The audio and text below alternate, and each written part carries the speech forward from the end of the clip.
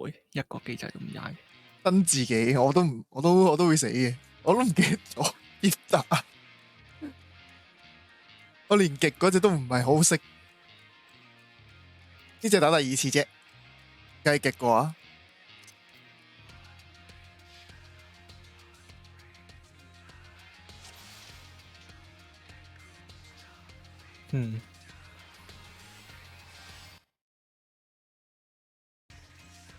佢倒唔倒數㗎？定係直接衝嘅佢？唔知咯 ，DPS 嚟嘅啫。咦，兩隻都騎士喎。哦，倒數嘅 good。嗱，準笑。倒數完之後再 ready 啊，之後再倒數。無限。This battle shall be our last.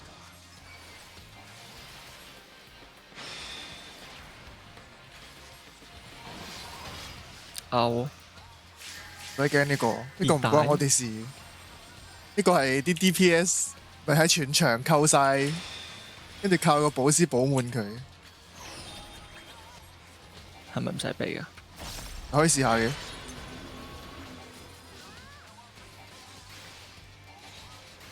你 try 完同我講，會唔會變 better luck next time？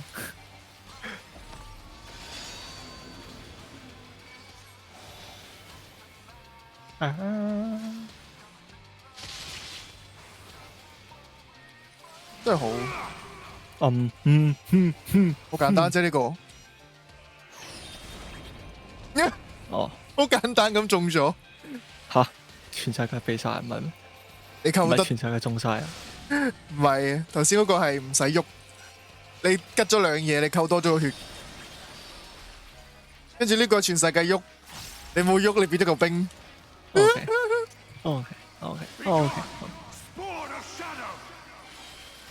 I get。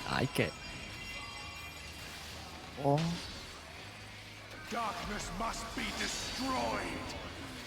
火劍係離開，寶劍係分雙，應該係。哎呀，仲有唔好喐，漏咗添，特別痛。你睇下燒窿咗嘅會，逼死啲寶師。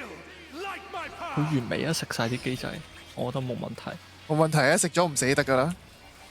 好，鋼之劍。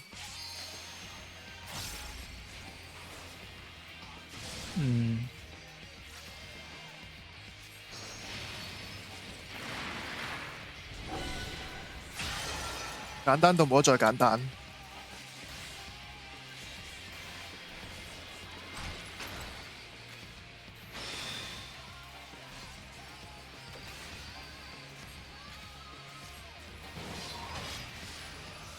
好，QTE 時間。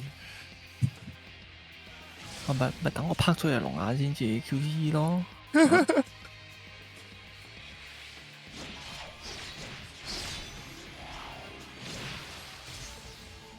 好鬼型啊！佢嗰個傳送魔法陣好靚，整得出翻嚟小金哥仲靚。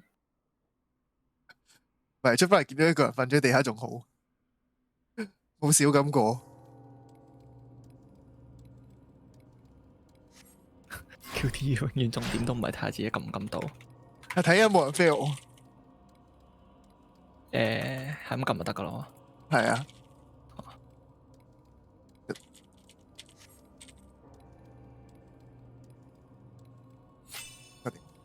冇人死，可惜，爭啲啊！我條把燒咗1/3，3分一啫。我撳慢少少就一下就飛咗。拜拜啦！結束一下，何等嘅安靜，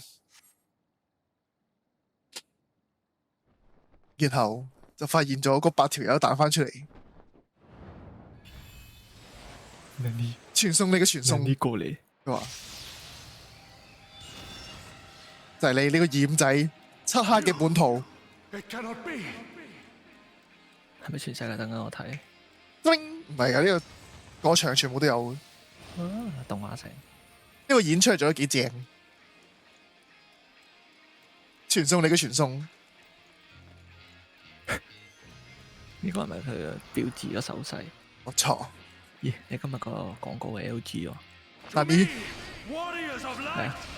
165 Hz Ultra Gear，我知啊，嗰個我有睇過，我都想買， I am 好似 salvation. 好正咁嗰個新 mon。我諗住都係等 Samsung 嗰個49。哦， And his 黐線 final 49寸擺台啊，啱啊， for victory. 眼都盲啊！ My 呢個好正。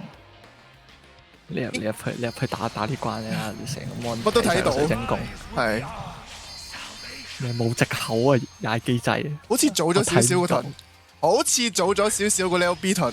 Oh my god！冇啊，冇事，冇人扣血啊！陣間就斬落嚟㗎啦，拜拜。知點解咧？因為個 LB 係要喺度開嘅。Yes， 做咗佢。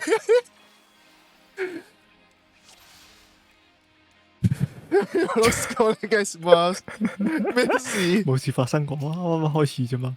呢個好笑。咩倒數？呢個倒數？係啊，倒數啱嘅。Opener 要倒數㗎，好多都要。老騎都要嘅。5秒開龍血。啦。誒，我唔記得用啲 opener 添。加咗落去，唔小心 battle shall be our last. 睇唔到佢。唔緊要啊！你做 open 啊？赤唔魔係啊，錯咗 opener，我係要儲嗰條大巴儲上去。都係嗰句赤魔啫嘛。怕咩？笑死！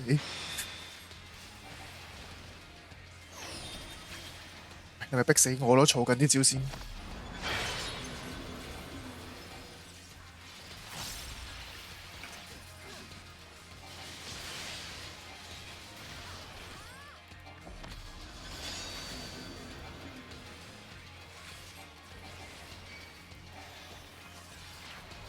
爭啲打唔切，我係打唔切原來。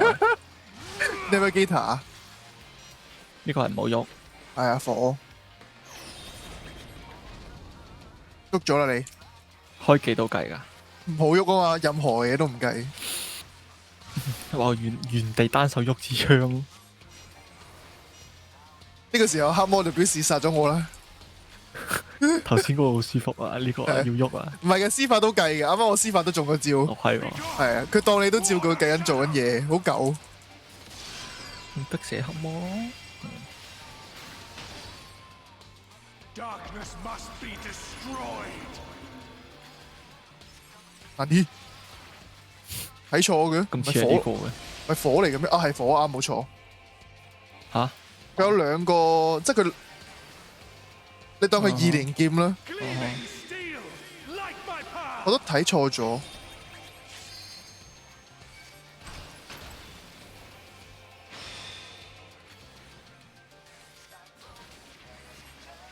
我同我斬過我嗰邊啊！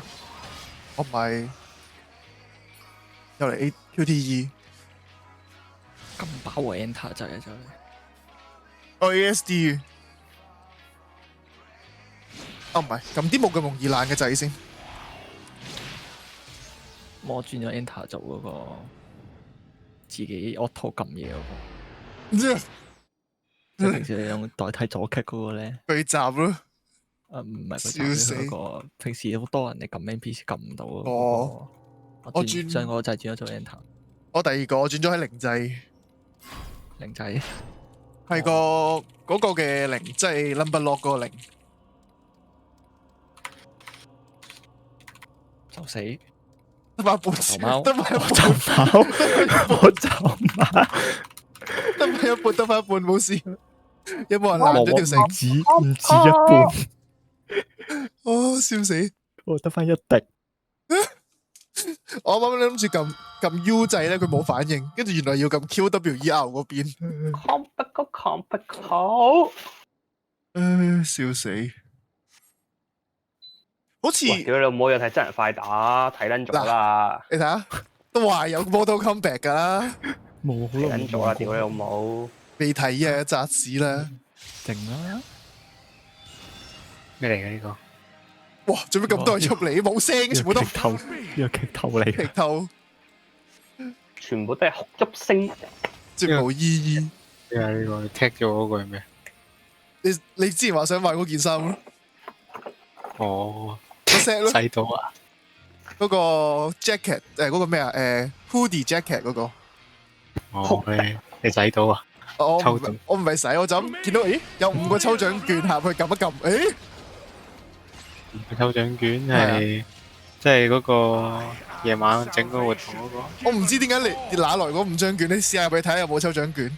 我就係見到有5張，跟住我抽到2個1等獎，宇宙加得啦，係啊，可以捉手寵物翻嚟40幾萬，黐線。 Surrender up my all.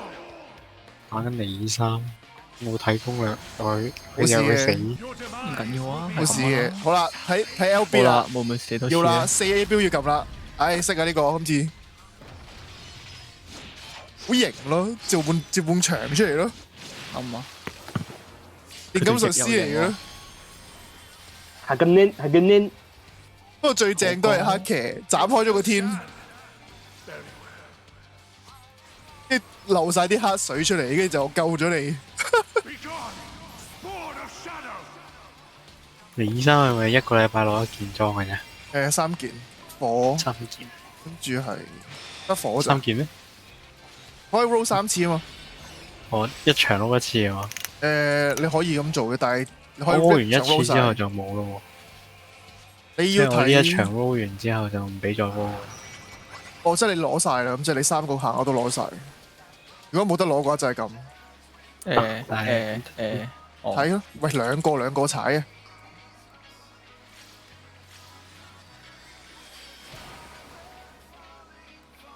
淨係嗰2個咋？兩個踩得噶啦，佢2格嘅啫嘛得。 This must be destroyed. 多咗會點㗎？冇事嘅，只不過你後邊嗰個會辛苦啲咯。哦，我唔理啊，打實我啦。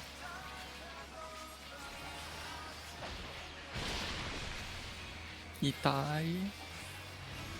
Pink Pickle 黑騎加咩啊？我得黑騎住，一個咋，鏟咗佢。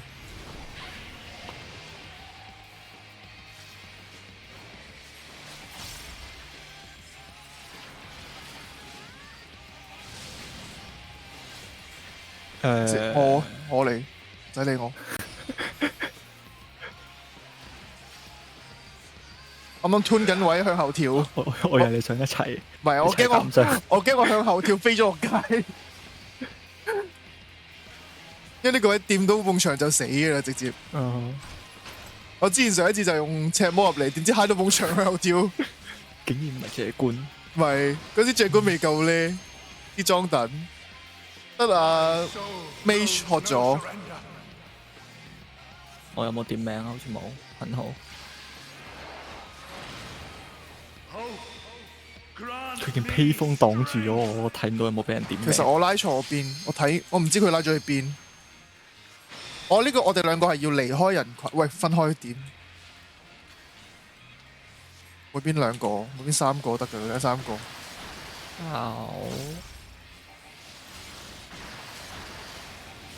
你近就俾你啦。搞錯啊！你唔俾佢最高 dam 嗰個。梗係邊個就手懟過去㗎啦，瞓低咗個咯咪。你嗰頭哦，bye，再見。食一下唔會死，食多嗰粒先會死。 gleaming steel. 或者我點樣就分4個企得嘅啦。如果係4粒嘅話，我就係好似冇俾人點。你好似冇俾人點樣就企中間得嘅啦，唔係啊，使所以冇事啊，中間冇問題，食咗1粒啫嘛。有個天才驚 ，OK 喺上邊，喺上邊，完美！你班友唔識睇，完美！你班友真係，你仲要隻寶都死埋嗰阿茶，唉，我都要死咗冇問題啊！添，你嚟啊 f o r you，I need rest，我救 f 咗 o r 你 you 先， with me， Be gone. Spawn of 嚟多個，嚟多個我摸咧， ，another one，another 唉，得 one，啦，乾晒你啲魔，冇啊！呢隻赤魔，呢隻赤魔冇用噶啦，咪逼死嗰隻魔咯，用晒啲魔嚟救人哇，。係呢啲魔民用啦，赤魔，time to shine，爭咗啦，我係咪應該要攞晒全場嘅讚？係咪俾晒我應該？行過去，照舊咯，一樣嗰啲位。跟住揩到條邊，就拜拜啦。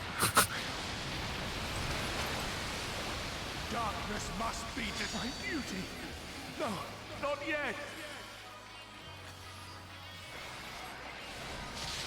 喂，施緊法㗎，點解你計我冰住咗㗎？有線嘅拉外圈，拉出去，拉出去，拉出去，望出去，望出去，望出去，你死人嘅呢個真係，啊跟住就得㗎，拉完見到個判斷。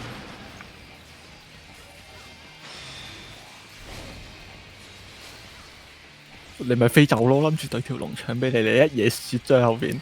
我都唔想㗎。我個 rotation rotation 就係要向後跳。隻貓屎一到你個名啊，即刻 skirt skirt skirt skirt。唔係啊，你條龍搶俾咗佢啊？揈咗落去咩？揈咗落去啊！我求其揈咗個揈咗隻同一個位 Ninja 啊，啊。係咪 Ninja 嗰個？應該係 Ninja 係。應該係。Samurai 係有個圈外圈圍住佢噶嘛。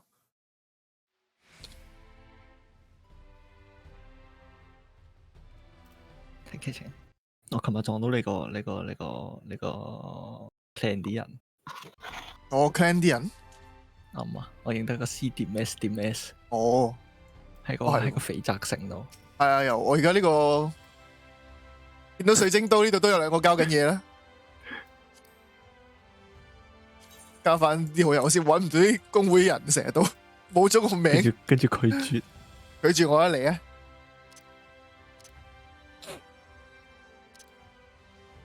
我都要整下先。係咪要加晒成個公會啲人？70幾個。你都有幾個？呢個係佢哋嗰班 friend 嚟，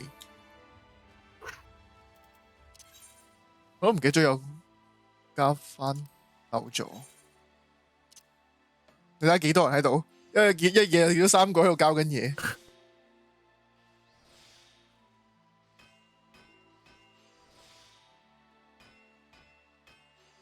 好慘咯！啱啱最高好似打到1800定1600 DPS， 跟住完場得翻減翻4000，得翻14000，慘！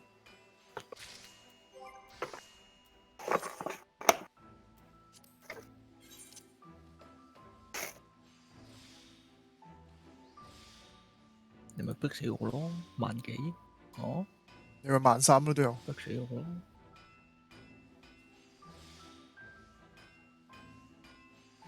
！13000，但我把嘢520嚟嘅喎。慘，我510嚟嘅啫，可憐你。錯 rotation 真係。冇 rotation 可言啊！rotation 食得㗎。我記得我正常 DPS 我都打到18000，龍鏡510嗰陣時，咪16000咯，冇18000咁多，18000有 buff 到，16000係正常。唔係錯 rotation， 係斷 rotation， 係冇 rotation 啊！呢個叫做又冰住又着火。啱啊，係斷晒。好笑，法師施法，你嗰陣時佢計你火冇喐，佢當你喐咗，但係咧你施緊法咧，佢冰咧照樣當你冇。可能冰嗰個WSD 啊，佢冰真係一定要你喐咯，但係火係喐同埋攻擊施法都唔俾咯，咁真係。我唔理啊，我下次照喐佢，喐住篤喐咯，向後跳之後即係凌即係原空地企咗喺度，凌空翻嗰時冰住咗。你冇喐到啊！animation 唔計喎，我跳緊埋去都計我冇喐。牛頓打你咯，牛頓打你一巴噶啦，再嘈。得啊，物理呢個動畫唔關我事。個動能咧？個動能咧？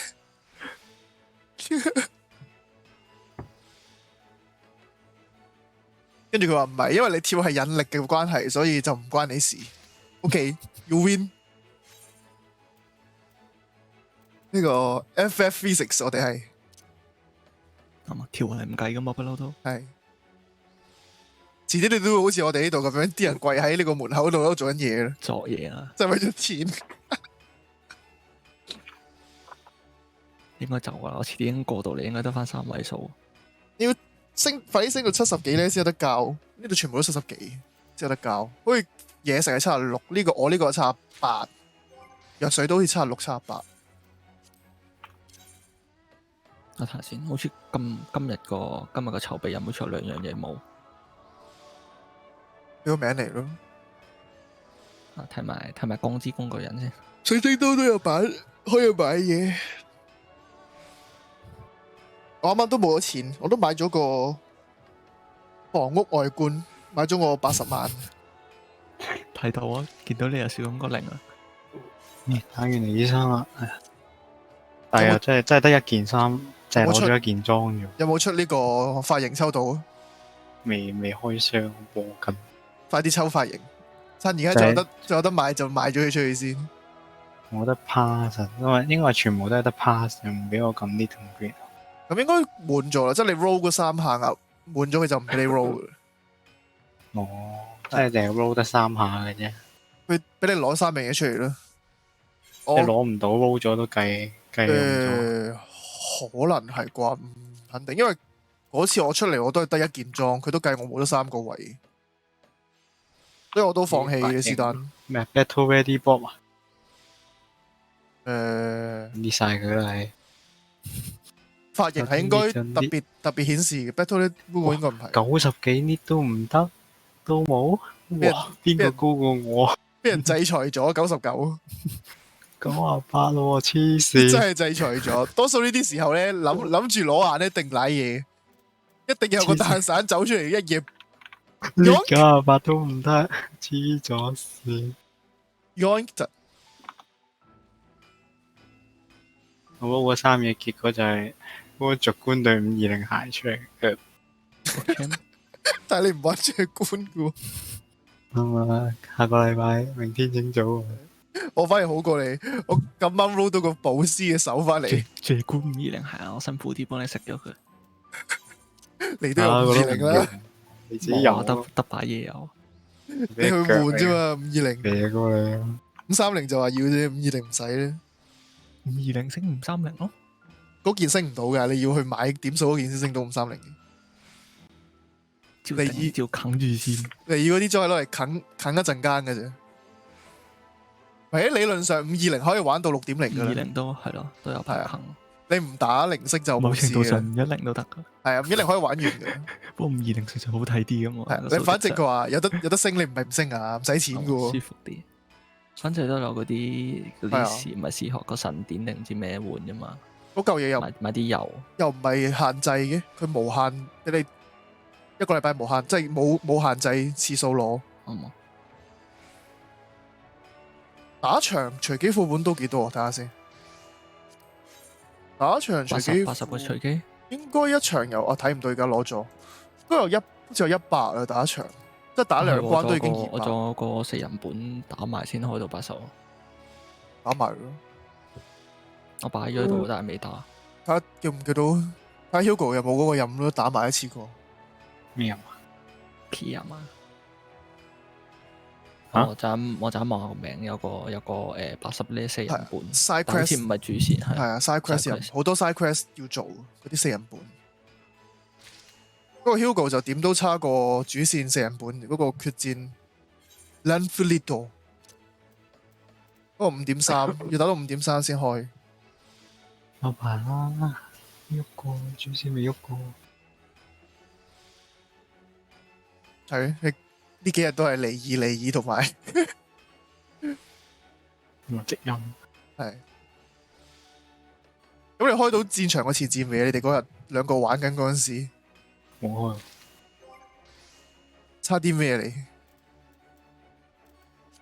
咪兩下嗰個劇幾時咯？哦，70嗰個未打，咁你要排埋佢。哦，係嗰日得徐師傅同埋阿蕭喺度就你唔喺度嗰陣時，星期六、星期日嗰啲。嗱呢個咧，個關24人啊！嗰陣時同你同徐師傅打噶嘛一齊。哦，原來 Hugo 未打，因為嗰個戰場要開嗰個嘅先打得。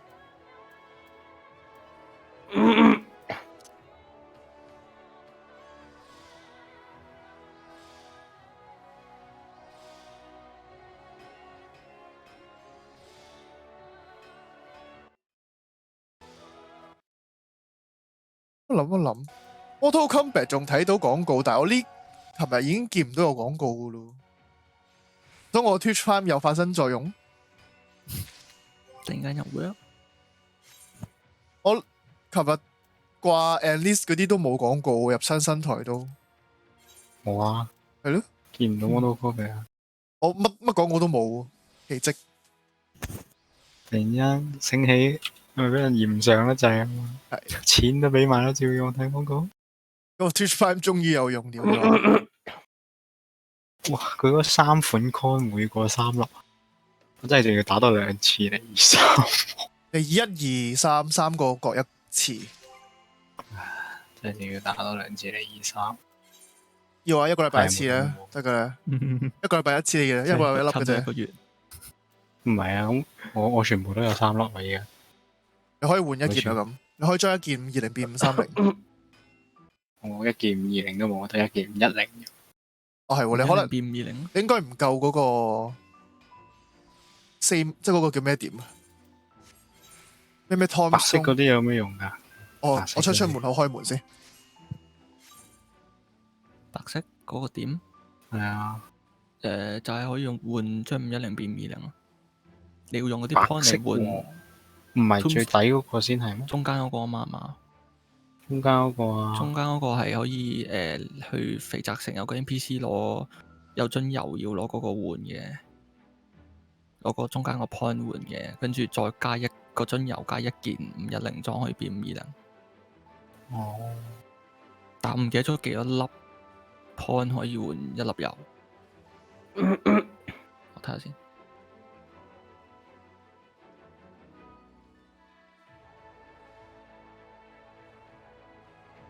仲要打多2次離3，收裝先4秒裝。嗰個點係100點換一樽油。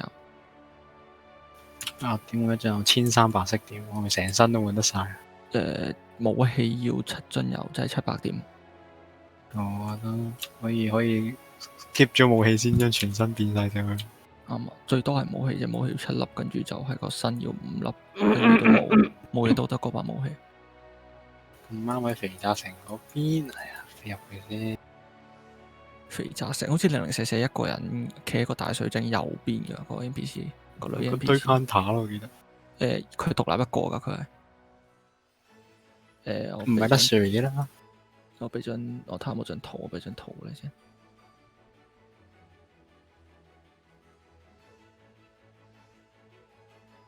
跟 exchange，tombstone exchange，tombstone 啦。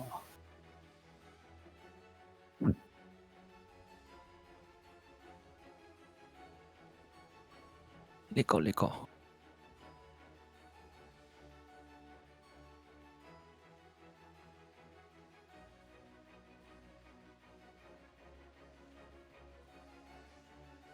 OK。你睇下做翻你問清楚嗰個520係咪可以用升完之後再用你嗰個升530？睇先，哇！撳邊個啊？一大堆嘢。首先撳咗個咩 G3嗰個 HQ， 後邊應該有份 HQ 同冇 HQ。係啊你見住 HQ 就撳翻 HQ。睇先 ，earn 嗰個 purchase 啊定係 EOS X-ray 應該 X-ray 先啦。咦？但係 HQ 哇！你撳晒睇下發生咩事先。佢呢個係將你嗰件武器換咗做佢嗰張券，跟住你就會攞佢嗰啲券去再加樽油換翻個520嘅一樣嘅裝。我見到啦，見到個張券啊，510塞落去變520券。跟住你喺頭先好多嘢嗰度最頂嗰度應該有一個係咩工藝館強靈藥定唔知咩 Ring exchange，我嗰堆 crystalline ring。Undersea Rain，應該係。我都 CN Rain， 哇！等下先，慢慢嚟，逐個睇。總之係100個嗰啲點換到7粒，唔係100點換1粒嗰個就。42張嗰啲卷，即係一件裝已經42張。係啊，武器都係，你就咁換都係要用晒啱啱好啊，冇剩啊。OK，要七樽 crystalline extra，都未 Oddman 就530，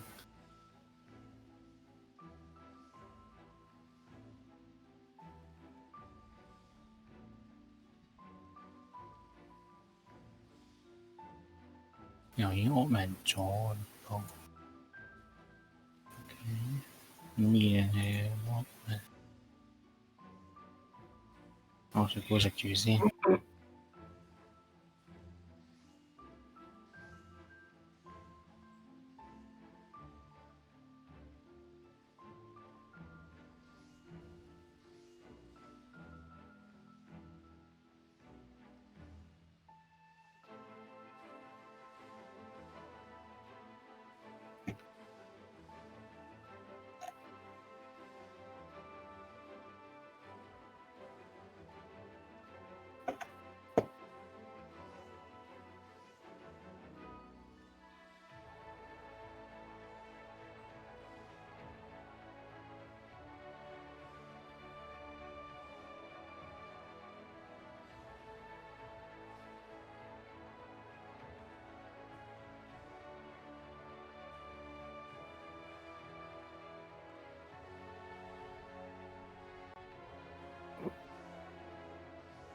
翻嚟啦，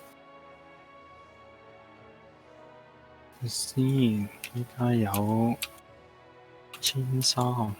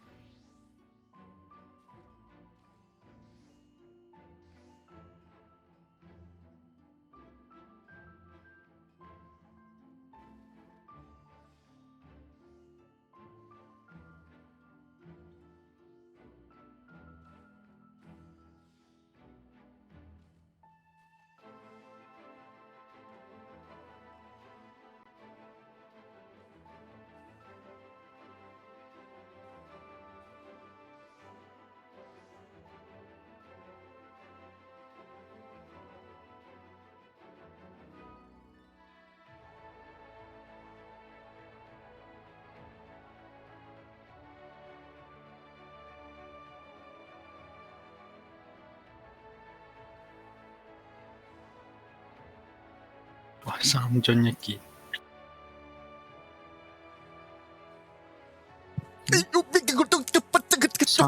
要3樽先換到一件衫，一件咩啊？一件衫，係啊，個頭、個手同對鞋係3樽咯。哦，咩3樽 ？miss 咗啲個咩武？器係7樽咯。510至520。哦，你用翻同強靈藥。你用翻呢個叫咩咧？你每一次100點就去換咧，瘋狂草。有1200起身，買晒都得噶啦，唔使諗幾多樽，買多咗一定會用得晒嘅。啲白色點嘅 only purpose 就喺呢度。係啊，你都唔會買490嗰件噶啦，所以就 only purpose。490向後褪。係510變490。我都仲有1100點嘅喎。哦，係喎，啱啱同你打嗰啲新初見有得舐晒你嗰啲，仲有 Hugo 啲初見， Hugo 嗰啲正啊我話可以到時我又可以舐埋佢嗰啲，跟住到回歸嘅徐師傅你又可以舐晒啦跟住，又舐埋佢嗰啲，正你啊，個個都好暗咯呢度，係咁噶啦。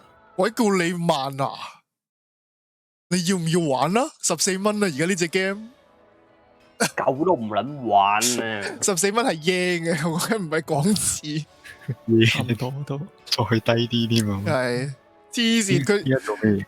佢嗰個試玩，即其實嗰個係試玩嘅免費變做加錢，即係俾1個月卡你。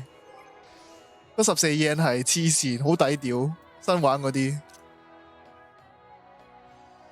佢可以買住呢個先，之後等佢再特價嗰個 DLC 就一次過俾落去，升去玩4.0，同埋再俾錢買6.0。係我哋到時要6.0，我唔記得咗。要嘅，遲啲會有預購噶啦，一定有嘅啦。到時睇下點。睇下呢個 per order 有冇特別嘢？冇，應該唔會冇特別嘢，應該會有啲可能送一樣嘅寵物俾你咯，正常都會。我估噶咋，我唔知之前2、3、4嗰陣時會唔會有呢啲嘢，但係正常你 pre-order 買 DLC，你理論上買最平嗰個都有啲嘢送俾你嘅。因為我以前鳩窩嗰啲都有嘢送嘅，我記得。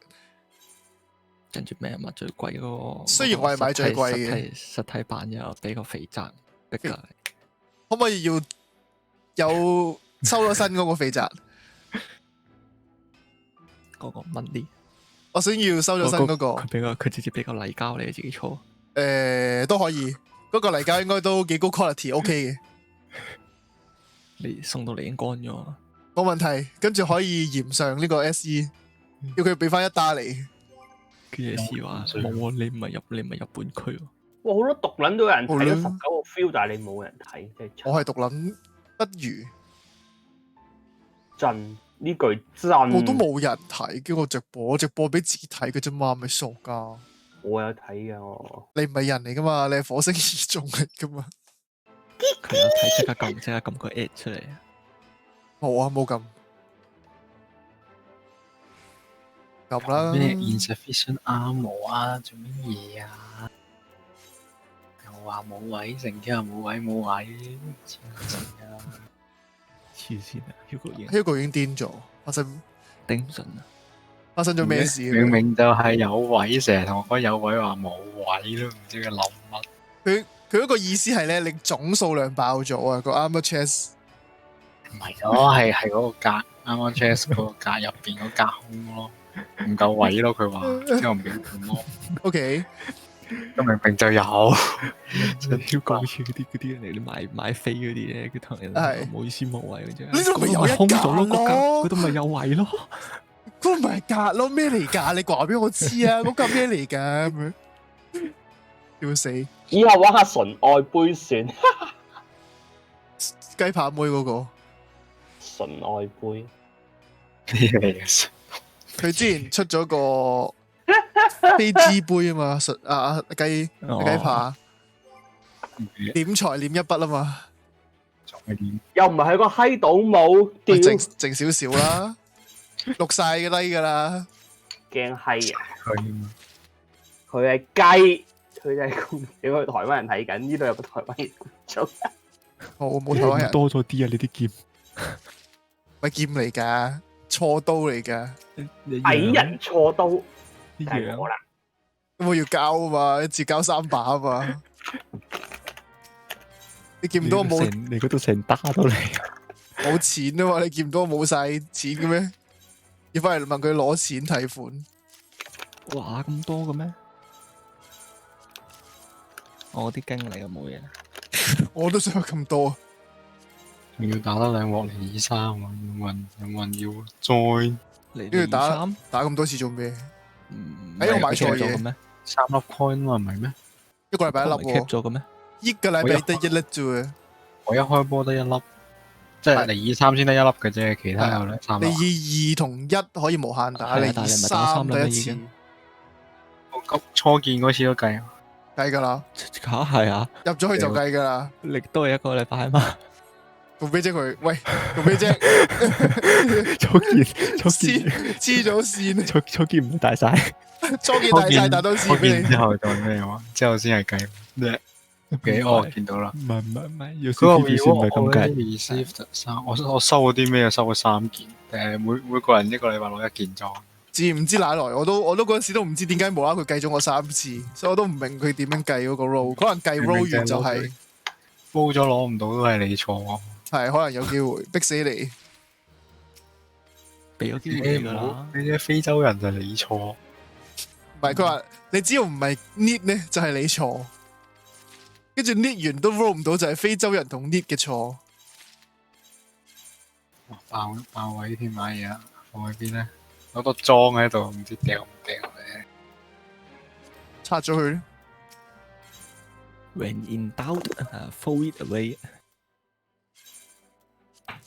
如果你有練到，即係你有開到分解技嘅話，就拆咗佢咯，練下，順便練埋。未有啊！我仲有分解技我就一係交公票，一係交軍票，一係就掟佢落虛空，或者送俾 NPC。我見 Tombstone 都未用。我之前睇話白色嗰個係 Ultima 嗰個支嚟嘅，白色嗰支發住白光，成支發白光嗰支發光武器係 Ultima 嗰支嚟嘅嘛。可能係鑽石。我見到之後 examine 佢，之後係 Ultima，哦，金光嘅，唔如果係係金光嘅白光嚟。白光咁奇怪。Ultima 嗰啲金 examine 光咗幾打喎，都係白色嘅。因為嗰件絕武係應該金金地嘅。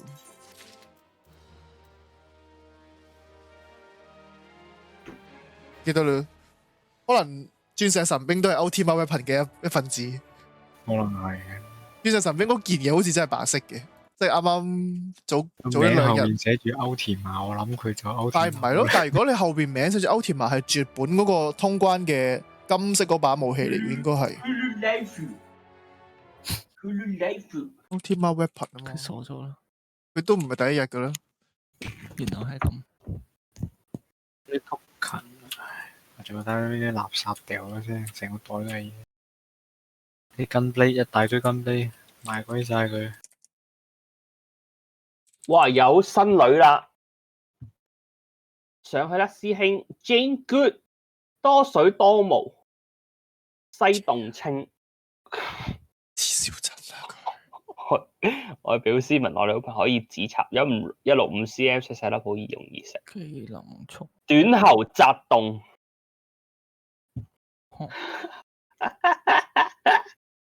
哦，原來鑽石神兵嗰把係白白地光啱，原來係咁，真係。唔係鑽石神兵，究極神兵原來真係白白地嗰啲光，呢個金色嘅我見嗰把。咁啊，壓力車大嚟㗎。有機會167認，有機會認錯，因為我直接成高挑戰鬥格。認咗所有絕本出嘅武器都係金色光。Lenny 有冇好評？咁白光呢個好好就係白光有啲 Ultima 冇咁靚喎，成支白雪雪。係喎。OK，條女樣你身上淨係有波揸手做愛夠主動，就係有高潮，唔係吧？哇！今次出埋樣喎，黐線㗎！可唔可以掟個榮耀100落街？拍到 GPG。老師，快啲睇我嗰篇嘢。食 run 嘢啊 ！La family，La family， 正啊！睇下我原本話做咩㗎？哦，係係咩蛋糕？呢個伯爵茶同埋哦誒唔係好彩你未轉職，我醒起阿 Hugo 介呢關未咧？但係咩啊？呢個燈陣啊，練下白魔先吧你。我覺得準咯，你俾名我。呢個任佢。俾灰記嗰個佢，當然任。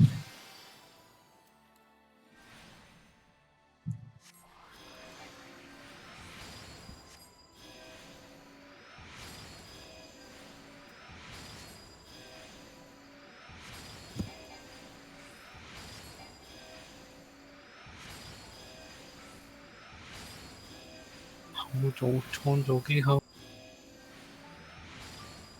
可能都係主線，任都唔奇。發喪論人族，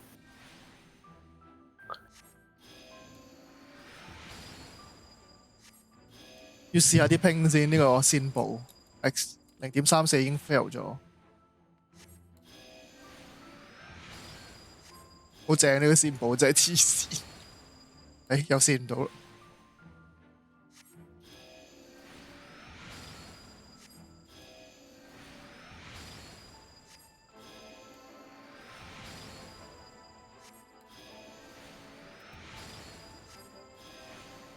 然之係咩啊？出兵啊！那個人的結局。啊，好似有印象，之前好似美服有條友無限 Holy 喺個水刀度，俾人捉咗去小黑房。睇嚟我可唔可以成為一個喺度練緊線寶用 Holy？ 38歲老雞，靜少少。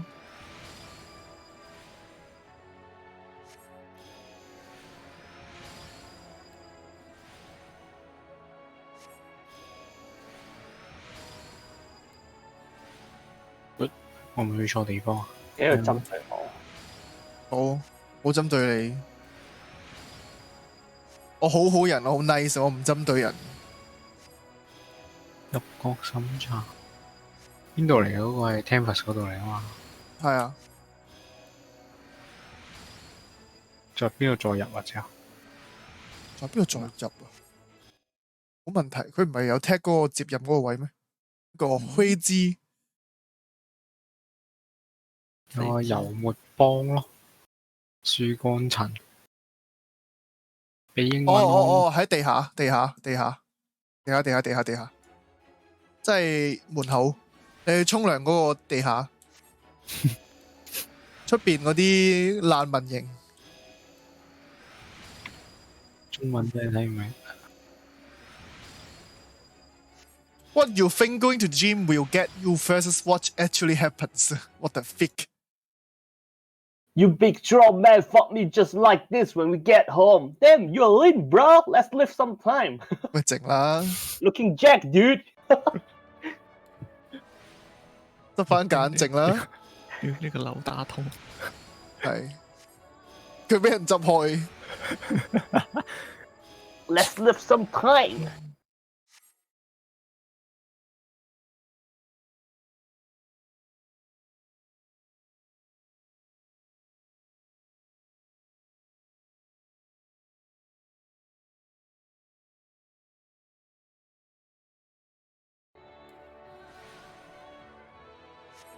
我點解唔識喐嘅 ？JPG 嘢㗎嘛，JPG 識喐㗎。逼死佢，逼死佢，逼死佢。我咪複製咗圖片網址嘅喎，what the fuck？圖片網址將 JPEG 咪複製翻張 JPEG 出嚟咯，死國佢，情啊！死佢，咁應該點啊？逼死你咯！複製連結網址。去廁所先，趁 Hugo 未温到。佢唔轉咧，垃圾箱。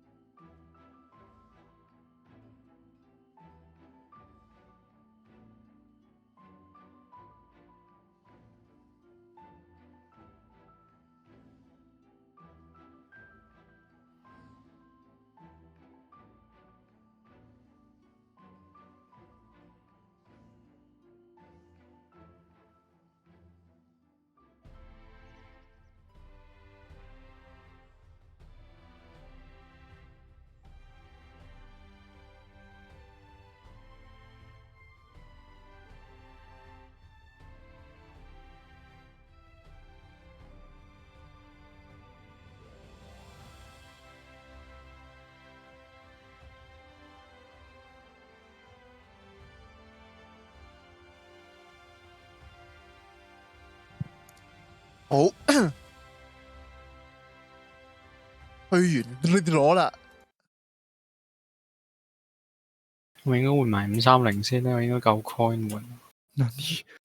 夠唔夠啊？咁黐線，the fuck！你中意嘅你可以，你想換嗰個職位換咯，換咗先。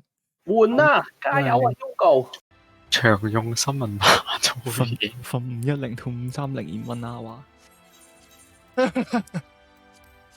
我原來唔記得用，我見轉佢係翻件衫添。用尼爾1同埋尼爾2嗰啲 coin 就換到個樽嘢。嗰個係490換500，520換530係要3支樽，咪3個股錢換嗰支樽。三個尼3換一支3個123每一個，1、2、3各3換一支，123一個，123一個乘3，1乘3。屌，即係總之要換一件裝置要3粒 coin 各3，係各一，因為你要3支啊嘛，換要3支。應該1支就可以換一件裝噶咯。我啱翻去睇下先，啱換嗰啲裝都要三支添。我翻去望下先。我記得係3粒股錢夾埋，望下先。肥大城嗰度換嗰啲嘢都係要3樽先換得噶嘛。升級要3樽咁黐線嘅咩？咁啊，肥大城嗰度換係換3樽一件裝。我望下先，即刻飛過嚟睇一睇有冇咁癲。咁我件520咪有耐都未升到530。啊，係中間嗰條友換嘅。唔係喎，中間嗰個賣嘅啫。你強化聖堂潛行裝備係啊，20升530要1個地下聖堂強化藥，然後地下聖堂強化藥係咩位嘅你嗰個？地下聖堂強化藥係咯，地下聖堂強化藥咪每一個副本嘅1粒股錢換1支咯，跟住每一件裝換1個啫嘛。即係咩位啊？你嗰啲 You fuck me up， 嚇死我！啱啱換完就係要3支啊嘛，之後變咗520上530變咗要1支啊。買520升530係1支啫，都係咯，全部都用1個啫嘛。 520 3支，啱用。 510同520嗰個兩個分叉嚟噶嘛，唔同噶嘛。510嗰個係就咁用510啲裝換嘅票加埋，你用嗰個無限點之後就去買一支水，買夠佢嘅 requirement。但係你520升530嗰個係第二邊買兩支唔同嘅啲水。買埋佢，應該夠整一件裝，整個新轉530先。嚇死我！啱啱聽到要用3粒 con， 即係要打3個禮拜先換到1件，咁我去打零式啦。我乖乖地要學零式算啦。unlock 咗嗰個副本我個淡仔嚟咯，睇下先。你3零佢邊個食啊？都係肥宅。肥宅嗰堆 counter 4個一字排開嗰度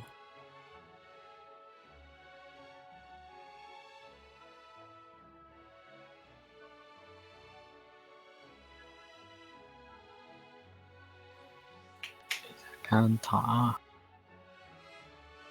好似最左邊嗰個。寬鬆 key exchange 嗰啲啦 ，token exchange 個抽嘢。我唔係 hardest。但係咁寬鬆，佢翻嚟啦，10個，3條有邊個咧？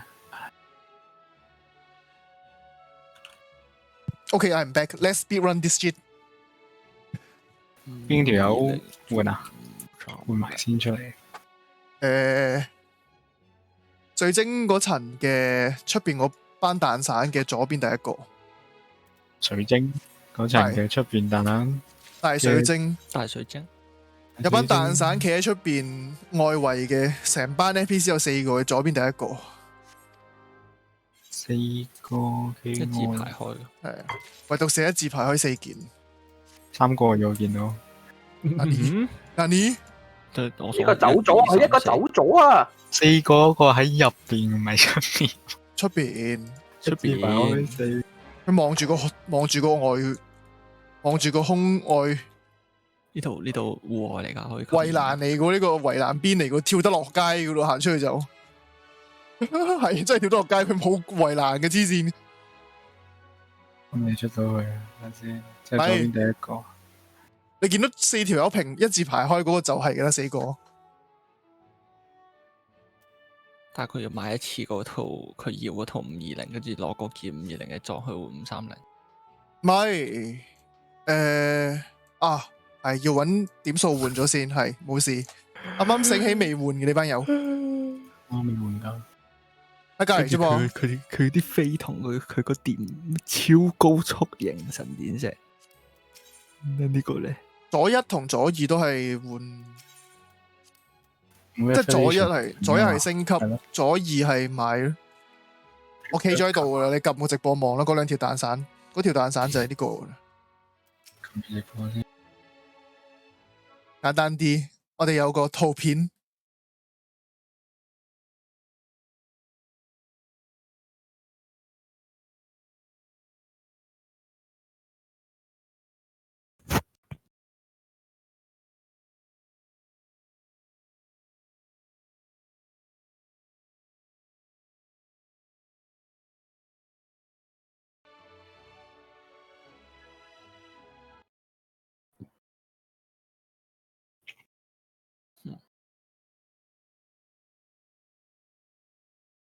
係嗰2條友之後，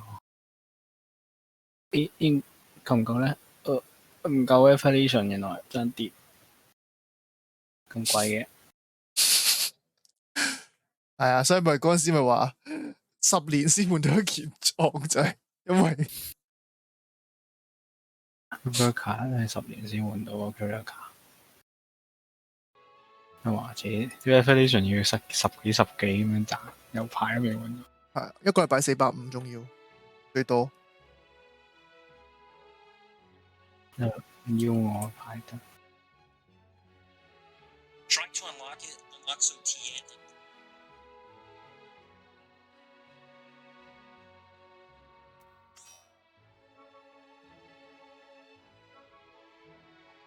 喂，唔係秒入嘅，呢個世界冇彈噶嘛？你啱。拎隻黑騎出嚟啦，識得㗎。食得嘅，呢隻黃色黑騎，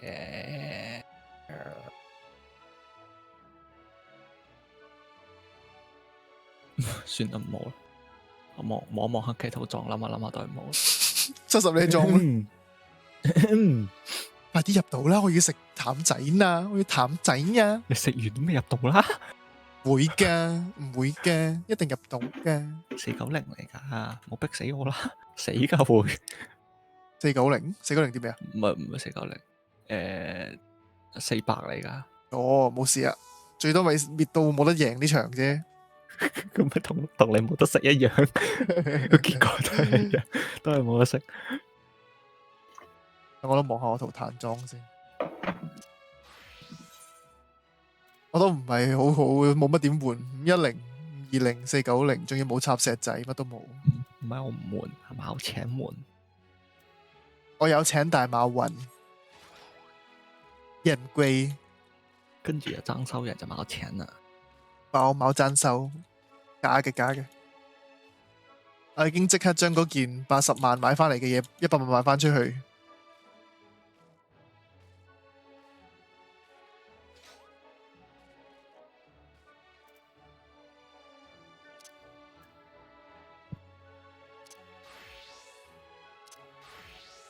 睇下先個啲飛點樣？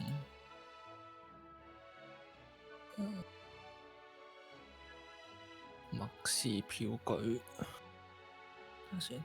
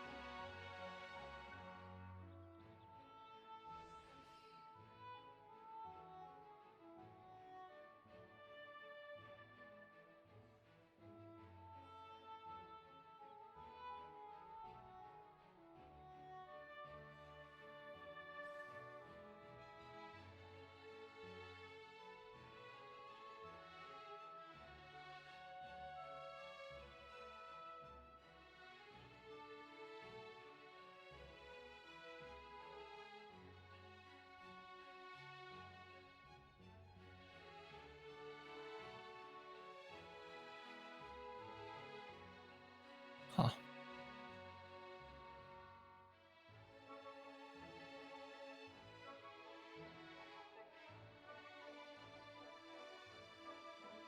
會過期添啊！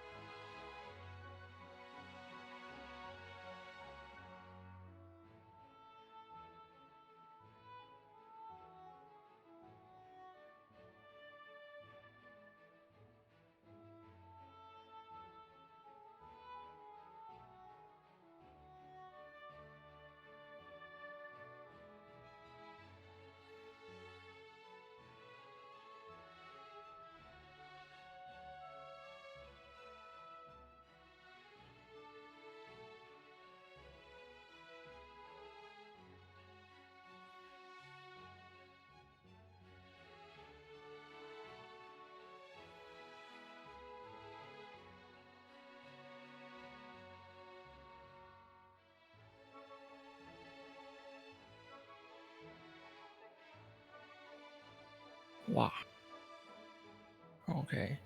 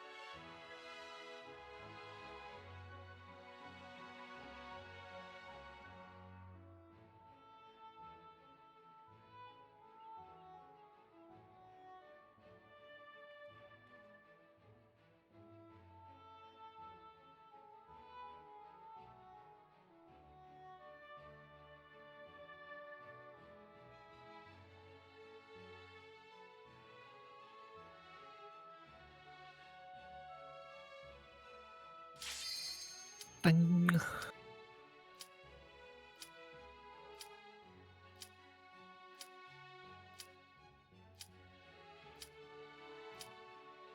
逼死我咯！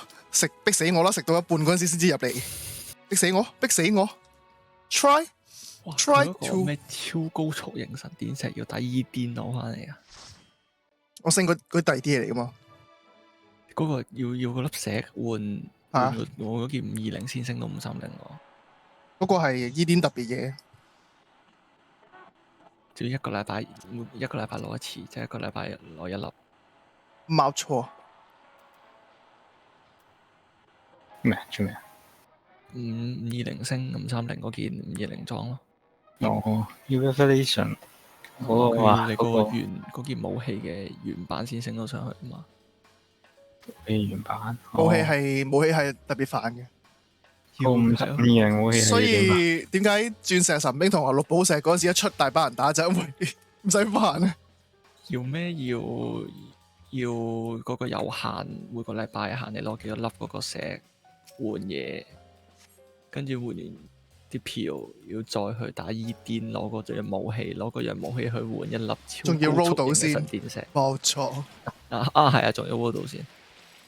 黐線啊！可唔可以拉到尾？難以。喂，Don't waste my time, you mother trucker！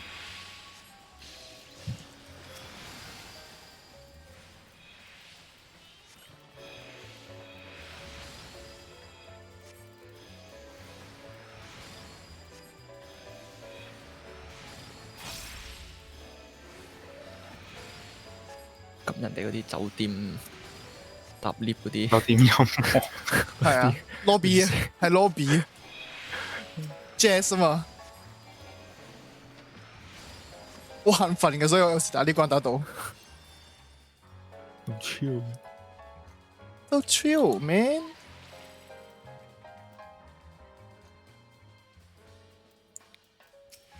俾我等我飲埋呢隻怪佢，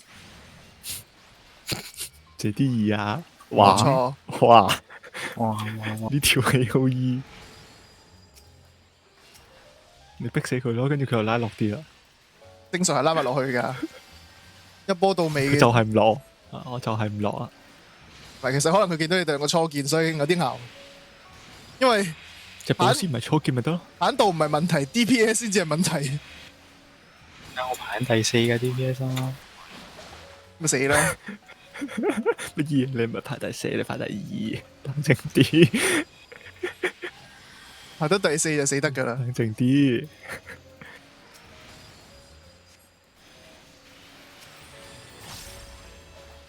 我諗緊怪仔應該用咩 rotation 打咧，撈完之後就正常運作。撈完正常運作。我冇事啊，你諗緊，好正常啊好似未啲 DPS 轉翻隻 Gorada 出嚟。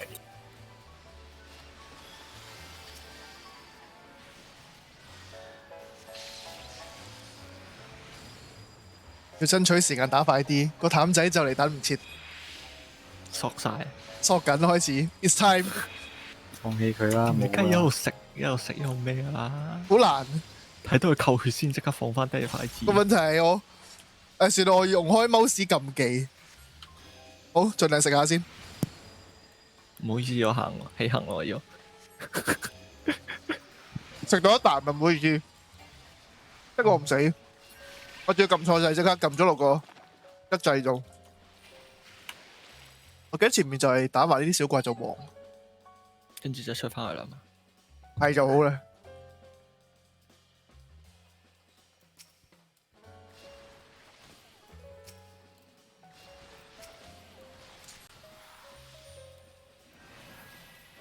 嘢過嚟未啊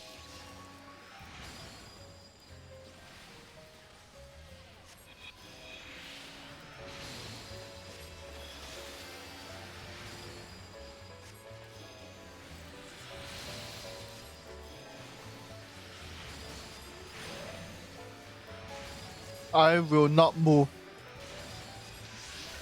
我 move 啦要，有2粒。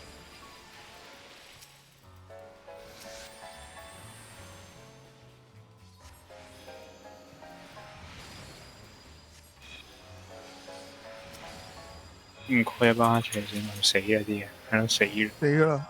陣間先 call 佢住。打汪路，打汪路。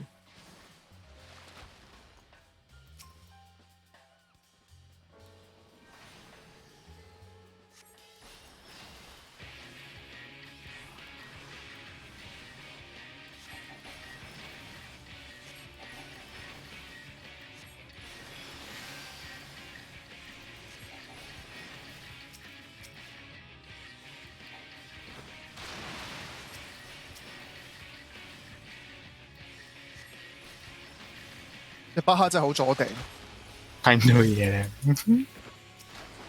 不過好似話可以教巴哈個 size。係啊係啊，我一定要教細隻佢先，黐線！啱啱佢哋翼咧完全阻咗我1/4至1/3嘅位置。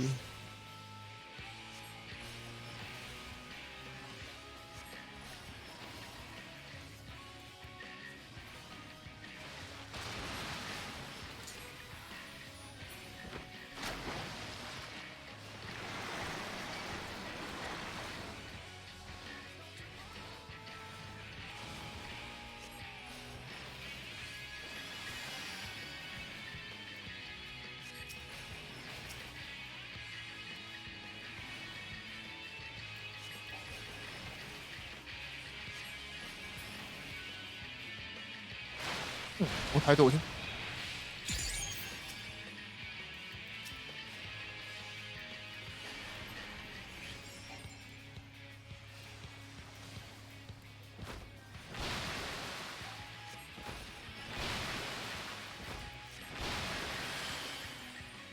用錯 rotation 呢個係持續寶先用。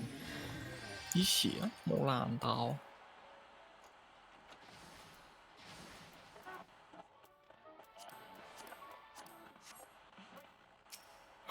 哇7你都咁同我 quit 出嚟 ，the fuck？問題啊，我都係啊，我2添。我冇要啫。啱啱我 quit 係2。識逼死我啫。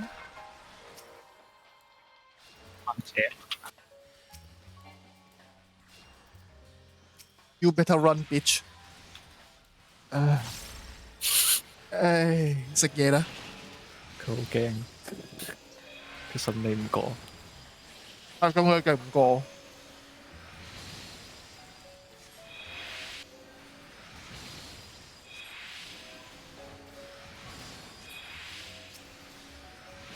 黑騎信唔過白魔鬼，可以掟隻黑騎落街嘅。嚟啊！佢夠膽就唔好開活死人。隨便。我一定唔會用天使送俾佢。夠姜用我，夠姜唔放啊！慢慢捉下，Cure One。一下都唔補啊，等佢死咗再復活啊！唔係啊，你梗係 Q 到剩翻少少滿血啊，跟住就啊。咁唔得嘅，佢可能自己補咗上去，唔小心。我一下都唔補。一開頭背咗佢，冇 Q 佢住，背咗佢自己個 Q 先。呢個夠極玩佢。真逼死佢呢個係。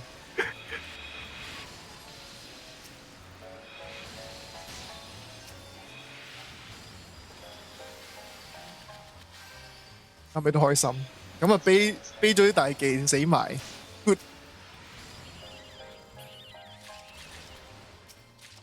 平時我玩學者啲人信唔過我啫，白魔都信唔過我啊，真係慘。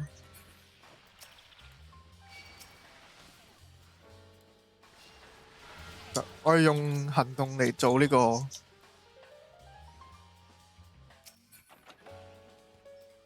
執咗個傷先。咁慳翻啲時間。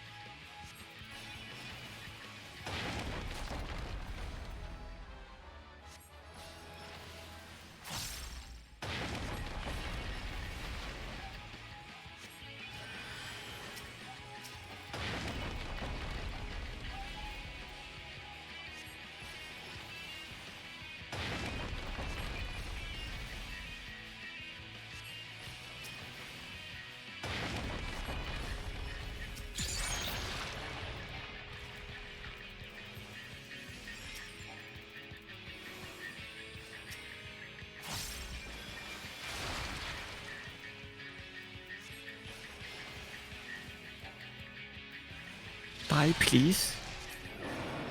Thank you.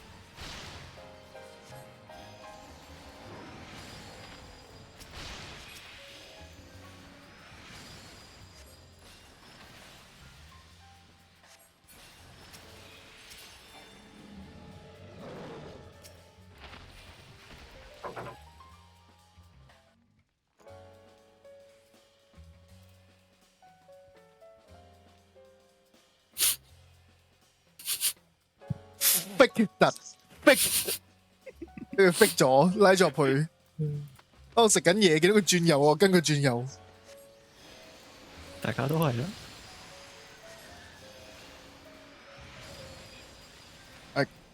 嗱站懟晒啲面線先，剩低啲餸我可以唔使。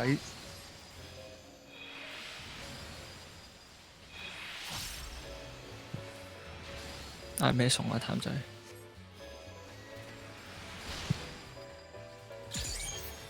一個雞肉豬胗炸醬。哦，下次試下先，錯唔錯？好似 copy 下先。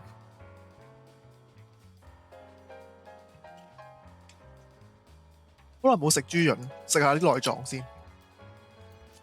咦？本來諗緊腩肉嘅豬膶，最尾都係揀咗豬丸。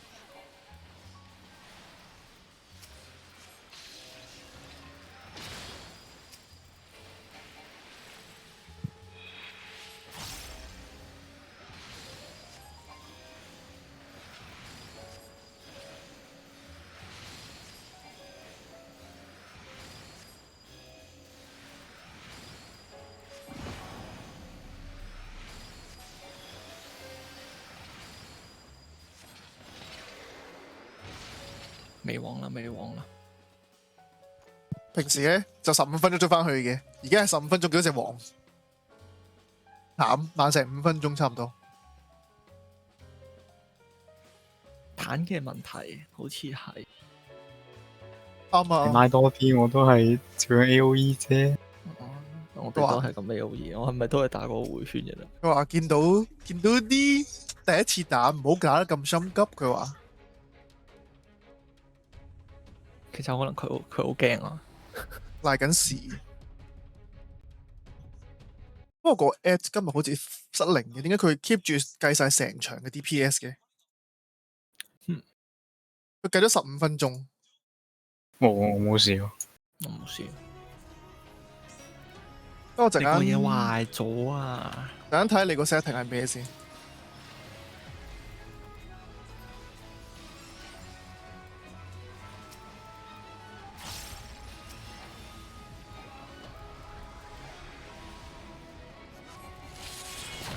哎呀，掛住對條龍槍俾 Hugo 撳錯掣啊！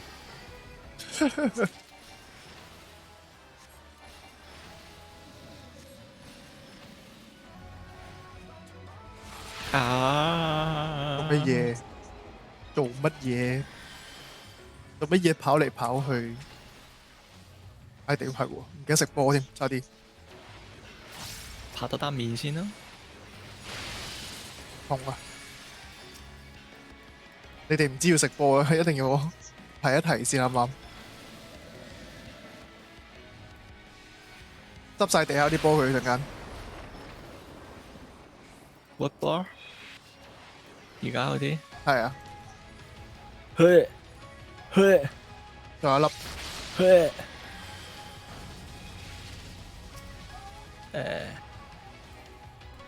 哦，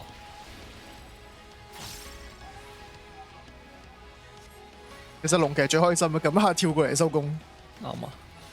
好彩留翻嗰兩隻未用。Hugo 係咪要去啦？save 佢一滴，隻網表示哎呀好多寶刀咯咁。仁慈下佢話。我哋記得點解好似漏咗數一數？點解得3個人喺個圈度嘅咧？一望一望，諗住個波未殺到過嚟，係可以照喺個位度 save fairy。太天真啦！呢個係要無懼世事變該向前打嘅。我哋係蘇聯。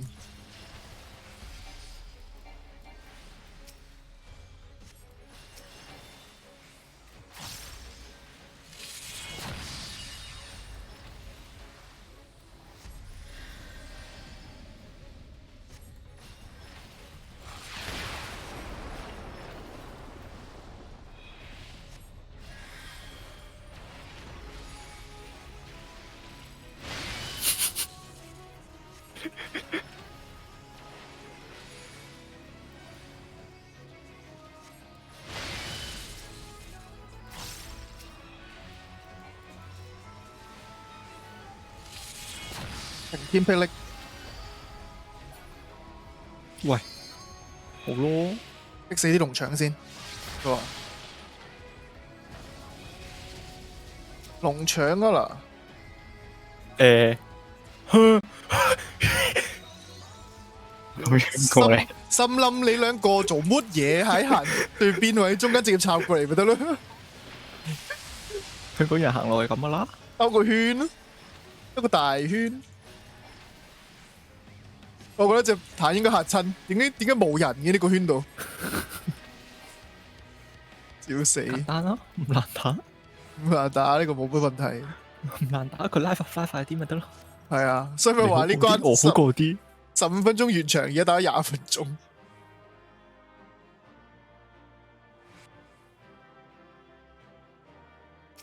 我等 roll 嘢嘅啫。誒，我打王嗰個 DPS 又正常翻咯。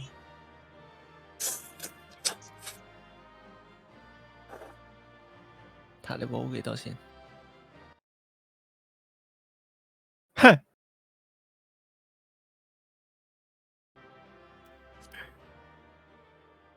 搞錯啊！48咯。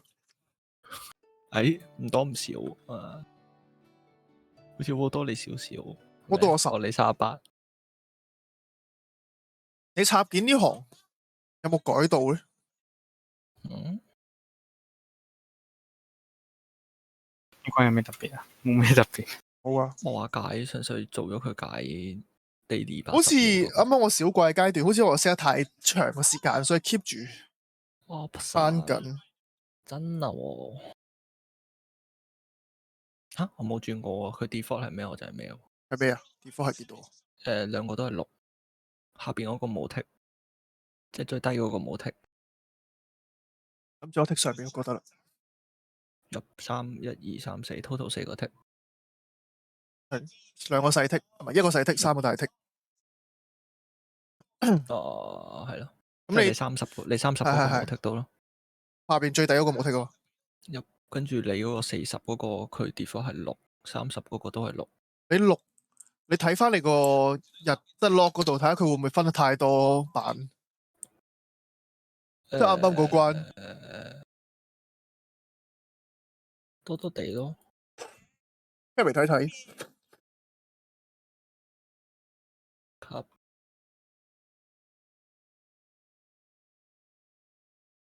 因為如果太多嘅話，應該係錯嘅 setting。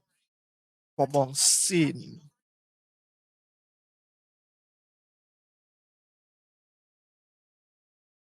係咧，有錯少少嗰個位，黃嗰個位佢分開咗兩段去做。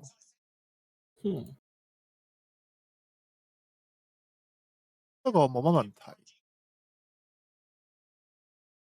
啊，唔係，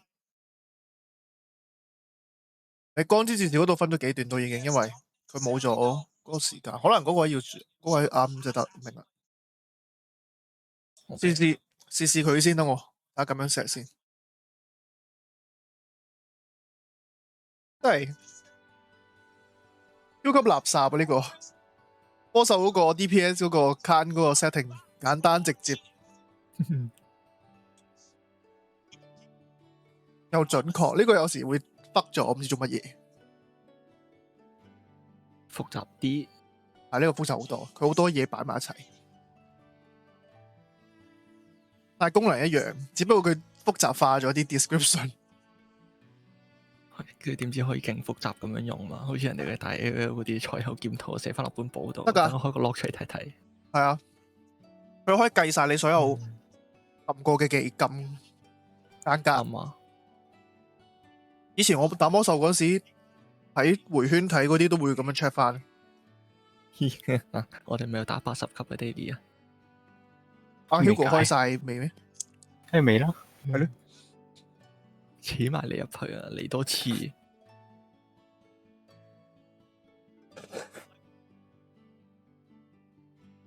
呢關80我經常性打嗰個公仔嗰關，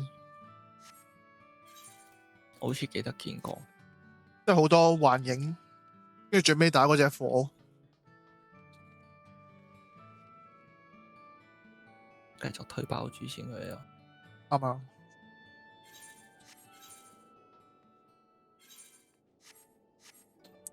啊，記住開嗰啲極嘅嗰啲本線，翻去水晶島。實質哦，係啊，係啊，記得同個私人傾偈先。好，睇下睇住 LPL 先，繼續食。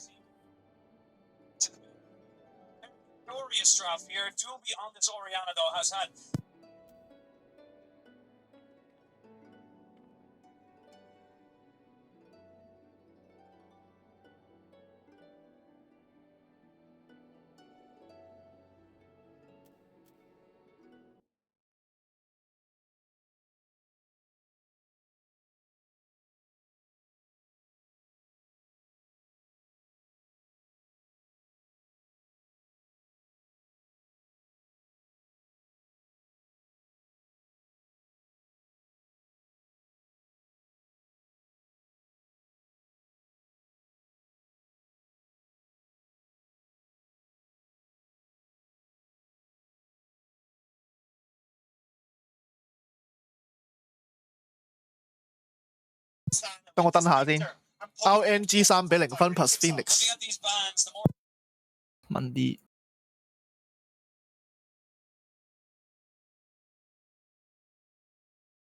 我係鳳凰粉，我要登死自己。3-0啊，唔該 RNG。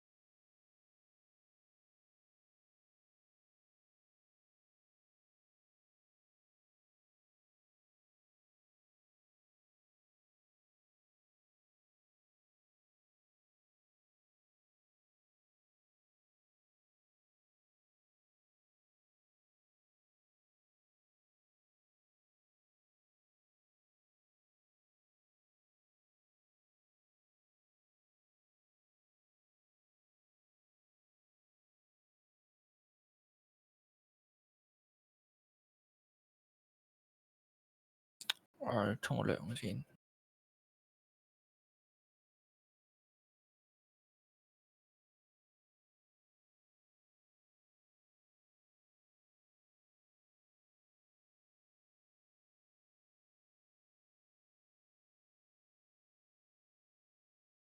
出去食嘢，繼續。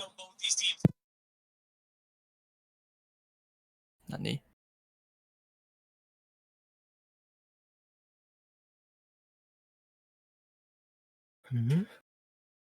Because Gala and Ming have that push, it's going to be a little bit more difficult for them to try and go for this style. And I really feel like that will open up way to have more of an impact in this game. And certainly towards that top side and around Xiaohu. Because as this Jace, your prime objective is to start to chip away at this tower, chip away at your opponent. But if you can't get control over this top lane, if you don't have the vision control, it makes it very, very difficult to go for that. Well, already straight away, RNG getting some push priority. It is something, of course, with the passive you get with the Tristana, able to get that early little bit of push, get your early level 2. You have to respect that burst as well with the Halo Blades. And right now, these seems to be all pushing lanes for the side of RNG. They are going to put a lot of damage on the Chris, but he is forced to flash. Big summoner down here for FPX. Yeah, and it's going to put some manners on this FPX bot lane as well. As we already said, look, you've got a lot of pressure coming through from Ming and Gala. And with both junglers pathing towards this top side, you can actually have Ming and Gala now play up towards this scuttle. And you've got a prime target increase if FPX try to work as a 3-man unit to protect that scuttle. This is why we see such an emphasis onto something like Tristana, because you get, not only do you get massive late game, I'm going to stop myself, Xiaohu, being kept honest here by Nuguri. He does have to make sure that he doesn't get too cocky or too comfortable. But like I said, the Tristana, a lot of the early game priority despite being seen as a late game champion. Yeah. I am looking at this top side though. RNG do know that Tian is up here. They had a ward on the blue buff that's just timed out, so they're well aware of Tian's pathing here. And you can already see Wei is moving in just to see if perchance they can find a horsey run coming in here. Is pushing in towards Xiaohu. Tien is there. He does spot out Wei with the Scryer's Bloom. And now they can use this top lane priority to try going, and mid lane priority to contest around this scuttle. It's going to be taken by Tien. Now that they want to go for a fight, you don't win this way, but there's no flash. And now Tien's a little bit too far forward. TP is going to be committed here, but Doomby was always going to be as he tried to get himself back into the lane. But Tien now trying to play happy slaps here with Wei, and definitely coming out the better. Wei ain't looking so happy though, and even though you've got Ming and Gala can roam up here, I'm not certain if they can contest this. Wei does have Smite though, so he's actually going to be able to heal up off this. And as we talked about, Chris not having that flash in the bottom lane, coming back to bite them in this scenario. Small inches of advantages that turn into miles in the late stage. We'll see how this jungle matchup does go on as we bring ourselves later on into the game. But right now, it does feel like it's RNG with the early pressure in the lanes, with the early advantages, and they're the ones dictating the pace. And I'd love to see, as you see, RNG just backing now. You reset, you have Wei already on this bottom side. You can turn this straight into a dragon. And the fact that you still have no flash on towards Chris means that you've always got the advantage in this situation. Crying just needs to try and shove out this wave. You've also got Xiaohu too, who's just going to be able to reset himself, has the TP for any sort of pesky shenanigans down at this dragon as well, but more than likely will be moving that back towards the top side.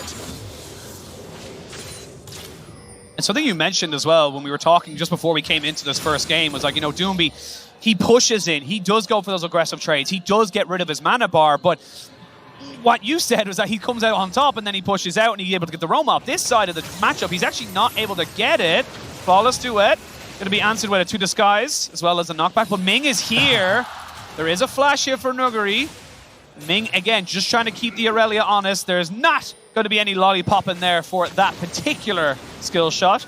And Ming just trying to keep Nuguri in his box. It does say the game plan from RNG though, right? We just said, hey, look, you got fast reset on bot side. You've got a big wave there. You're going to be sticking FPX around. They're looking for it. Flash, hook, 2 disguise, and they ignite. First blood going over the way. RNG strike hard. Gorgeous from RNG. And this is their game plan. They don't care about bots. They don't care about dragons. It's put Nuguri in the dust. And that is the blood drawn in the sand here in Wuha.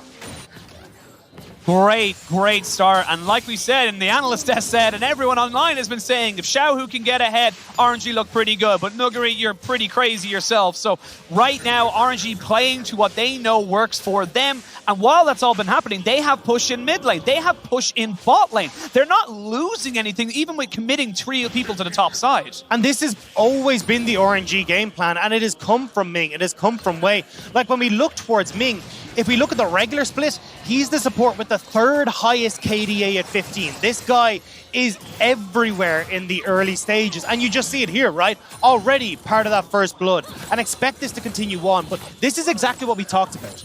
If FPX are not able to control this bottom side of the map, it allows Ming to roam. And when you have this Tristana, it offers so much safety to Gal in this bottom lane. It's not like you're going to be able to really get on towards this Tristana as a Galio. Like, even if you have your flash, she just rocket jumps out of there.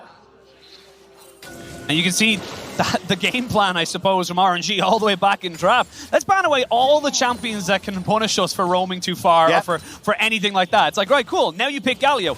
What are you going to do? Like, you can't, there's no real world where Igala ever gets close enough where your hard CC lands and you get the taunt before he jumps. So this is kind of all in the massive scope of things, coming down to those very small little details they changed in their draft. And I know you talk about this a lot, Penguin, but the mini metas that start to come out, and when you look towards the mini meta that can come through here, maybe we do start to see higher priority on towards the supports. But Hook, great hook. Ming is on form, puts himself in front of Chris so he cannot escape. They're going to put down some damage. Gala gets gifted a kill. RNG are all over the map. There's nowhere to go. There's nowhere to hide. Ming is on fire today, and this is when RNG are dangerous. And I wanted to point out at the start of the day as well, just as we start to hopefully go all 5 games today, watch Ming in team fights for RNG. Watch the hooks, watch his target priority. He is next to none when it comes towards target selection in these fights.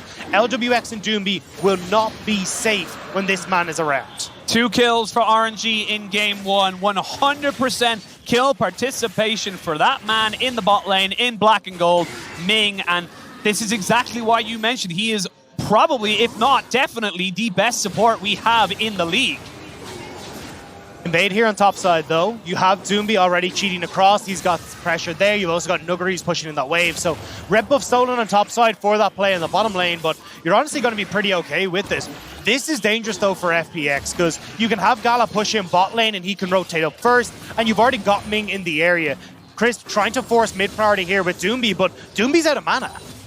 Doomby not in the best of situations to contest this, but it looks like the rest of RNG don't really want to go for it. They know it's going down. They know they're not really in the best of situations to contest. They're going to get themselves reset and back themselves up. Or are they?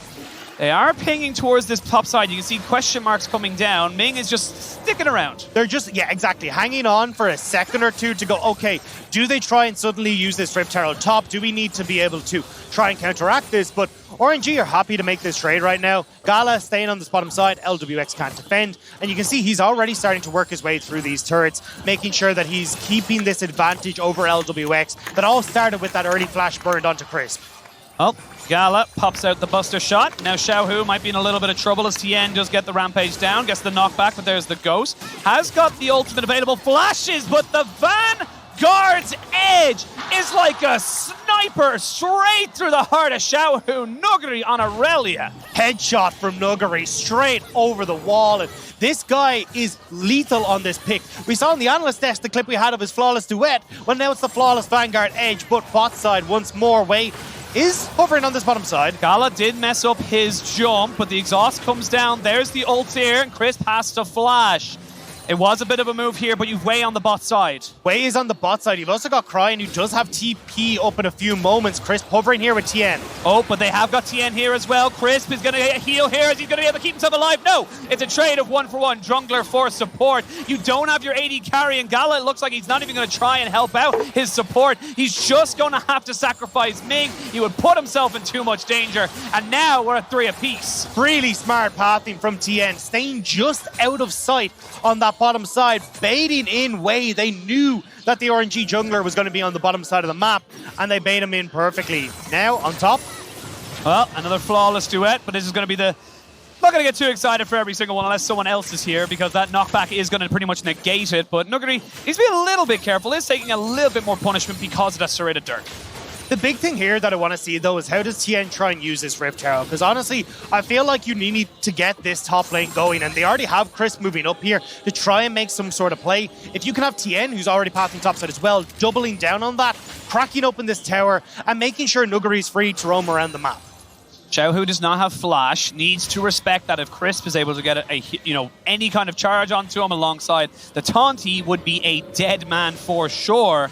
They are just waiting, and I like this from Xiaohu. He's going to say, you know what, I got some Krugs over here, I'm going to take these first. And Gala's getting so much free time and gold on this bot side. He's going to be a monster when we hit those mid-game team fights. Yeah, the Tiger senses are tingling for Xiaohu in the top lane, and on bot, as you said, Gala, he's just free farming. He's totally happy with this. He's got a 20 CS lead, he's got the turrets. Tien's in a lot of trouble, might have to use the Onslaught of Shadows to get away. Does use the Rampage, has got himself the Rift Herald, but I don't think they want to take it just yet because they know they can't get as much out of it. And this is what I've loved about Wei, right? He's been so good when he's allowed to play his game at being able to figure out what the opponent's trying to do and shut it down before it happens. He just gets onto Tien as he would love to be able to use that Rift Herald top. He's now got the base, and you shut down that early aggression from FPX.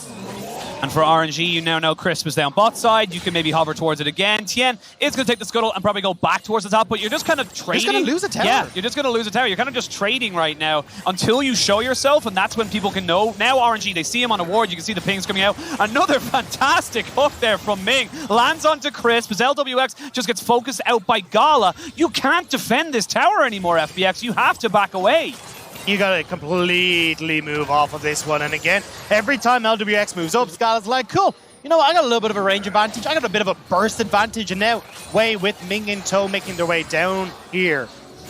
Oh, they know that Wei is here. They're actually going to use the Rift Herald into mid lane as Cryan was trying to cheat towards that bot side. They are going to trade 320 gold.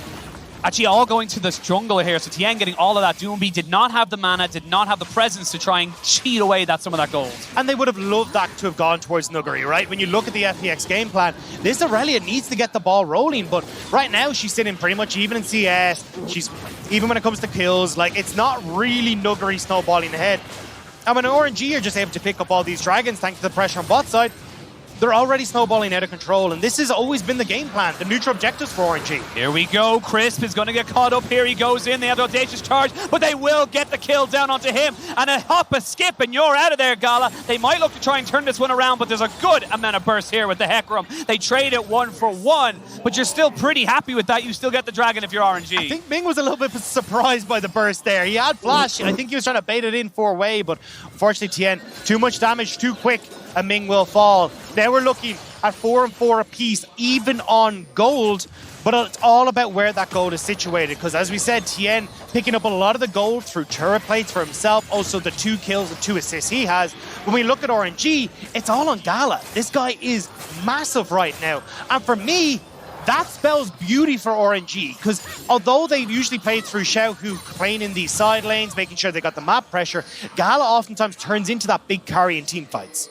I love this little adaptation there from Cryan. You can see he moves in just to say, look, Doomby's coming. You need to clear that way. Flawless duet goes down the Vanguard's edge as well. Here's the hero's entrance. They're committing quite a lot to this here, and FBX don't get anything from it. Nuguri tries to make the play, but unfortunately, Crisp just not quite there, and now Gala, easy. Just one shot and it goes down. And again now, RNG, they've opened up this long lane. You can just rotate Gala topside, have Xiaohu move back bot. You've no dragon up for 3.5 minutes, so they can just double down on this turret, taking pressure that Tristana has. Yeah, they're just, honestly, this is fine. Yes, you're trading out a turret, but like you said, the Tristana's the one getting all this gold, where it's kind of a bit more evenly spread, if you will, throughout FPX, and Tristana takes turrets very, very quickly. That's going to be a 2-for-1 trade. That's a great deal. This isn't fair. I thought they were going to go top, and we'll take another tier 1, but I mean, if FPX are just going to gift them the tier 2, I mean, why not? It's a little bit of a cherry on top for your ice cream sundae, and now they'll be able to move away. You've so much gold invested now. FPX will get this Rift Herald as a result. They can try to even that up by taking the mid lane turret, but honestly, when you've got so much side lane control for RNG, they're going to be happy. Teleport coming in, Cryin will be forced to flash very soon. He does just about get himself out, along with the Gravity Field and the Chaos Storm. He negates everything, so that's a big global down now for FPX. Can they make something happen? They're going to double down with the Rift Heralds in the mid lane. That's 2 Rift Heralds into the mid lane to try and crack this turret. Frost gets her answer though. She said, hey, I mean, is Cryin going to be ready for 3-4 men in mid lane? Well, he was ready right there. They do end up getting that tower in the mid lane though, and although this is kind of nice from a gold situation for FPX, I don't feel like it ends up giving them a huge amount of pressure in this situation, because as RNG, you can still have Victor clear these waves relatively safely. You can still keep that vision control in your favor, make sure you're spotting out anything FPX wants to do. And as long as RNG continues to play around Gala and play through this strong lane, they're going to be okay. They've actually shifted Gala towards mid lane, and it looks like they're going to, with this dragon in 2 minutes, look to keep control of this river and then add another dragon to that belt.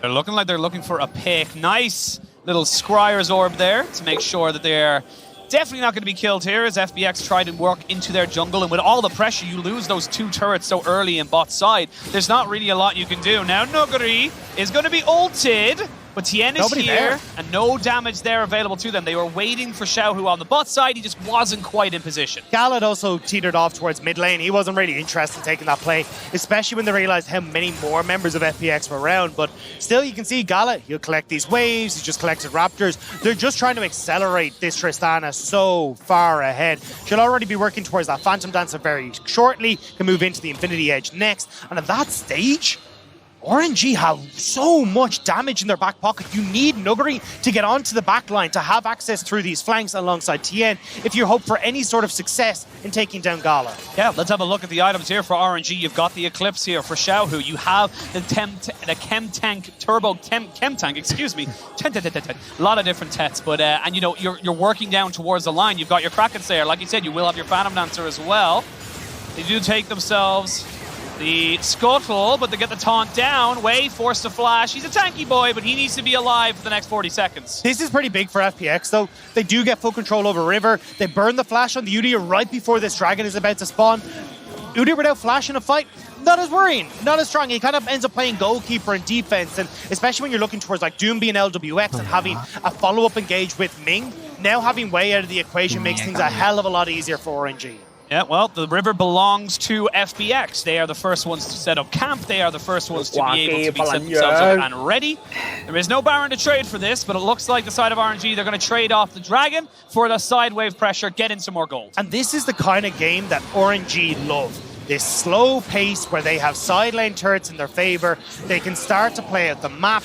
And when we talked about the start of the day, FPX love these much faster games. Fastest average win time in the LPL. Most kills per minute, and nearly averaging 1 kill a minute in a regular season. So for FPX, this is a different style of game. This is not as fast-paced. This is not them striding into the mid-game with a massive gold lead. They've got to fight toe-to-toe against RNG in RNG's favor. See RNG, they're trading the turrets. Yes, they knew they were giving up that dragon, but they are fine with that. They have 2 in their back pocket, so FPX a very, very long way away from actually getting any kind of, stack going for them in terms of a soul. They're able to kind of keep more pressure going. I will say it is very, very nice for FPX right now. You still have that mid lane turret that will just keep your kind of general jungle pretty safe for you as it keeps it well lit. The biggest thing, though, for RNG, I just feel like, all right, let's have Xiaohu push in this extended bottom side of the map. We can then push him through this bottom side jungle in towards mid. And from that stage, then you just you outrange FPX in this mid lane, and there's zero that they can do about it. And that's why when you look at FPX right now, they are moving so many members around this mid lane. Nuguri hugging towards mid. You've got LWX is already situated there. Crispin Tien also trying to play there. They're trying to prevent RNG from enacting this style and getting the vision control they need to make a play on mid.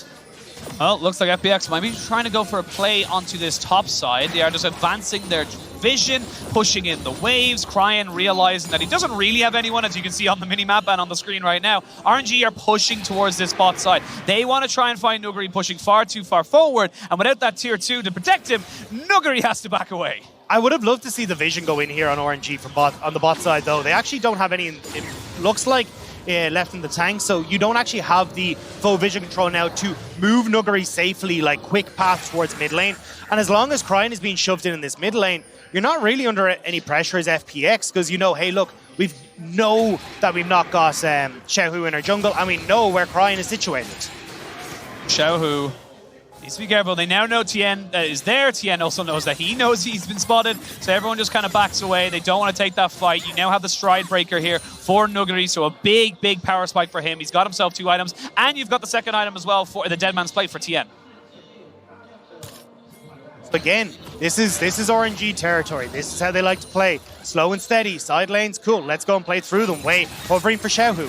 Yeah, hovering for Xiaohu. Tien now spots that Wei is there. TP top. TP top. They're going to try and catch out Cryin, who has got a TP of his own. It's a double TP. They don't know exactly where he is. They are going to find him now. The Shockwave flash! Oh my god! Doinb, take a bow! Just take a bow, tip the sombrero, and say thank you very much. That was gorgeous from Doinb. Now they actually move straight towards Baron. They're like, hey, look, we've got the pick on the mid laner. He has no TP. He has no TP. There is a ward in the back of the pit. This is how FBX explode advantages. This is how they take game. You have taken that tier 1, but you're a little bit late to this rotation. There's the ultimate coming down, as we can see. Wade jumping in. Wade's in the pit. Not going to be able to get it. 3 HP, and it goes over to FBX. But now the fight can ensue. They've got the damage. You've got Xiaohu. You've got Gala. Can you get the damage down? You can see everyone's going away. Flash in with Gala, and he gets himself a kill. Wade is fighting back. Double kill for Gala. Can they get the auto attack off? No, they cannot. They get 2 kills very quickly after the Baron, but it is FBX who pick up the buff. And you still got 3 Barons on Tien, Doinb, and LWX. And when you look at this 4-man team from FBX of Tien right the way down to Crisp, that's fine. You can start to push in, you can start to create pressure, you can start to dissuade RNG from being able to play through these side lanes. And especially for Nuguri, right? When Nuguri spawns here, he still has Crisp who's able to join him in a side lane with that ultimate, but this is so well orchestrated by FPX. You can see Doinb checks the bush with that vision, a flash forward into the sombrero. Cryin, he's got no hope. There's nothing he can do. Played it as well as he could, and you can see here Baron goes down to about 6 HP, I believe. They all go in 3 HP, I believe, if I look at that correctly, and they're able to finally take it, but it's the fight after it that keeps RNG in this game. Yeah, and you can see how much damage Gala's been able to dish out here, right? He basically dishes all of it out onto Tien. Tien's forced away. He gets in onto the backline there as Crisp is forced to flash to try and dissuade him. Like, Gala is huge right now. Sana is on 3 items. You have the Infinity Edge comboed, but Tien is on the backside. Nicely done. They have the ball delivery system, but it only lands onto 1. The Chaos Storm is ripping him apart. And speaking of ripping it apart, Gala going to try and do his best. He gets taunted up. It ends up being Nuguri jumping in onto the backside. He's going to find Cryin, who goes golden. It's a trade of support as everything's going super low. Way. Finds it, but Gala and Xiaohu. Xiaohu is dead. It's Doinb. It's Gala. It's Gala as he jumps in. He's trying to get it. No, he will not be able to survive. The feathers come back, and it ends up being a 4 for 4. These teams. It's bloody. It's battered teams. They are bruised beyond recognition at the end of these fights. As Doinb might want a round 2, but the bell doesn't sound this time. FPX, they tried to make the play. Gala plays it beautifully, and now there's only 1 Baron left on FPX's side. 30 seconds remaining even until that's gone. FPX don't get anything from this Baron. The gold is literally nothing. It is even. It is a 500 gold lead for FBX. There's absolutely nothing there. And Gala has himself 3.5 items. That is your win condition. And that means that you have a very large target on your back. You can see trying to catch out Xiaohu, but they whip the shockwave. Yeah, Xiaohu able to flash away there. And watch Gala here. I love this. He goes towards Tien. It's like, right, well, Tien can't follow up. Crisp is well away from everyone. Now, Cryin does leave himself separated, which gives Nuguri the opportunity to go aggressive here, but Gala is feeling himself on the backside here as Doinb is doing just as much work as Gala, trying to make sure he can get everyone down. Gorgeous recall here from LWX, barely able to finish off the Tristana. Now, though, you can see FPX back on the map, second dragon in their favor as RNG looking to try and play through this top side.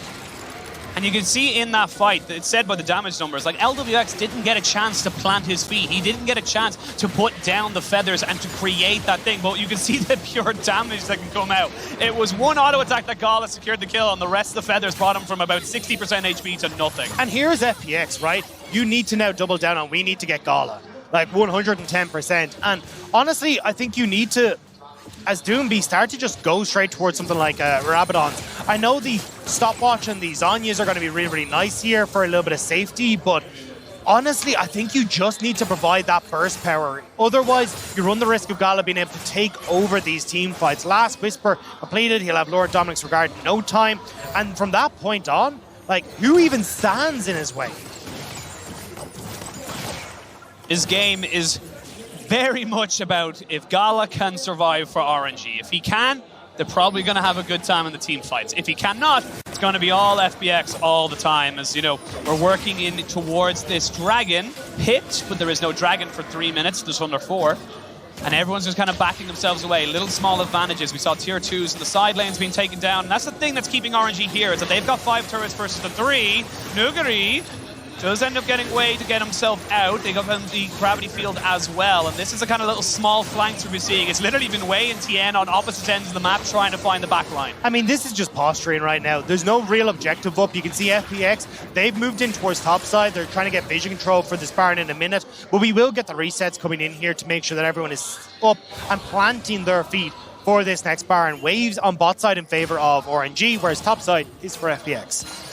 This becomes execution. This isn't, you know, we look at the comps, we talked about them all, you know, the winning lanes, everything like that, team fight prowess, but it becomes about how you execute on your composition right now. You need to keep Gala alive in RNG, but if you're FBX, you have so many dive tools. You have so many things that can get onto this back line. If you combo them up correctly, Nuguri, Tien, Doonby, hell, even Crisp, you can take this fight.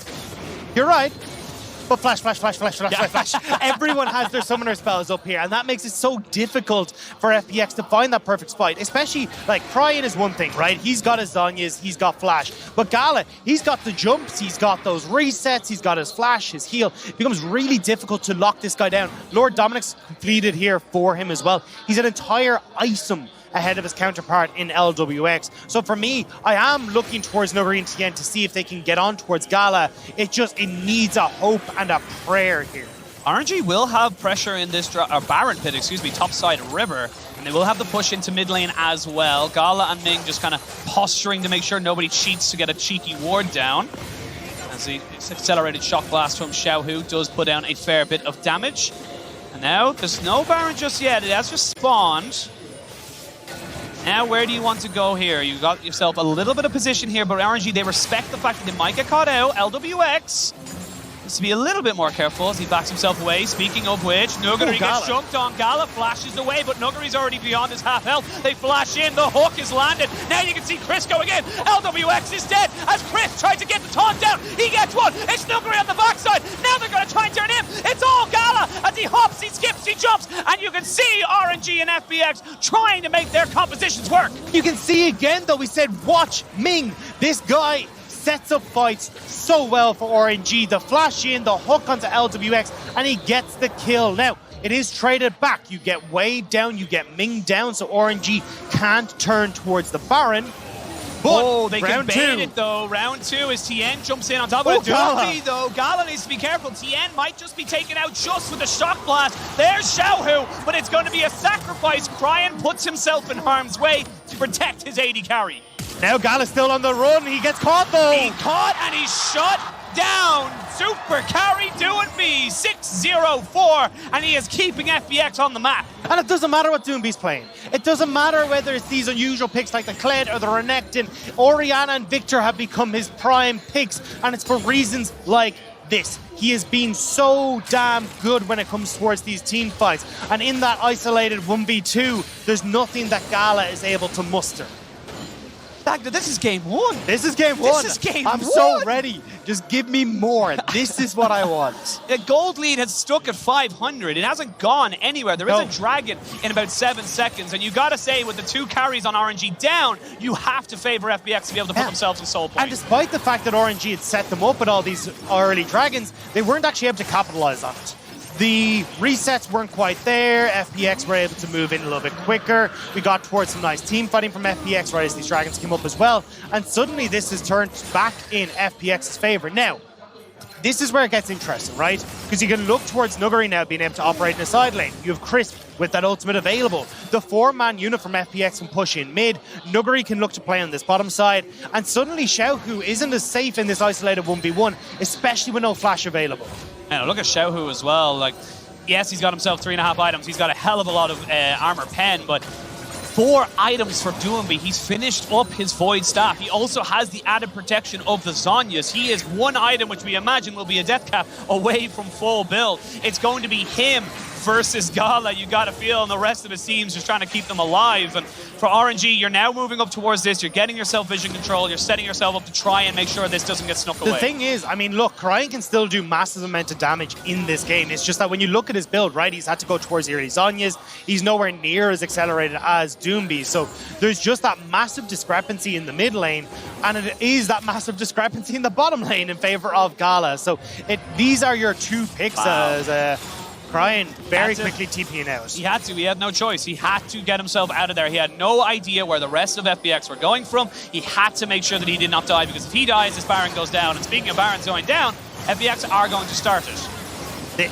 Being in the pit, though, means that they don't have a huge amount of flank opportunities, and Gala can stay pretty safe. It's dead. They can go for it. They don't need to go for anything. Shockwave lands on the 2. They lose Chris, but they gain the Baron. Now, can you get anything else? The Flawless Duet does not land. Gala taken down so quickly. Vanguard dead right out, because Nuguri is a little bit isolated. The rest of his team comes back out on top of the blast cone. There's the onslaught of shadows as he gets Diane away, and that's going to be it. Nuguri baits them all in, and RNG are now running for the hills. They cannot fight this. FPX bait and outsmart them around the Baron, and FPX get the ace. Nuguri is inhuman.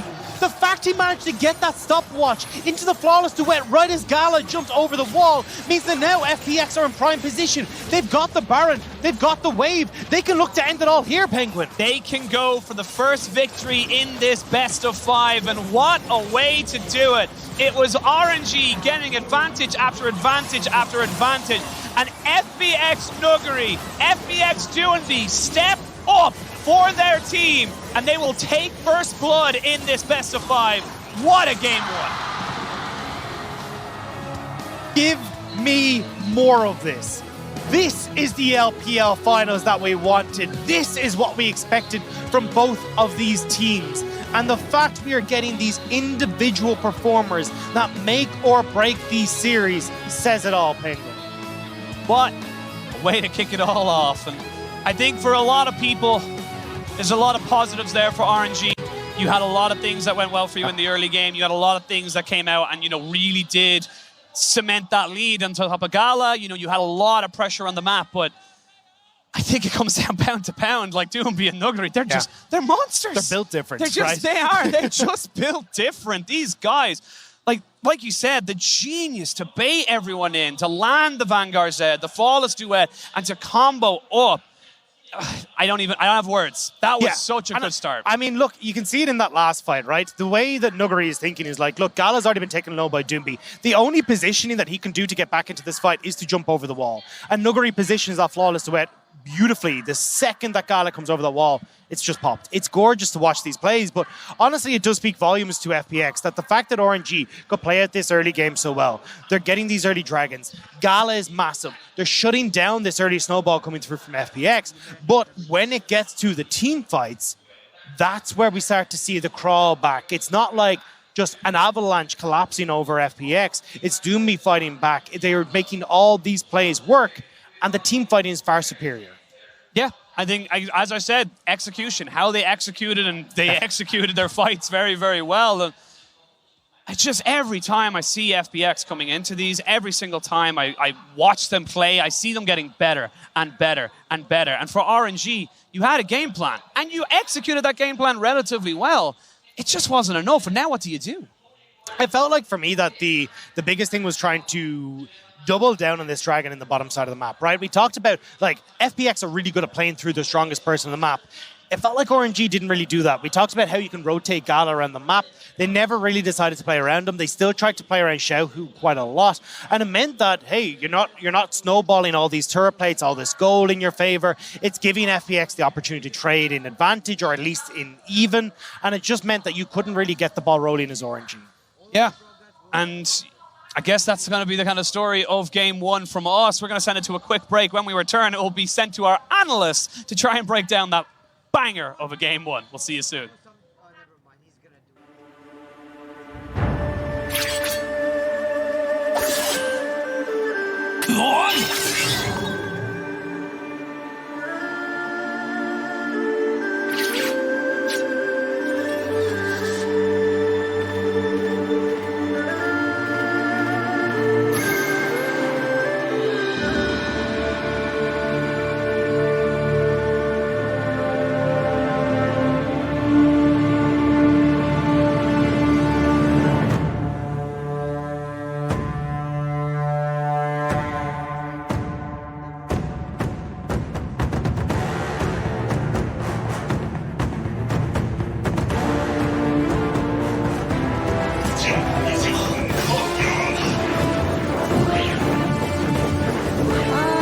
我又得继续找下去了。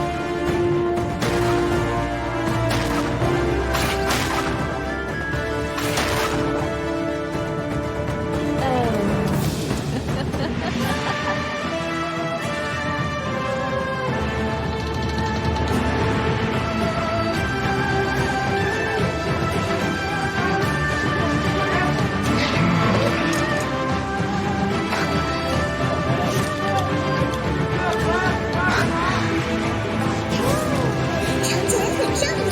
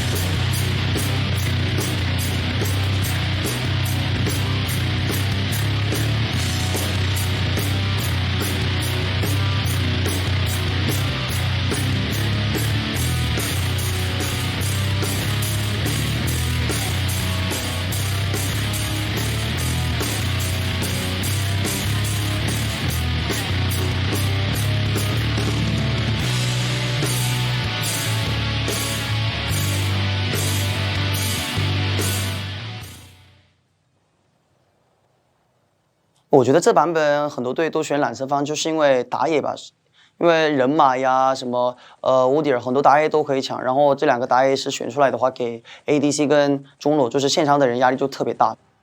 大家都知道，对我们来说是一个比较辛苦的，大家都知道经历了很多事情嘛。然后就是特别感谢我的其他队友吧，因为这么辛苦的一年，就春季赛。这一个赛季这么辛苦哦，大家都不放弃，我们就好好奋斗努力，一起加油，然后走到这一步，走到决赛。然后我觉得跟 S9 一样，我们好不容易就进了决赛，我们就3-0赢一下，加油吧！ Doomby is too wholesome, man. Welcome back to the LPL Finals. What a way to begin it all. What a game one we have been gifted there. I'm Butchables. I'm joined by Lyric and Frostskirt, and I just want to take a second and just revel in that game one, because we got some chaos in the late game. We got back and forth fights, and even throughout the early game as well, both teams testing each other consistently, Frost. Yeah, and it felt like it really started in the draft phase. I know that we had our expectations going in, we were all buckled up, and as soon as we started seeing all of these flex picks come out, the Blind Jace, the Tristana, we're like, okay, this is not going to be like two prize fighters sizing each other up and going slow. They ran in and they started swinging with all of their weight behind them. 5 support bans against Crisp. I haven't seen a player get banned out 5 times in a very long time. Yeah, and I think we could bring up the draft as well and take a deeper look at this one. I want to go to you, Hillary, because this is not what the expectation was here. This is not how we anticipate this draft to go.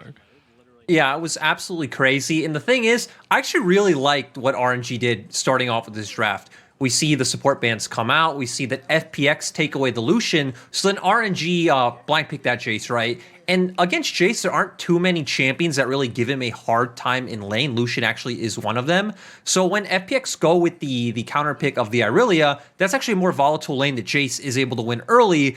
And we saw once more resources got put up towards that top side that, hey, the Jace is able to win. And this felt like RNG going back to the style that we were questioning. Hey, will RNG do this? And it showed a lot of good things, and it showed a much closer game than we saw in the past series, right? Yeah, it felt like RNG definitely came to play. Sorry, go on, Frosk. No, I was just going to say, we can even go directly into the B-roll, because I think it really sets up what Lyric was talking about, that blind Jace, the fact that it had good matchups, that we knew that this was going to be about topside, and then RNG's plan coming to fruition when Ming completely ditches bot. You have Victor and Tristana down there, and all of a sudden it's a massive party in topside to get them ahead. And just for added flair, Ming then started to win the bot side of the map as well.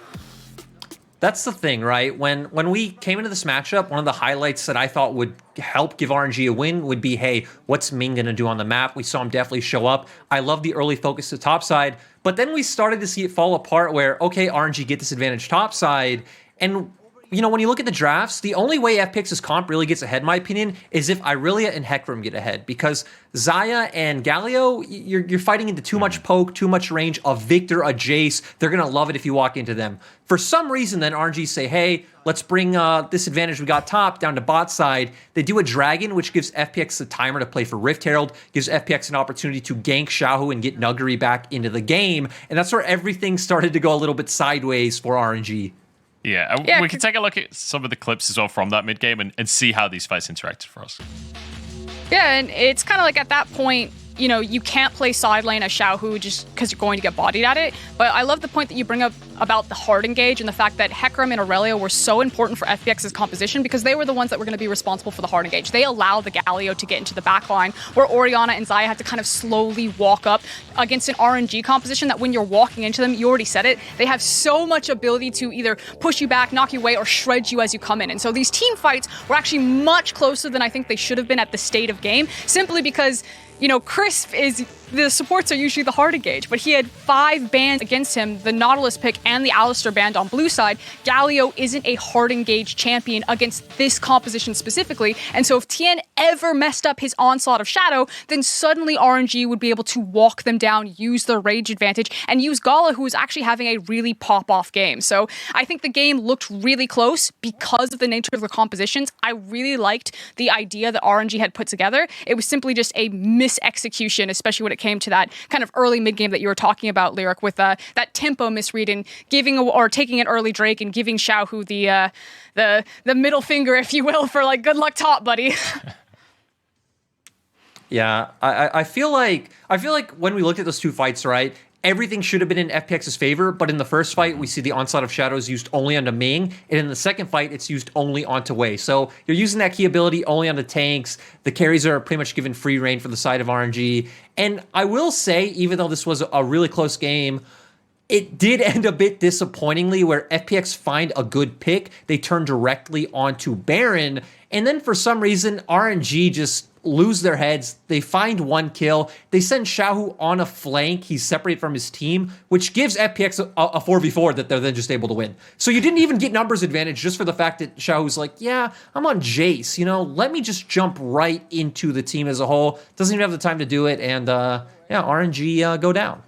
And at its most simple, I think it then comes down to this idea that if you're an RNG fan and you ever find yourself in a position where Xiaohu doesn't have agency, he doesn't have a champion at that point in the game to be able to really participate in fights, you know, misexecution or not, like his Jace just was not going to be at a point where it was going to be relevant because of how far he fell behind. He couldn't play the side lanes. He wasn't going to be much use into the fight unless Tien made a massive mistake. Like, it's over. Like, Gala gave it his all, but you were still seeing scenarios where he, you know, W'd forward and then had to immediately flash back. He's just not that type of clutch player yet, whereas you know FPX are. And I think that's kind of like, at its most simple, its most basic, that's the easiest way to look at that. The FPX, you're like, any one of these guys could carry at any point. Maybe not LWX, but he's shown it before. Like, he'd be the guy that'd get like kind of like the less credit to. But if Xiaohu's not super far ahead in RNG, you're like, it's over. It doesn't matter if Gala's like massive on the Tristana, he just doesn't have it in him.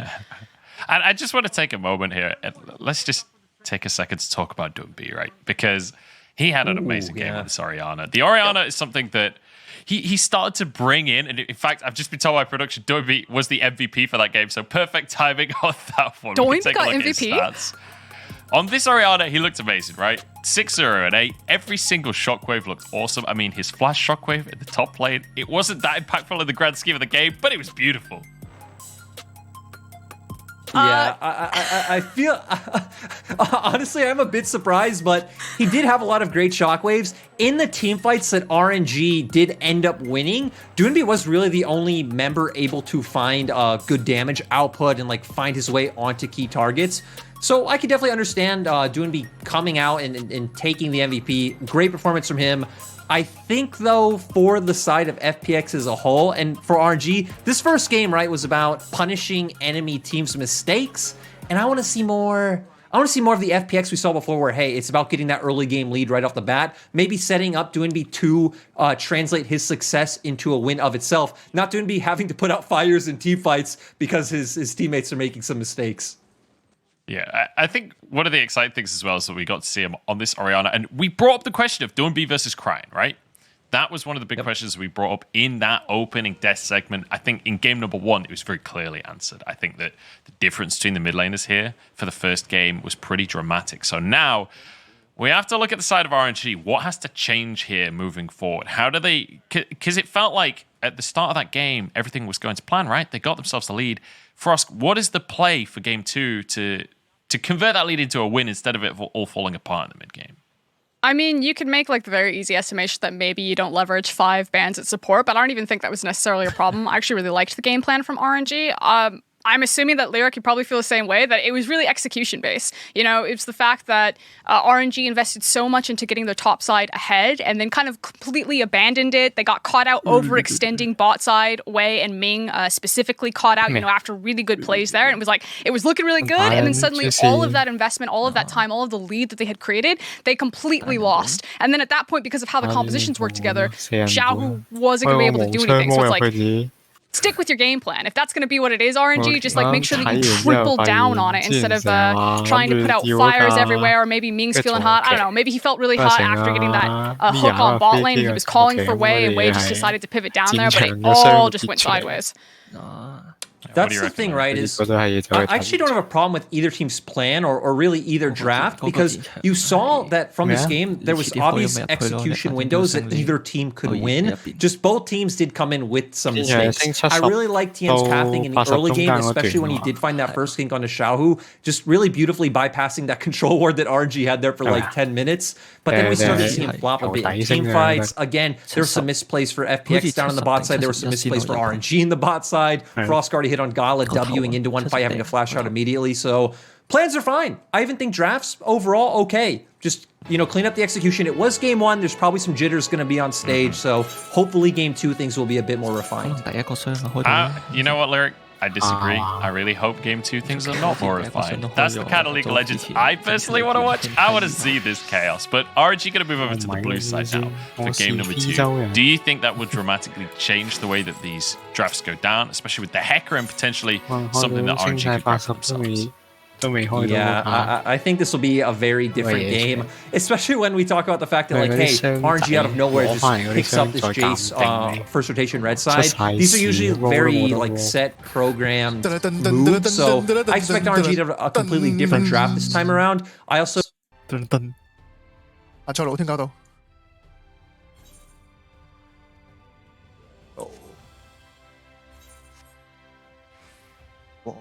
到邊都死啦，認唔到路添。我而家未識行個 Christeria。唉，算啦。現水晶崖出。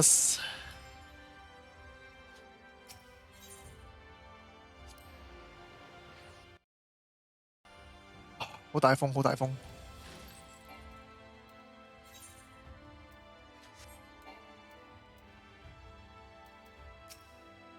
啊邊？哇！呢個貓女單眼，咦？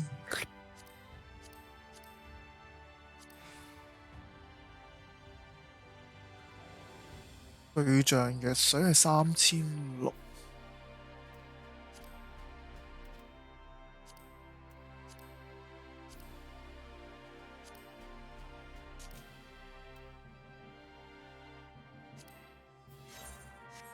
休緊呢個先。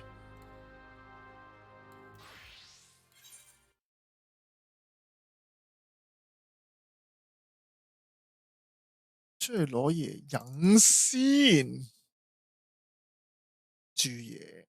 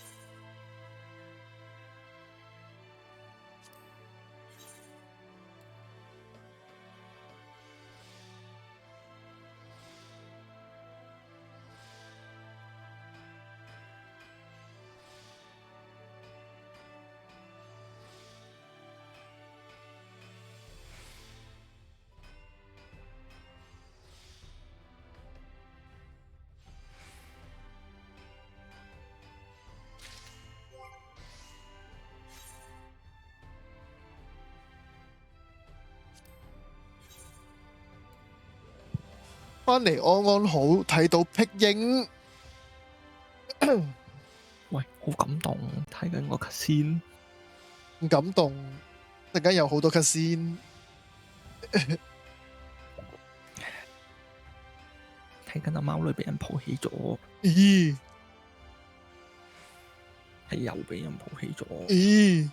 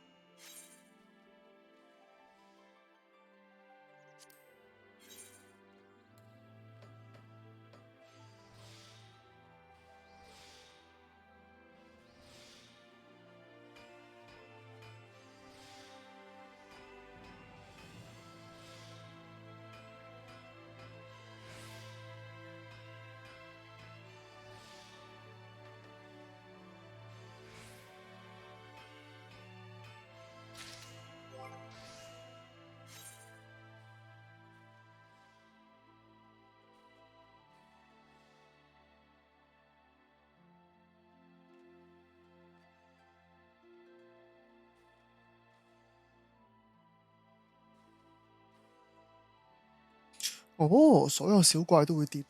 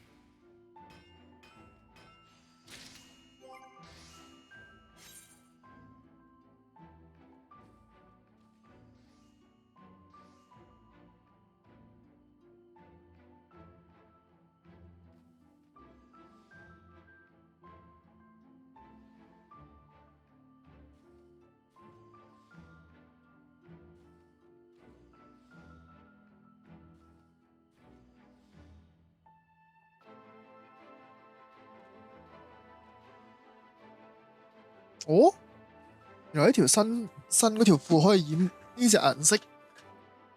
Hawk in a champion hawk。要變粉紅色啦。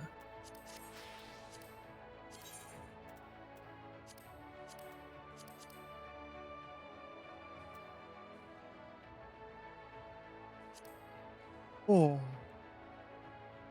有啲反光嘅質地都係扮唔到牛仔褲。要落啲味精先覺得似牛仔褲。啱去咗邊啊？似啊，都仲有少少反光。算。唉死啦！我套女郎裝咧，冇咗添。唔夠位啊，已經抌走咗今日。邊個做呢個？雞啦，你都係雞嚟啦。圖冇乜邊個可以揀添，算魚褸啦。見到隻雞喺度揼嘢，正。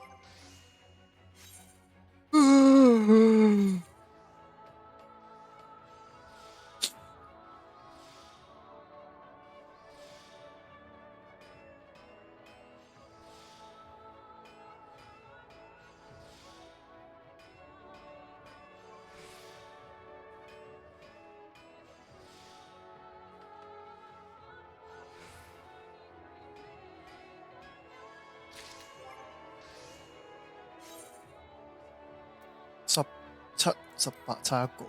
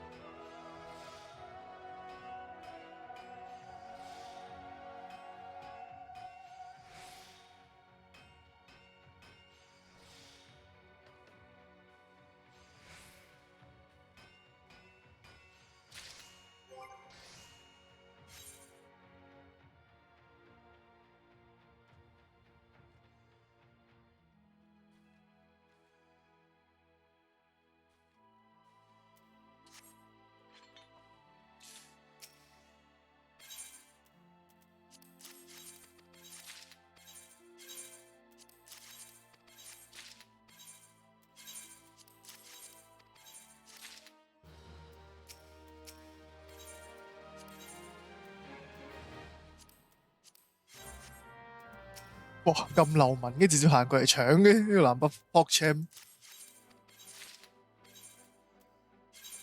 邊個啊？邊個啊？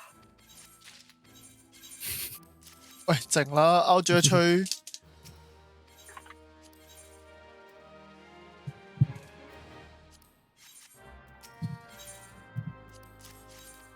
阿羅連啊，點解冇人講嘢啊？啱啱阿羅連今日阿羅連空翻去。完美聽唔到肥仔講咩？去到邊啱啱冇人講嘢，個波都冇人講嘢噶啦，冇人啊嘛。呢個 channel 波都冇人講嘢噶啦，第一日啊，啱啱都冇人。哇係咯，又冇人又冇人講嘢，傻嘅。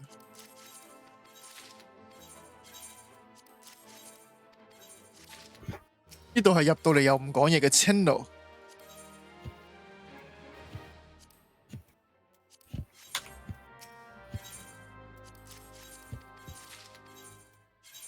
好，睇佢先。快啲講嘢，快啲講嘢！佢睇下先，快啲瘋狂講嘢。深度劇情播放，跟住2分鐘睇完，好深度啊！真係。冇錯。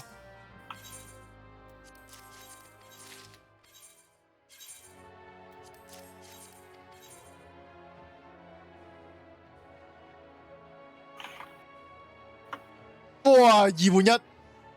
點都換到一個，博車換到個，但係隻人馬夠姜就，哇 ！Nuguri 真係勁嘅打2，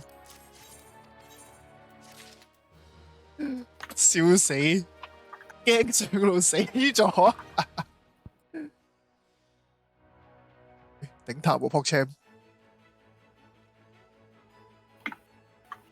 ，top gap。The top lane, and now you've got to bring the cavalry as RNG. Yeah, you flash forward. 中國版抖音。哎呀！ And they will be able to pick up that kill. That is exactly the kind of response you needed of your RNG. And again, it's the man in the bot lane, Ming, who's able to set him up. Nuguri needs to back away from this. You've already got Cryin here, Wei as well. Ming moving up towards top side. You can realm warp in towards this top lane with the level 6 now hit from this rise. Have the level 6 and Ming and Wei in tow. You can see the pings going down. The realm warp, you're a prophet, my friend, as they try and make this one work. They have the flawless duet to land onto 2. Nuguri, how are you going to get yourself out of this one? He's Houdini, as he does end up going back in. He's trying to make it work. Ôi, Bích Giải Phiên. 黐線，4中1都要留翻一件喺地下。救命啊！黐線，真係邊個佢係驚都要死一個人先。Oh my god！ surprised at this stage, Dagda. I should stop having these massive screaming hype moments because this guy does these things on a daily basis. This is his 9 to 5. Oh god, it's actually disgusting. Now Tien will pop that horse in the face, say no thank you. I'm gonna fly away here and god damn FPX, you are looking really good. And honestly, like, this isn't even so much the fact that, like, yes, we've got a little bit of pressure coming up here from Tien, but, like, Tien isn't in this picture.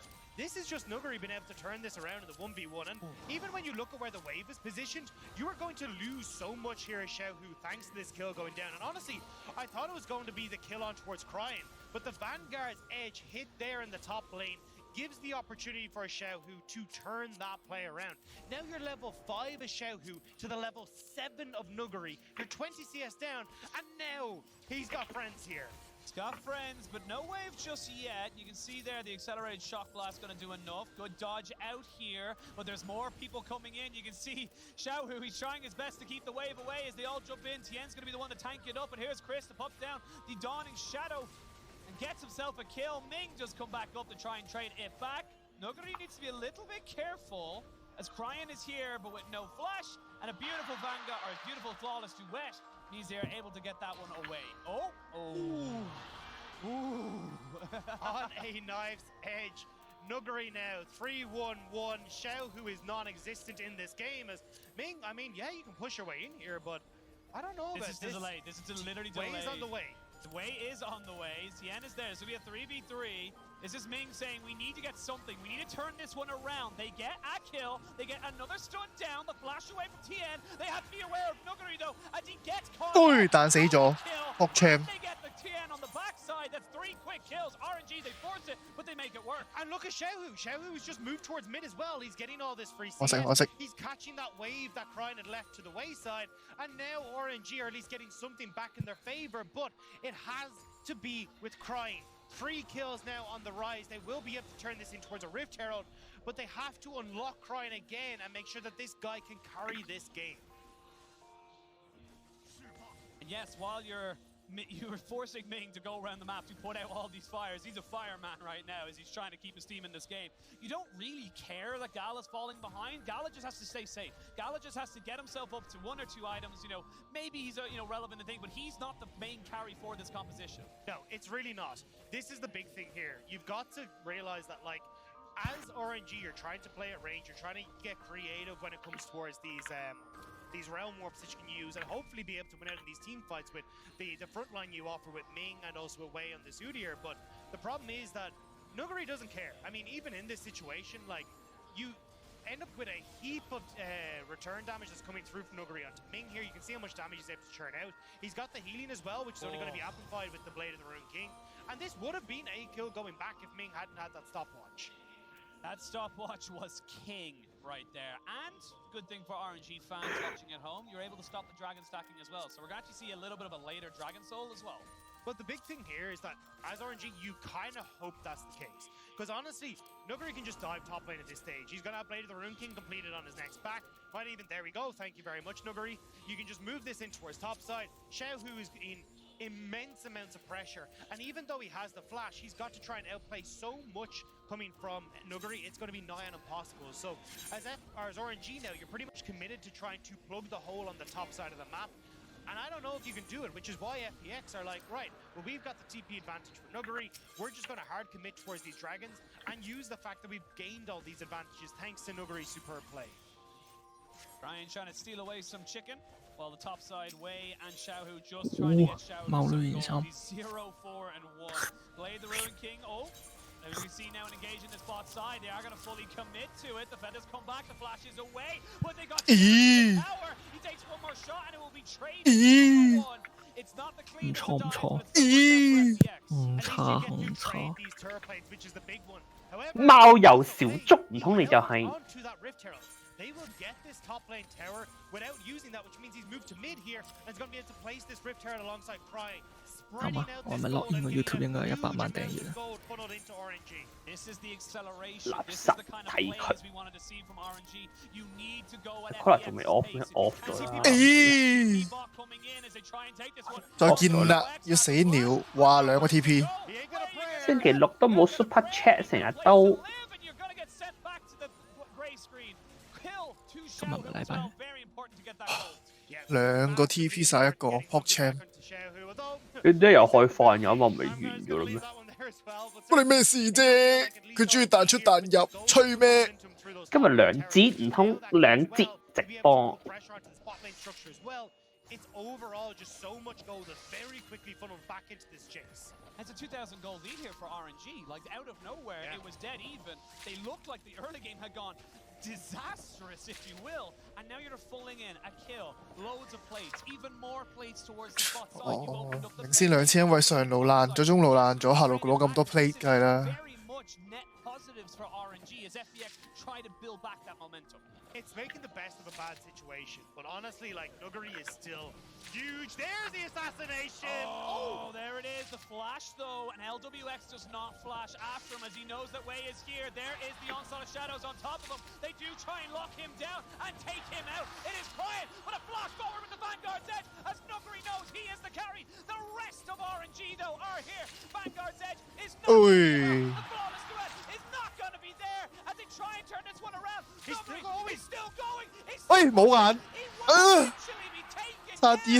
And now the rest of the fight comes in. Here's the flash. TN goes in, gets himself flash bear slap, and on top of that gets himself a kill. Doomy flash. 靚 PogChamp。 And now Gala hasn't got a place to go. He's got a flash. Woo! The flash!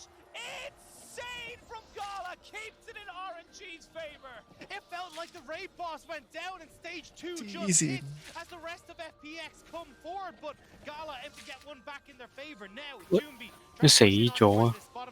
咩機制呢個呢個咁嘅圖？ Hugo 卡關啊，卡關。嗰個4人本走去搭船去打嗰個，跟住點着咗藍色火之後係要點樣救熄佢？你個 friend 阿蕭都死過。乜嘢啊？我見到 Elfin 對住隻槍行過去就嘣整緊棟火牆出嚟，但我行喺隻槍度就唔係，就整唔到個火牆出嚟喎。不如係同 NPC 打咯。冇得 watch and learn， 要自己 learn。有啊，睇 NPC 有得 learn 嘅。係嘅咩？係啊。咁都好嘅。咩啊？佢哋避機制勁過啲人避啊！咁外掛嚟噶嘛，半秒佢就行過去啦。睇住啲 NPC 先係最容易 learn 啊！咁啊，一定唔會服。望住 Elfin 佢衝去窗邊度，我係衝埋去窗邊度，即係佢嗰個熄咗，我冇熄。你就 burn 啦，睇漏咗啲嘢咧，因為你。But I want to take a look at what's happening elsewhere in the map. We've been hyper-focused on this top lane. Doombi is free farming in this top side of the map. He's got a 20 CS lead. He's got 2 kills for himself as well. LWX is still very much getting places on this Skies as well. Like, this is not just a top lane. This is so much more for FPX as well. But when we 當年自己劇透自己嘅 cut 啊，終於都有回報啦。he is going to be so good at offering 呢個阿里死兜嘢冚爆嗰張台。冇星星。 Gala has actually kind of made up a little bit of that deficit where he just wasn't able to Woman Gorilla continue kind of free farming in that bot side because Ming was roaming around trying to get his team back into it. Here we go. Thank you so much, production. As we look at the gold here, it's Brian versus Nuguri. Then you got 再見啦，小天。 that great pick here. Brian finds someone with the Everfrost, and that's the power of the Everfrost in these fights. This is why you take this item. When you've got crazy gamers is the term I picked up from Europe. When you've got all these dive heavy 記得啦，原來槍點已經俾 Elfin 用咗，揾一行佢冇嘢。哇！佢老婆跌咗落火坑死咗。 You get the point and click CC from Riot, you get the follow up with the Everfrost, and allows Xiaohu and Gala to deal with these divers so much better. 哇！全部嘢都已經爛到要收你。 Calm down. Hydration check. Make sure you're sitting up properly or leaning forward. Everyone works. And let's get ourselves back down to 0 because this game is probably going to get back to 100 fairly soon. And we want to make sure that we're properly 有份腦痛啊！Alice 冇新衫同新武器，佢話下個版本就係我哋㗎啦。下個版本一個任轉一套。錯，經常換衫就係咁簡單。面嗰啲人入嚟就日。一入到嚟又換拖玩，你知好啦，仲走。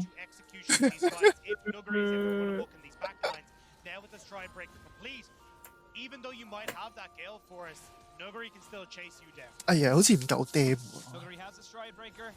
呢個團戰應該打到唔夠 damn。You got the Zhonya's now for Cryan. Your Everfrost completed as well. This Rise is very much accelerated. 好得意啊個 BB 仔。Split push and not be as afraid. Not against Nuguri though. That's the only caveat. And that's where the problem lies, right? Is that even though you 入到嚟諗住有圖。Xiaohu and Cryan being able to play these side lanes and trying to make it work, the fact that 碌翻上去睇頭先嗰個咧，好撚得意啊！ at the unfortunate end of Nuguri's sword is going to really feel the pain. And you see even Nuguri down here trying to see if he can pick off Xiaohu as he pushes out. So for RNG, it very much comes down to how do we try and play these team fights? Can we prevent this dive from happening? Can we shut down Nuguri with the CC chain from Ming, from Cryan, and allow Xiaohu and Gala to deal with them alongside Cryan? He's there, Xiaohu. Your minions are not your friends right now. They are just a vestige or a vessel, if you will, for this Nuguri Aurelia to just jump on you and kill you instantly. Goes back, picks herself up a nice tier poop boots, and RNG trying to see if they can catch someone out. Doonby has flash available.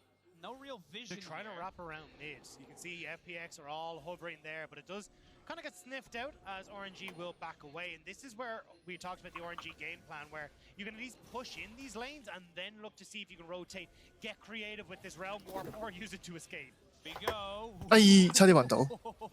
He's not behind door number 1, TN. He's not there anymore. Just about to get away. Smoke and mirrors right there. That was maybe a little unnecessary there from Cryan and definitely a little risky, but gets himself out. No harm, no foul. And now we wait for 2 more minutes before this dragon. I kind of like the head up from Cryan because when you've got that dragon in 2 minutes, you have a flash on Crisp, you got the solo flare, he was coming across, you got Tien is there as well.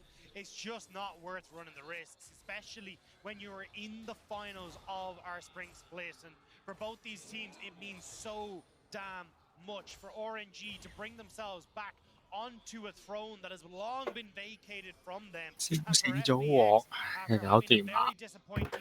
2020, having come off of world champions in 2019, they want to show that they are back in full force in the LPL.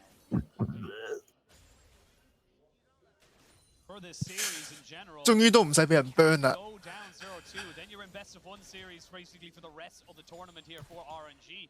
You have to try and equal this one up, get yourself back on equal footing, and force the kind of adaptations that we've been talking about from the side of FPX. But for FPX, they've just been showing us time and time again how good they are at just setting themselves up for success. The execution is crisp, it's clean, and it is generally speaking a good time for FPX fans when we move towards I mean, this doesn't really seem like it's going to be any different, right? I mean, we've seen the execution from Nuguri on this Aurelia pick. And when it comes towards his ability to find flanks, having the first 3 towers down means they can pretty easily push in mid, start to try and get vision control over. Looks like RNG trying to contest that as of right now, as Nuguri joins them in mid lane. Gotta be careful. The CC train, the single target CC train you can get if you get hooked into the Everfrost, the Ruin Prison, you know, depth charge, hell, even the Feathers coming back. You have so many ways of blowing up anyone, doesn't matter how tanky or how fed they are. But you also have to respect the damage that's going to come out if you don't get that combination off quick enough. And you have to play this fight so smart as FPX, because wherever you dive on, there's so much survivability with Kai'Sa, with the Xayah we already talked about, Zhonya's for the Rise. I mean, even Xiaohu is probably the only target that you can really go for here as FPX. All summoners are available. Hook does not land. And we hold our breath evermore. See, there is the solar flare. They pop down the gravity field, but it's not really working out for them. Tien is dead. Crisp next to follow. It's a boxing game from FPX, exactly what you said. They have so many ways of getting out. If you don't get the combination down, you're not getting the kill. Great Everfrost from Cryin as well. Instantly locks down Tien and also locks down Chris. They've nowhere to go, and nice kind of play from RNG to just allow FPX to run into them and turn that one around. They don't even get Nuguri or Doomby into that fight. This just gives more time to the likes of Ryze, the likes of the Xayah, things that do kind of need those 3 items and beyond to kind of become a massive, massive threat. But let's have a look at this one again. Bot Solar Flare and then just good CC chain. Yeah, they try to get onto Xiaohu, which is what we just talked about, right? The one guy that doesn't have that survivability, but great Everfrost from Cryin. You can't really follow up and there's no one sees. Oh, what the? LWX! What happened, my son? Where did you go? I was just picking you up. You were just said you were my favorite. He was just What hyping are you you up. doing? That's just not fair. You're not allowed to do that. Now you got 1-3-2 versus a 3-1-2. So I've got the numbers mixed and up. the 2-1-2 and the Hotman. Yeah. But yeah, we're going in towards this Baron as well now. TP's coming in from FPX who realize they need to try and shut this play down. Got Flash on TN, is still available, down to about 6,000 HP. There is the gravity field to try and catch somebody out. They have got vision on it, but they don't know exactly what number it's at. They're still trying to go for it. Nuguri is here. They're waiting. He flashes forward. They're going in with the Vanguard dead. Not stolen. Nuguri is dead. RNG have the fight. RNG are taking these health bars, and RNG are in this game. LWX gets picked, and that's everything. RNG, they turn towards Baron. They get the kills. They're chasing after Chris. They take him down, and now RNG firmly in control of this game, which started off as such a disaster, Penguin. They had everything in favor of FPX. You had Nuguri 1v2ing, coming out with kills, and now you're looking down the barrel of a Baron, a 5,000 gold lead, and RNG scaling up as well. And it feels like the same as last time, where they're just not able to play through the strong point in the map. LWX pushed up too far. You get the realm warp in from Cryin, and great job from Ming there with that depth charge just to punish LWX. But again, I wanted FPX to be able to power through Nuguri in this top lane, commit up with TN, make sure you're going for the dives, but RNG, they are able to collect that pressure, they turn it around, and it's not like FPX were able to get anything done elsewhere in the map. I do want to say, you know, these support bans that we talked about, the mini meta where we saw FPX putting a load into the red side, obviously RNG putting 5 in on the blue side, or sorry, on the first game on the red side. Crisp hasn't been as impactful. Ming has been the one getting the hooks. Ming has been the one setting up his team to put out the fires and continue their momentum. Crisp hasn't been able to be that for his team. And now you can see RNG fully doubling down on this side lane push. You've got Cryin here on the bot side. Xiaohu TP's in towards mid lane to make sure they can get as much use out of this Baron. RNG realize that they have been given a gift here that they need to work with. Oh, Crisp just jump onto the support. They will not be able to kill Ming. As I say that, the killer instinct, but they've traded their jumper. Where are you going, LWX? LWX, where are you going? He has a flash pick, so perfect to get himself away from that one. And they're going to take the realm up and try and keep pushing him back. He's got himself a blast cone. He's just wasting time. It's a 1-for-1. Accelerated shock blast, though. And where are you going to go? Xiaohu finds you, and you're back dead. And you've still got all this pressure. You've still got Baron for another 50 seconds. No jungler, no AD carry here as well for FPX. It's a disaster. Still only have about 45 seconds left in this Baron push here. Right now, you can see in the bot side, they've got Gala, they've got Xiaohu. They want to try and get this inhibitor turret cracked open. Gala has to use his cleanse. As Cryin does walk in. They only have 30 seconds. They get one more wave with this, but they should have LWX up in time. Yeah, but look, you can see the poke that comes through from Xiaohu. Suddenly, this is where he wants to be, being able to siege down these turrets. But, as I said, with Ming back in base, with no one really strong enough to try and force the issue, FPX will hold on towards their base. But again, we're seeing this gold lead accelerated. 8,000 gold over in favor of RNG right now. You're getting towards the 3 items. A 4th item nearly completed for Cryin as well. And for FPX, what was starting off so well is now really starting to run away from Xiaohu was 0-4. He is now 4. He has not died since laning phase. He's picked up 4 kills. And then you look down the board as well. 7-1-9 on Cryin, 6-1-3 onto Gala. These guys are actually stepping up and trying to make this one work for them. And as I say that, they jump in with the onslaught of shadows. Doomby goes golden. They go in with Ming as well as Chris tries to make this one work. The Chaos Storm is just keeping everyone at bay. And it is going to be TN to fall. RNG, they don't have Baron. There's a dragon up in 10 seconds, but they're looking for more kills. This can still be pushed forward by RNG. They may not have Baron anymore, but they can look for plays elsewhere. Ocean Dragon just spawning, so they will go and collect that. Xiaohu will move towards this bottom side of the map as well to start shoving that one in. And again, just these quick plays coming through from RNG. And when this composition for FPX is on the back foot, it doesn't work. You're not really going to get a huge amount done as Aurelia if you're running away. You want to be diving in incredibly strong alongside Chris with Tien. But Tien, I mean, he hasn't done anything this game. He talked about it, the Des talked about it, the jungle top, or even, sorry, the jungle support combination. And the first game, it looked very much like, with the Hecarim, of course, it was going to be FBX linking up there with Chris, trying to make sure they were able to get stuff going for them. Now, in this game, it looks very much like, you can see it right there, it's Wei and Ming moving forward with these two tanky boys, trying to get stuff working for their carries. Xiaohu absorbing a whole heap of pressure on that bottom side of the map. 3 members of FPX trying to see if they can shut him down. Vince Crown now moves in towards this top lane alongside Wei. They're going to be able to get deep vision here. They're going to be able to prep for this dragon that's in a minute. And this is where it really starts to fall apart from FPX. They need to see if they can find a pick which can maybe, just maybe, get them control back in this game. But it's so hard to do when RNG, they can push these waves from so far away, and there's no real opportunity for you to get back and find the control you need in your jungle. You can see there, just the Qs, just 1,000 damage there to the small little Krugs. And RNG, they're a death squad right now. It's find champion, kill champion right now for RNG, which means if you're FBX, you need to make sure that you're not stepping out even an inch, or you will be 100% punished. So no flash on Gala, and no flash on Cry.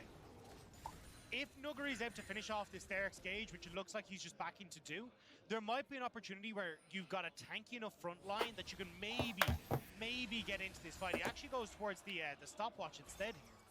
I actually kind of like this because he knows that if he just needs to basically buy time. If he goes a little bit too far forward, he needs to buy time for Steve. The big item that I'm just noticing right now is Cryan has finished off his death cap. He has a Rabadont in his back pocket, as we can see. Ooh. Ming, it's alright, no worries about it, buddy. You'll have that cooldown up in a few seconds, but this top side of the jungle belongs to RNG, and it's about how they execute around this Baron. FPX are looking for the Nuguri TP. They want the home guard. They have it there. There it is. Right in behind it. RNG have no idea this is going on. They have no idea where he's coming from. They haven't got an idea right now. We actually see they're going to use the depth charge to try and jump in on top of him. They're going to try and burn down the jungler that's way down, and Ming finds the hook! Ming, again and again, has kept this team afloat, and that's all it's going to be for the side of FPX. RNG, they lose the first game, they strike back in the second, and we're going to have a tied-up series. It all comes down to a single best of 3. RNG will be able to push this in and close out this game. What looked like a game that was set for disaster now is returned to RNG. RNG will not be swept today. They took their cuts, they took their bruises, they took their lessons. They've come into this final much stronger, as we can see the futile attempts to defend their base. Nexus turret 1 and 2 have fallen. The Nexus is dead. RNG strike back. And RNG take that, fluffy fuck. Take that. They're taking a count.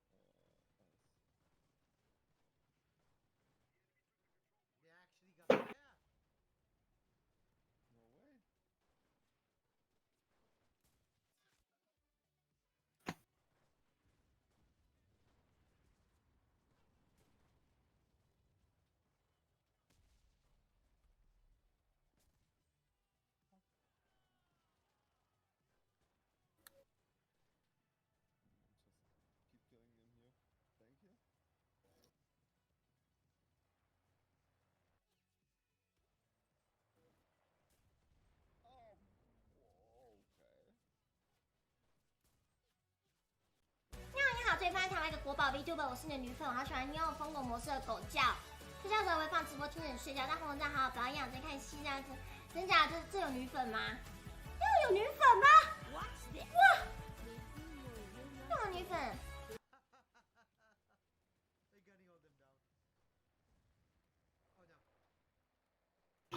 哦。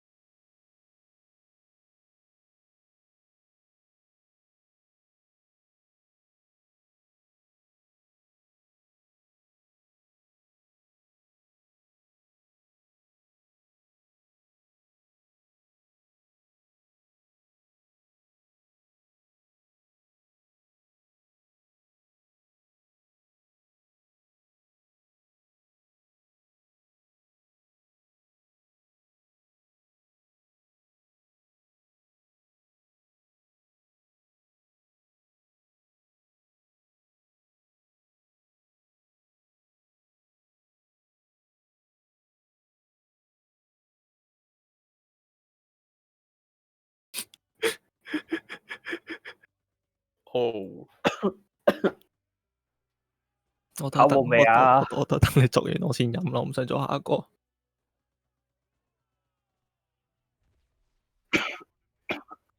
跟住下個到你做，佢兜嘢噴咗落個 mon 度。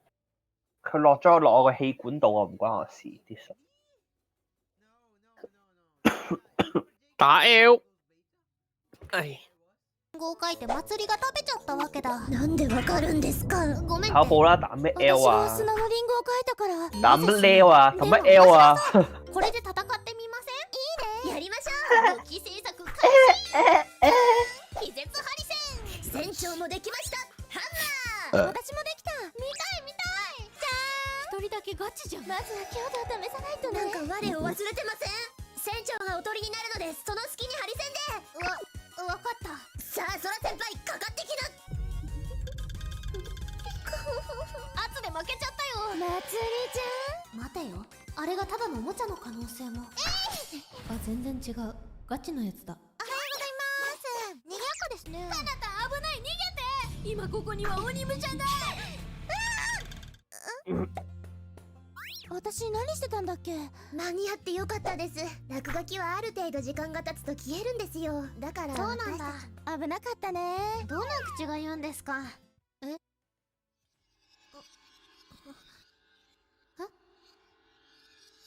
どこここ。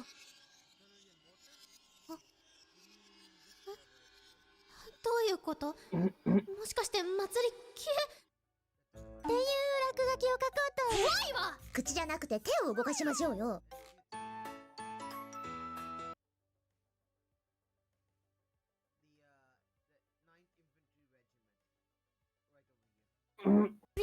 誒，上路。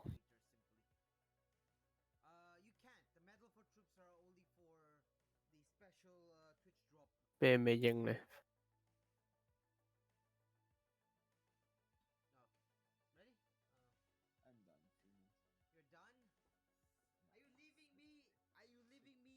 正，一條戇鳩 ban 咗自己隻牙叔，正。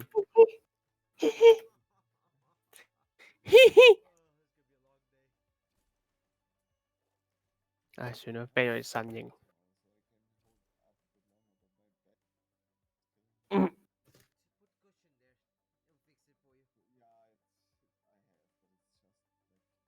嘻嘻。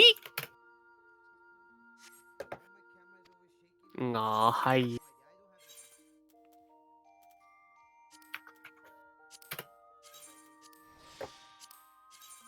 咦？咪係啦，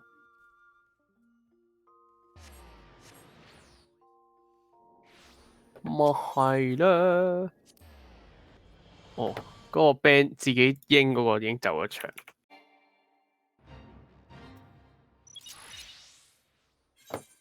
咪就係 band 自己英，所以走咗場。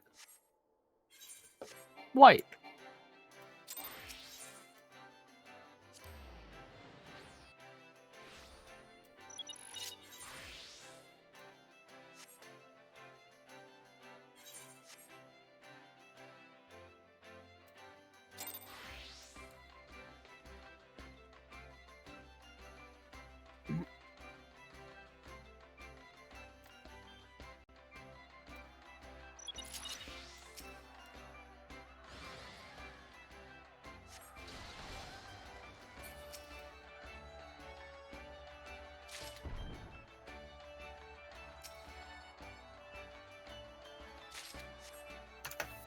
哦，come on！你就係點啊？呢個就係鋪尾。竟然今日竟然係咩啊？消防員咁話翻日唞2日啊嘛。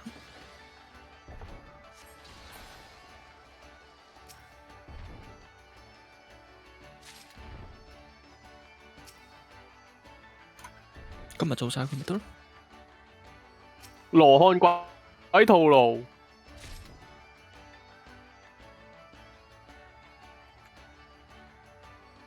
佢個咩最強卧底係乜鬼嚟㗎？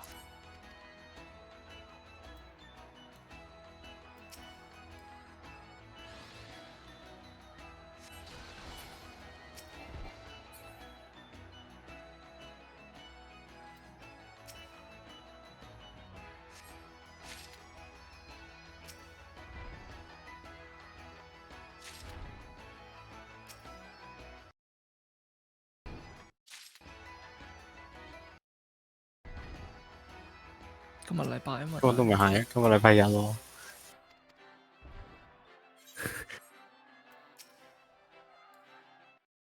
下話。嗯哼，嗯哼。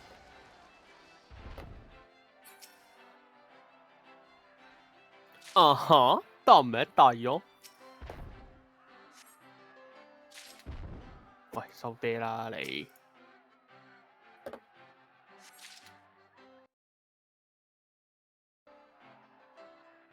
好耐冇聽過 mean 啊！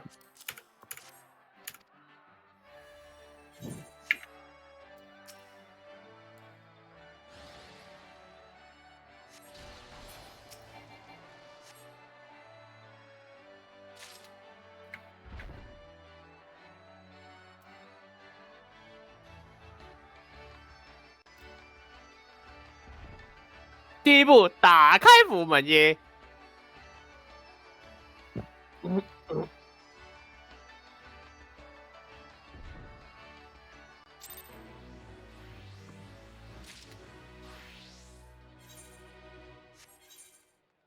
！4個就 lower sleep 嚟啊，一個唔係。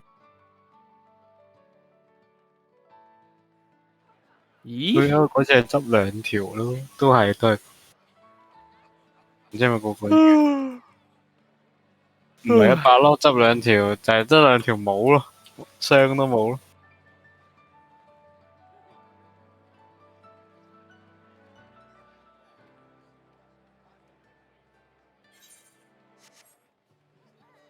哦，會幾多個鐘一次啊？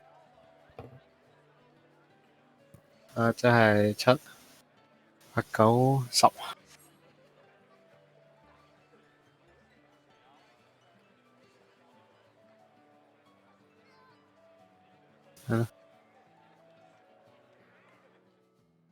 做完跟住 daily。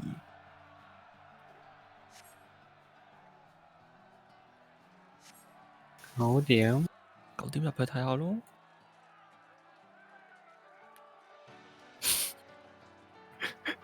出晒事啊！真係啲嘢。冇覆到，唔驚啊！嚟多次啊，今日我掹隻彈入去。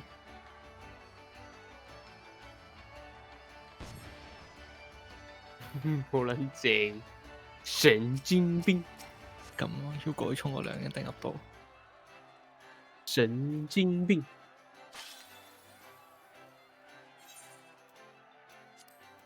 叮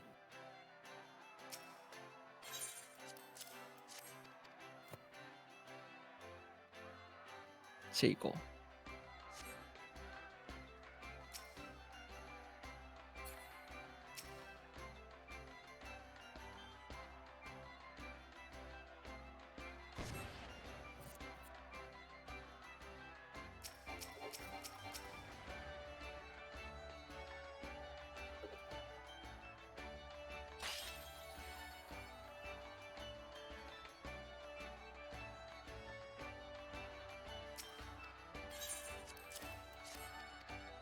邊個上路咧？衝道啊？定係夜曲？哦，是但你咯。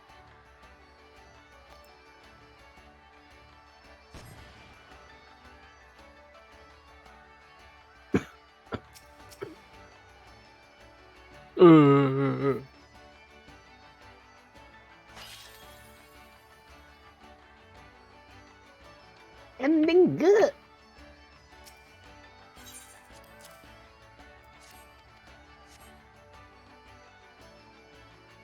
Thank you, Pickle.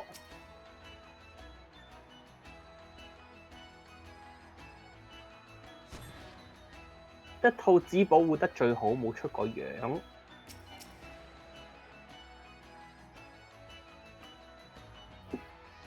冇啊！哇！圖音00 3D debut debut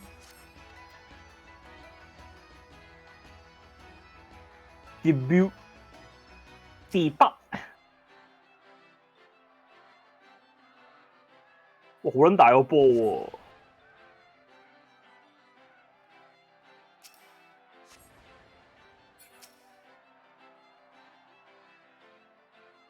博丹，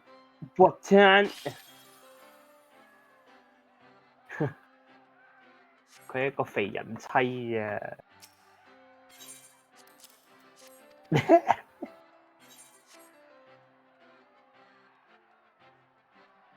戇鳩，輸咗俾 Pecola，廢啦！邊撚度勁過我啊？屎眼啊！今日喺邊人開發過？摩奶咯，摩奶冇波嘅。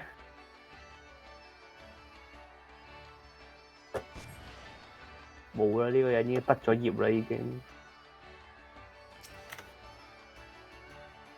摩奶已經畢咗業啦。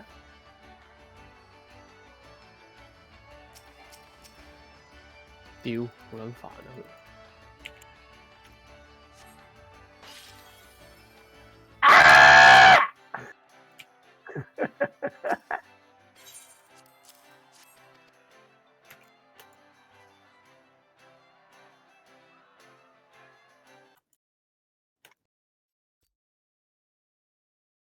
天宮紀念碑。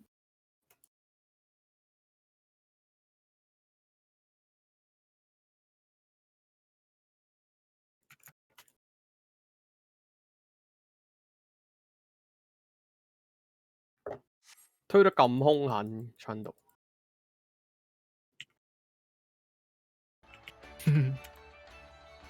都唔夠歪，都唔夠 ultra。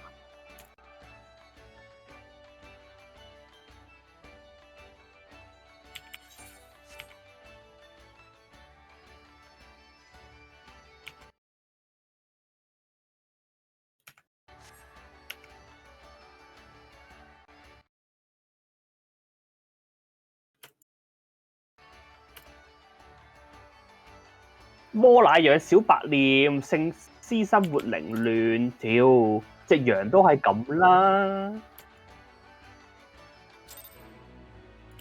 我話你中意嗰個啊，都係咁。中意個核氹咩啊嘛？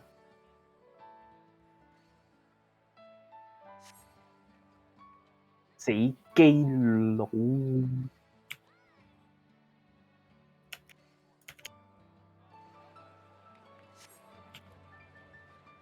你淨係睇 Alice。哇，幾驚佢死啊！屌，嚇人死我！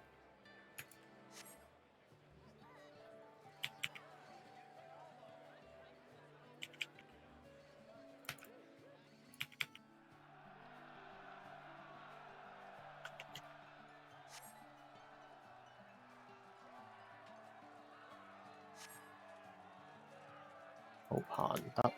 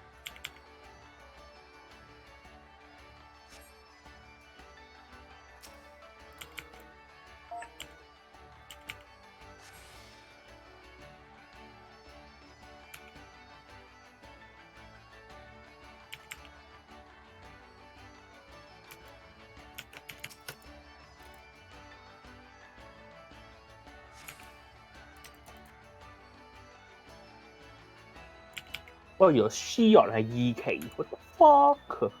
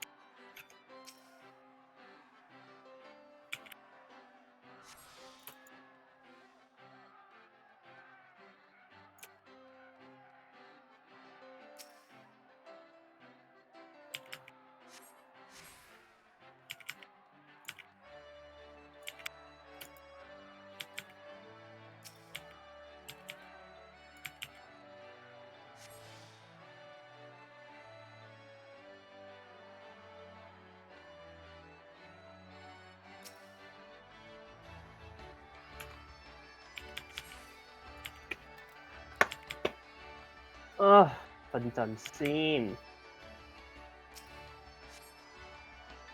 瞓覺我都要喺度。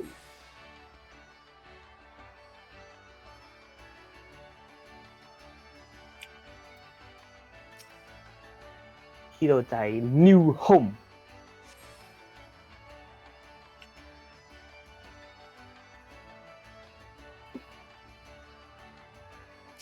我下邊就係いらっしゃいよ。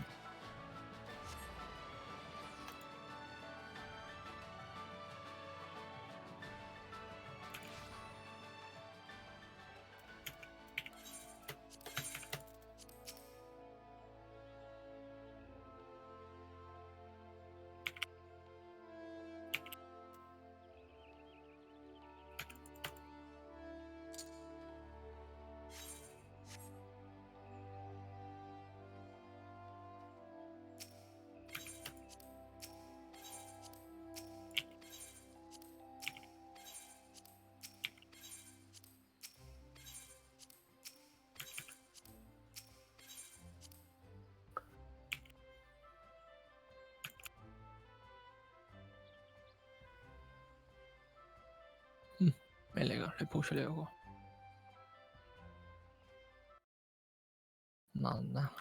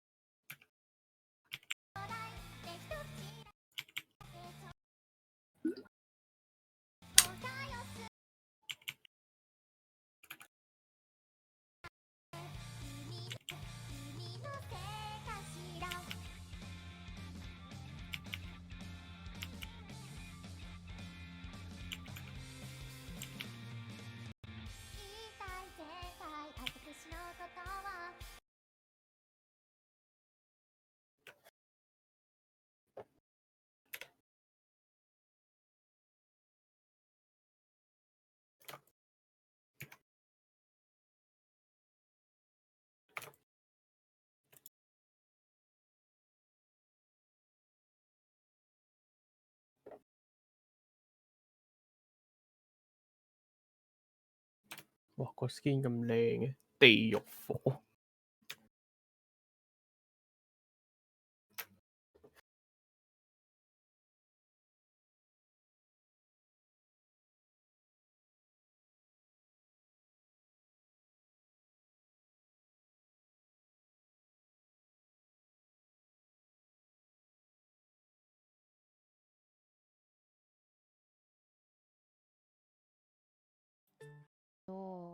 マジで起きた瞬間の声の彼やばくて、めっちゃびっくりした。でも今日もね、今日起きてから初めて声出したんですけど。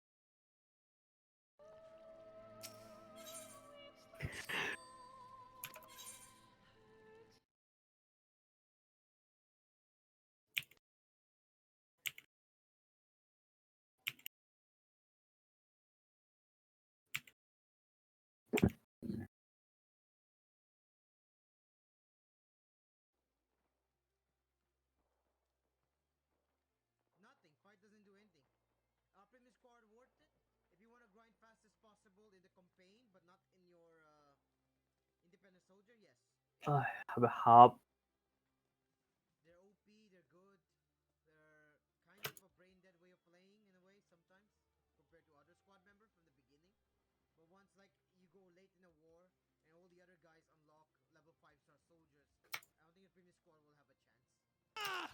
？One mistake from FPX and RNG can punish. They go in aggressive.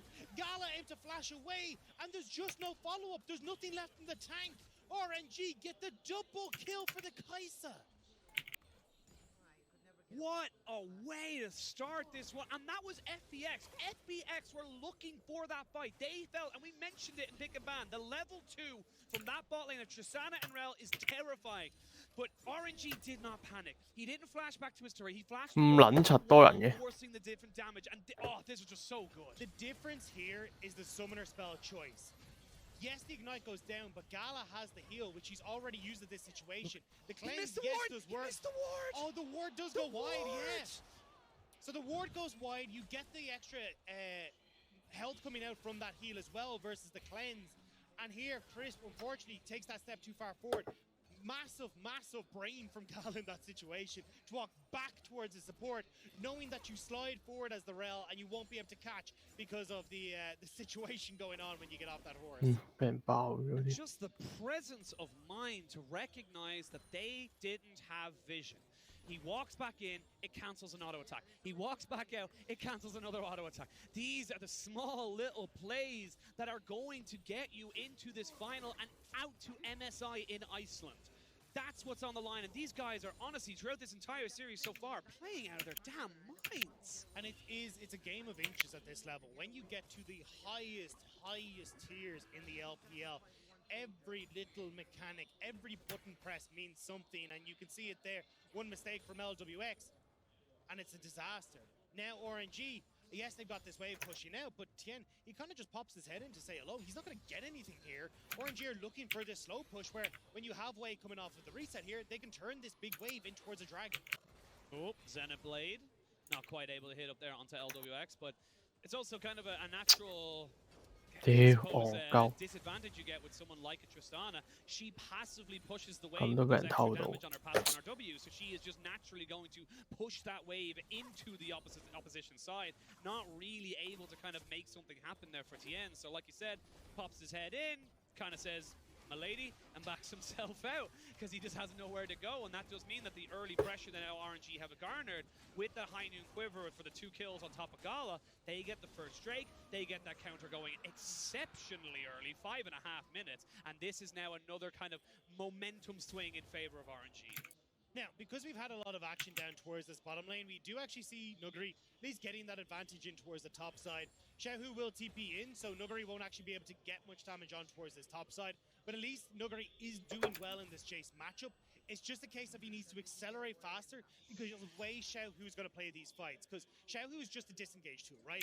He wants to stop Tien coming in. He's going to be throwing down these casks every time Akali goes into the Shroud to just disintegrate any sort of opportunity to hide in the shadows and playing around the invulnerability in fights.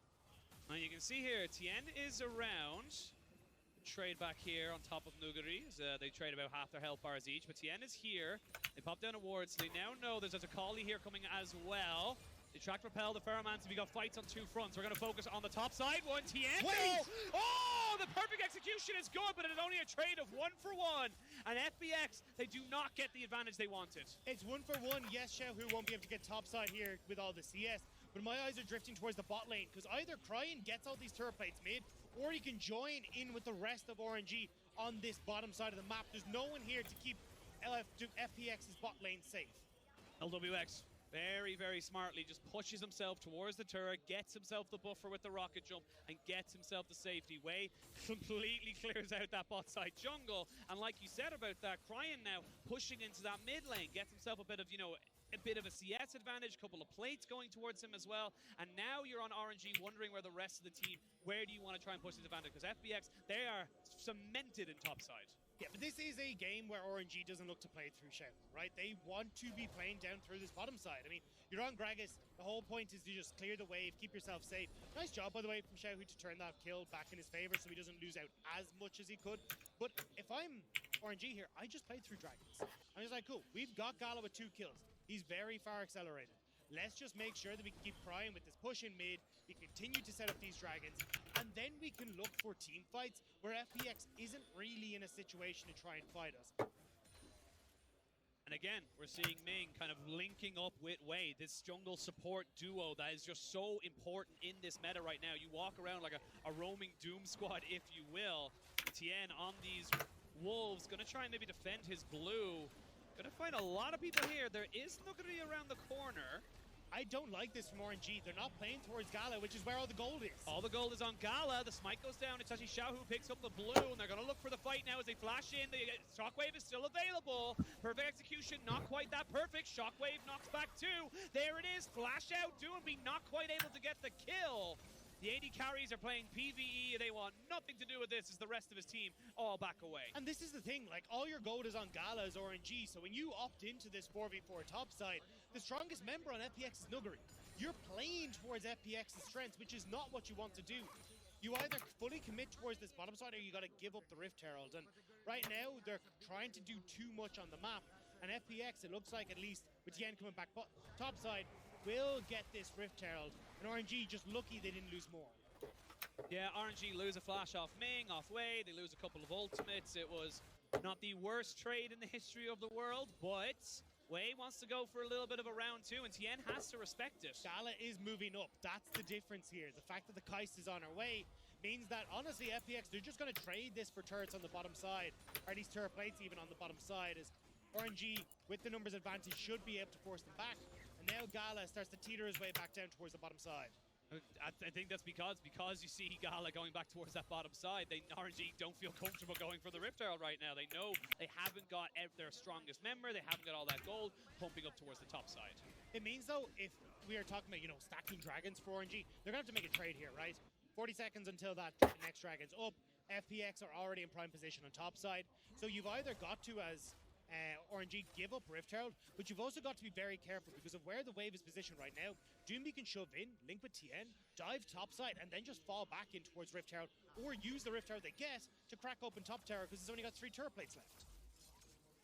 That's the thing, you're giving Nuguri gold. You're giving the man in the top side who we've seen do so much stuff if you can get that Rift Herald. RNG aren't giving up Rift Herald. Look at where Kai'Sa is. Gala's coming up.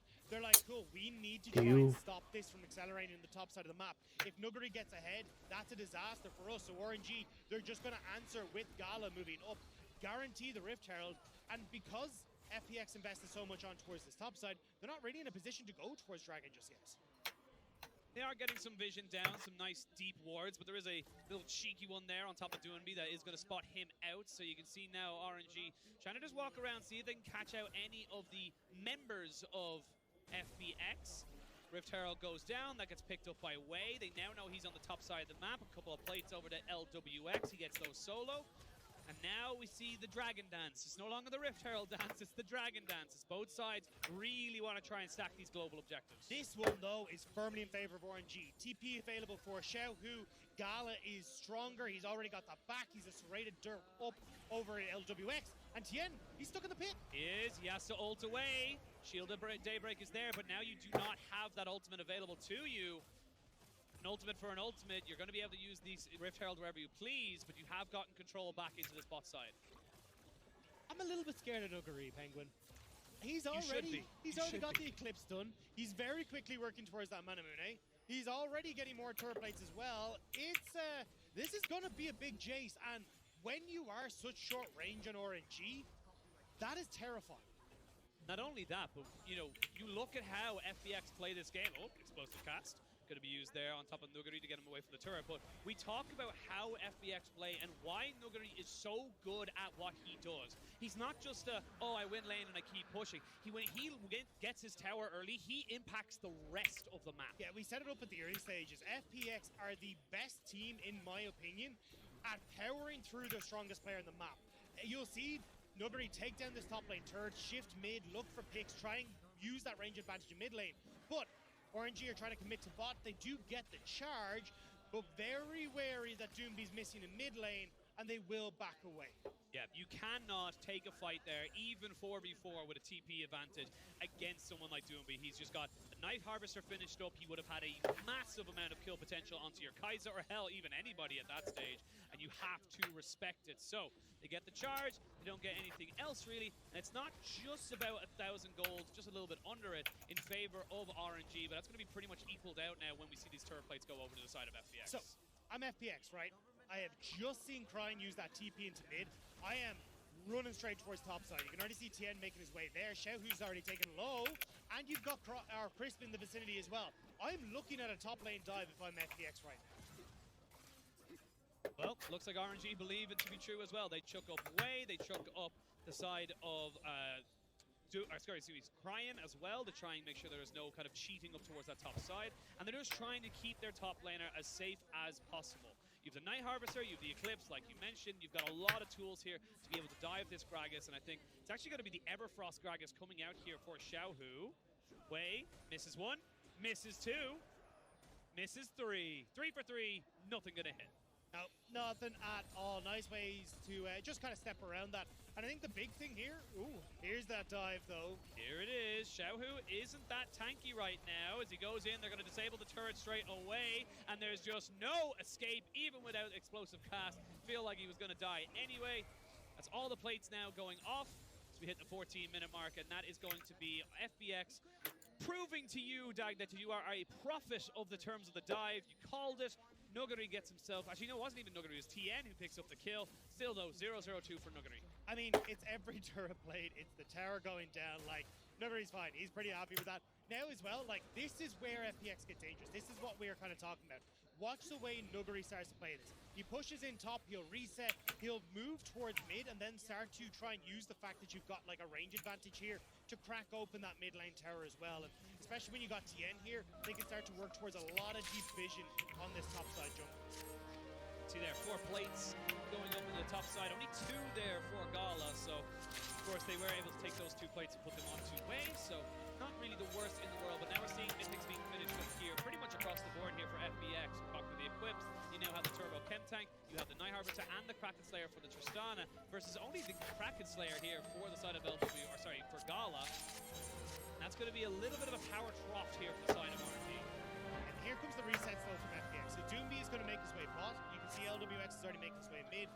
And although you talk about kind of RNG being in a bit of a slump, I wouldn't say it's too bad of a slump right now. Certainly, I think you can still do a lot of work with how far Gala is ahead. Wei being relatively strong, nearly finished that Strikebreaker. Everfrost just finished for Xiaohu. You're in a precarious situation when it comes to map state though as RNG, as FPX are going to start to really amp up the pace. Well, Everfrost just gets picked up there for Xiaohu. Two NDL Gets the Boar Drinker or Strikebreaker for Wei into that jungle position before this one. There it is, Strikebreaker finished up. Thank you very much, Wei. You can see that one. And this is the AP Gragas. This is something that I quite like seeing as well because it does give you a kind of push mitigation. You have actually pretty decent wave clear if you let those barrels just sit for a bit. It's not even for me just the fact it's AP, it's just the value of Everfrost against these compositions from FPX. Like, we're talking about the... Whoa! Hello, Gala. You feeling a little bit sore?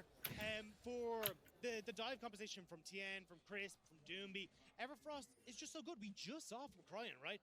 Every time someone from FPX tried to dive into RNG, Cryan was like, sorry, I'm not having it today. Shut it off at the door. Here we go, Tien. Just walking in towards this bot side. 30 seconds until the dragon spawns. Very important for FPX to pick this one up.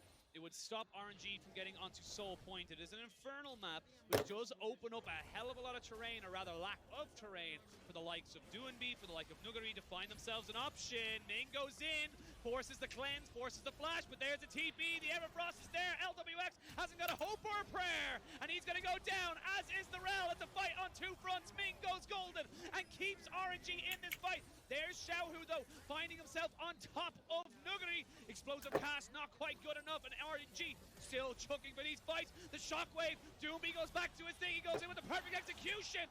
And speaking of perfect execution, Doomby trying his best, trying to go for it. Picks up 1, will not be able to pick up another. It's 5 kills all the way over to RNG and the 3rd Drake. The ace for RNG, the 3rd dragon for RNG, and that, my friends, is war difference. That was positioning coming through from Xiaohu having that perfect plan thanks to the vision control by RNG on this bottom side versus Nuguri who had to go the whole way down to that bottom lane. This is how RNG make their advantages. You're our Infernal Soul Point. You've just given over a motherload of gold as well. Evenly spaced out through everyone, and you can see there 2-2-2, 0-2 as we look at this fight replay. So watch where the TPs come in. Xiaohu's at the cutoff point, whereas when you look at Nuguri, he's got to go the whole way down towards bot side. So not only do you get this great engage from Ming, LWX has nowhere to go. He gets cut off by Xiaohu, Wei's killing Crisp in the pit, and then it's just wrangling people into the waiting hands of Xiaohu. Now, Nuguri tries to turn this around, but he just doesn't have enough, especially when he knows the rest of RNG are coming. Gala gets a range for the Killer Instinct, and at this stage, it's just outplaying FPX. As Doomby, to end that, will pick up 1, but it doesn't matter. As I said, the damage is done. Now you're looking down the barrel of Infernal Soul Point. You also lose 22 minutes. At 22 minutes. But not only that, you're also losing out on this Rift Herald, which is going to be even more pressure, more tempo in favor of RNG. And now RNG, they just need to try and bring it home. They need to make sure the nerves and then the excitement, yes, the adrenaline is fantastic, but you still have very palpable threats here on FBX. Nuguri, Doinby, and LWX will blow you up if given enough time. And if you need to double check that, look at the gold lead. It's 1,000 gold. Despite the fact that RNG got this big win, despite the fact that RNG have the objective control, there is still that threat of Nuguri. Xiaohu is not strong enough to deal with him in a side lane. Cryin is not strong enough to deal in the side lane, especially if TN is willing to play towards Nuguri as well. It is nigh on impossible to deal with. So for FPX, that's where you're hanging your hopes right now. Can Nuguri play heavy enough through a side lane and catch RNG unaware? Ifs, the buts, the what ifs, all the what buts, they will all be answered. As we see now, LWX gonna find way. Stridebreaker though pretty damn safe to keep himself there. The rest of LBX in tow. That's gonna be a very scary Scryer's Bloom to reveal.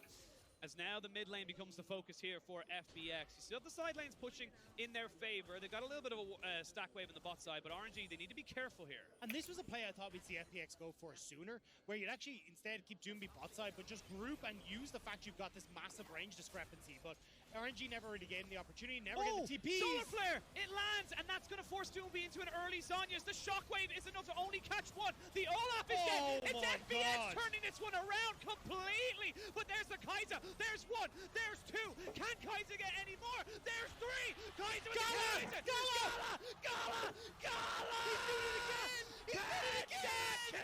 Kill for Gala! Gala is a monster in this game. He outsmarts the bot line of FPX not once, but twice, and this time slams 5 members of FPX into the dirt.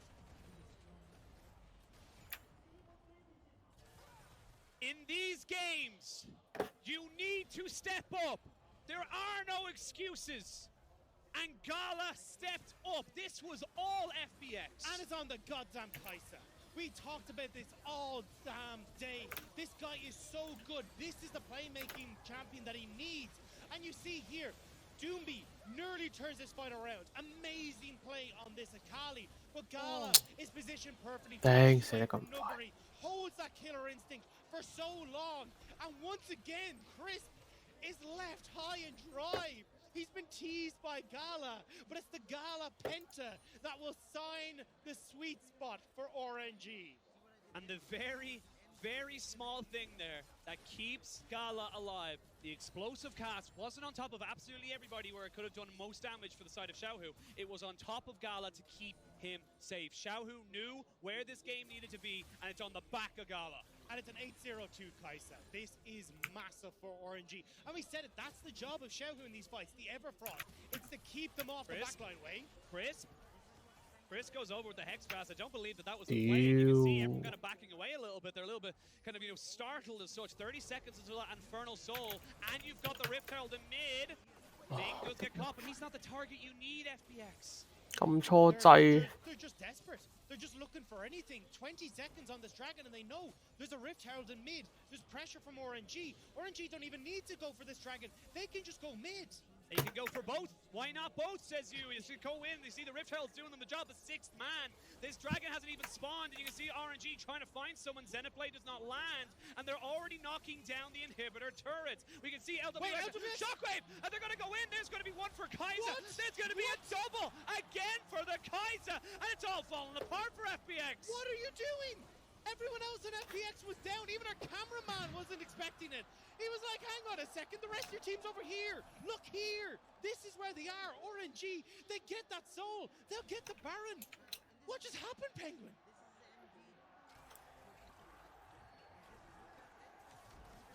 That's what happened. RNG is what happened. The crowd know it. They feel it as we come into this grand finals. RNG got slapped by FBX. No one was giving them a hope or a prayer if you were anyway looking at these games. But they are now in game 3.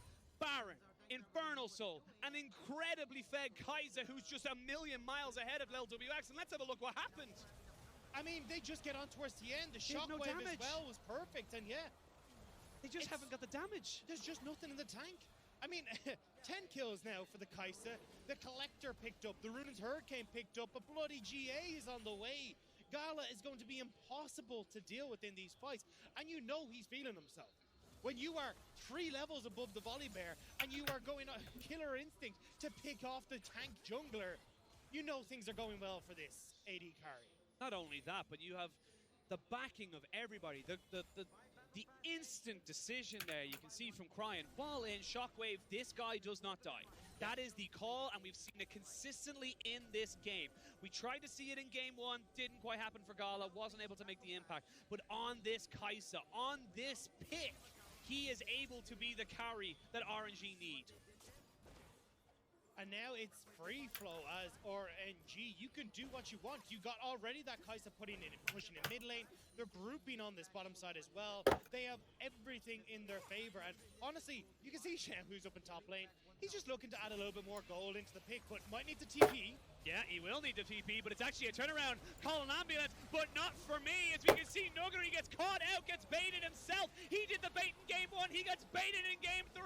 Flash forward, the Kai'Sa jumps in, and that's the shockwave you want to see coming on top of this one. Doomby can do nothing on the back end. Gala picks up another. Game 3, match point, RNG. RNG have smelt blood in the water. They know it's over. It's the TP map movements from RNG that will net them game 3.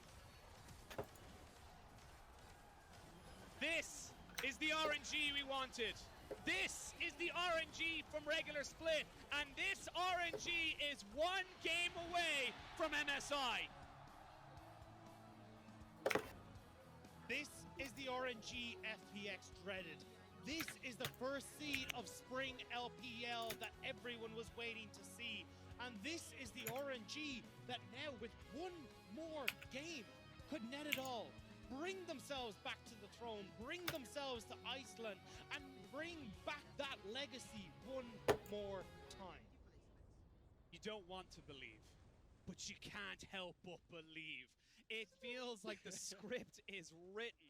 Like, again, we can't talk about this enough. Xiaohu going to top was a meme. It wasn't supposed to work. It wasn't supposed to be a thing that would catapult this RNG roster to a beyond, you know, a post-Uzi era. And it's working. I mean, that's what we opened up at the start of the day with. 2018 was supposed to be the golden road, denied by G2 in quarterfinals. 2019, they don't even make it out of groups at Worlds. 2020 spring, they lose Uzi. 2020 summer is the first time in 5 years RNG fails to make it to the playoffs. And now they stand 1 game away on that stage from reclaiming everything. No words. I've said that a lot today because, oh my God, this series. And for FPX, you had the solos, you had things that could make plays, you just weren't given the breathing room. FPX need to do something that for the likes of, you know, Nuguri and Doonby, they can do stuff here, but like, it never came together. Even there, look at Nuguri's damage, but it was all just kind of negated because Xiaohu's healing so much. It doesn't matter. And I feel like I'm not seeing the FPX that I was expecting. We're getting the RNG, but I don't see that FPX. I'm not seeing TN step up and be such a massive impact in these early stages like I expected to. I can see that Nuguri is trying his damnedest, but the rest of the team isn't with them. We see LWX and TN fighting on that top side where they're getting picked off. These are mistakes that are being compounded over and over again by RNG. And even when they get the early lead, it doesn't seem to matter. Yeah, honestly, pressure, the weight, if you will, of everything coming down, it can get to you, and we'll see if FPX can change anything as we go to our game 4, potentially our last game of the day. We're going to throw it to a break, and when we come back, it'll be our analyst to tell you about everything in game 3.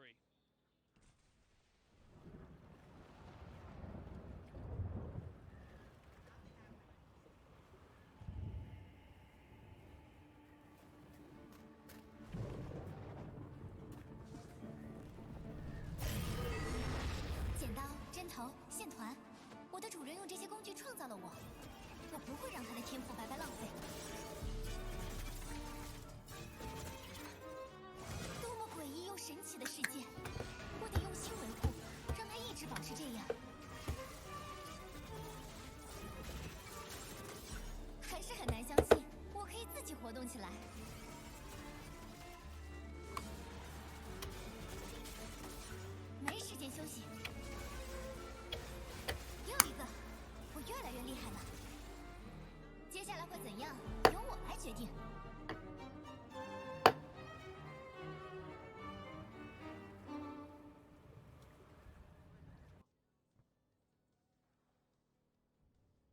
喂，唔好嘈啦！喂，唔好嘈啦！輸咗啦，拜拜啦！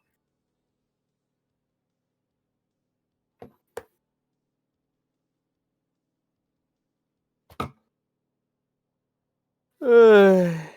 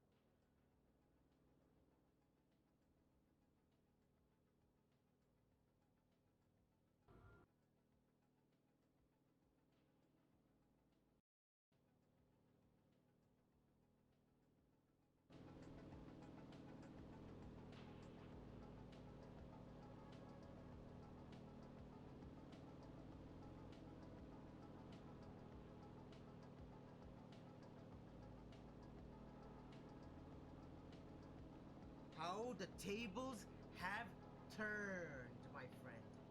How the tables have turned.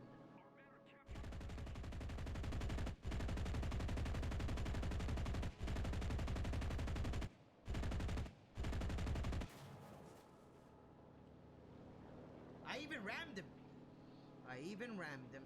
To insert dominance. Yeah, the flight sim is not working as intended as in the game.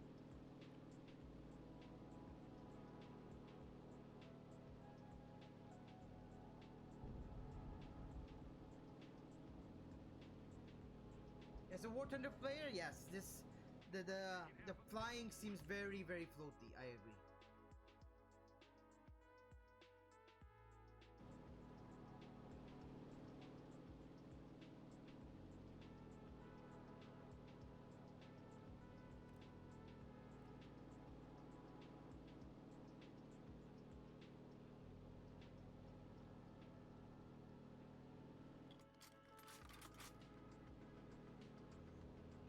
Still better in Battlefield 5. Ah, yes, agreed. Yeah, I'm sure they'll tighten up. And if they're flying, ask your friend to experiment where the rockets are hitting or where you're dropping your bombs. Learn the physics of the game, then properly use them.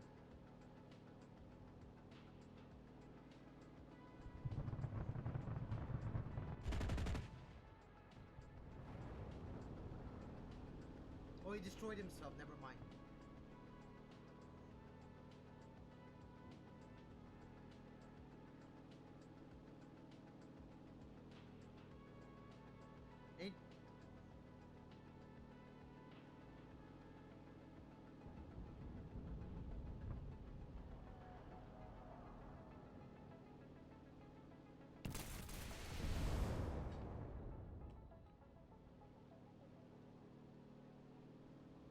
Hello Freeman, I'm back again. Just had to teach a small streamer how to play Enlisted. Oh, you should teach me something, Grand Wazoo. I'm a noob too. Freeman needs lessons of how to play the game. If you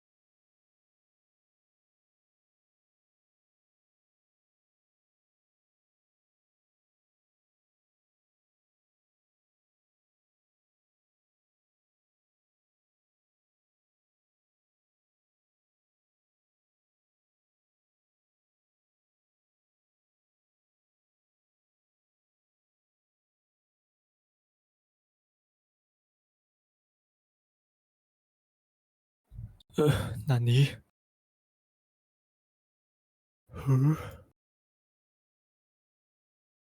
咩啊？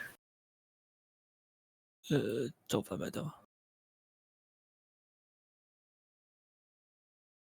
哦，OK。做緊5點嘟咗線，去解個戰場，就嚟做到可以解戰場嗰度啦。跟住就可以入邊浸啦。哇！然後仲要打咩嘢？仲要打埋嗰兩個戲劇船嗰兩個。然之後喺入邊打到有傷，傷開到你要嘅嘢。我覺得我嗰兩隻70幾咧升到80都仲未打到佢出嚟。我得一隻 Dancer 要升成80啊，高過70啊，要升成80，得一隻一千零一隻。然後冇嘢升咪 bling bling 咯，刷係啊，刷 bling bling 咯。戰場冰冰係咩樣㗎？琴日抌出嚟嗰張圖嗰啲咯，個金呢嗰個係啊，嗰個係戰場嘅咩？係啊，嗰幾 set 就係嗰4把就係戰場噶啦。4把嚟㗎，唔係1把嚟嘅咩？唔同換上去㗎，逐把嚟。中意嗰個樣就唔使換上去㗎啦。可以咁諗嘅，我可以咁諗嘅。呢個樣 OK，得唔使再上。第一個已經 OK 啦，咪就第一個啦。極速搞掂咗把冰冰，冰係唔 bling 嘅 bling，係唔 bling 嘅 bling。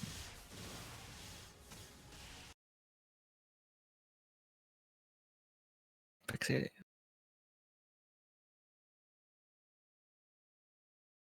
冇人排嘅。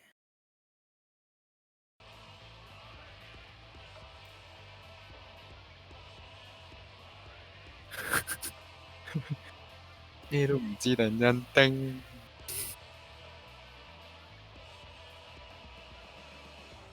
逼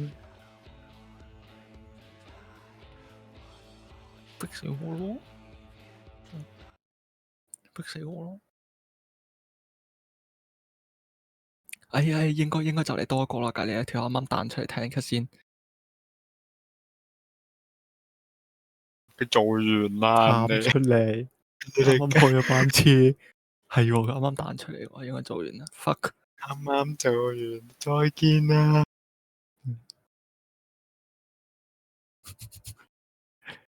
呢度非洲有向後笑，拎翻嚟喎，拎住個頭翻嚟揞住個嘴。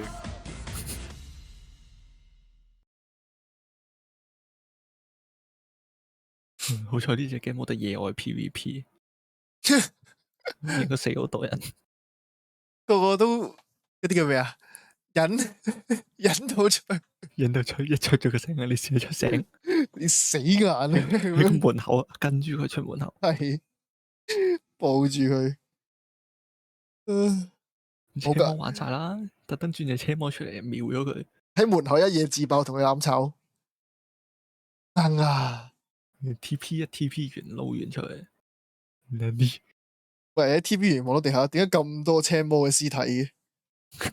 反而啲車魔死，因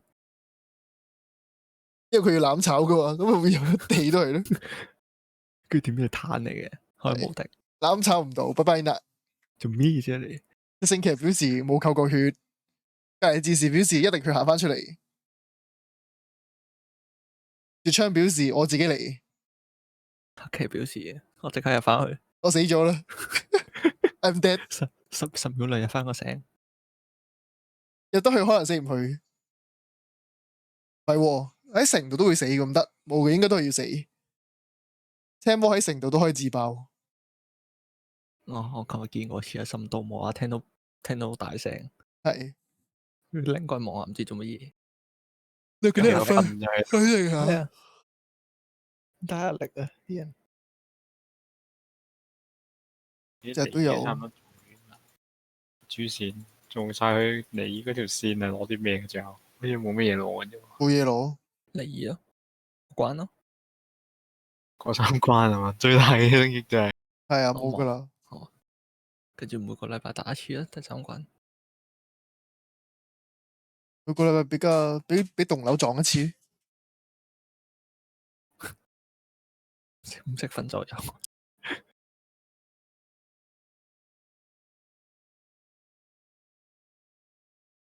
有人火爐啊！我知啊，睇到啊，聽到啊，唔係睇到。嗱啲有聲嘅咩？有啊，啱啱播咗音樂，呢度打死我，差啲嚇親俾嗰個字音樂，記得較細聲啲。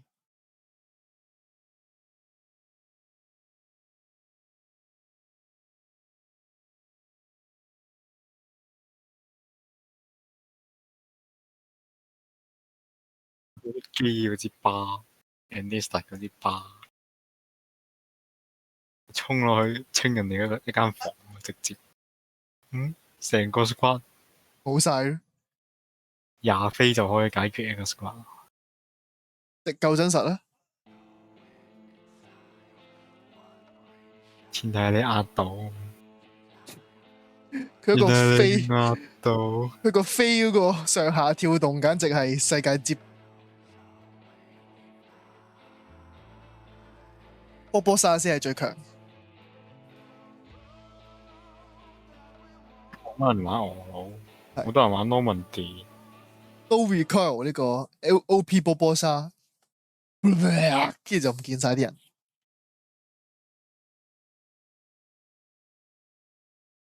俾好似琴晚哨嗰啲攞住魔神彈出嚟，跳起跳起一下就冇咗，成間房啲人跳幾嘢就唔見晒。雖然阿哨係咁輸，係啊，佢哋冇贏過，睇3場都明明睇住佢哋一個一個咁樣開無雙，但係都係越輸。殺人咪得咯，面對無雙大師，殺人就得噶啦，唔使 cap 噶。左邊咧就阿 Salute 拎住支motion 喺度一個一個嚟，隔離中間直衝入去嗰個 Doctor Lupo 即係波波沙衝入去，跟住剩低嗰兩個冇睇，呢個 Submit 同埋 Lyric 做緊啲咩都唔知。你睇到 Submit 俾人炸死，我呢個又上電視啊嘛。睇佢睇到阿哨望住佢，有個飛機衝過去掉落去之後，Submit 就精準投擲硬牙，跟住就冇晒成隊 squad。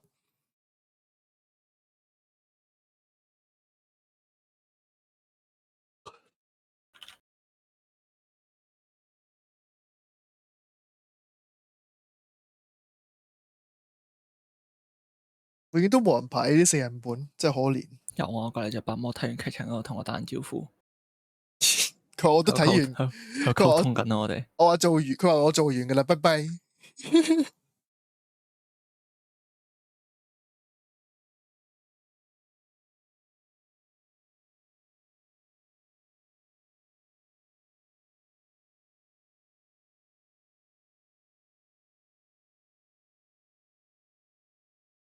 哦，龍女嚟嘅，哇！你睇下人哋，你睇下你，係睇下你嘅。人哋 boing boing weekly quest 喎，解嗰個假嘅，賤嘅咋，全世界嘅龍女都一樣。呢件衫我有啊，咪有，輕鬆呢件假嘅。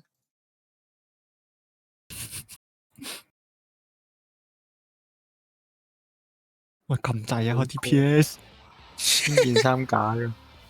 喂，碾死你啊！你唔咁滯，唔咁叻。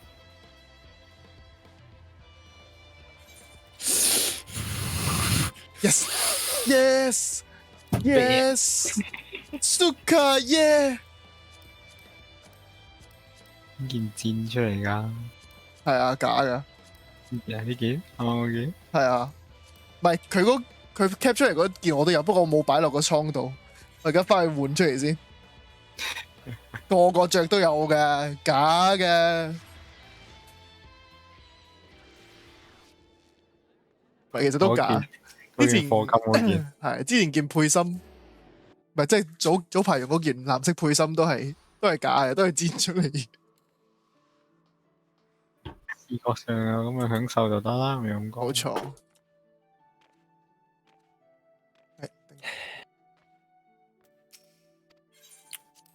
我哋揀啲靚衫嘅咧，點會揀啲暴露嘅衫咧？黐線嘅！嚇，好靚咯呢件。轉件泳裝出嚟先，空格出嚟先。呢個咩啊？嗰啲學生啱啊！嗰啲叫咩？我唔記得咗添。我唔記得個名學校名詞。霍格華茲咁樣樣咧。佢啲衫好長啊！嗰件學姐，exactly 一套整出嚟 ，no problem。我唔知佢隻腳係咩睇唔切啊，一樣嘅都用翻呢個，不過我染咗色。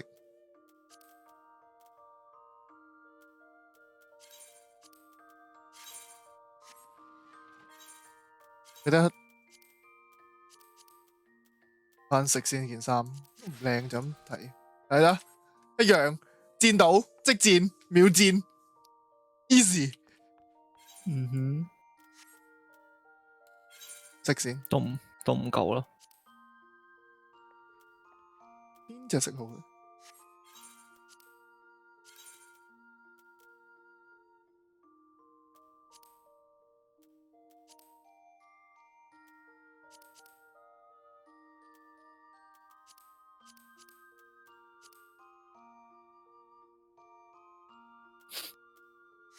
龍女真香。唉，染個粉咪咯，求其染個粉紅色出嚟玩下先。成為十幾啊，十幾 USD，即係10，我已經係龍族啦。但係佢啲特價會買幾支平啲，好好笑。逼你去玩入定貨，冇錯。唔會有得入定啊！你買咗次之後，你就會越用越多噶啦。你應該唔止係買定應該買到成個倉都係。唔會有機會 stack 到。一日用一支。你呢條裙都唔靚嘅，就咁配落去，嘥錢。我覺得係因為你膚色搞到件衫好怪，唔係件衫襯咯，唔好意思。係呢下邊唔襯呢個顏色，係你個膚色太深，大件衫太淺色。我幾中意佢對鞋真係唔靚，唔中意對鞋。係咯，絕對。平時我都係着住呢對涼鞋周圍跑算。你覺得 Nike 喎？涼鞋啱啱轉可以，都算啦。粉紅色咩對？我就係要不合調和音。嗰兩隻唔記得叫咩添？嗰兩隻啦。嗰兩隻我唔記得咩？嗰對鞋，嗰對拖鞋。哦，呢個都係拖鞋嚟。其實頭先嗰個國王的新鞋。平時我記得係用開紅面，好似用衛月紅嗰個紅色係靚啲，寶石紅都得，不過反衛月紅麻麻，鮮紅都有粉啊，櫻桃粉啊，呢隻粉就差唔多啦，不過都係唔關我呢黑皮龍女士。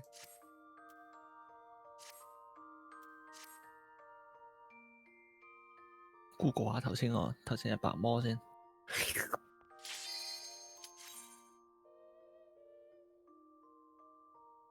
開頭買咗呢件之後，真香咗一陣間之後就體驗咗，已經冇拎過出嚟用。真香係，真香咗幾日就仲要係。10幾 USD 只值幾日？冇80幾咁多呢件。冇10幾啊？幾日呀？係咪10幾咧？唔記得啦，我都唔記得咗幾多錢買咗。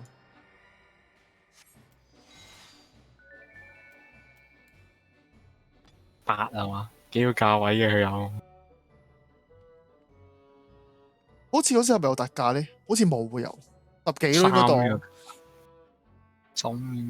消耗品正常應該10幾。佢有幾件好平嗰啲，就係嗰啲咩泳裝同埋節日衫，幾蚊雞嗰啲。誒，復活套咁嘅 friend，復活套大陸服免費添。我哋有雞，我哋係雞，佢哋係兔仔。咁我要雞都唔要兔仔，夠過癮。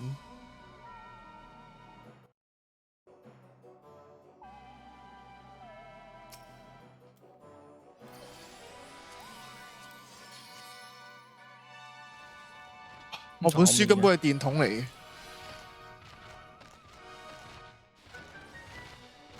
perfect 嘅。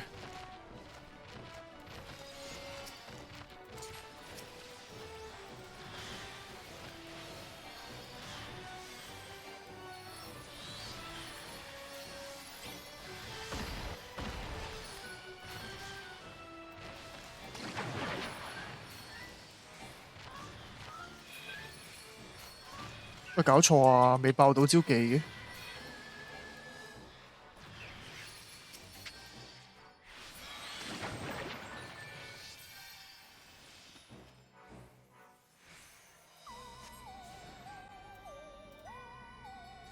嘥咗招大字。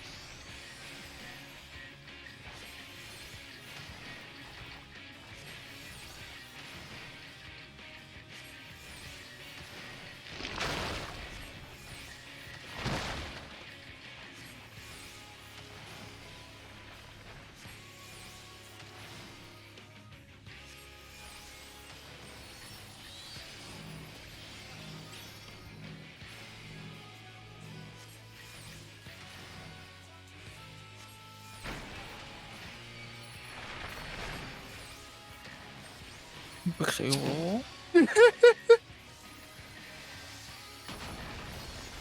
喂，唉，好彩啊！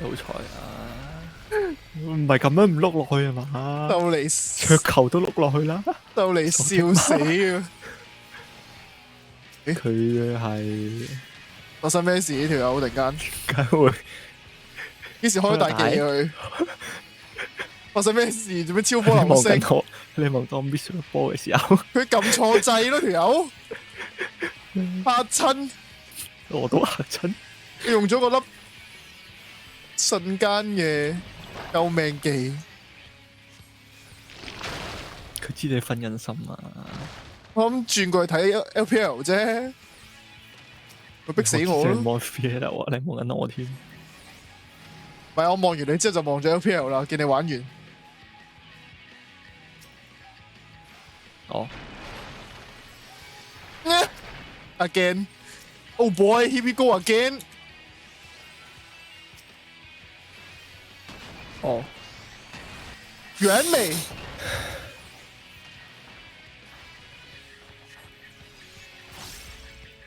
你試下唔入啊？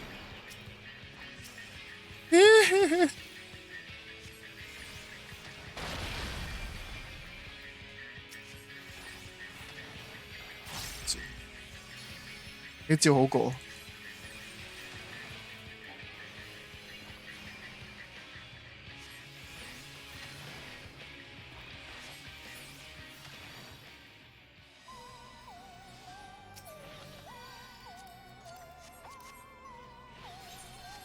國際啫。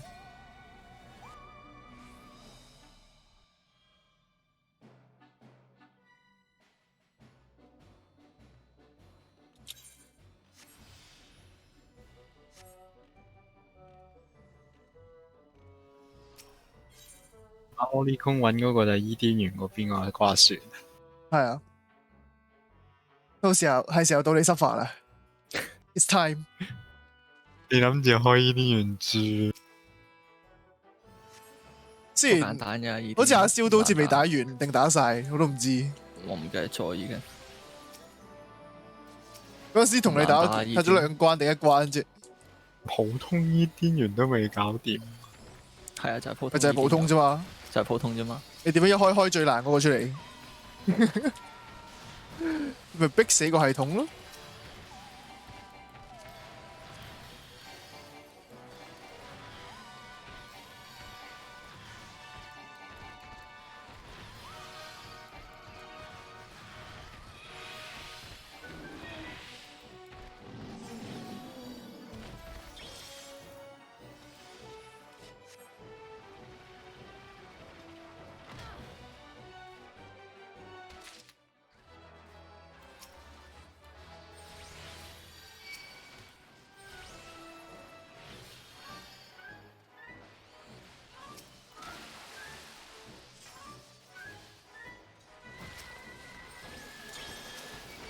係揾特偷之後又要開始搞另一邊，24人府都唔知排唔排到嘅。個天才拉開咗我入翻嚟嘅戰人，唉算啦，放棄都冇啦，播差唔多。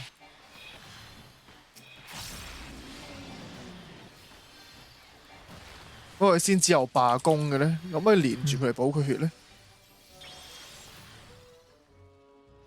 唔係好明發生咩事啊？仙子今日心情唔好啊，仙子。好，睇嚟 GG 3-1，唔係 GG 3-0。3無幾3-0同3-1差場啫嘛，冇所謂啦。我都係估啱咗啊。唔係世界賽俾人。總之就係3就得噶啦。係咪都俾人讓2追3噶啦？幾時都有噶啦。啱啊。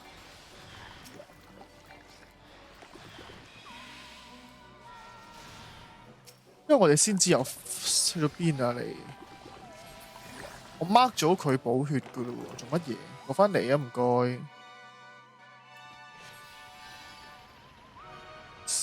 小仙子 ，What the fuck are you doing, man？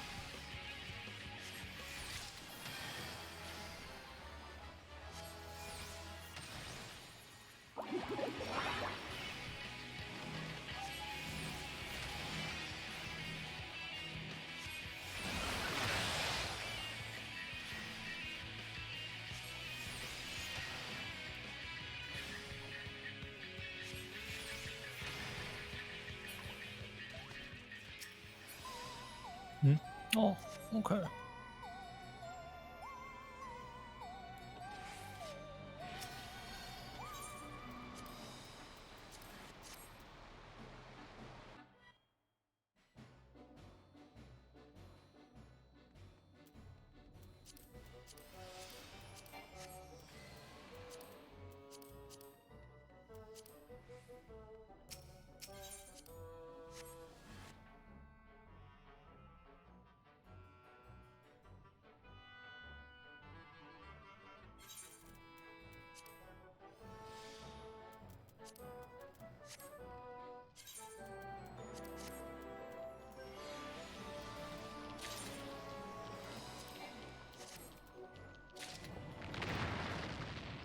不過我有呢件裝嘅，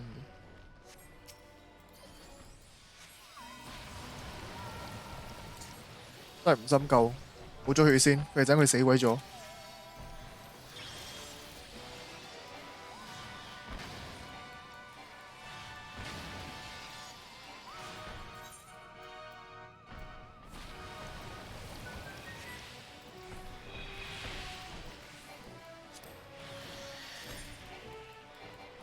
哦，冰裝副頸服，我擺咗喺度。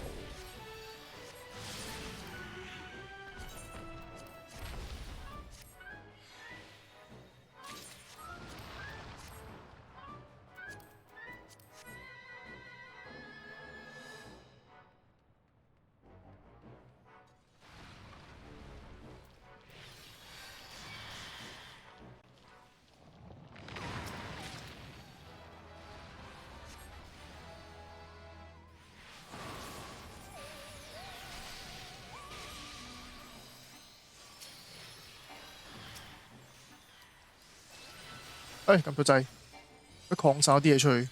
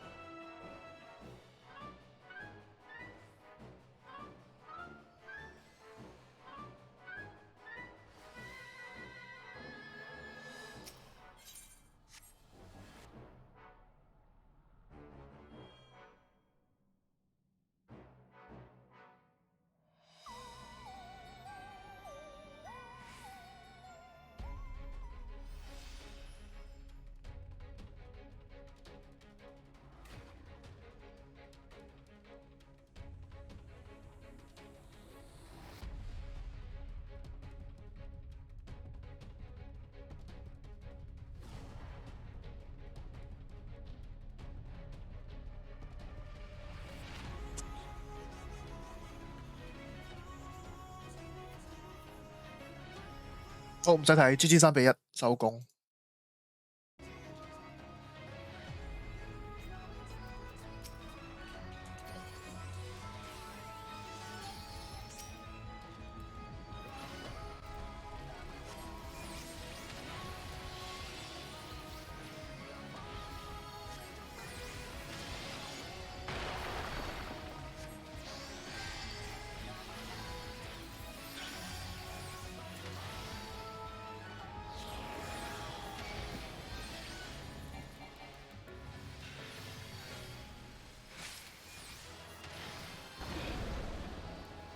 Perfect。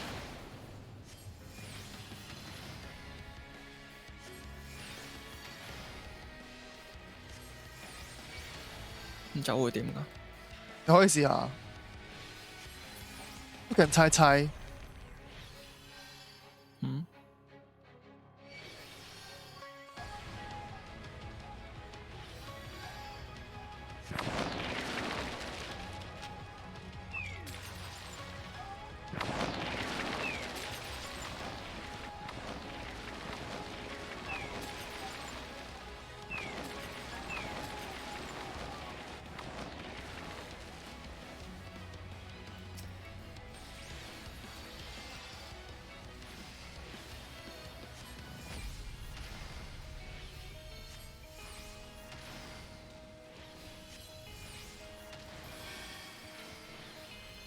time 錯咗時間。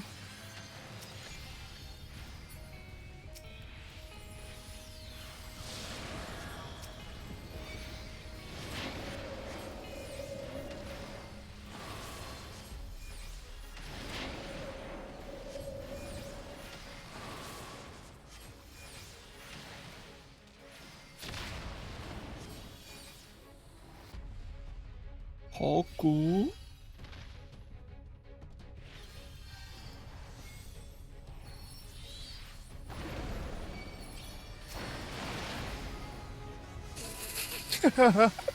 完美喺到條邊。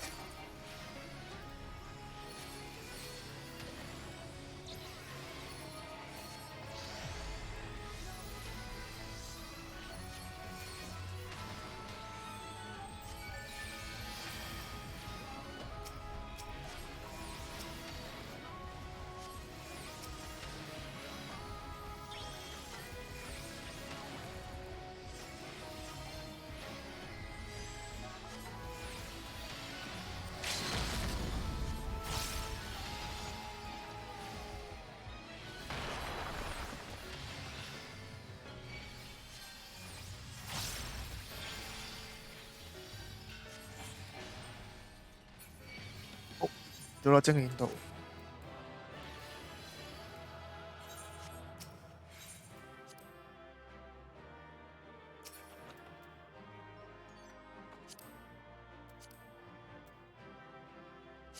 未見過呢件衫喎，咁樣嘅。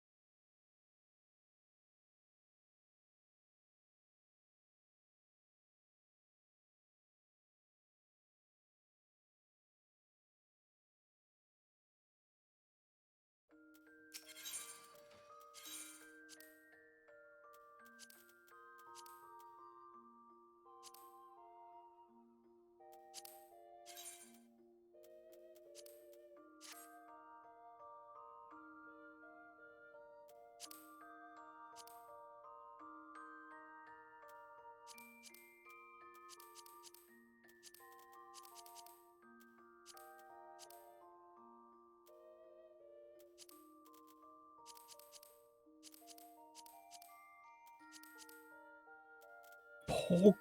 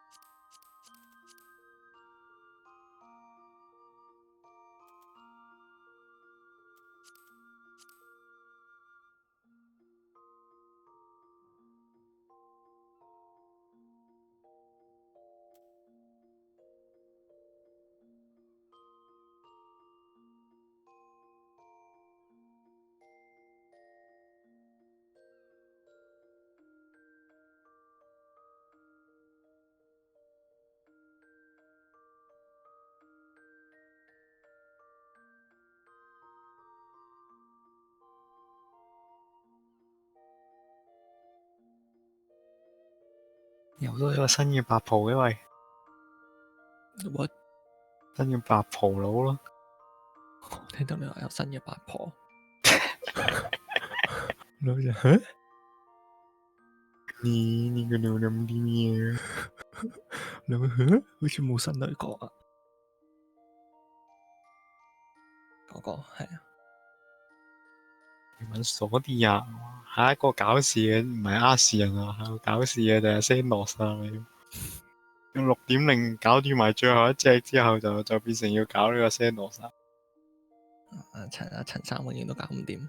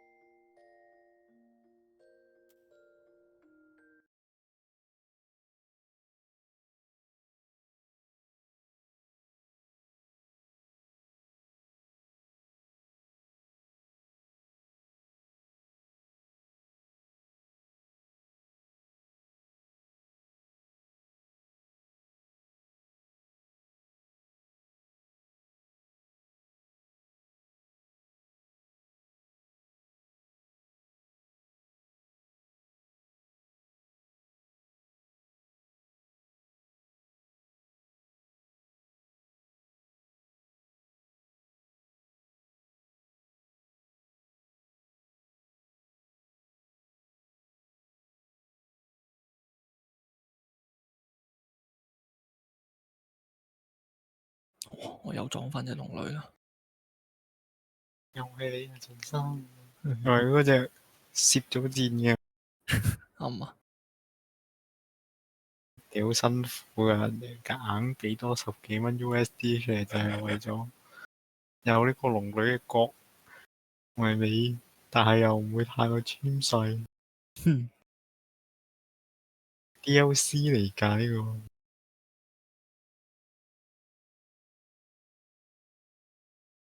盲魔嚟嘅喎。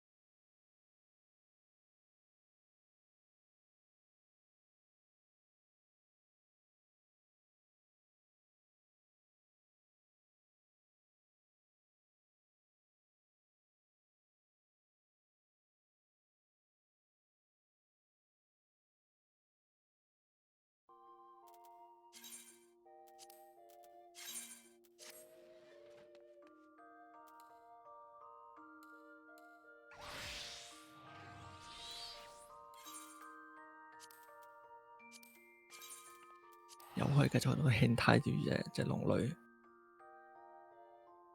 咩啊？又可以喺度輕態住隻龍女。好，仲有2分鐘嚟得切。啊！醫生加得嘅時間多啦，好彩啱啱好翻得切，唔係搭正咩？咪搭正噶啦，懂不懂噶啲人？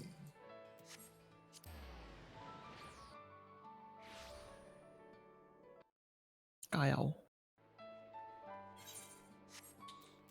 之前做你都唔係好多嘢攞，啲保底票可以換啲咩？其實真係，除咗呢嗰啲 resource。睇你有冇嘢啱咯，行去嗰個換獎商人。咦？有暴民出現，又已經成村人喺度啦。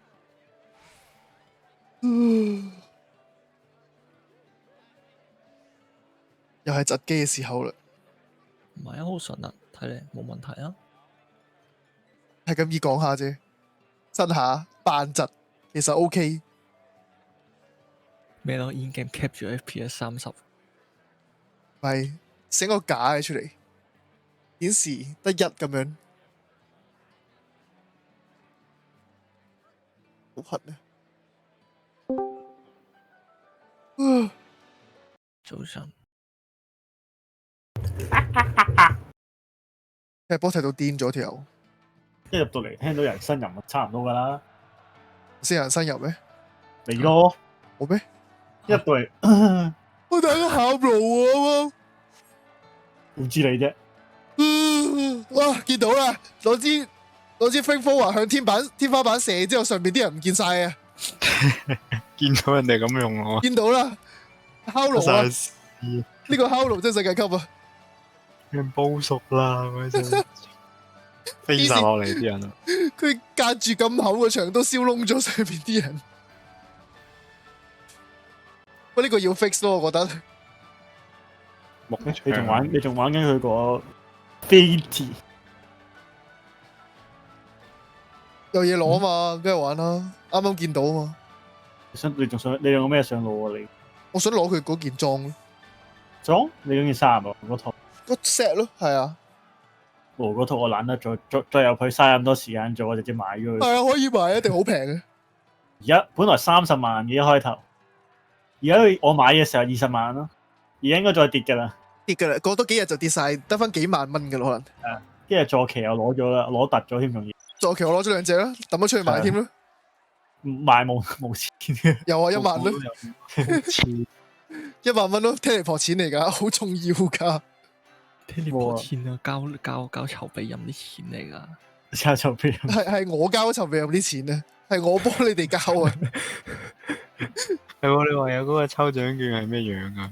你喺隔離，即係嗰個廣場右邊嗰2條彈傘，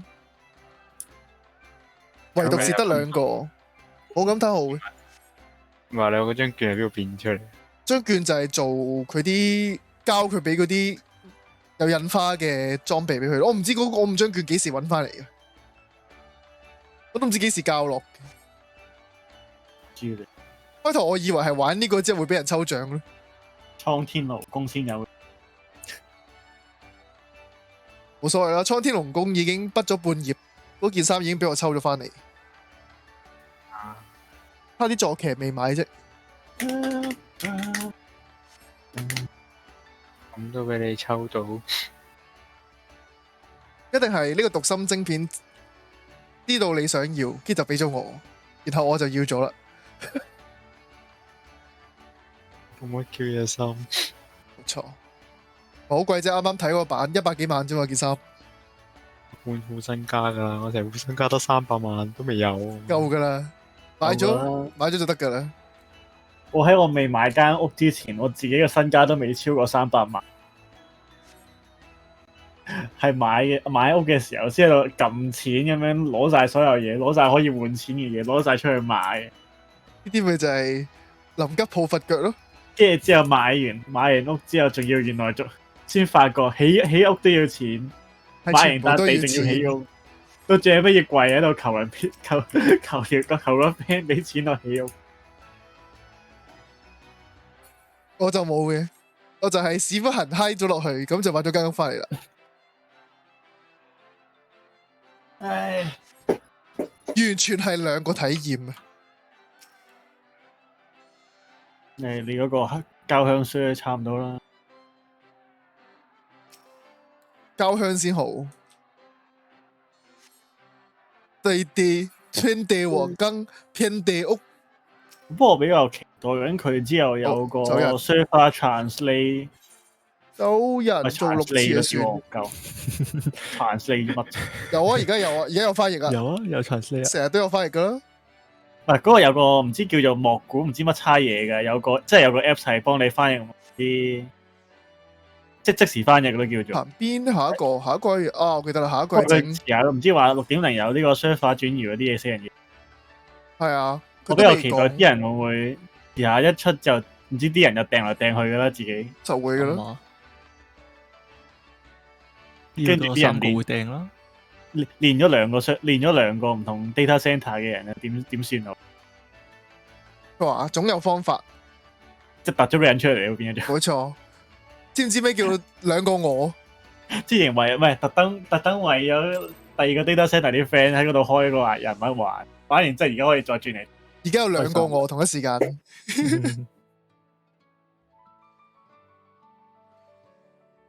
係咯，做六次啫就可以偷懶，呢個做4次就可以偷懶。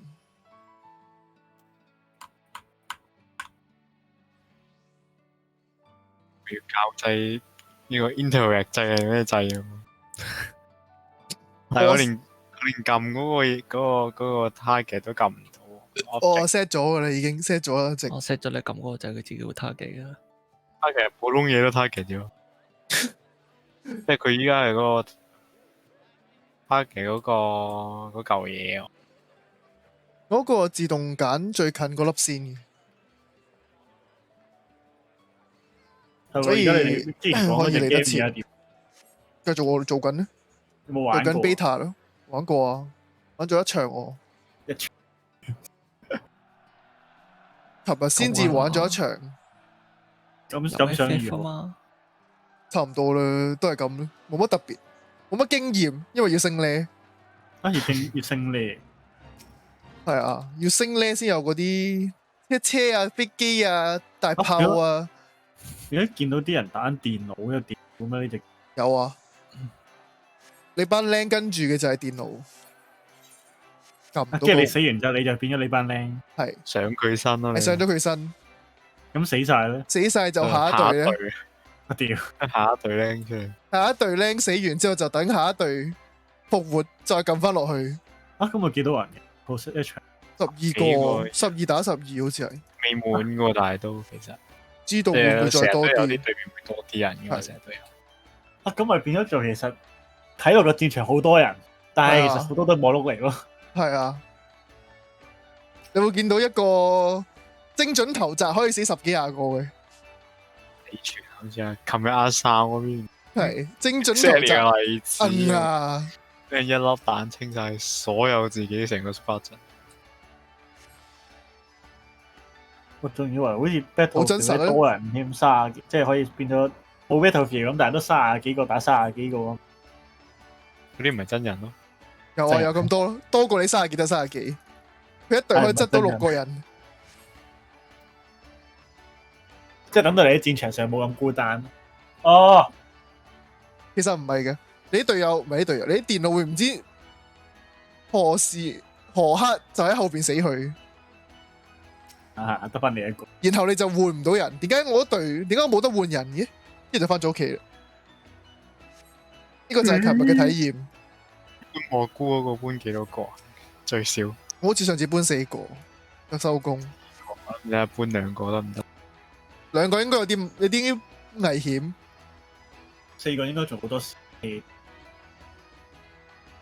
度發緊呆啊嘛。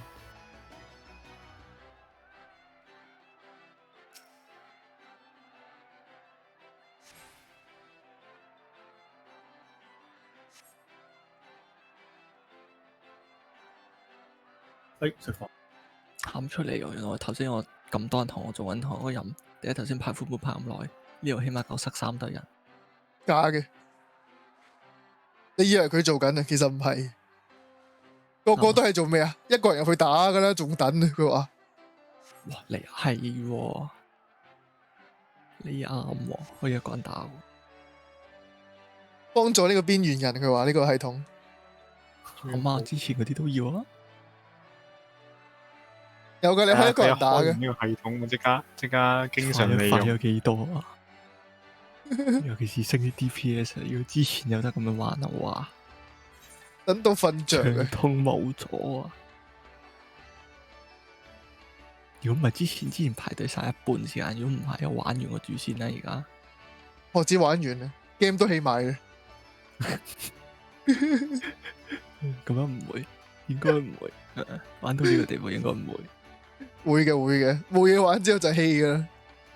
走啦，翻去玩槍啦，開槍啦，白啦要去。跟住突然間醒起係冇嘅，然後發現點解冇晒啲槍 game 嘅？就係因為嗰陣冇，所以先轉過嚟揸劍。你都可以揸槍呢度冇問題。嗰支槍仲要係散彈都可以射到機槍咁樣樣。咁耐都未出嚟㗎隻龍女，又要逼死佢啦！係咪坐喺個 mission 嘅門口一出嚟？係咩 setting 嗰個揀嘢 setting？ X 個啦，係咩 setting？ 個掣係邊一粒啊 set 落去 ？P buy 唔知咩 confirm 嘅掣好似係。都 exactly 個名唔記得咗，好耐之前已經教咗，因為target 停噶啦，一定係唔係 target alliance 啊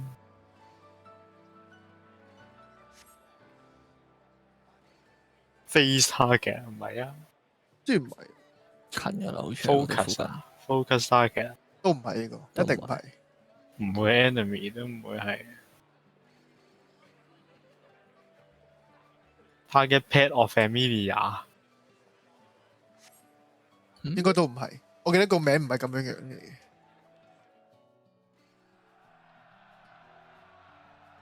應該好短嘅。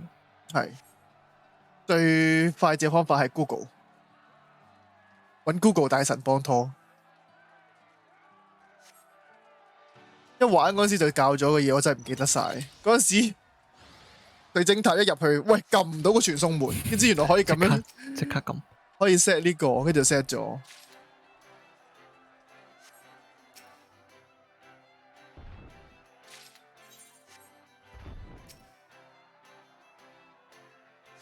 至於呢個執毛係咪6條毛咧？嗰個執咗6條毛就有定4條都唔記得添。4條啊！遮住咗啫，俾人。唔係4條，我諗緊係幾多條毛有100張票，唔記得咗。係咪 test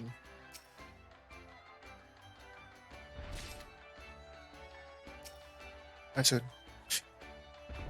執到剩低30秒嗰陣時就應該差唔多。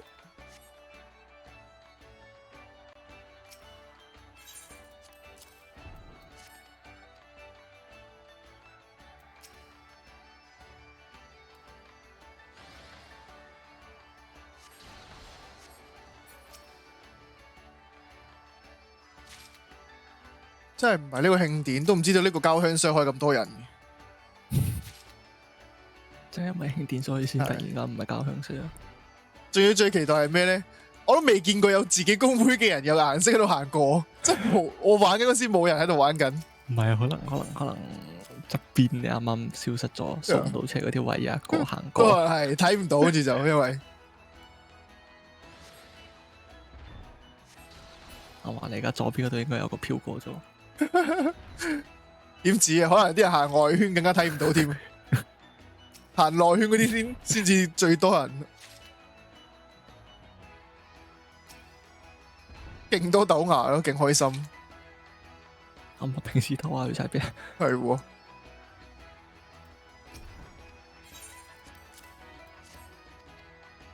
呢係咪4個定5個咧？唉，執多個咧，反正仲有時間。個算。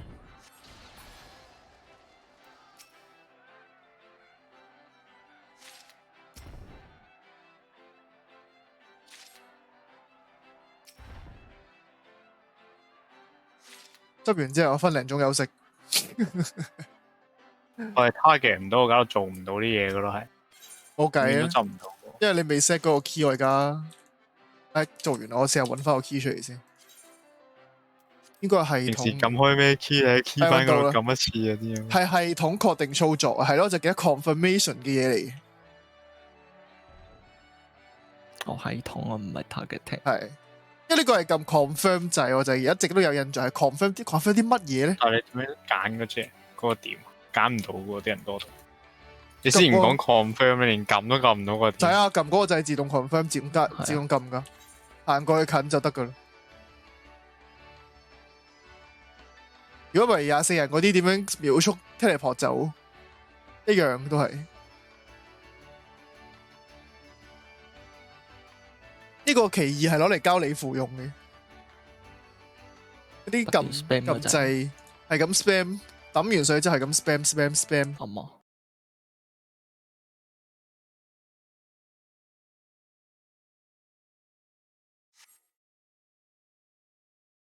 ？system confirm 啊？第一個就我第一個 tab， 你撳完睇下 O and Bird 咯。點知原來中文版、日文版同英文版擺嘅位全部都唔同，逼死晒所有人。你靜啦，繼續瞓覺啦。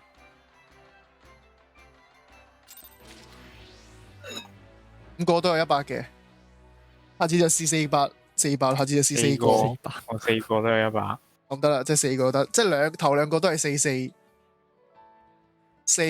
呢個都好似係呢個你頭先係8，好似6都得，呢個好似係5咯。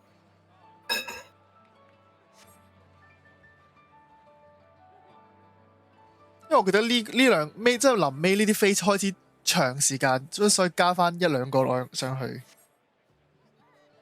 最尾搬禮物我就搬到8嘅，呢個好似係6。煮飯。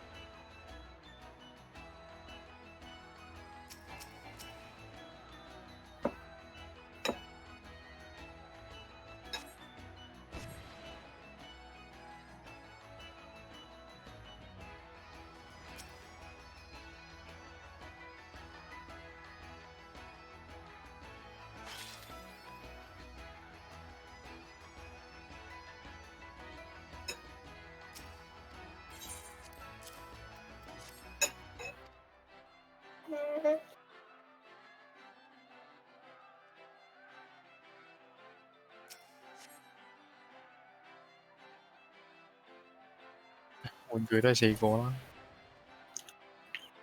應該吧。上次最低有幾多個？上次一係8，一係6，都唔係太 confirm， 記得執咗幾多個。我先執到尾，因為都係上一次。今次試下交而家4，即係交6應該差唔多。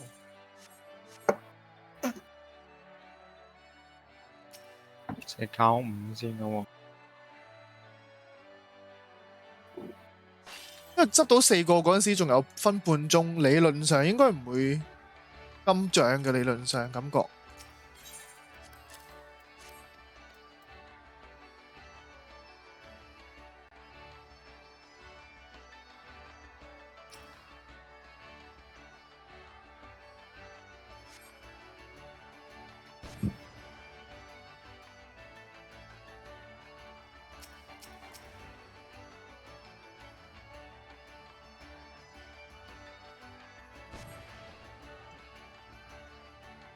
fail 2次。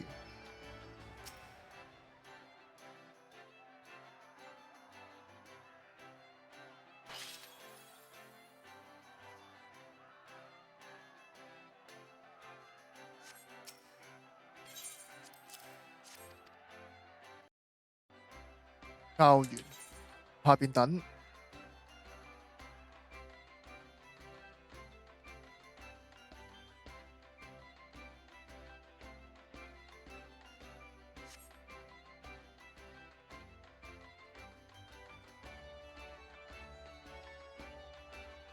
交7個，嘆氣佢。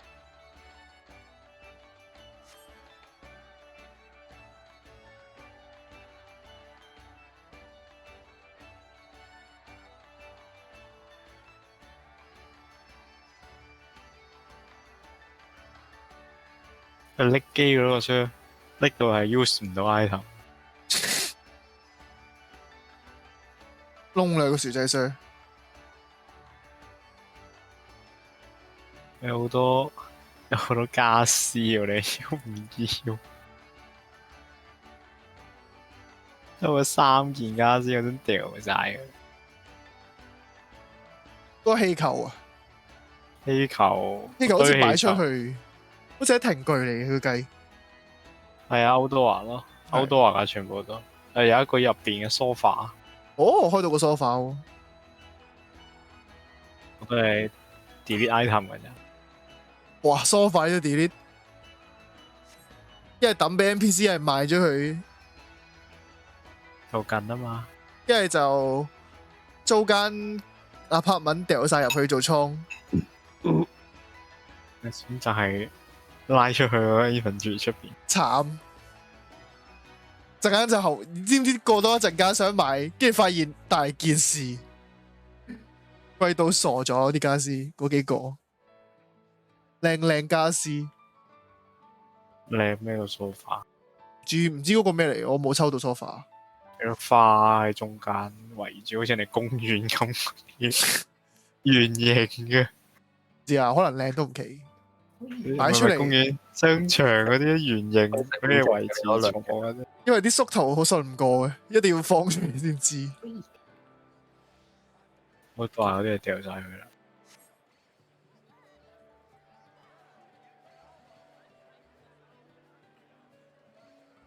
爆袋啦又！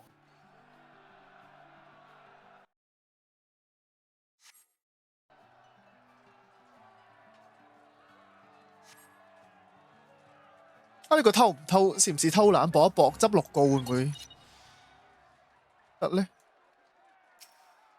即人向係啊，好似唔 work 喎感覺。佢呢個唔使估嘅喎，就咁行過去送嘢。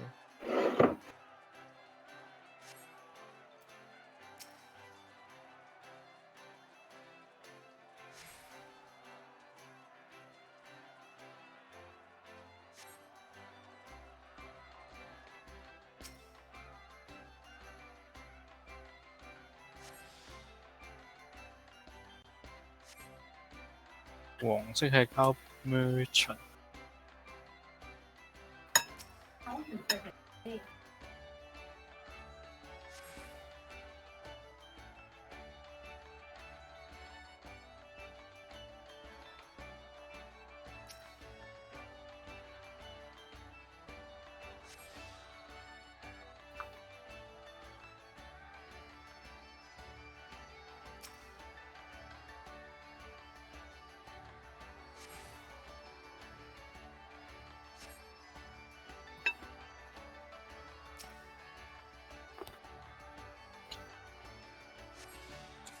執到4個都未過一半，睇嚟真係要8個先穩陣。係。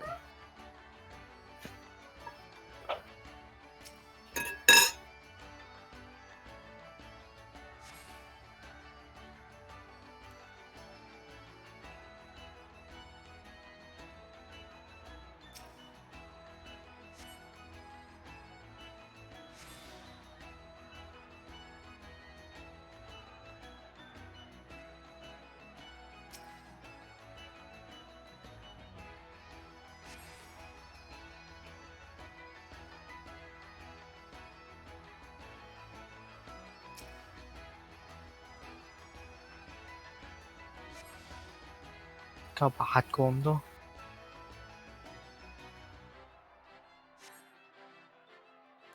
8個係穩陣啫，你可以挑戰極限試下交6個嘅。咁話啦，粉紅色應該俾女仔嘅我。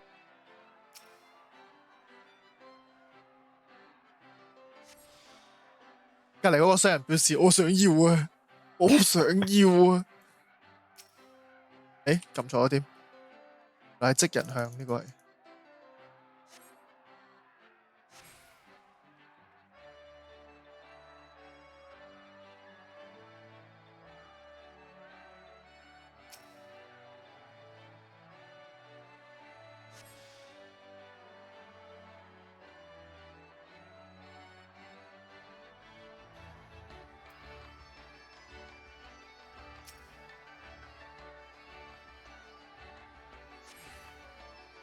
交完8個等開獎。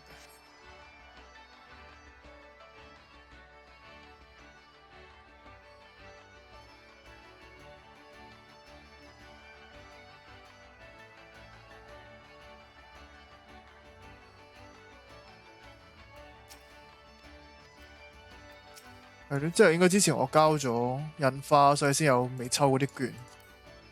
玩呢個 Fate 係冇券，冇得抽獎嘅。知何年何月嗰陣時入咗嚟交完嘢，唔記得去抽獎。good，跟住今日行過先醒起，過去睇下先。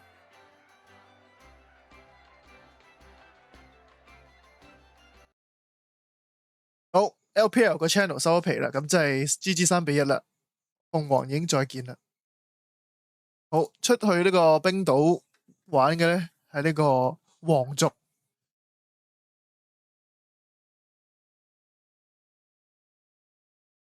Ryu never give up。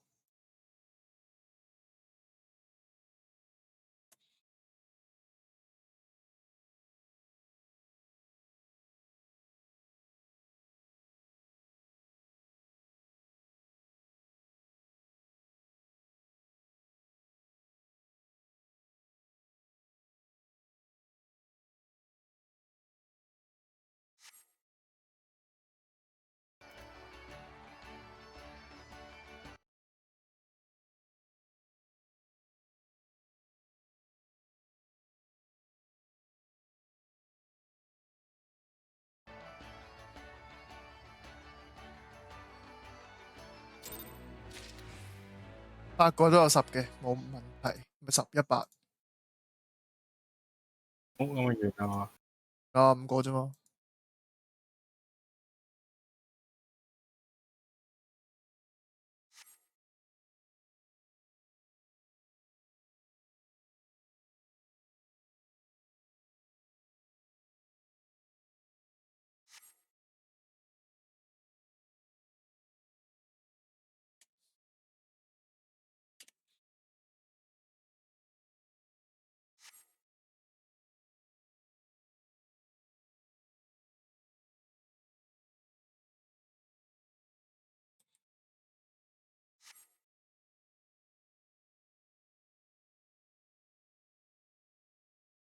所以呢個保底線係64468，挑戰下次再挑戰少啲先，第一個撳5個先。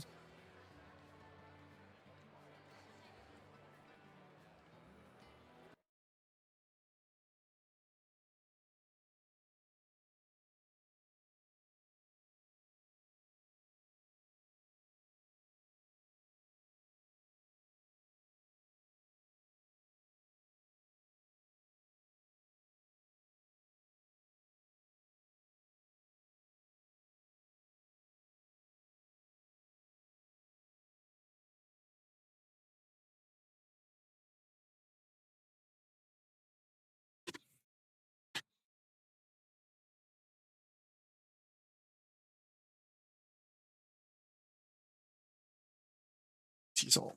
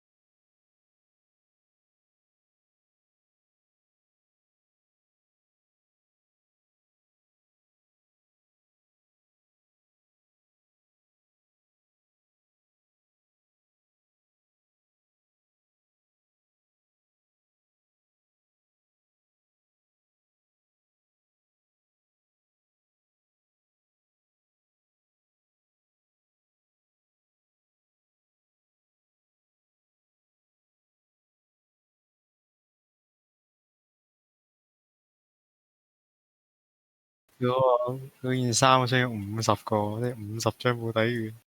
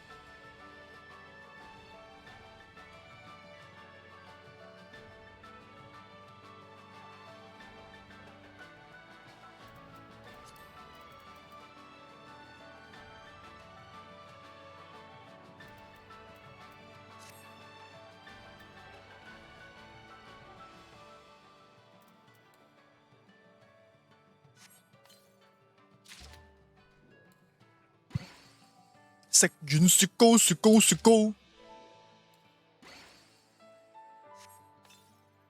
咦？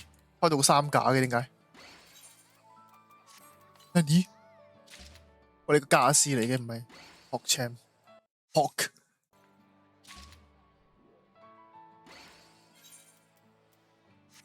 哦，開咗件衫啦。哦，唔使玩啦。哦。人品大爆發嚟咁。今日做乜嘢？死啦！即係要拆翻成個禮拜啦，應該。係咩樣㗎？即係牛仔衫、牛仔褲，有個牛仔頭，睇下係咪呢件先。抌上個拍賣所知嘅，係呢件13萬。3架咧，3個都4萬蚊喎。PogChamp 做咩啲家私咁貴？係個，但係我個環塊已經冇位㗎啦，開咗佢點算呢？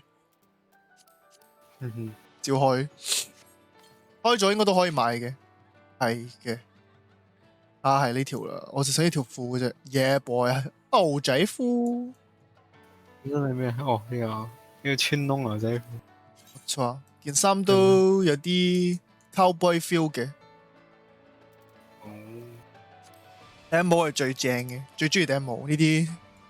牛仔帽唔係喎，牛仔帽呢啲漁夫帽啊，唔係好漁夫，唔係好漁夫，牛同漁夫中間 indie 咧，即係呢個印第安感覺，因為可以染色呢套，可以染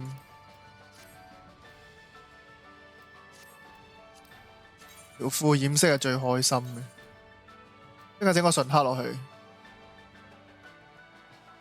啊！整個 Levi's 顏色先 ，Levi's 應該係呢隻深色藍，邊度有深藍啊？冇嘅。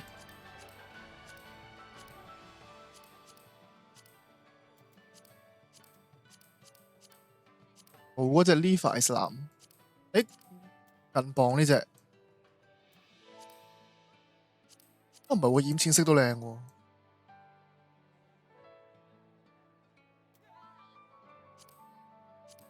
本個樣係呢隻綠綠地，錯。呢個任務名中文同英文爭咁遠嘅，英文 Annihilation 啊嘛，即係中文係封閉性塔問啊好。完全諗唔到點樣譯出嚟。How come Annihilation 會變成封閉性塔？日文都係封閉性塔嚟。係。啊！有冇人單賣呢啲衫？應該都有。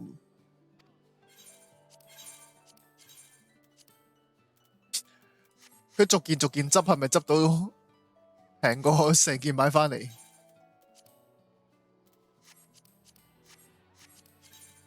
我要揾人喺邊啊條友？哦，原來係乘機逼害人嘅，條褲係賣得仲貴過一個盒嘅，但有人買嘅喎。我覺得後主條牛仔褲咯，因為真係都係穿窿牛仔褲。唉，是但啦，我唔食噶啦，個 Giant 食咗都唔口舌嘅。你問我做咩啫？你問我天啊，我都想知點解咁大風啊！你食咗啲咩口味啊？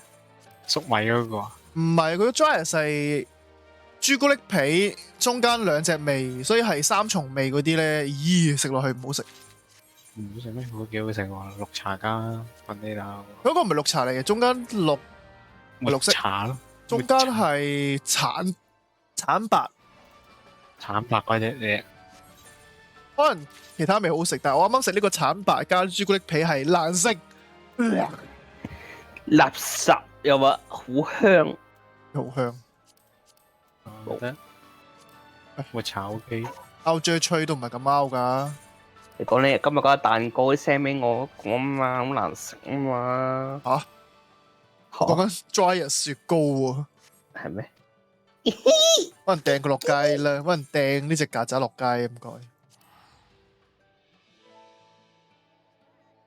唔係嘅，我都繼續玩多1-2日嗰個 face 咯，反正都就嚟夠50張券可以換多個箱出嚟掟出去賣。咦，要打24人啦！失蹤女子尋回現場證實死亡，又話急救緊。反正我都要嗰個蒼天票、振興票，我想儲滿佢4900，間唔中我去玩下啦。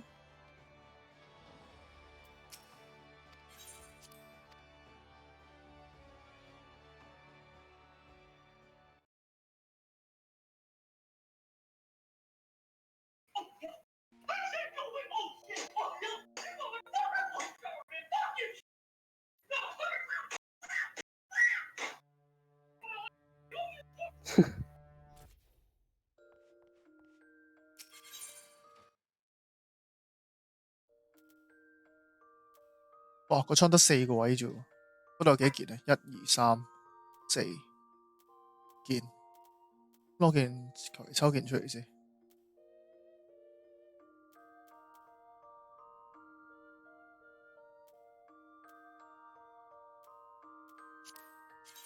點解咁快死咗嘅？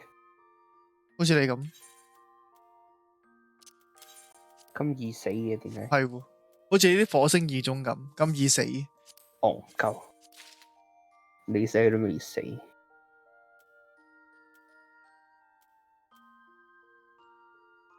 慈善健身同埋義賣嘅活動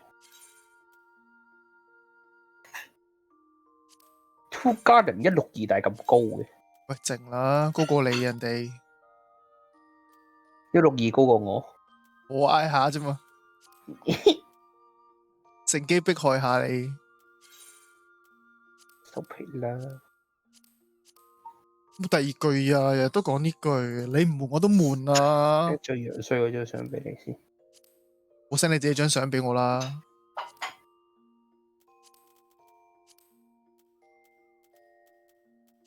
好，我 T-shirt 出晒啦。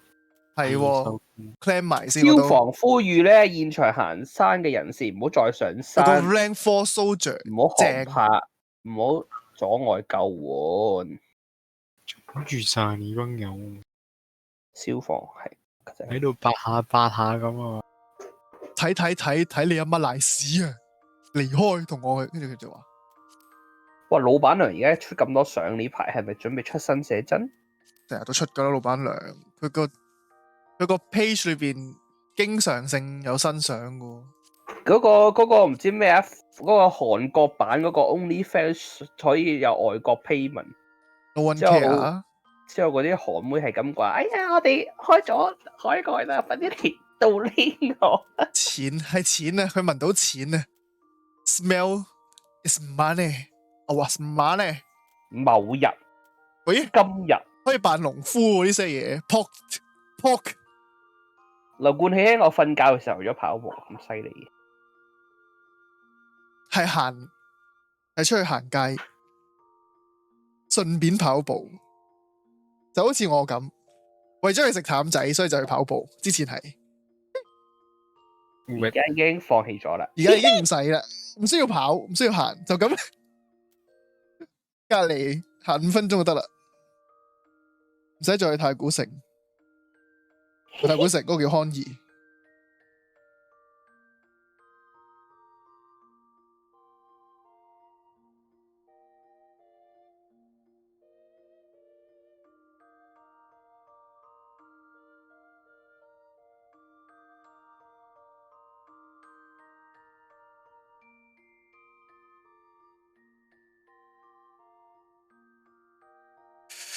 唉，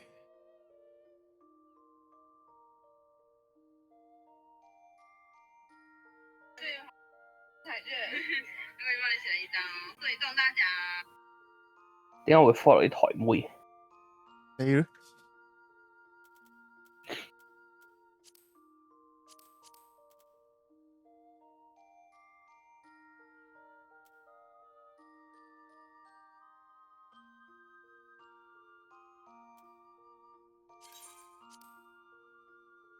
可以染啲咩色咧？個顏色本體麻麻地。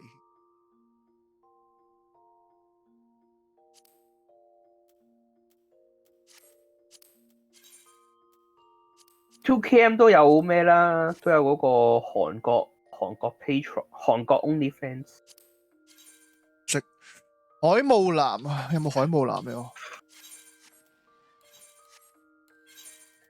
喺 Bitriana 就有 Bitriana。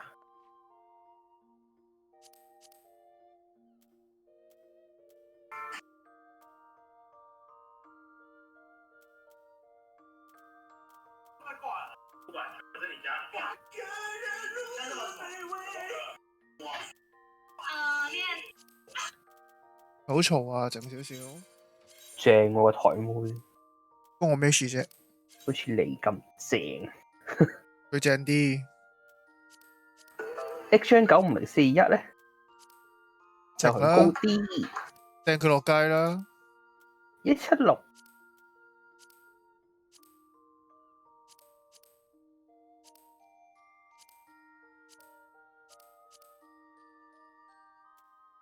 哇！女王又有相啦，女王又有新相。冇人識佢啊！女王嗰日咪 send 咗俾你咯 ，SM 女王。你咪 SM 女王咯。我係被 M 被 F 被 M。講乜嘢啫？搞清楚啲你想講嘅嘢先。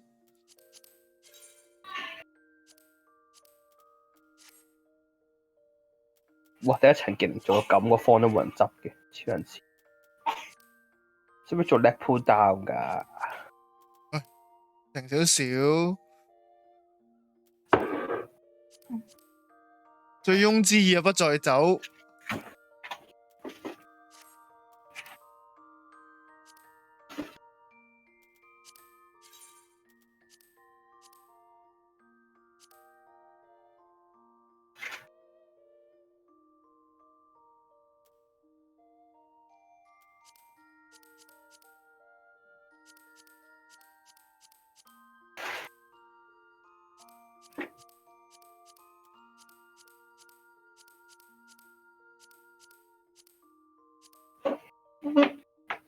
32歲男共接種3針疫苗，私家醫生打針前冇檢查記錄，接種咗復必泰之後喺私家醫生嗰度接種咗科興，醫生冇事先檢查接種記錄。兩支唔同嘅打咯。係啊，打咗3劑嘅，係3劑。4月11號再接種一次復必泰，冇向職員透露接種記錄。簡直係世界級針狂嚟嘅，係咁打針。撈咗2支唔同嘅，一定係100%啦咁樣，50加80，仲唔係過100%？ 100% 會死咯，100%。100%死去嗰個叫做而出。死啦！諗唔到中間嗰件衫染咩先扮似到農夫咧？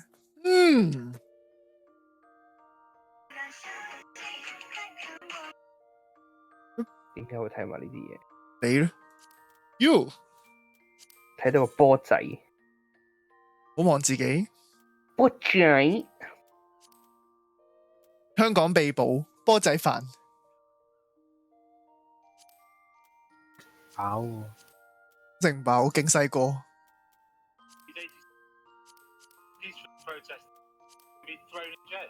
Can be thrown in jail。有啦 ，Bitriana 又揾到佢啦。嗰個叫乜嘢啊 ？Fantry，Fantry.com。知係邊個啊？咩色好咧？呢件衫染。有啲咩 tier？有冇 ？Sorry, overseas only Korean payment。啊！咩係呢個？黑暗藍啊，就黑暗藍啦，諗唔到。好似 OnlyFans 咁個界面。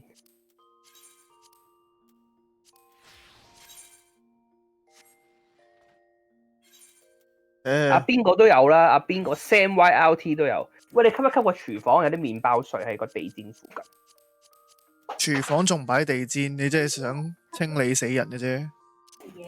我想揾嘅，但係唔記得咗。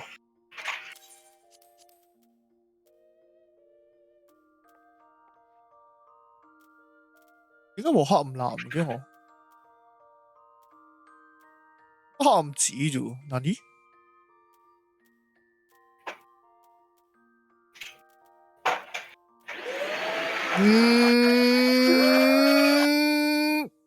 秒咪啦，感動。幾個讚呢個肥仔，學會瞄咪的孩子。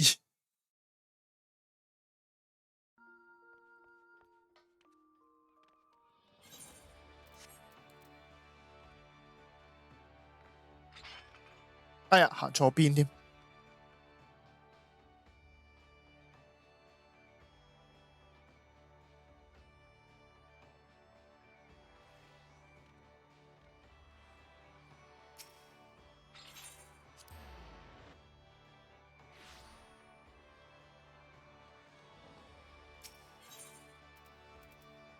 535武器係 E.D 啊！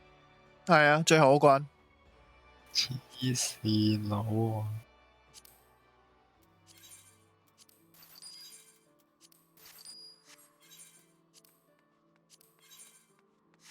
原來用晒啲黑五藍。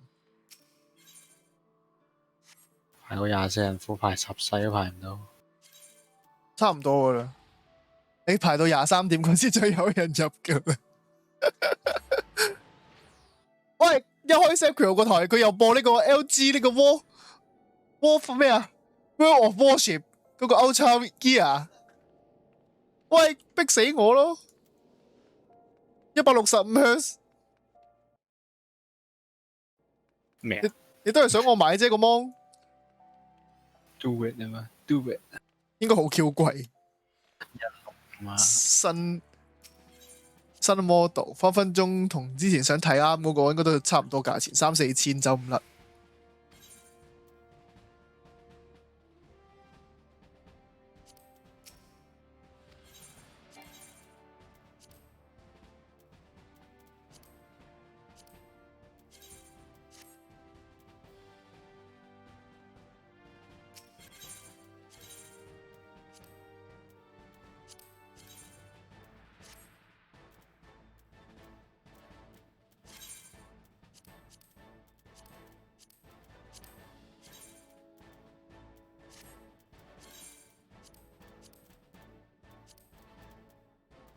好，不正經嘅 cosplay 搞掂，你染好顏色，你揀齊晒，就咁啦。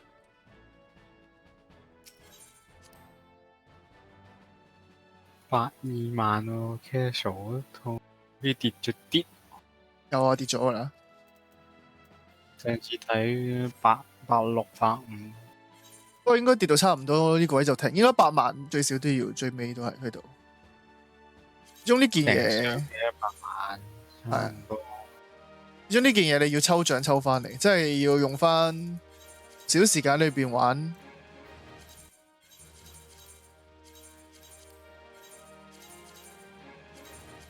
不過自然有專人喺裏邊拆呢啲裝拎出嚟賣嘅咧。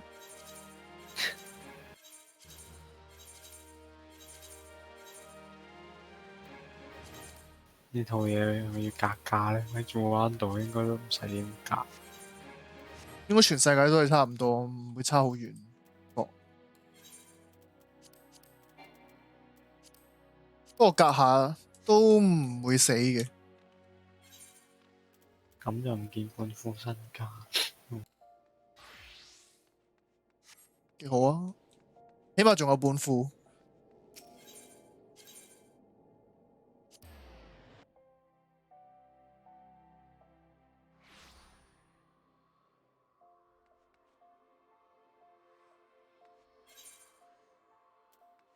機神聖奧頓，Alexander 嚟係咯，係喎，你啱喎，之前你講嗰個，成支白色色個支係 Alexander 啲嘢嚟嘅。喂，但係歐田物個英文名係歐田馬嚟嘅咩？撳落去，求其撳一個。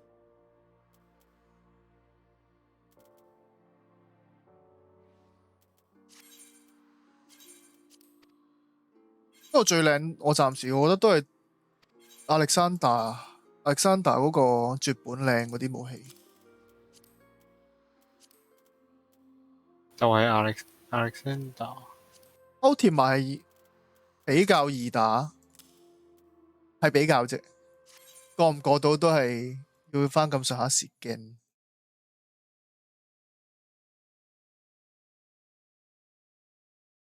出超甜蜜嘅出咩？出 Alexander 灰機嘢想點？逼死你！究竟係歐田馬定係 Alexander？ 係兩個打晒 double FBI one 啊！可能咁樣逼死你。佢本體嗰個咧就係歐田馬嘅，玩法咧都係 Alexander 嚟嘅。所以你撳落嗰個武器度會見到兩個名，諗起都開心。你玩埋我股份啊 ！Alexander 啲黑騎啲劍係靚嘅。靚啊！我見過，唔係見過咁簡單。嗰陣時嗰個零式初見團已經現場睇到，一抽出嚟嗰個畫面，嗰個顏色、嗰個細緻嗰把嘢，嗰啲齒輪嗰啲效果喺度轉。哇！仲要係黑騎把劍大把，好大隻眼。係啊！仲要做埋個 post 插地。插地呢個就更加 OP。好甜蜜都幾靚啊！靚啊！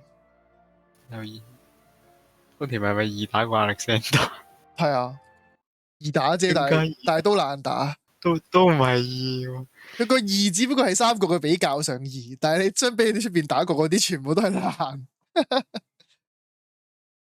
有嘅，你有錢你可以瞓住嚟攞呢件武器，即係呢求其一把咯，唔知會唔會出，唔知佢點計嘅嗰個通關係咪計你當前職業通關就俾一把你識？唔係佢俾個 totem 你噶嘛？哦，俾 totem 咁自己換啫，因為嗱大陸服市價咧，瞓住個呢個歐田馬咧，千幾萬就可以交易噶啦，有。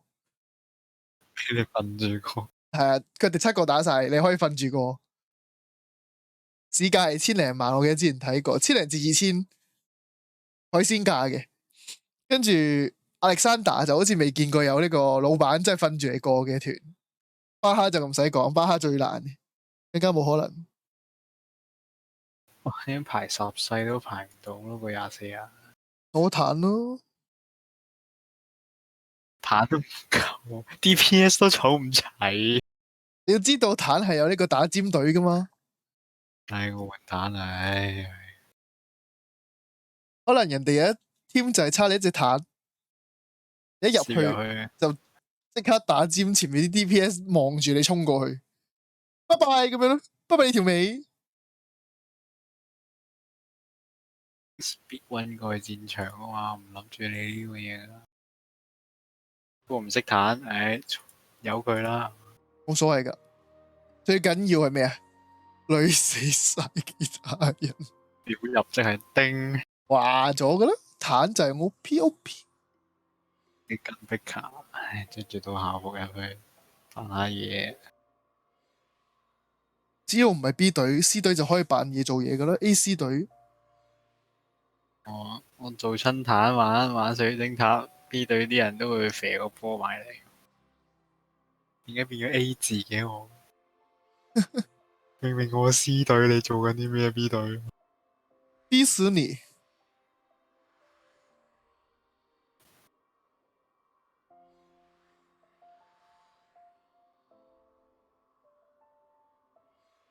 啊 ，Sephiroth 個 opening 嗰個宣傳片呢，百看不厭嘅，點解會睇親都覺得正？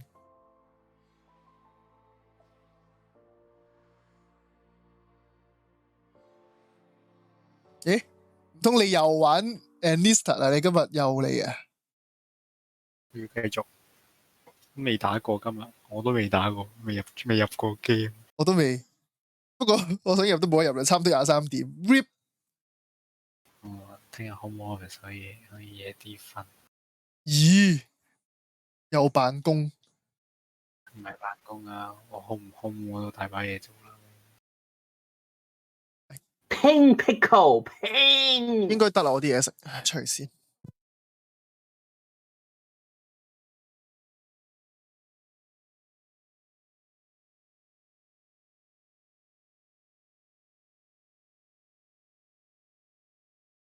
哇！燈眾真係 V 隊，唉，唔識打但係 V 隊出事啊！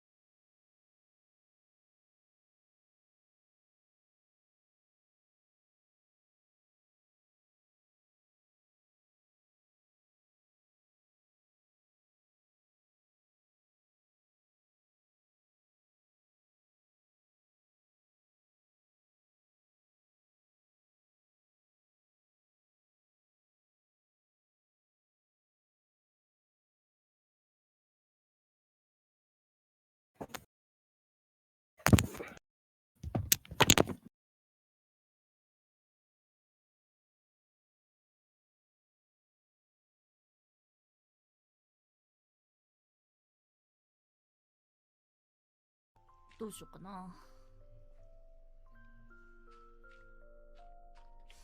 どうしようかな。どうしようマリン。面白くねびっくりした今。なんであまりに面白くなさすぎに。はってなんでよ。面白くない。これが深夜と真夜だと。ポルカも言うようになったよな。どうしようマリンです。どうしようかわからないんです。二度とやらないでって言ったよね。二度とやらないでって言ったのはペコラ先輩の真似だから。もう二度とやらないでね。それは確かに二度とやってほしくないかもしれない。もう最悪だ。やめますもう。それは二度とやらないでって言われたばっかりだな。そうだね。言われたばっかりでもないね。大体結構いつも言われてる。なんで繰り返しちゃうの？大体結構いつも言われてるってこと？じゃあやってるってことだ。よくないなこれ。よくないな。よくないよ。よくないこれ。文化が悪しき文化。だからのこと忘れちゃったの？声真似しちゃいけないよって言われたのに。確かに忘れてません。本人に言われたわけではねえかな。それはそう。過激派ホローライブファンラミーに、あ、ちょっと待って、危ない、びっくりした。過激派ホローライブファンラミー。うわ、すげえ、何にもなくなってる、怖っ。引いちゃうぐらい何もなくなっているけど。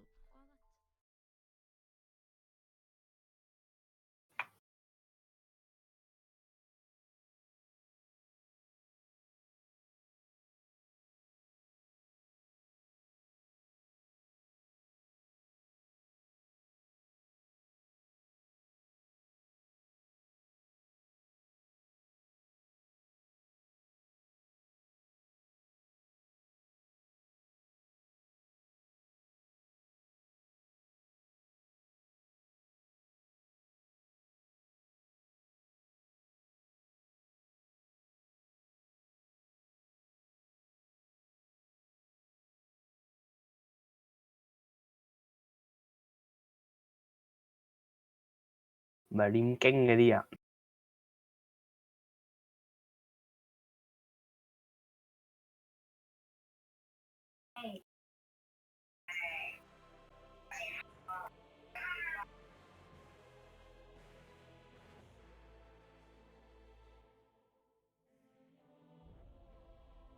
Welcome back to the 42nd Soldier.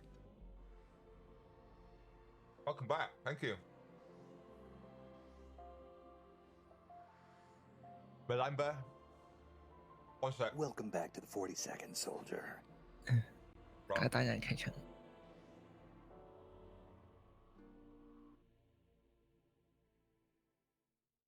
Melamber, thank you for the 16 months. Splash, thanks for the 6 months. 真係抽中 V 隊啊！ Burry Killing. 又要辦公， Burley Carry On. 俾人哋開人呢實打埋之後，我 Maybe something to do with luggage. Burley Carry On. Thank you for the 70 months. Amtech 29 months. 唔知自己做啲咩打電話。 Inside 87, thank you. 豬蛋仲要係天 B。 And it's a good day to join the 42nd. Doctor X Roxo, thank you for the love and support. I love your butt, I love your face, I love all your areas. Your sub of the day. What a sexy person. Thank you.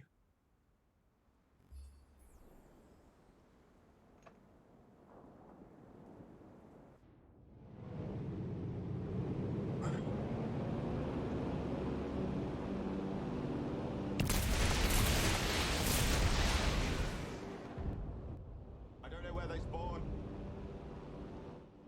I'm gonna turn it down a bit because it's so loud.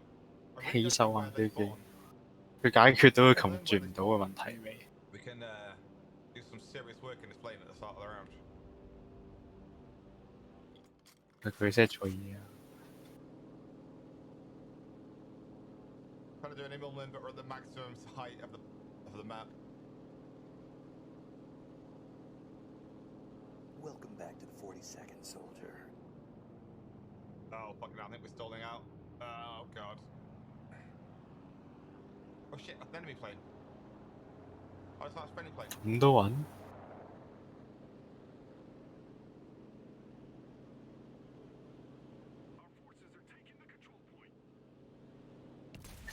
仔地應該係零殺。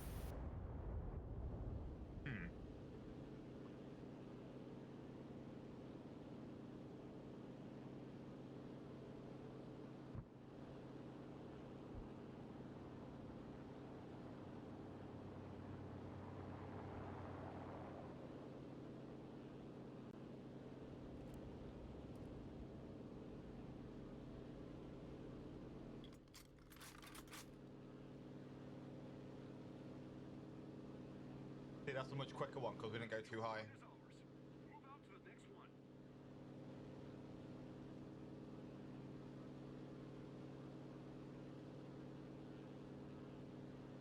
Okay, we're gonna just chill out. We're gonna chill out on the engine so we've got more time for this trafe.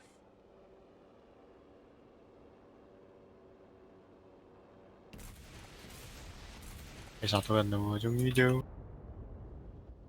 Okay, it's still firing too low. The rockets 啊 really drop like. 我會爆架車。 So we need to fix that.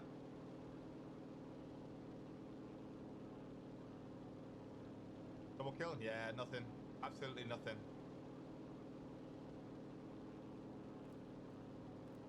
Wow, we have 4 fewer players than the enemy team.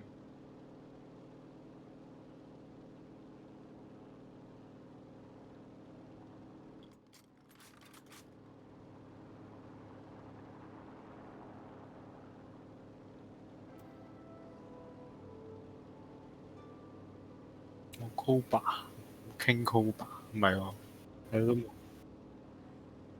個水杯飛機 P47水杯飛機， Okay, engines off. 佢個頭根本就係水杯，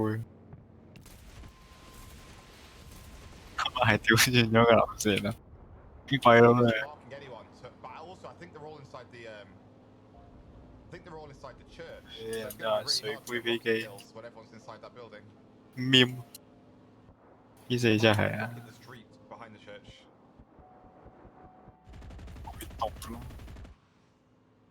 What do you think about the game so far? It's okay. It's got Corsair 啊，有啲 Hellcat， they pump a bunch of money to development and get like better better 多數都係 Corsair 海盜咯。 and stuff and add more content. I think it'll be pretty awesome.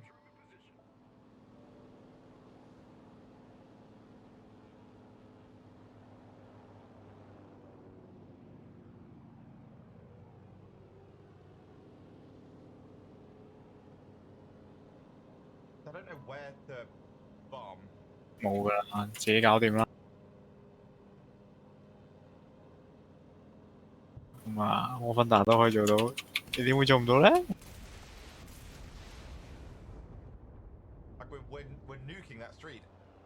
That was a nice spread out set of nukes on that street, but and we're shooting at where the tracers are coming from, but we don't get any 我 hit 要 marks. 踩 FM 機炮㗎佢都。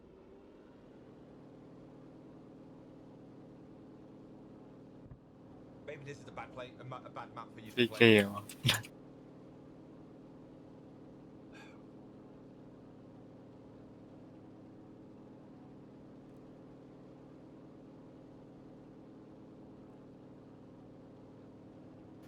每人都陰公喎，少咗成個 side 度，軍團唔見咗點打？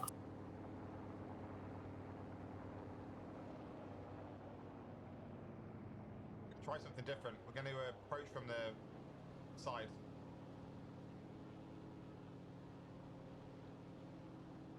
Welcome back to the 42nd, soldier.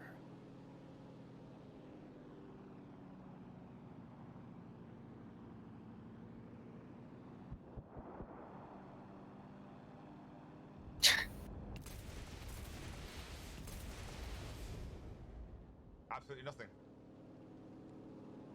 There's just nothing there. I think all the enemy are like sat in buildings.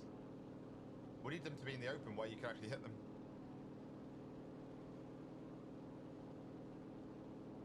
Meister General, Meister General, Meister General. Thanks, Geckelston.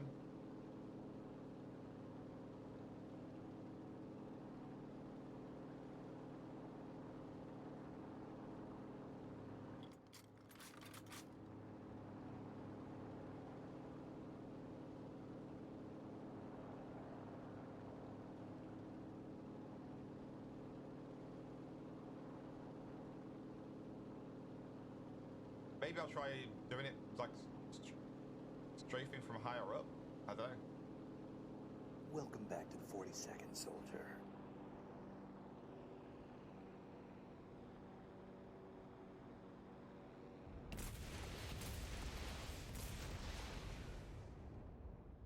Oh fuck me! Turn the engines on. Jesus.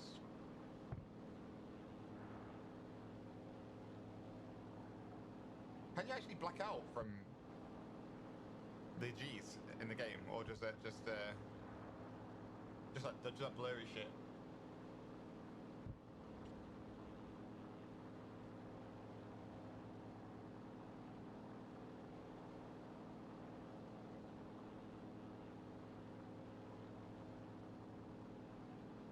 We salute you.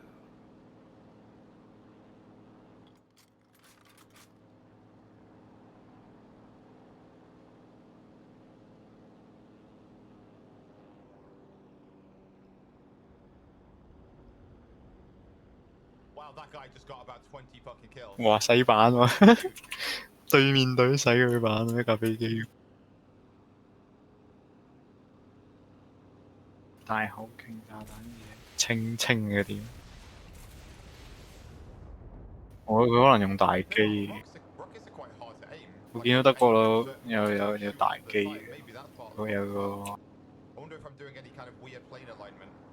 唔係 die form 嗰啲，類似美國佬 A20 Perfect 嗰種 CAS 專用。嗰啲 COSAS support 專用機啊嘛，一大堆炸彈火箭炮，舐地嘅 A10嘅原型咧，你當 A10出嚟之前做 A10做嘅嘢嗰啲人，我 A10只係最出名嘅，以前做開嘅不嬲都舐地機啊嘛，我哋叫佢做。成個機翼下面成堆火箭啊、炸彈啊、嗰啲咕碌咁啊，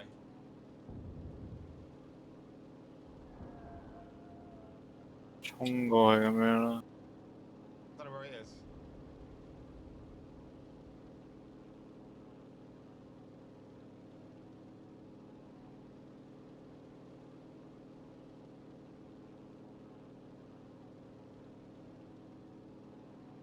現代咪得翻 A10啫嘛，因為佢最有效率啊嘛，唔好意思。冇都冇人做其他呢啲嘢，得美國佬先繼續用嘅啫嘛。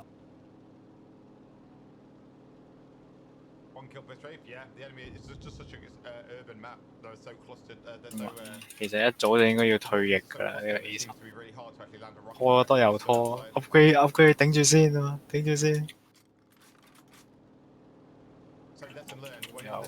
有出咗落，越正嘅懶啲後期咯，好味嗰啲咯，現場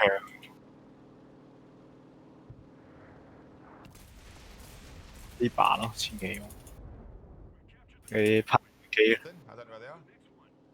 Would a rocket take out a tank? 執出嚟，She hit it in the very top armor. 聽到嗰下聲啊， And then hit the racks as well. panic 喎全世界 All this is on the ground, yeah.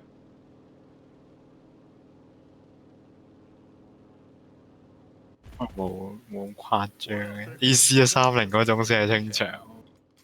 你知聽到突啊嘛，然後嗰個飛晒煙出嚟地下。AC130先係清場。醫生。夠姜你又打我落嚟，你打到我落嚟就得啦，之後會落雨咁樣落啲飛啊！有彈都燒死你啊！ Have a look at the. We're going to watch a replay of that. Look at where the enemy fire is coming from. You can see the trails ringing out from all those buildings. Look at where my rockets land. 佢臨尾揈咗過去啊！佢火箭。 We got one hit marker, just like a stream of bullets flying out of the building. We hit the building with 3 rockets, 1 to the side and 2 on the building. One hit marker. 係啊，臨尾拉遠咗啊！ Something's feeling a bit weird there. 歪咗，第3粒歪咗咯，好明顯見佢啲火箭炮飛嘅。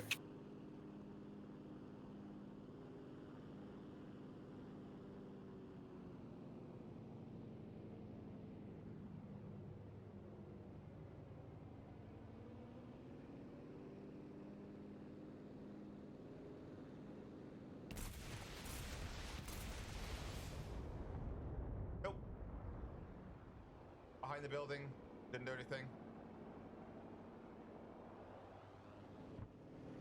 Weird.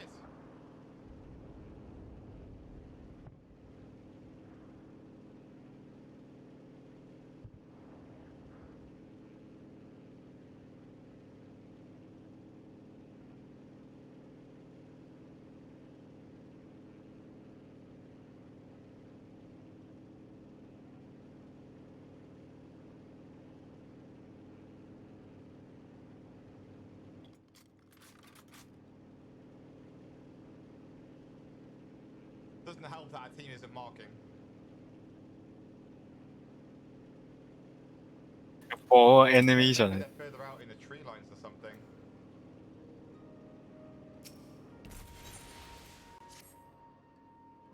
Multiply of 4。呢個咩？呢個係咩？Divide by 4。 Enemy plane here. 係數。我都唔知自己係咩數。我1 multiple of 3。 Where did that fucking plane go? 有錯？咩啊？我條血 multiple of 3。夠拍到奶屎。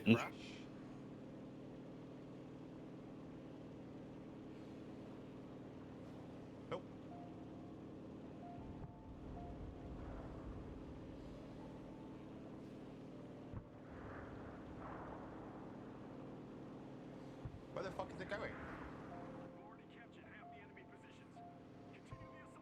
I think all the planes are just going in and crashing.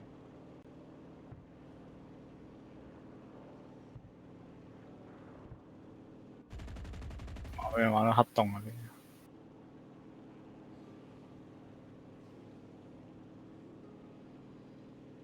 Seems like a way to tie you some rockets. They're amazing against infantry though. If you can actually find a cluster of infantry, you can kill like 20 people in one strafe. Yesterday we were killing like 8 to 10 people per strafe, but now all of a sudden... But again, my team is barely marking the map, so it's like it's not like we have anything good to aim at.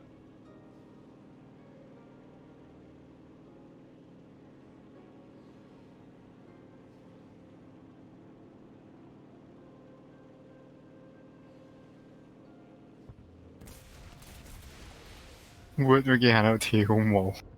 Feels like the enemy. I think one thing it might be, we're winning quite easily. It might just be that our team is killing the enemy so much with the tanks and stuff that there aren't clusters of enemies. There are just like little single people. Oh, my single soldiers. Oh, my single soldiers. Put your hands up. Maybe it's just like a bunch of singleton soldiers like hunkered down.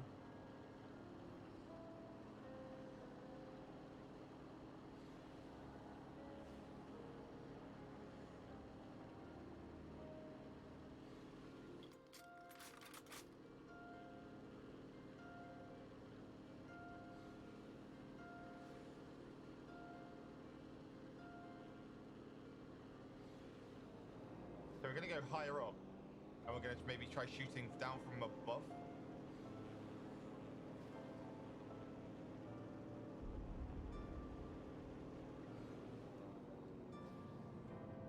I'm going to chill with the engines. I'm going to come down like this. We're looking for enemy fire.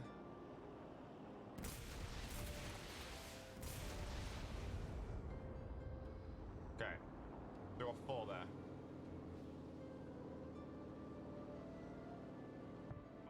Maybe that's it. Maybe I'm not understanding the ballistics of the rounds. When you're flying like this, one thing that's bad with this system is when you fire, you see the blast of the rockets going away from your plane. Then they 又嚟啦，又玩計數。 you don't really see like a big explosion on the floor. You go, yeah, I hit exactly there. You see the rockets going in the direction of the floor, and then the rocket Indivisible. and then nothing happens and you get kills. Hmm. If you can actually see the explosions hitting the floor, you can tell where the rockets are going. Maybe the rockets Multiples of 3quite quickly and they're just hitting the floor, just doing nothing. 冇喎，冇 multiples of 3喎。5點樣 multiples of 3啊？成都上去問題啊！ I've learned that it seems to be better to go really high, slow roll the engines, and dive from above. 佢都1、2、3、4，你係咁食緊？你啲食完雪糕嘅中式，但係佢唔會肥。但係佢唔會肥，你會爭好遠喎兩個 level。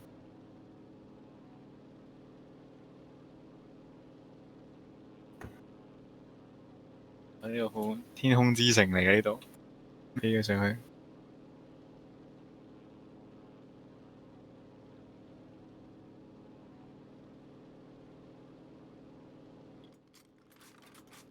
One of my engines is damaged apparently. Not quite sure how.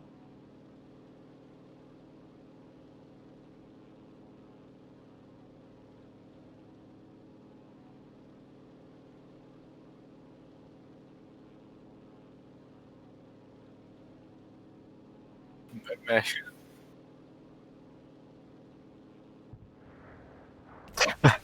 計唔到就要出去喎。Fight in opposition to this plane. They haven't sent anyone to fight me. All built in anti-air.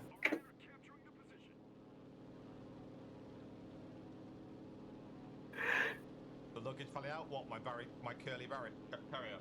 My carry Burleon. 哦，幾歲我啱啱計啱做。我諗5點樣乘上去嘛，即係企落個1字度，變咗6。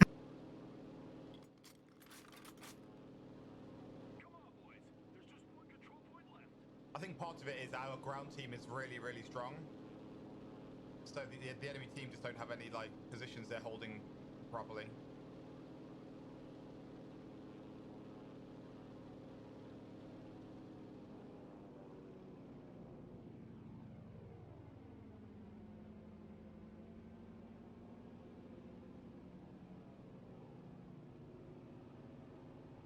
Yeah. 冇人肥佢落嚟，冇人諗住肥佢落。Wait, the rockets are going. Wait, it looks like the rockets are going higher. 冇人上嚟打佢，冇人挑佢機。These are so fucking weird, dude. I can't get my head around it. That's why it's a replay. Look at the rocket plume, and then look at where the explosion ends up.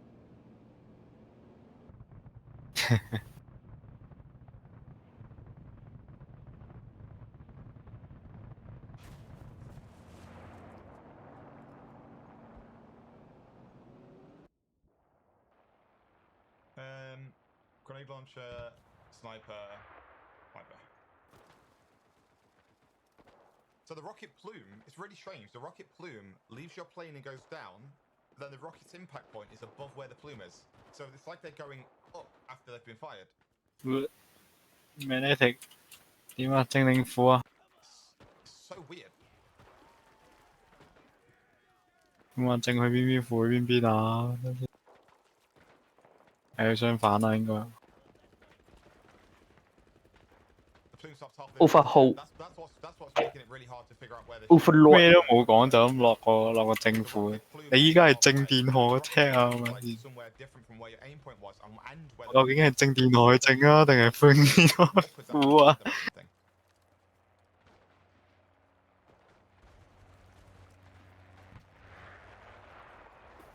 飛走啫，冇問題。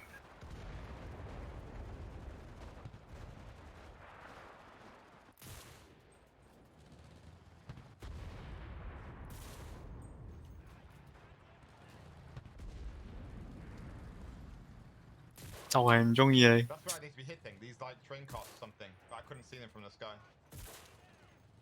because they don't render in.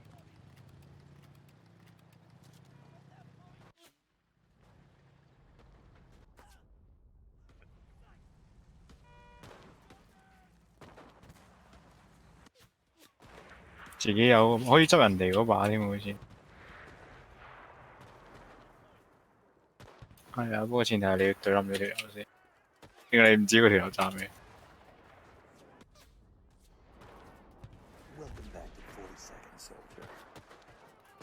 哇！係自己太後血啦，定係呢隊人太低輸出？點解打咁耐仲有90%嘅啫？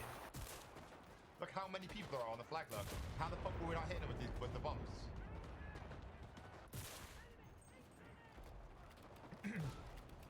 Oh my god, someone just got 5 kills with a mortar. Let's go, dude.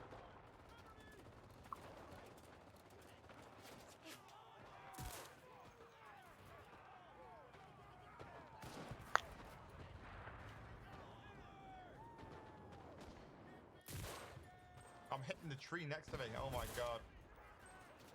No wonder my shit wasn't landing.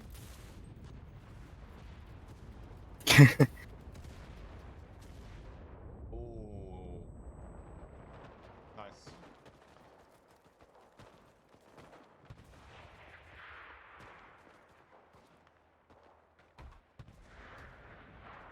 佢嗰啲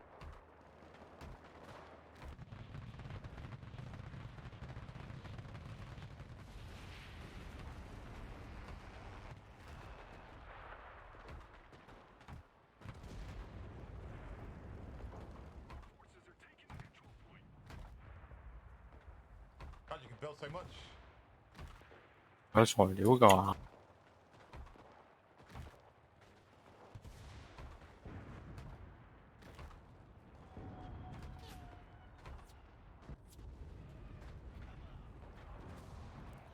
Dude, we're just making so much barbed wire.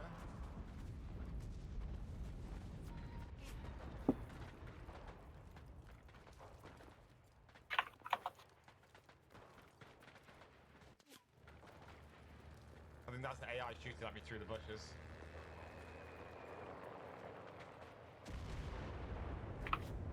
Yep. Ugh.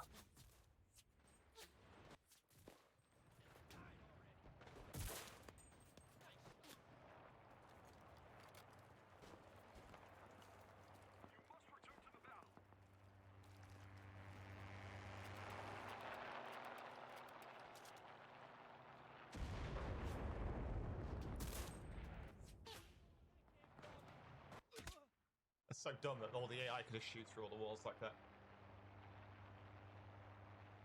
It's a tanky boy time.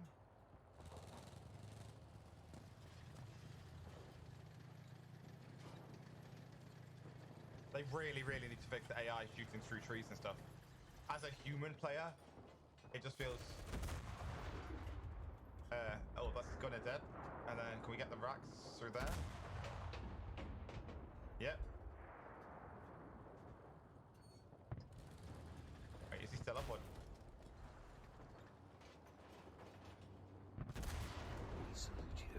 Something's shooting me, I can't tell what. Oh. Get fucked.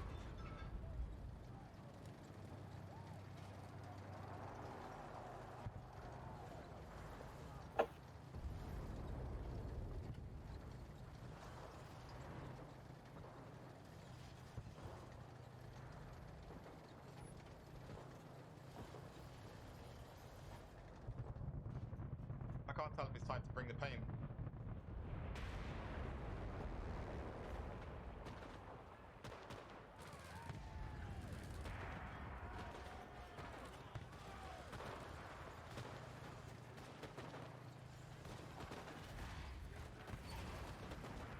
Out of the way, you stupid tree. Wait, where are they? From here? Yep.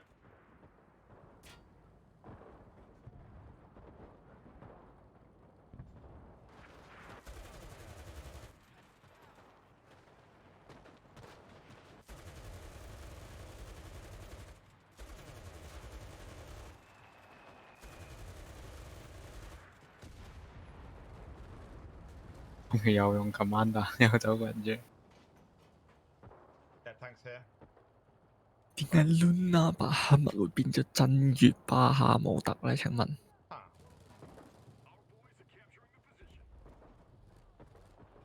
嚇？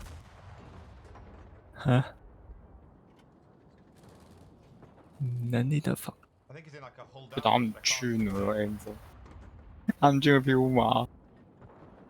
Get anything through? Yeah, that's it. 誒 Move. 得啦， Thank you. That's 2 of his guys dead. Probably get the racks if we hit here. 直擊彈藥架，點樣紅咗嗰幾條嘢？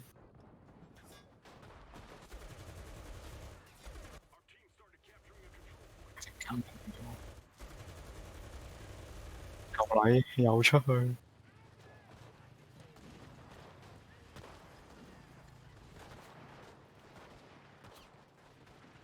上面嗰支係上面嗰支 M2 HP 嚟嘅。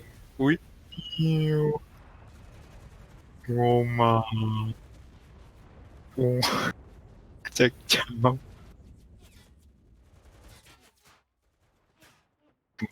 我哋佢嗰邊嘅隊友嗰個就好靚咁樣炸死一堆。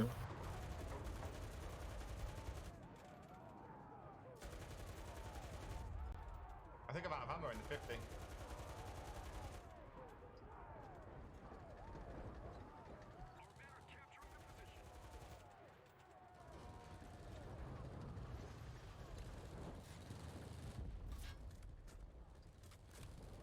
Okay, something's hitting me, not sure what. 幾難嘅，幾難嘅。佢隔離有個 M5 嗰度，個細嘅，幾個埋俾人一粒炸爆啊！兩個一齊死晒。I think it got blown up by a plane, maybe? 係啊，俾架飛機炸爆咗，bomb爆， Yeah, bomber. 精準投彈。你100磅掉喺附近都炸死。Wait a minute, why am I spectating?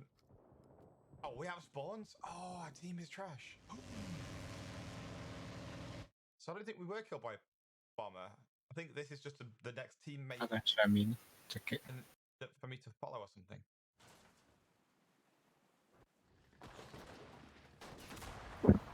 Defeat. GG. 你打你。 It was a nade. I thought I had about 700 teammates around me, so I wasn't expecting to die to a nade.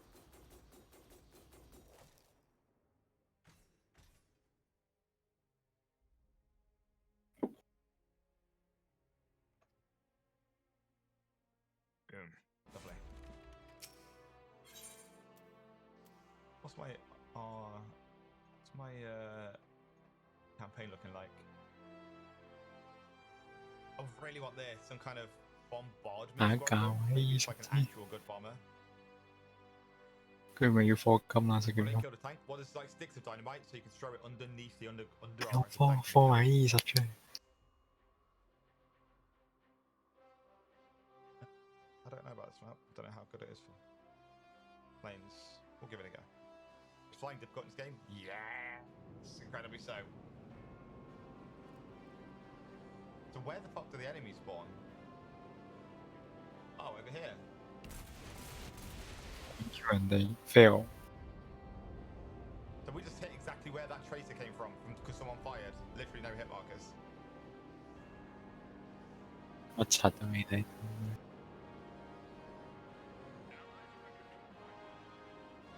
會，係會爆嘅呢個嘢。 Oh shit, that's the one on my tail. 如果你魔粉彈嗰啲，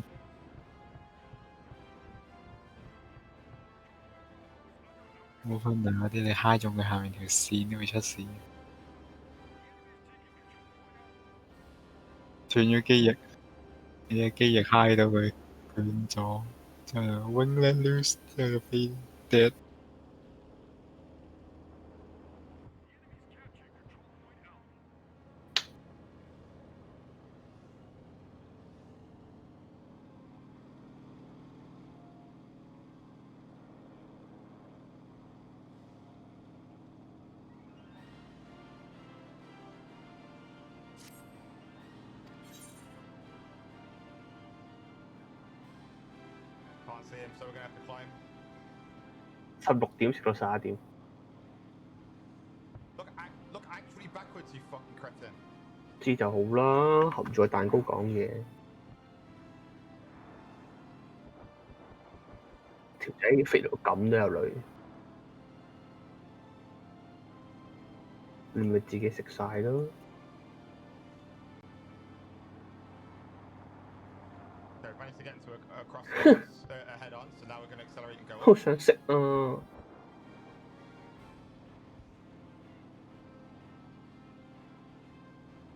！Tinder 周圍姣仔完全唔使自己簽埋，成日背住男朋友偷食條仔俾到，算得簽埋有女朋友嘅男仔做第三者齊。Because the plane's like stalled at like 1,000 feet for some reason.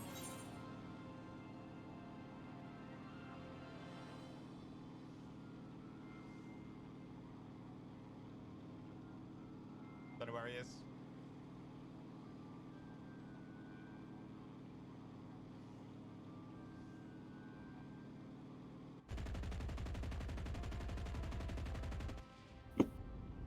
The one singular mark on the map is inaccurate, of course. The thing with the planes, if you're in a plane, it's 呢條女成日咿唷咁樣。 and to just try and kill the enemy infantry on the ground. If you dogfight, you spend all your time spinning around doing this. No one wins. Both planes get no points. Why not just like fight the people on the ground and get your points? Make the plane that's doing the most effective close air support make that person's team win.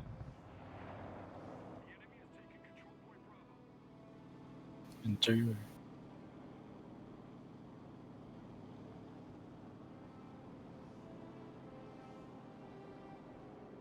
你個頭唔可以360度轉過去啩？斷。山東無老虎，猴子稱大王。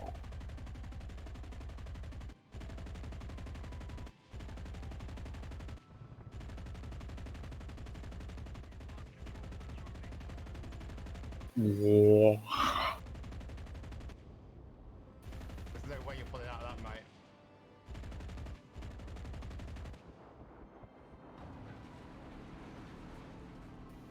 佢應該肥咗落洞嗰度。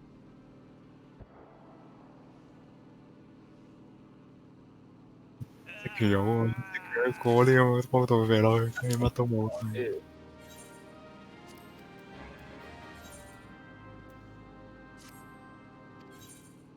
佢啲隊友已經贏緊。佢會有防空喎。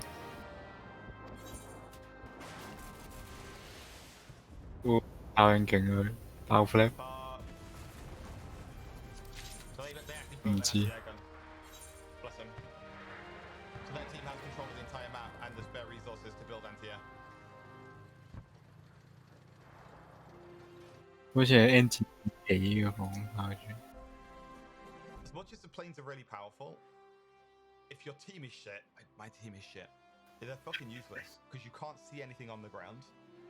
Rebel Win 喎，So I'm gonna stop using planes. 4 支 My team's always shit. 得。 Wow, thank you, Gametime Killer gifted some cheeky 個 Rebel Win 4支 IMM 殺人用實際。 I really appreciate that. Thank you, dude.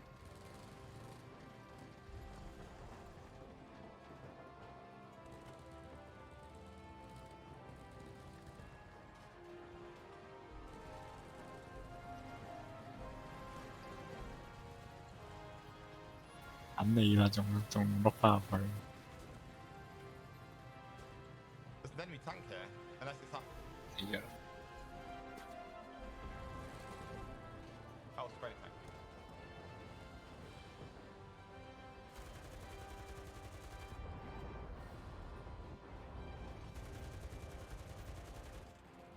真係唔知喎，係咪要一嘢之後，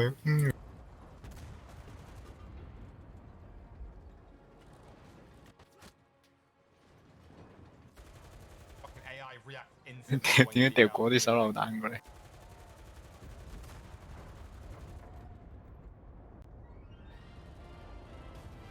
會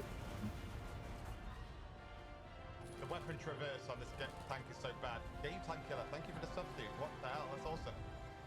Game time killer gifting subs like there ain't no tomorrow. Thank you for the support, man. Appreciate it.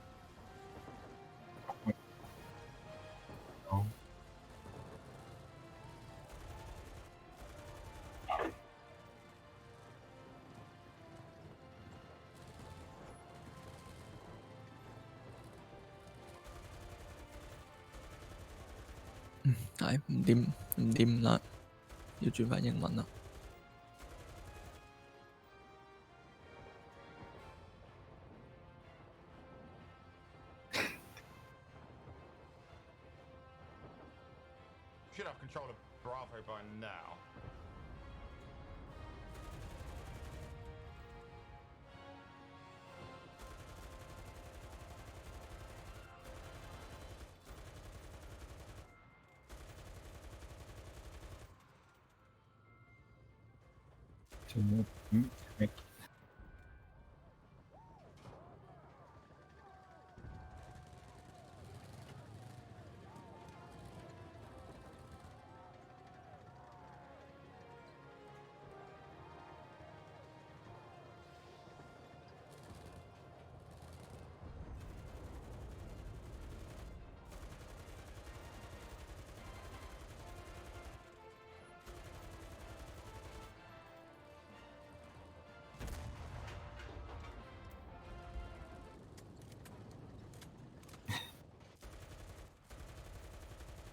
Part of me wants to switch to HE, but part of me knows that HE bullets don't do anything, and HE rounds don't do anything in this game.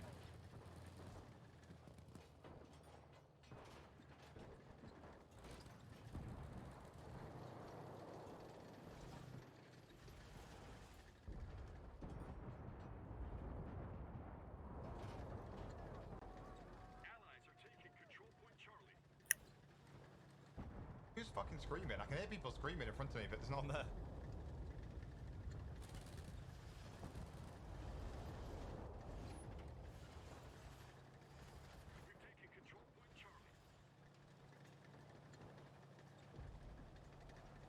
Yeah, this team's trying to getting absolutely crushed. 3個 Tanks, by the way, tanks can't capture. 波波已經俾人搶晒身嗰 So 啲 you're。thinking, why isn't he capturing the flag with his tank? You can't. 有咩啊？有二手架打。搞掂咯，冇乜活做嘅。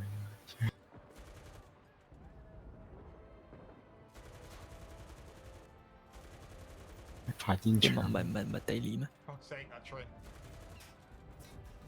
We're gonna get grenaded. The enemy team's way better than ours. 係嘛？我諗住地理我先咁就二算啦，打二手架。 Might get into like campaign level 19 or 18 or whatever, which is really high. 你咪拒絕咯， It feels like all the good players on the German side. 我咪拒絕咯。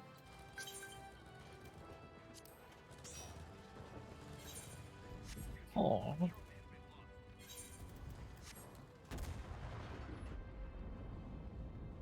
哪兒的 PVP 啊？先。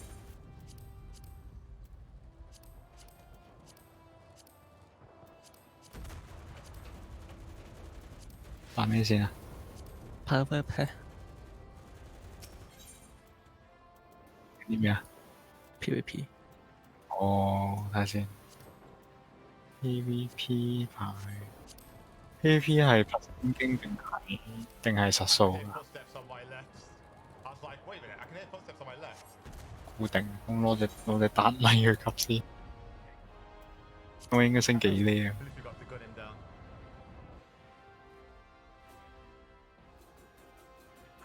派㗎啦。 Another day, another shit team.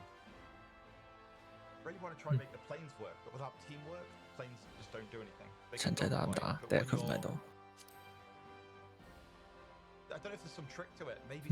要多次。死咗啦！俾我打死咋！ FBI 係佢啦。冇可能，阿梅咁好武功，我俾你打死。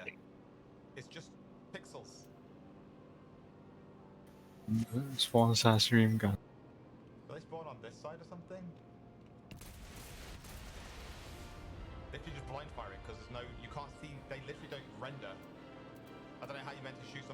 輝輝 Billy 話我愛林家謙。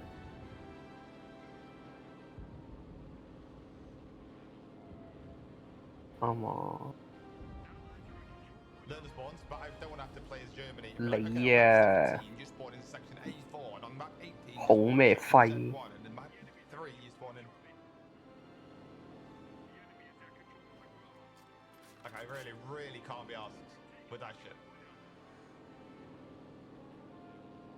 面做咩唔睇？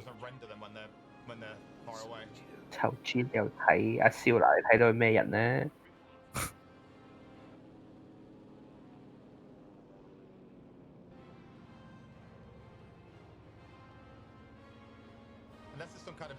講事實啫，有咩慘啫？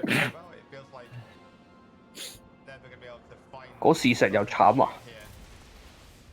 咁我係肥仔，咁都慘啦。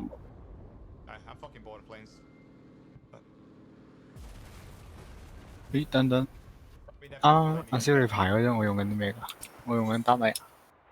我撳嗰陣你係嚟多次咯，簡單。咪嚟多次。世界。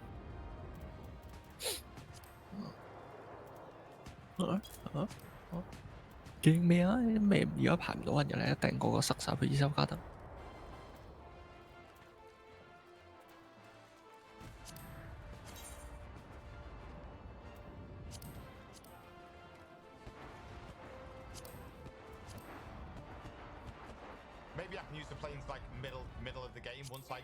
白虎正。好。嗱，唔係我，我講咩 PS 咧，神之後就咪嗱咪得咗咯。Hugo 有心忽，咪得咗咯。有得同跟住。Calculator。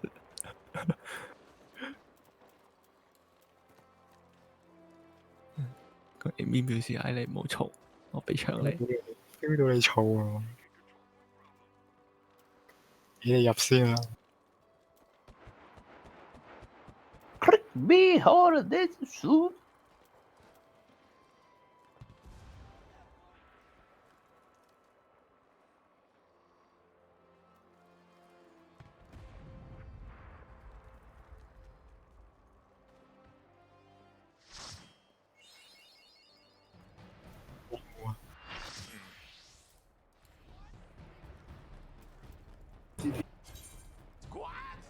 呢度唔係改咗啦咩？呢個鏡話你喺度。出現啦，佢出現啦。佢出現啦。改咗啦咩？最新嘅？唔記得咗係咪？唔 sure 啊。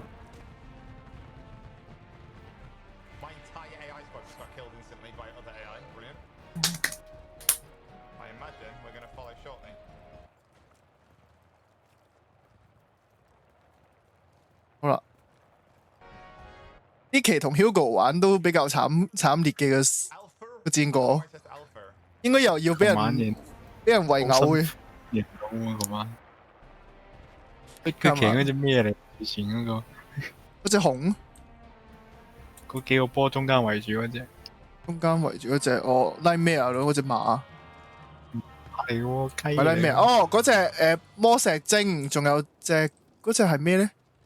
我淨得魔石精同埋嗰隻雞，有個 cap 喺度嘅，黐線我哋界隊。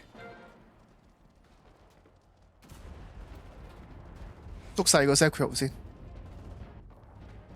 哇！啊有咩開台？哇！做咩噴後嘅即刻？我原來我 stream start 咗你哋。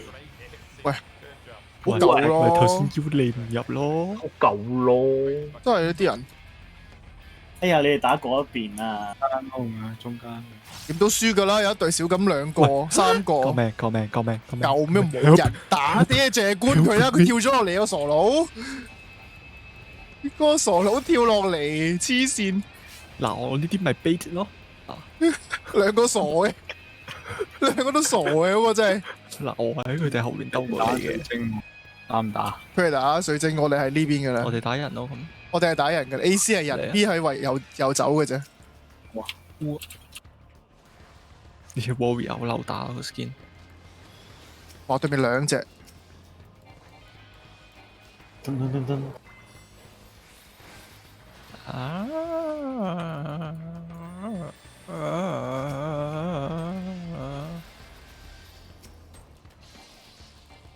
你暈咗添，殺我唔到，打唔到。Yeah, man, use your dick。啲嘢水飲晒。準備啊，我騰先。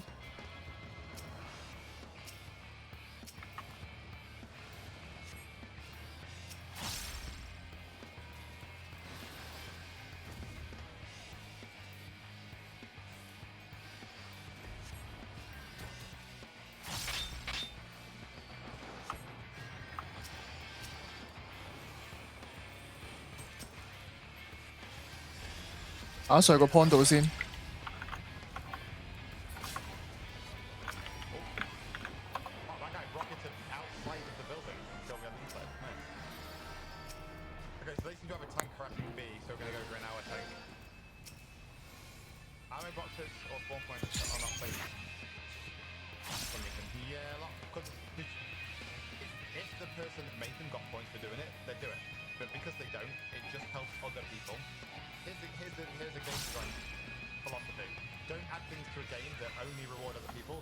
唔好落個斜路度，打到呢個位停得噶。我斜路就會俾人夾。謝官啊！慘啊！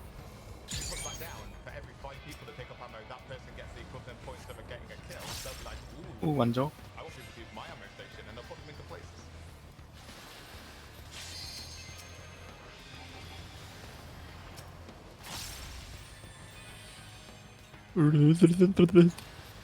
我得個酒指，你遠攻嚟嘅，冷靜啲。打緊我撳緊㗎，我冇停過㗎。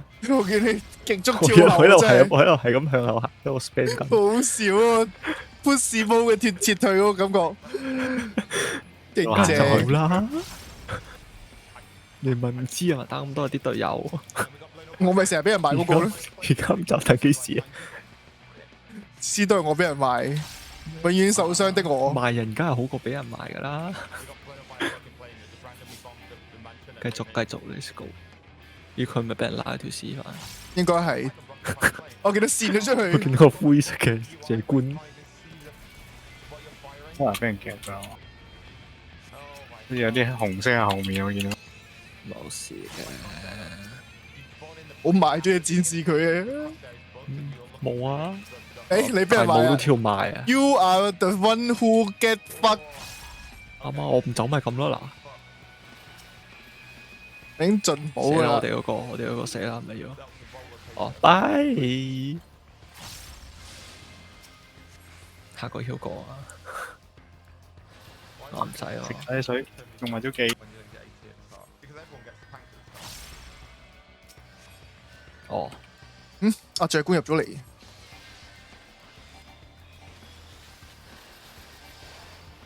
Richard，仔 re 晒佢哋唔夠人。打死隻謝官佢。嚟到隻another one。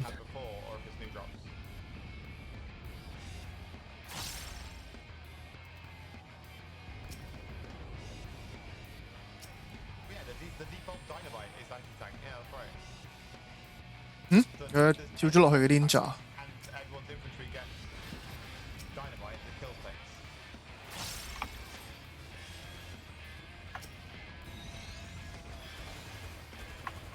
我啲援助用唔到。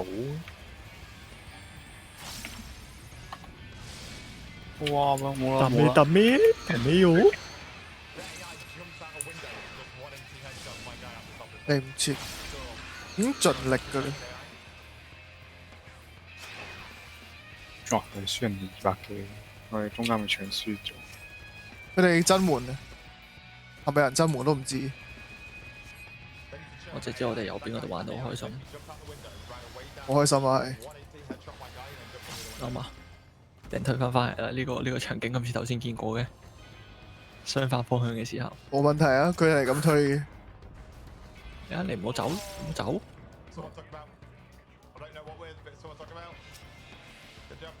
齊人開波。就你啦。我執到放。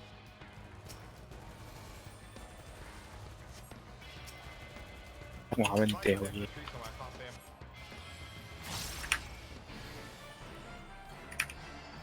有人真門得到我哋。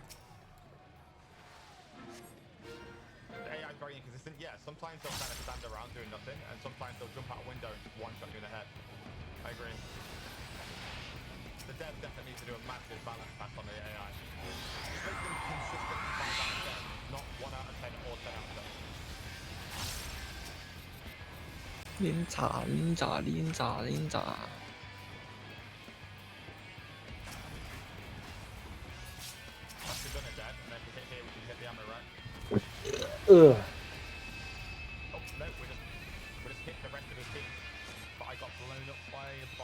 咁多掣，啱咗佢翻嚟，唔小心。Hackers。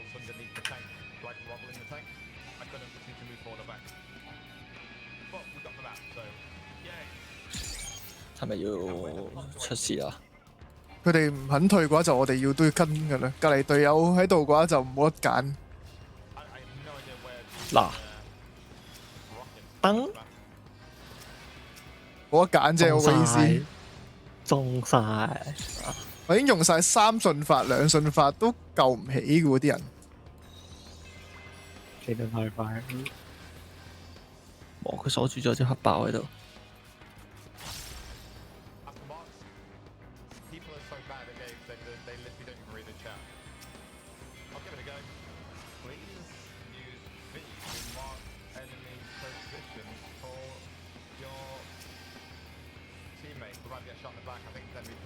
幾招嘢等我個身度。長官，哇！俾人拉嚟拉去，慘，笑死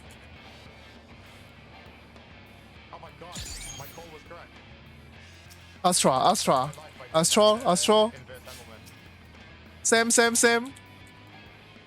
什麼炸官 Sam 咗先 ，Sam 埋先 ，Sam 埋先，繼續 Sam 佢。已經謝咗啦。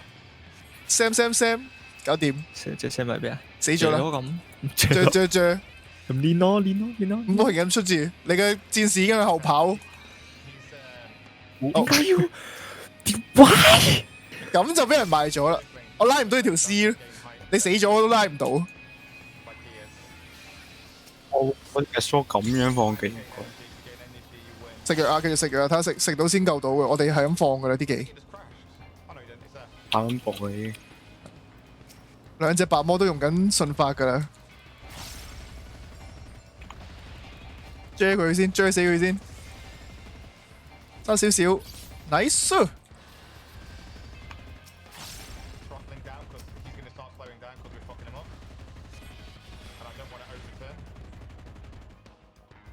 而家睇中間啲隊友做唔做化啦？大 pon， 而家先去啊！我哋遲嘅咯喎，大 pon。中間接人哋翻嗰啲。打完噶啦，大 pon， 上隊都冇用其實。不過你哋走晒都冇計。唔好上去咯。上去都打完啦，上唔上都冇用嘅。唔好上去咯。上同唔上都是一樣。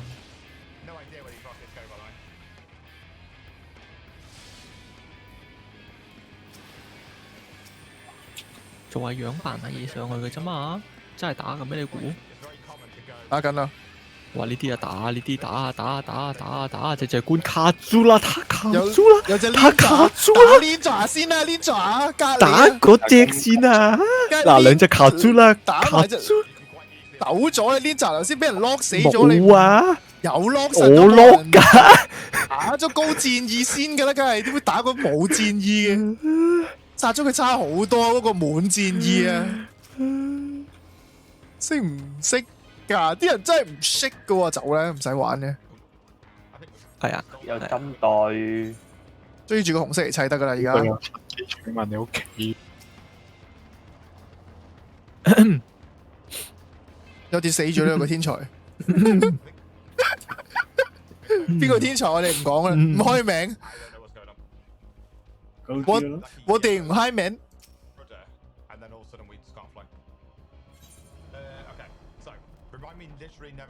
Go go go go go go！ 哇，地面 go go go！Oh God, I'm dead！ 拜拜，拜拜。Why the fuck are you fucking pussy？ 隻保師話佢步，隻保師話佢褪，我第一個走啊！走乜嘢啊？紅色俾人夾啊！打穿佢啦！邊個會嗌 call 後㗎？佢有冇睇到個地圖㗎？佢俾人打緊啊！佢要攻一邊，我哋要夾過去啊！啲推係冇用㗎。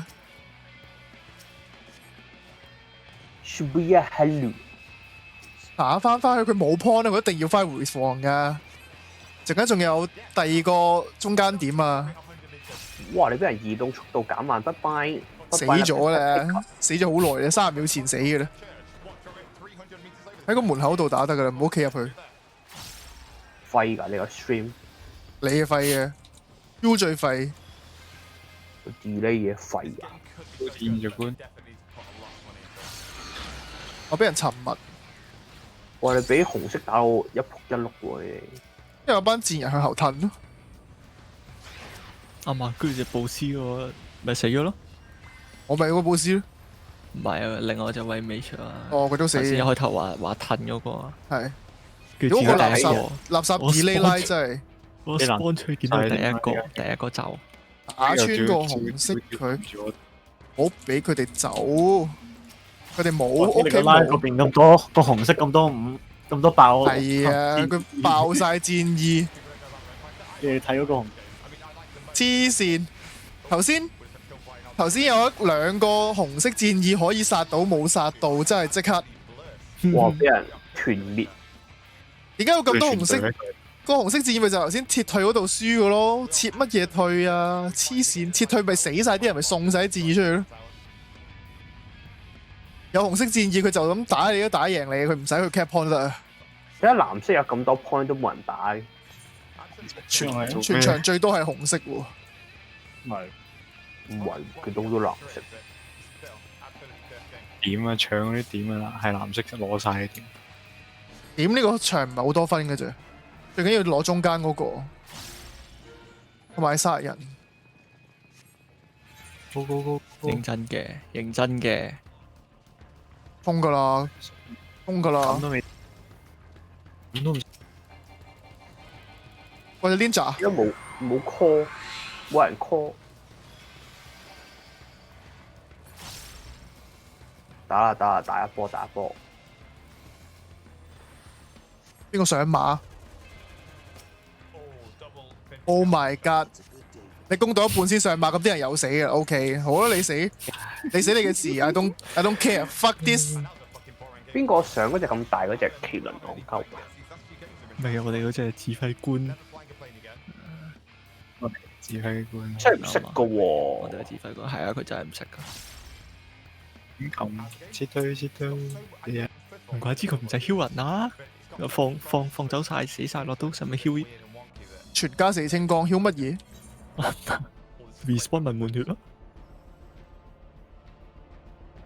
使乜 B 翻屋企係咪先？咁嗰隻三個嗰個咩啊獵人出嚟啊，出翻嚟啦！ Shiro Unagi Go go go！Fuck him！Fuck him up！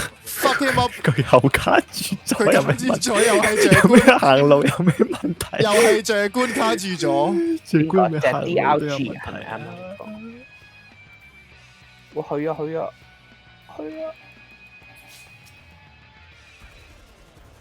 咁多長官，點解又一個可憐嘅長官？全部都係啲長官就係最易。咁近戰啊嘛！又唔講，我哋全部都卡住啦。點解有個核彈嘅？哦，有個落個彈，其實俾人用咗。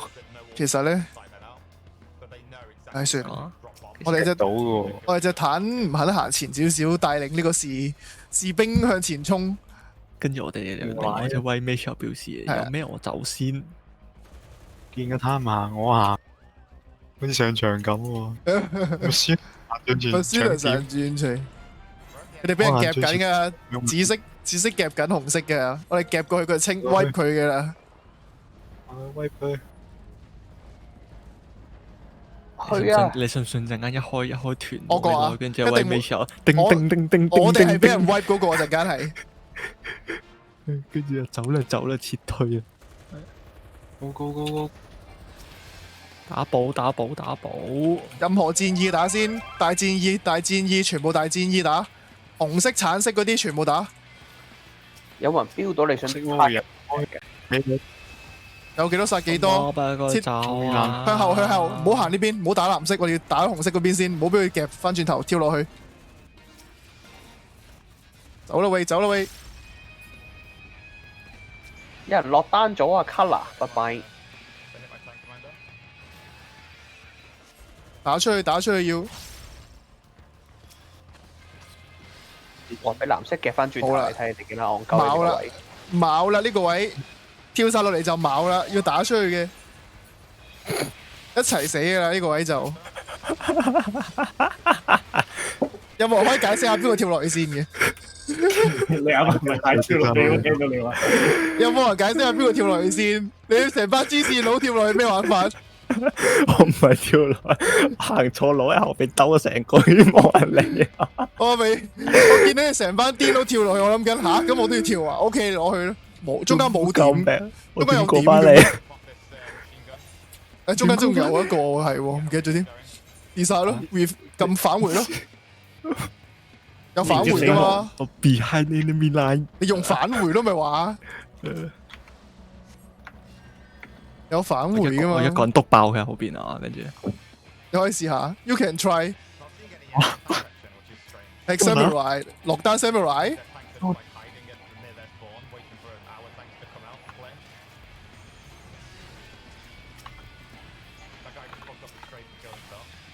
好多大技哇！佢哋大戰意，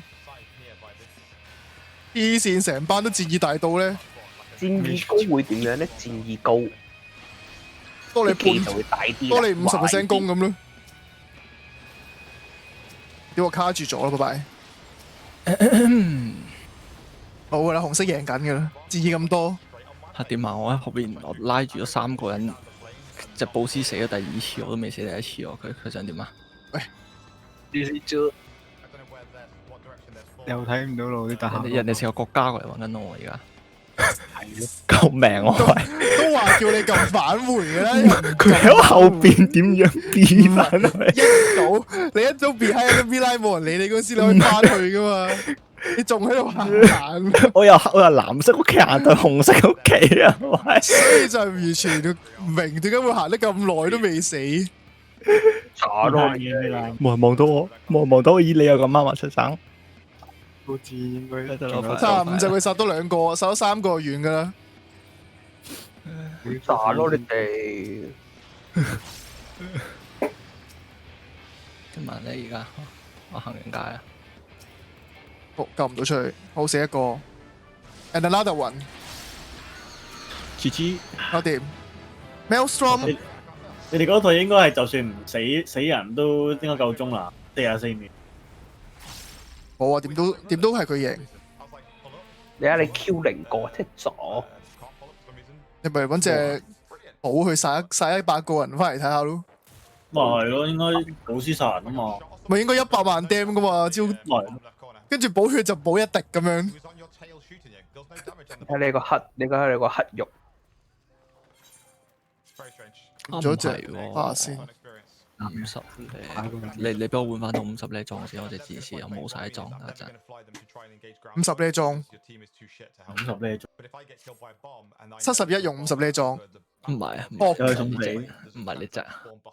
Pork Cham， 喂，游吟詩人咁低咧，就幫我出嚟啦。呢隻係㗎，越咗㗎啦，你睇到嘅。哦。咁升唔到上次9啦，唔升到。成呢咧，升成呢升唔升到？你有2倍，其實唔難。係咯，咁樣得唔得？work 唔 work？都係咁打啦。咩？你要打咩？冇所謂啊。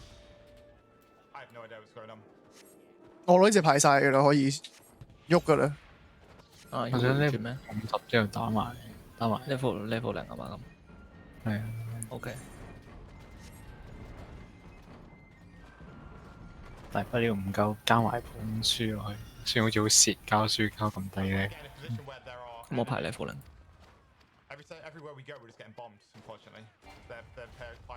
你咪攞2隻坦嚟排 level 0咯，你咪排俾我睇。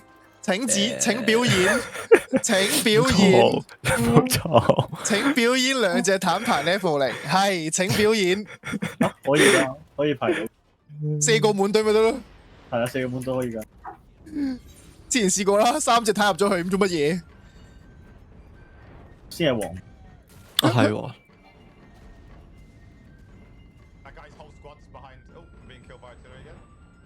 工兵嘅戰果喺度，等又俾人呃咗入去呢個主線。咩病？你冷靜啲，一隻寶都冇你嘅情況下，可唔可以冷靜少少先？冇咁心急。2隻坦啦咁。咁都要揾隻寶出嚟㗎，你2隻坦都好。都要等人轉到先。誒，我唔係換咗武器啊，係。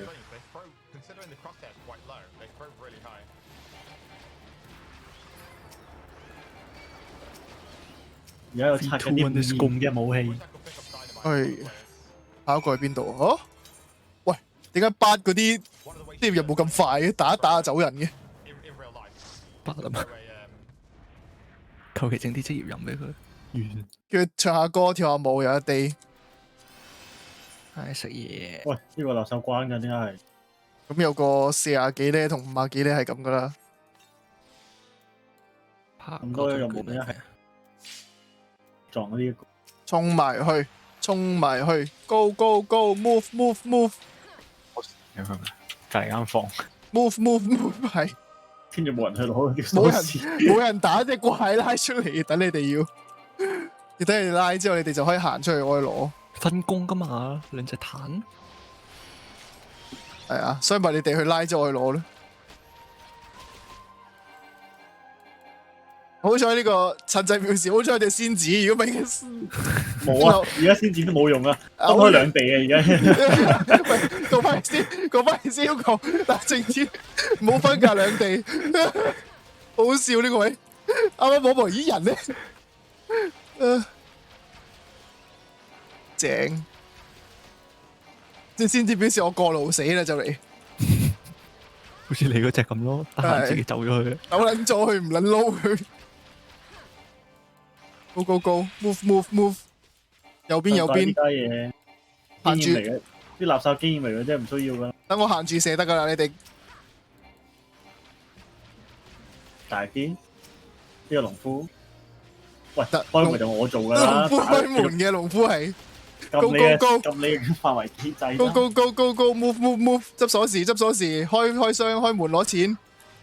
我執啊！你執咯，我執咯，冇問題。求其啦，總之邊個得閒執得噶啦。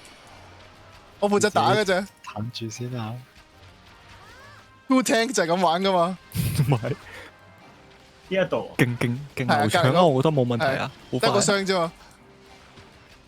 邊個幸運兒童攞到？幸運兒童係你。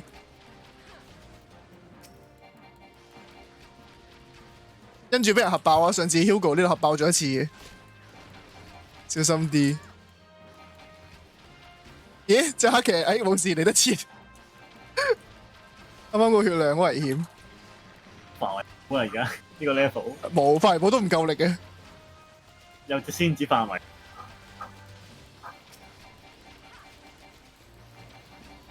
瘋狂撳㗎啦已經。定保自己有爆擊，保人就唔爆。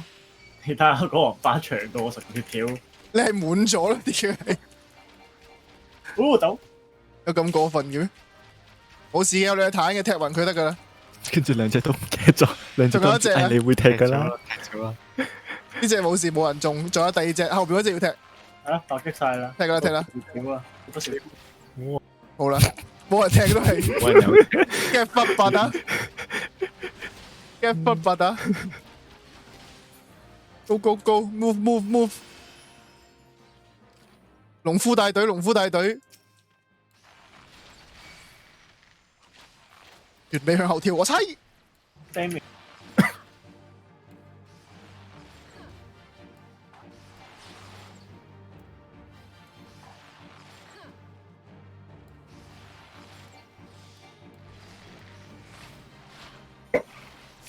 即刻技咯，逼我嘅佢。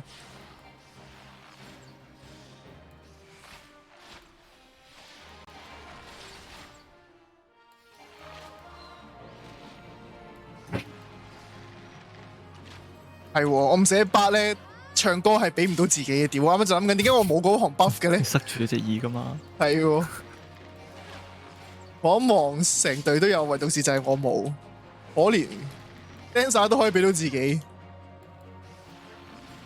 大家冇事啊嘛，翻嚟啦，冇人。唉，過勞死咗你哋先知。係喎。啲先知罷工。真你以為有先知又消失咗。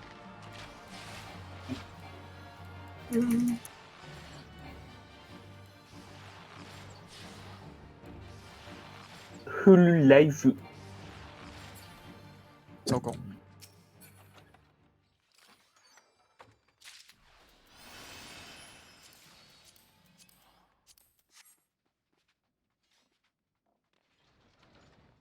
360。拉晒全部怪，睇下邊個可唔可以死咗。超可愛蒲音00 3D 全新進場。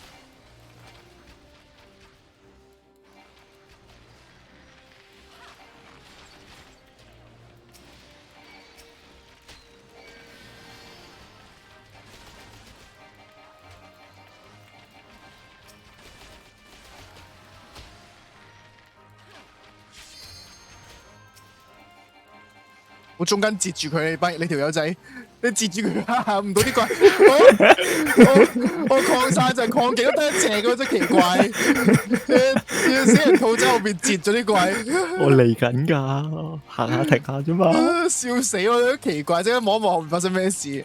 好啦，睇下邊個死先呢度。拭目以待，大位。兩邊喺度分緊，兩隻坦平均分嘅。係睇邊個死先嘅啫，因為一個有邊保唔切嘅，有機會係。開殺機，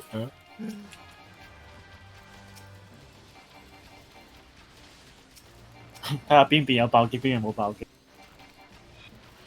有爆擊嗰個就可以捱耐啲啦。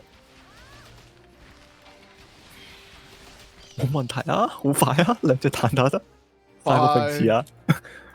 你有冇諗過拉出幾多怪嗰度？打細怪 OK， 打王慢，打王慢啊！冇問題啊！頭先靜靜已經退咗10個仇恨俾阿 Hugo。好用嘅，彈比彈咧要第二邊彈嗰個識先有用嘅，唔識嘅話係一樣嘅。嗰個彈嗰個攞仇恨。俾咗佢咯，頭先爭啲死，原本我彈緊噶嘛。過仇恨俾我，啱啊！大家飛啲俾你啊！可唔可以跳埋落嚟？擔到。同我叻，同我用營救拉隻彈落嚟。笑死啊！上邊佢當我睇唔到啲怪咯，黐線。係睇唔到啊！事實慢咗。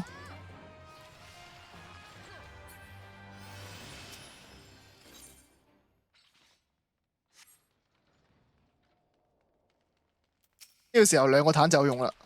正，打勁慢嘅之後，大家都勁慢冇錯。喂，手腳快少少，唔好慢你農夫。喂，靜少少，我有2個 debuff 上啊！你得1個咋？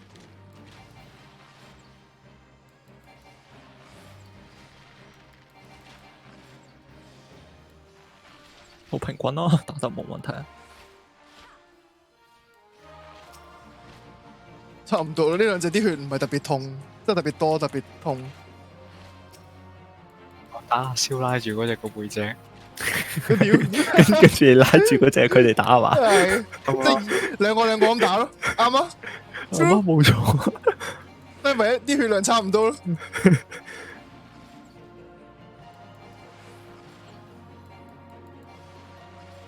唔得咯，你 DPS 打埋嗰兩隻坦啊！我第一隻 DPS 做呢度，你俾兩個我。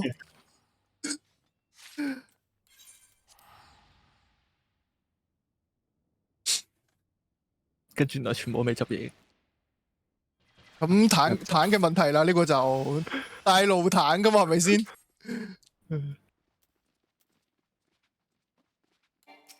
會睇唔到佢嘅有檔，係啊，用到擴散添。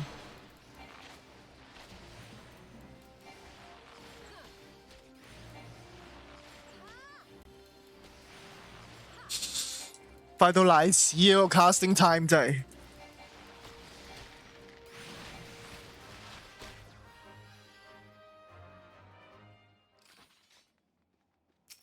快喎！有。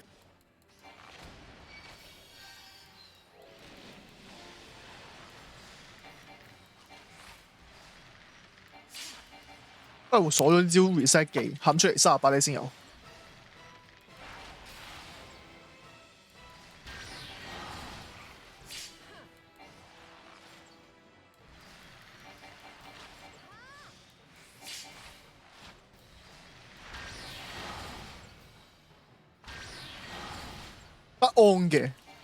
不安嘅光芒，好不安。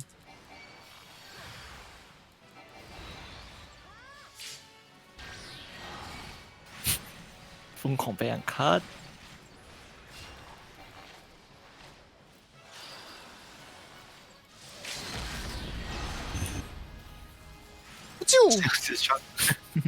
見到好危險嘅字眼。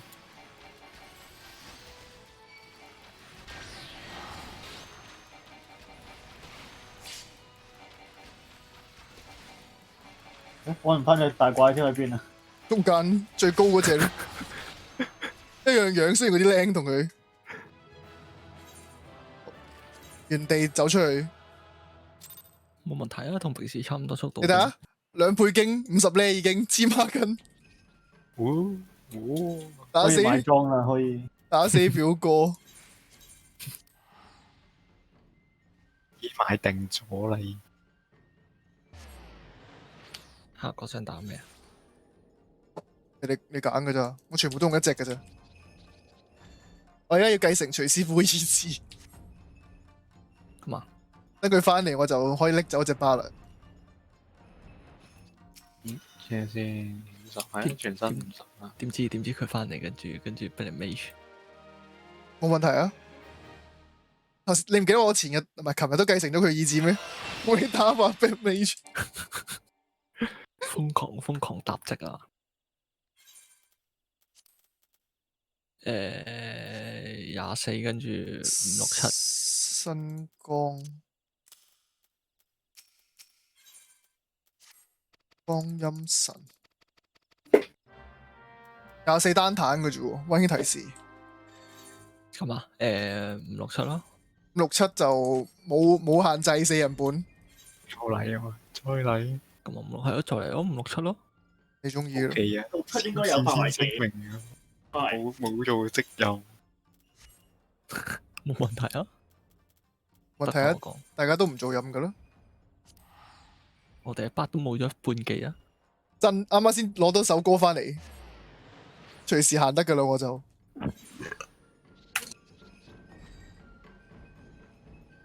啊！我用呢個咪得咯，點解我唔用呢個啊？其實你有雙坦可以打 trial 都得，乜嘢啫你？乜得咯？爽手啦，準備你嘅準備。喂，唔係咁用嘅咩？善用遊戲功能。report 你㗎，真係啊！嚟啊，互相傷害啊！嚟啊！你 report 我 report Hugo，冇問題。唉，掂啊！呢關冇得 speed run 啊，俾人卡住咗中間。每關細怪之前咧，倒數錯咗啊！你報到咩數？走喺呢邊先。喂，倒數先拉怪啊！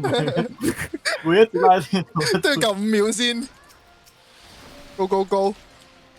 All the out, all the way, all the way out. Go go go！ 我每隻都上2個毒噶啦。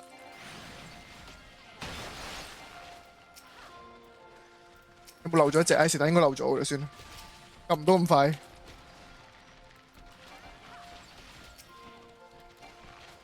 企喺隻紅嗰個幫位度等佢。死啊！有無敵㗎，戰士有無敵㗎，黑騎唔知有冇啦。哇！有隻寒血咧，去咗邊啊？強烈建議用戰士做主坦，戰士有死鬥可以無敵。黑騎真係唔知會死人有冇。開咗3招防技，冇問題啊，清晒啦，冇壓力。一瞬間冇咗3粒救命人嘅波，已經用晒嗰個月態。用晒啊！順發啦！要拉翻紅血上嚟，笑死！先知都話我過路死嘅啦，可唔可以放過我？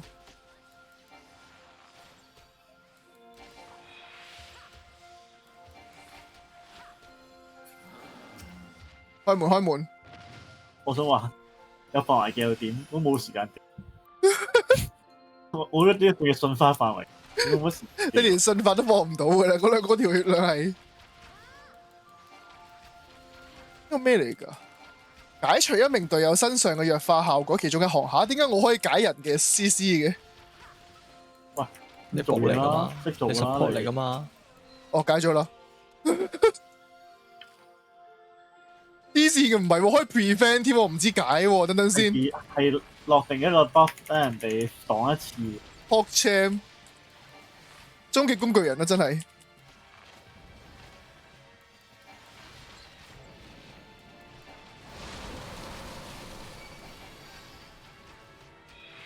咦？係咪會爆炸㗎嗰粒嘢？會啊！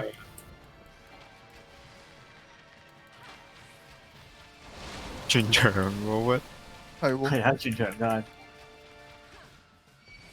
不過炸唔死，我記得之前試過炸過。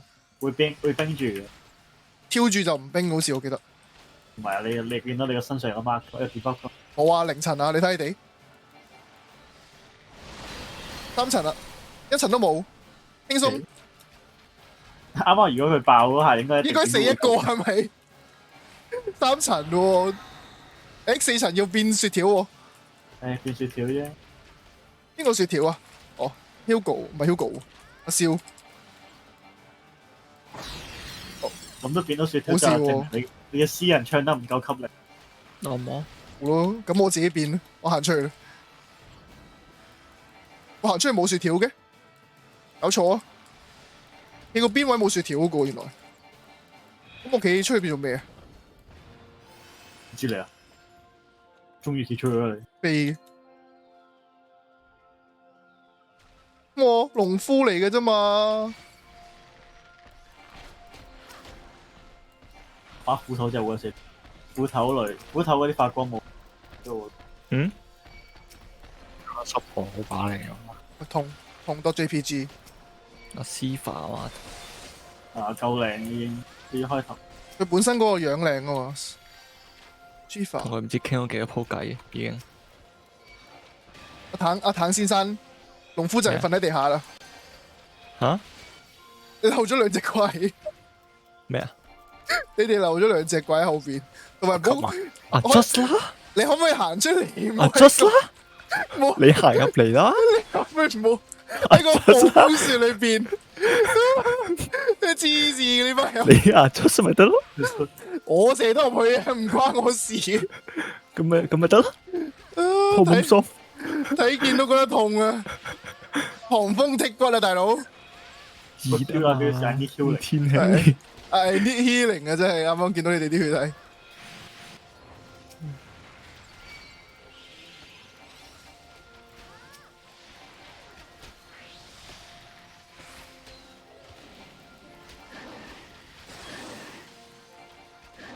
可惜呢個 level 嗰個波唔識補血，如果唔係就好好打好多。高呢啲個波波裏邊會回血噶嘛？呢個 level 未得，都係出事。雖然都係出事嘅，但係會開心啲啫。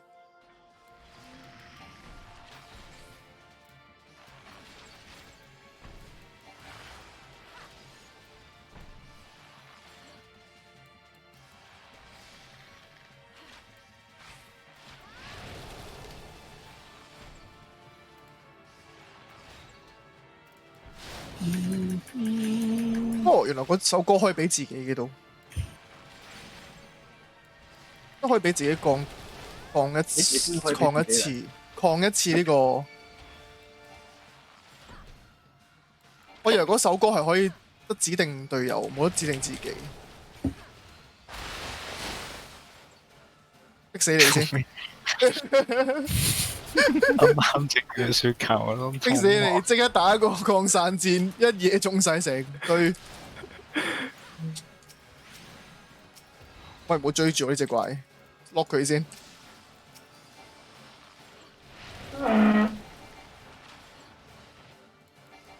我呢個搞到先。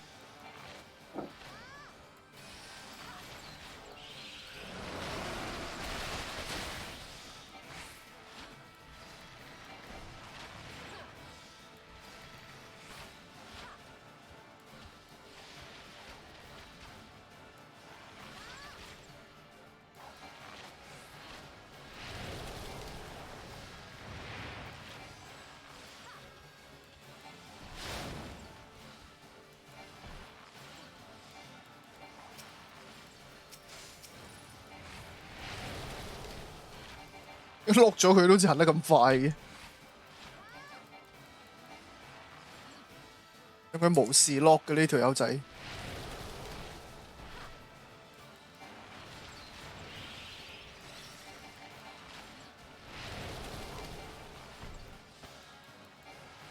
又隊穿牆嗰個盾，撲車。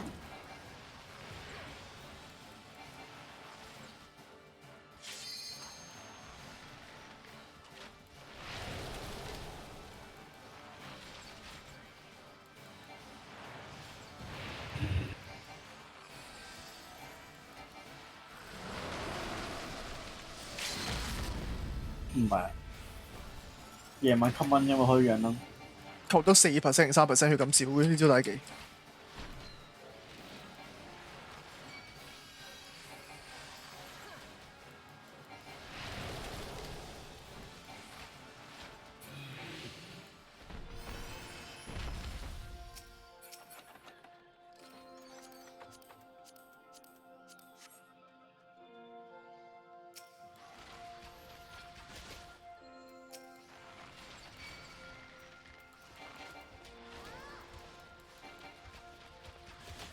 人拉到底嘅節奏呢個咪，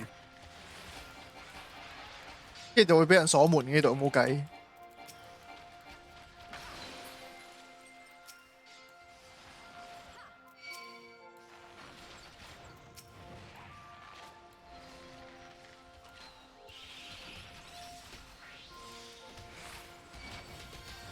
啊！支咪啊！我就嚟死啦！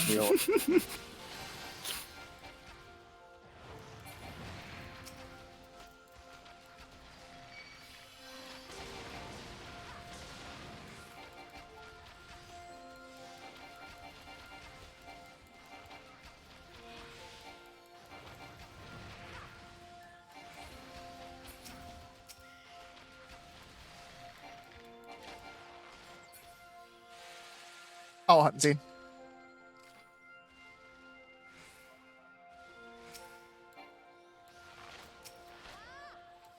史前巨鱷。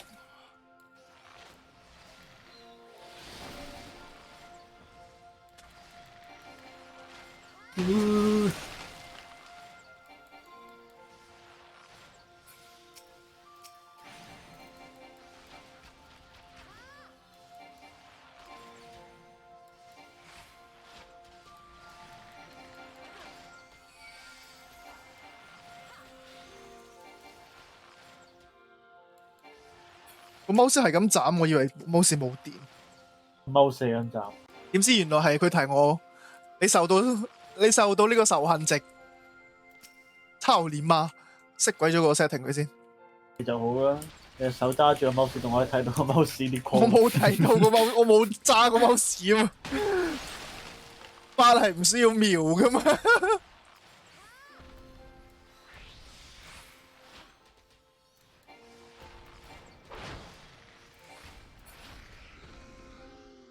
呢個係咩 setting 嚟？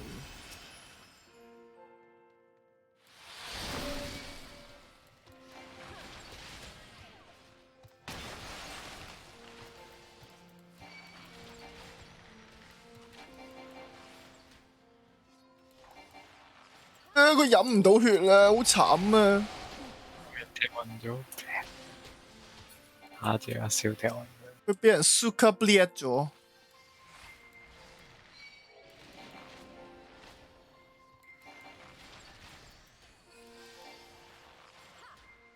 哦啊！要嗌啦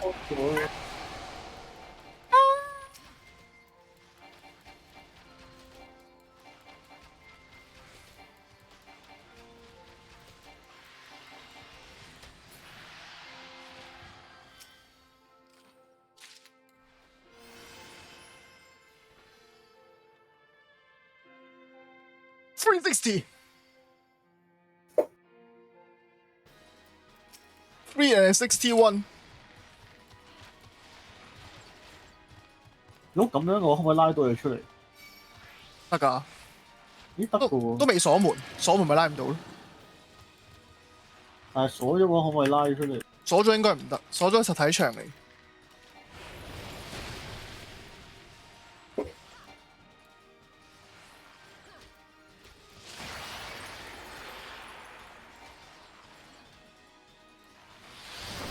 千年暴風雪。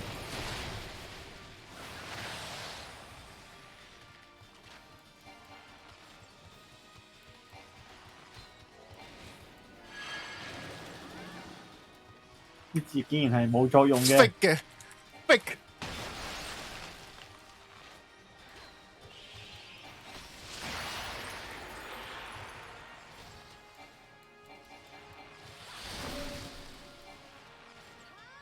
要下爬開就差唔多啦。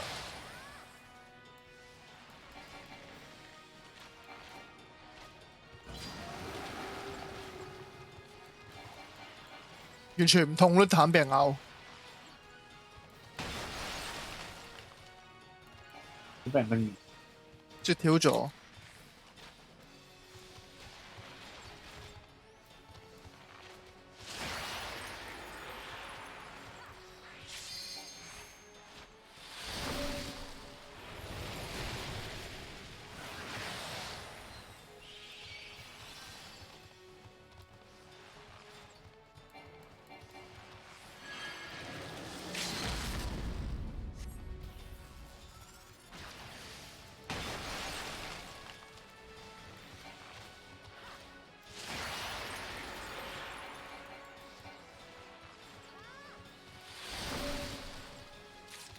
好，死去。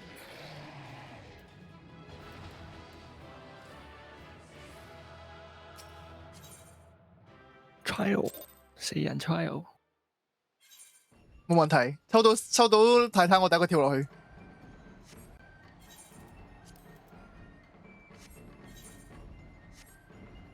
I will not falter。幾時可以用 full 條 kick 呢個功能？你可以㗎而家。而家有嘅咩？我以為要入到去先有添。係，好似我撳 O 就好似見唔到。咁無隊先可以 kick 嘅啫，代表。係喎。咁佢都冇諗過你會踢住自己小隊嘅人嘅。佢話你咁惡，俾你踢咯。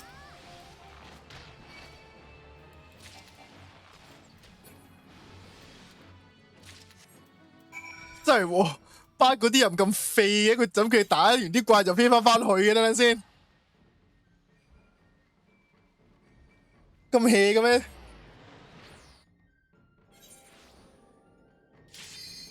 可憐。哎呀，最衰我哋打50呢 trial，即係嗰啲嚟，唔會打70呢嗰啲近嘢。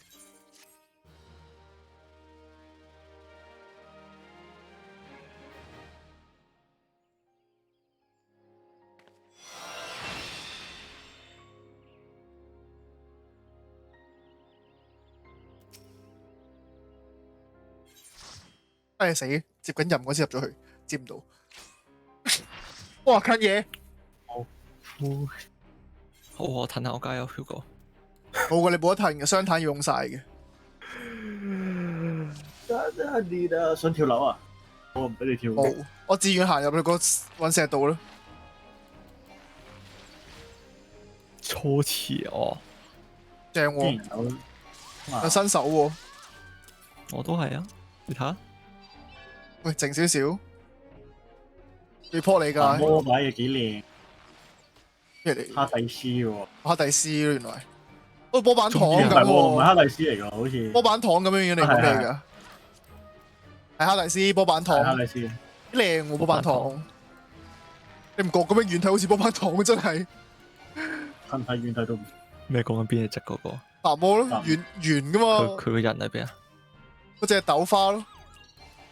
我見到豆芽豆花喺邊啊 ？Oh my god！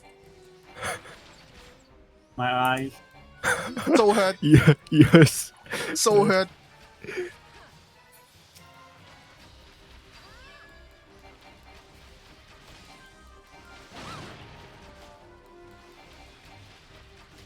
哈迪斯幾好殘。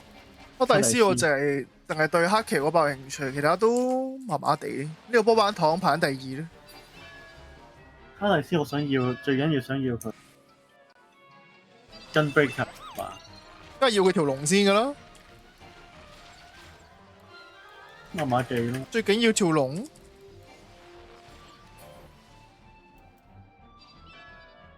究竟呢個 C 係咩嚟嘅？呢啲啊有啲咩新嘢？呢啲技我完全唔明發生咩事。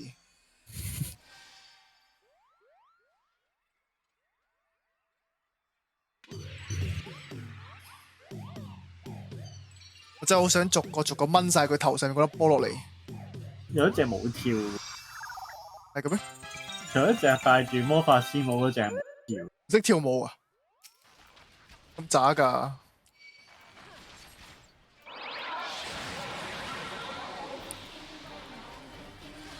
咦？哦 ，OK。我唔理㗎啦，我撳波個掣㗎咋。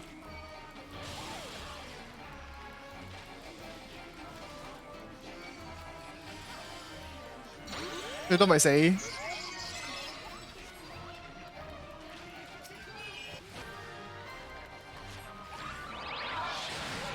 熱帶。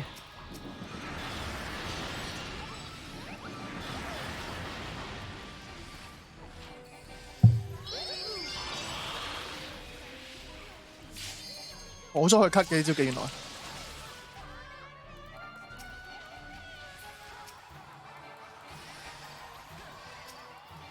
AOE 就是王道，乜都唔知。I don't give a fuck。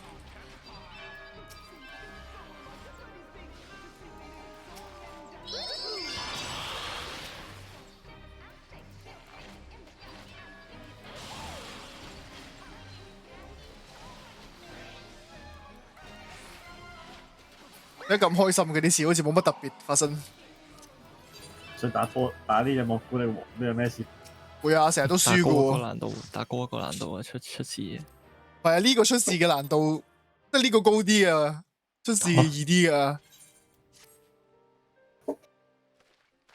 唔知點解呢隻係易出事啲，真係講真，唔知發生咩事成日都怕多 JPG， 因為。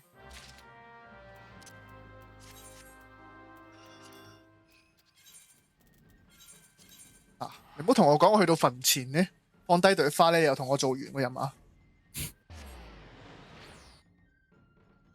我連個劇情都已經係 all skip 突。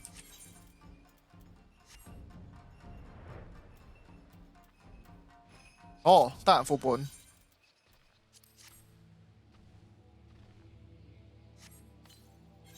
冇錯。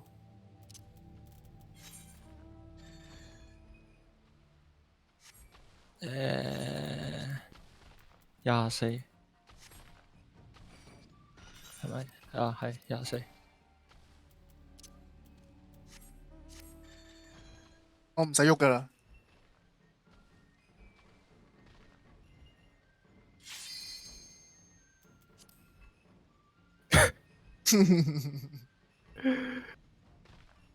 但係呢個嚟㗎，有2個稍後片刻咯，居然係，佢係得我撳。所有變咗之後都係冇用㗎。你撳咗真係你喺度啦，你喺度先撳到噶嘛。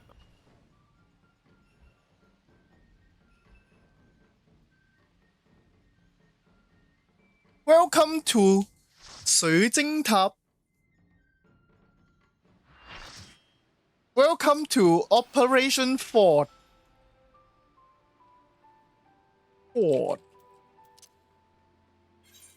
填 B 喎。你知點做啦 ？You know the drill？ 係啊，我唔知陣間仲排到尼爾第嗰個，咪就係基佬咯。我聽到尼爾。冇錯，尼爾第嘟咯，咁樣咯。喂，咁係咁噶啦，要跟翻佢個故事噶嘛，咁係佢有啲焗咁耐噶。咁你要係沙咁樣，跟住就一個沙，你自己搞掂啦，自己加上去咯。好啦，你講多次，我幫你加啲嗰啲聲落去。繼續噶啦，加啦，嚟。衝落去，go go go！誒，結錯人添。Move！哦，隔離嗰個快過你，輸咗。冇得 speed run 到我哋，夠快搶唔到。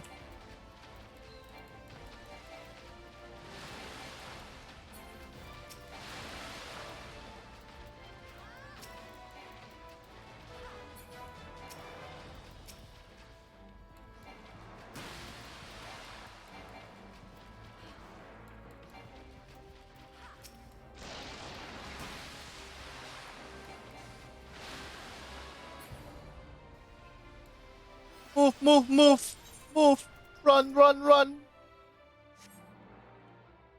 向後跳！我見到隻好機嘅，你講，你想講咩？你講，我俾你講。嗰個咧？講咩？嗰個咧？唔使講嘅，得一個啫嘛。大家都知咩嚟嘅啦，嗰個。結錯人添 ，shit！ 嗰個紅色匕首、紅色頭髮嗰個咧，又唔知自己龍男大份，成 team 都睇到，就係明知你睇到啊，先整。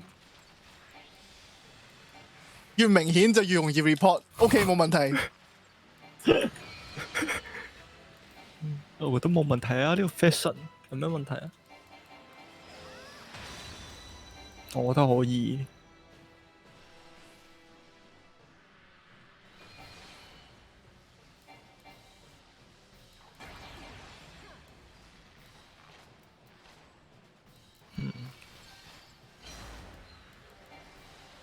呢一條毛咧食唔到我啲範圍回血，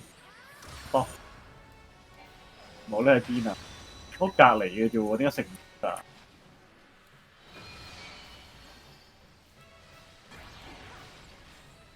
我覺得你嘅把過嚟啦。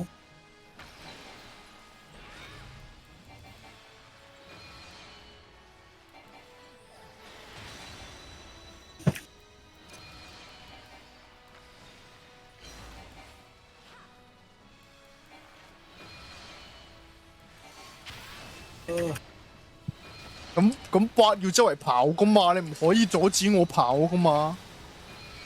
唉，有邊個人見到兵啊？邊個？場面一度混亂，呢個中間有冰有火。你要整佢入邊？罷咗工。係。點解有黑爆嘅？有㗎，包都有㗎。唔死嘅。有冇企喺呢個劈水度上面都唔死？呢個核爆都唔核爆嘅。係。係。翻嚟修煉翻幾廿年先。核爆唔講噶嘛，直接做噶嘛。進發噶嘛，3年核爆噶嘛，識唔識㗎？咩啊？第二下同第一下嘅間隔係10秒啊！3年噶嘛，3年點會10秒啊？0秒，就係咁樣0秒出手，玩哦，輸咗，我哋由 B 隊唔開得唔夠快，又輸咗，俾隔離 speed run 到唔得，我哋輸咗。On your face 佢話。喂，黃血啊！俾人片中咗啦！我已經遲到嗰個嚟噶咯喎，應該係。所以佢咪追住嚟掟？撞開我，就要精喺邊？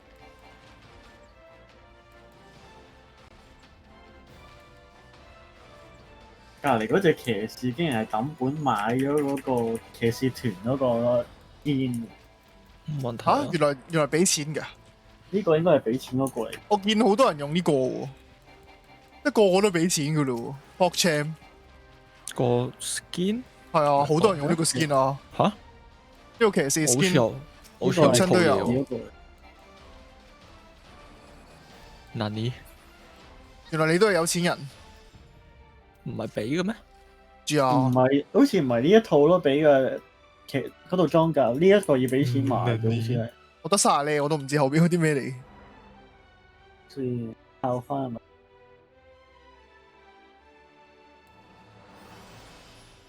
頭先呢個好似呢個係神殿騎士嗰個嚟嘅喎。啊，咪神殿騎士，神殿騎士係嗰班蛋散喎，唔係校服嗰個嚟嘅喎。係啊。係咯，呢件好多人買，我見到都。收加得嗰真係咁受歡迎喎，睇嚟。個個都想做聖殿騎士，個個都想俾人精練，做嗰啲萬神信徒。幾好啊，勁好多。瞓晒地下咯。啦。我今日好貴啫，唔夠咁多人買啦。不過冇得掩飾噶啦，90%都。哇！有得染我一定染呢個土豪金落去。唔係黑咩？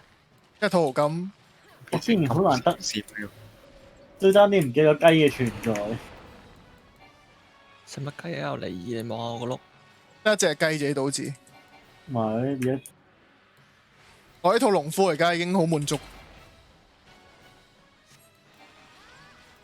多謝呢個伊修加德慶典。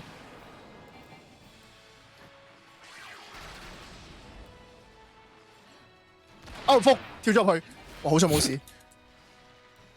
佢會 lock 死你嘅，跳咗入去嘅話。好想 Navigator 嘅啫。啊，喂，我乜都冇補過，點解補第一？喂，你仙子唔罷工噶嘛？開心。呃詐仙子嘅所有學者都係，又要叫人哋變天使，又要叫人哋補血。個本體就淨喺度掟呢個死鹽法。食咗個彈技先。冇，隔離嗰兩個仲有彈。嗰兩個都唔合作。係喎，俾偷開嘅小朋友啲教訓先。偷開？仲偷？咁明顯？呢更加需要教訓。冇羞恥心，陰啲掟個飛刀過嚟咪算咯。等佢嘗試下老衲嘅拍。咁嘅身高，咁嘅 glamour，仲偷偷地有分別咩？你唔夠高，請換老家。大隻仔咁衝埋去。着住套衫啊嘛，仲要。係啊。唔得，我自己頂唔順先。但你應該要着呢個兔女郎嗰件行過去。老家要着兔女郎，要展示你嘅大胸肌。咩？應該上身着，跟住下身咪豹紋短褲啊？冇，我記得有。如果下身你要畫法，你畫法同個膚色一樣，等啲人以為你冇着衫，呢個先係正常。老家必修科。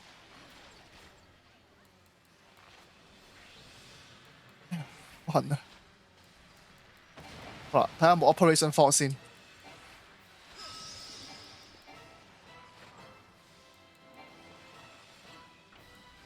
吸力啲，吸啲。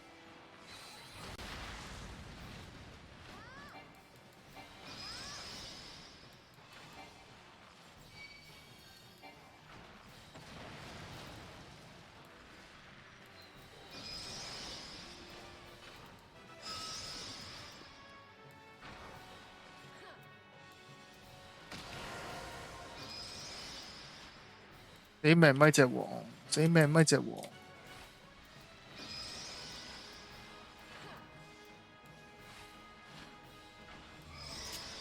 Yeah, boy. Yeah, boy. Where the fuck is the ice? Give me the ice. Yo, boy. Yo, boy.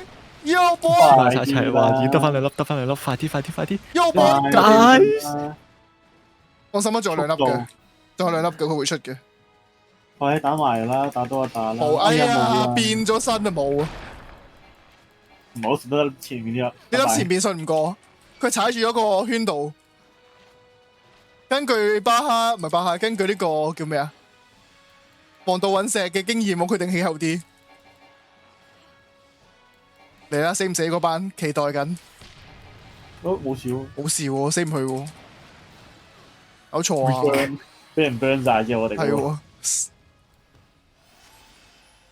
仲諗住好似黃道隕石咁樣貼住條圈都再見。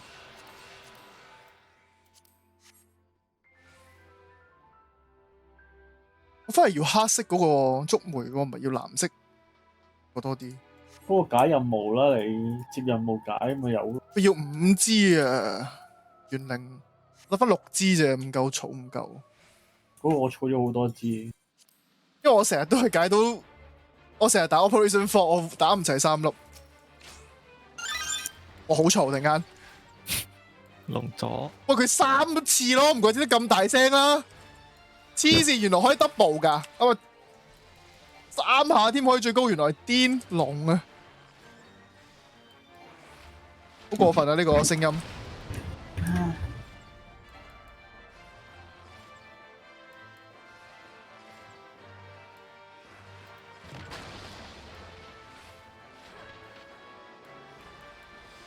你還好嗎，Hugo？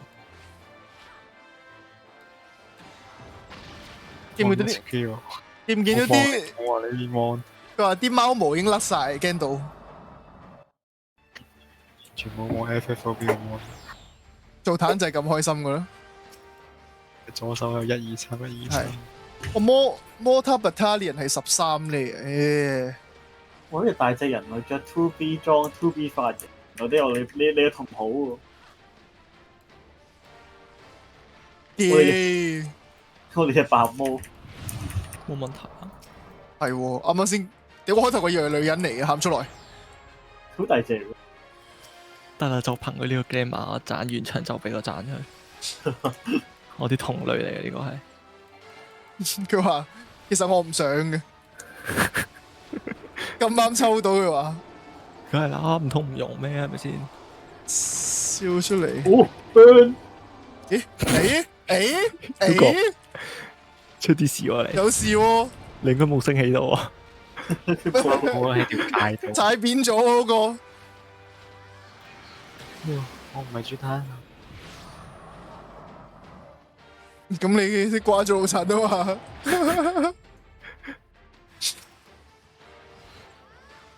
諗住啲人會自己哇伸多啲過嚟。4號要15咧先有，唉慘豬呢個。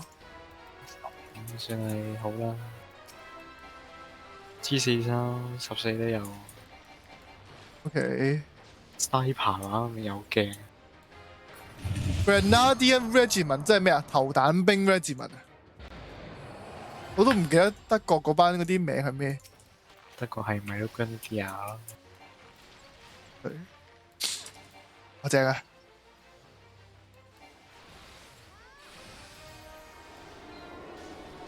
啱俾人瞓咗地下啦，又要好事。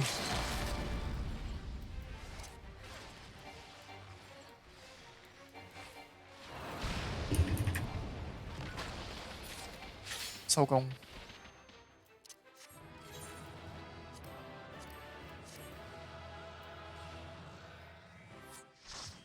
係咁出法師幻化喎，法師白魔。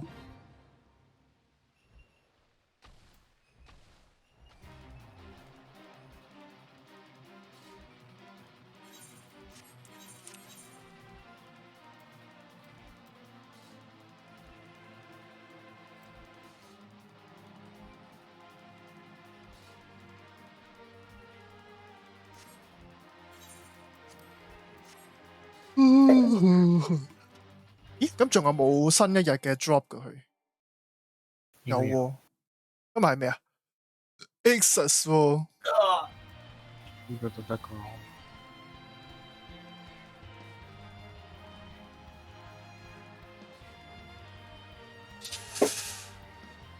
KF set 就開，等我走先啦。3 weapon delivery。你打晒啊？仲有個 normal ray。不過你可以排主線先嘅，所謂。你排主線先啦。話晒一陣可能冇得排。有道理。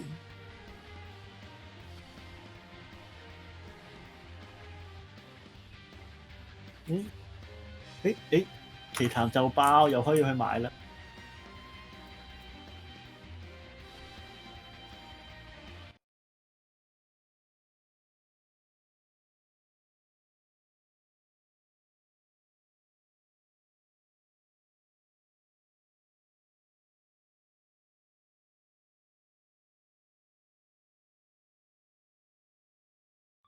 キャラちゃんとこでね映って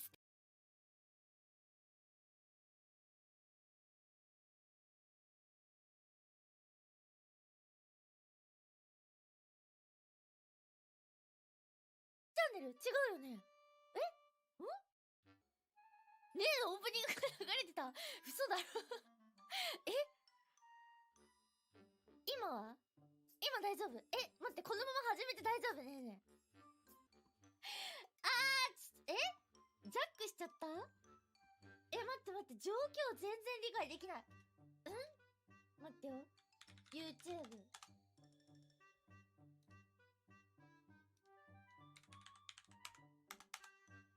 キアラ。ち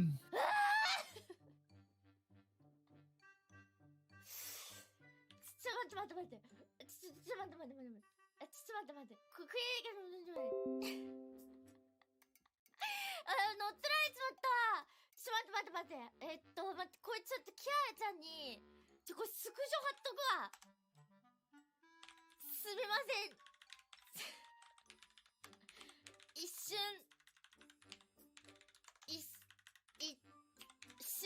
ジャックしました。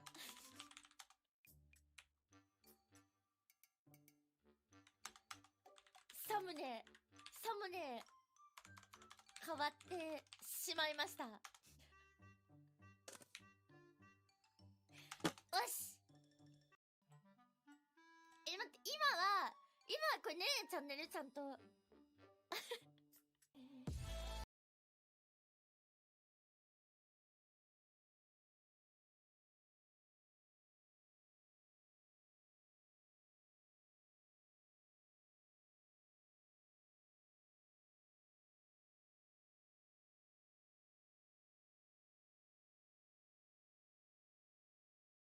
我已經準備好啦。唔係喎，得5分鐘算啦。準備唔到啦，動畫城定係呢個南方寶都收皮啦。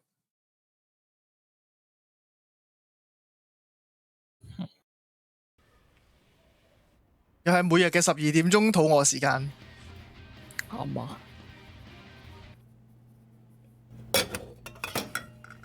唉，我都想食下炸雞，食老滅咧，食 KFC 啦。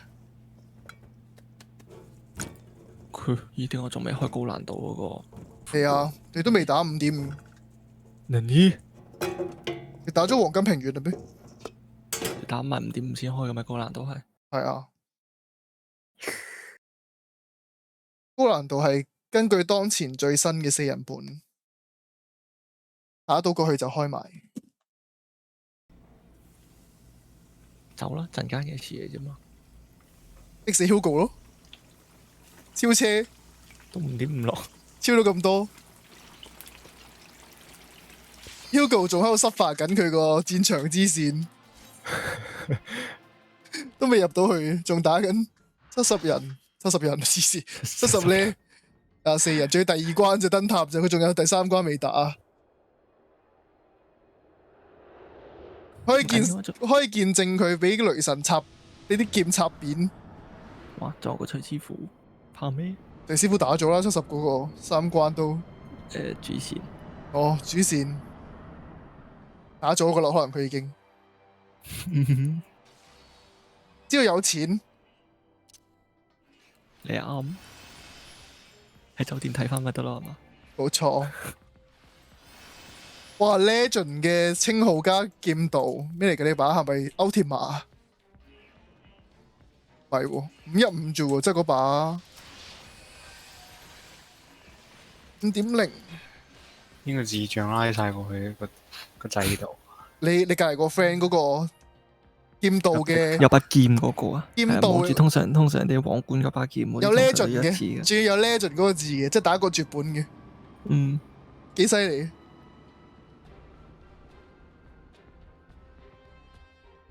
呢個咪東線啊 Sekiro 打緊。絕德軍係喎，定係仲係攞班 D 嚟嘅呢度？我記得海邊喎。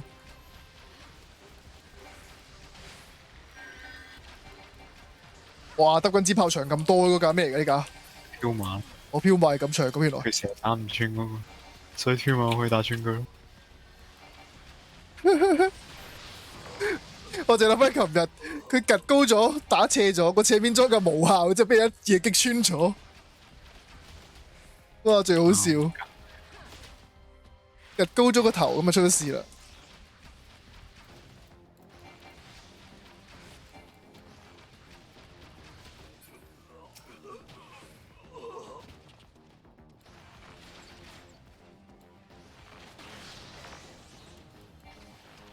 上前嘅坦克都有 Gear 分 ，Gear 2、Gear 1嗱呢，我真係要揸滾波㗎。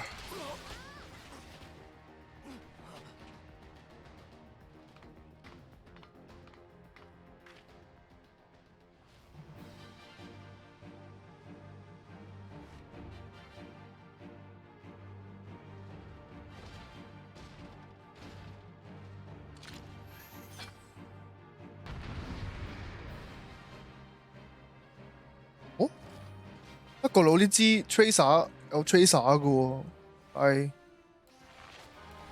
美國佬嗰啲好似冇 Tracer 嘅，睇落去。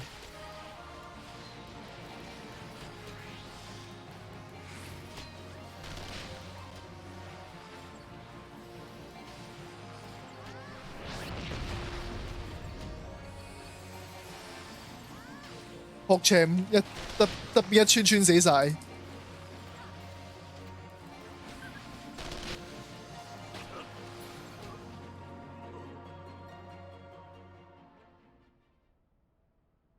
你個 A.P 嚟嘅大佬，唔係 H.E 啊！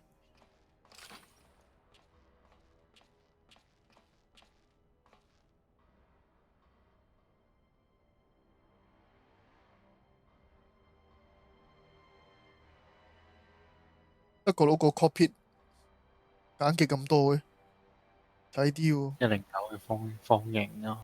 睇啲喎個視野。係咪要抌啦？係咪要抌出去啦？睇唔到嘅。同 Juke 咁樣聽啲聲。我冇開聲，睇唔到。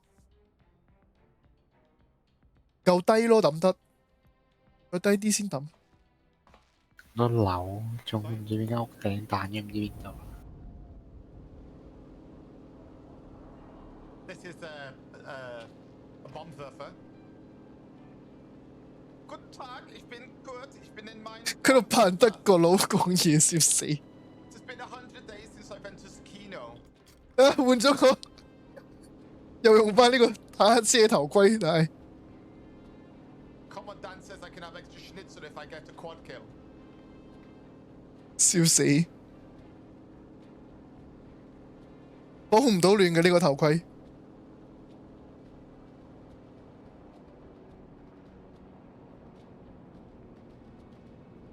我得一粒250 kg 嘅啫喎，我以為可以帶咗2粒喎。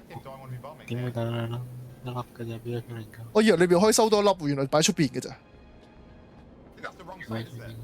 冇分別喎，乜都揸唔到喎。有嗰個位。Sekiro 揸呢個飛機定係轟炸機定係 dive bomb 都好，都係唔好揸咧。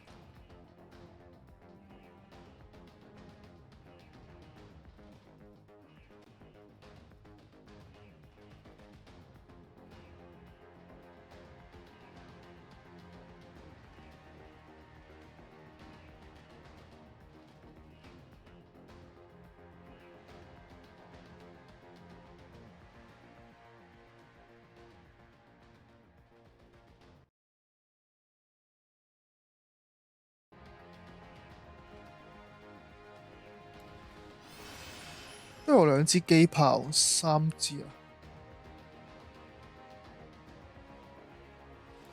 1支13，2支20，係咪咧？唔係兩支13，定係2支？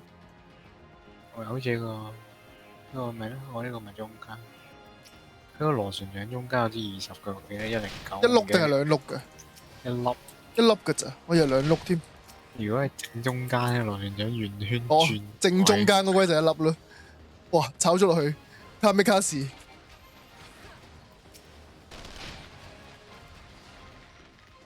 跟住有本仔學嘢。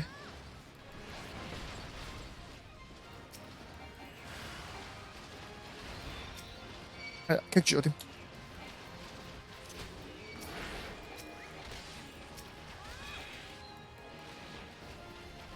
專門呢個 branding 問號。兩張俾個 logo 支嚟用。佢話我需要這個好東西。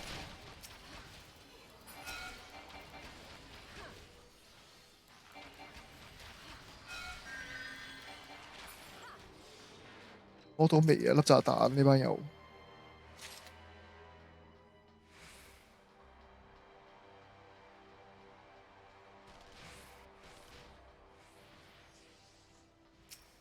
點解可以咁冇 recoil 嘅咧？點解好似寫到？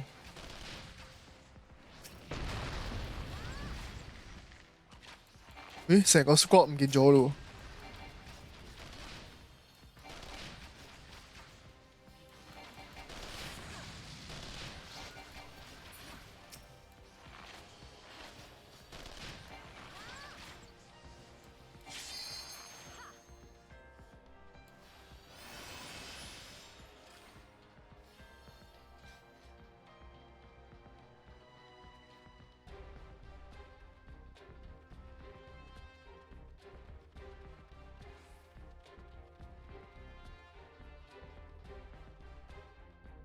哇！洗地，人哋咩 2 inch water 喎，water 洗地喎，洗晒成班走喎。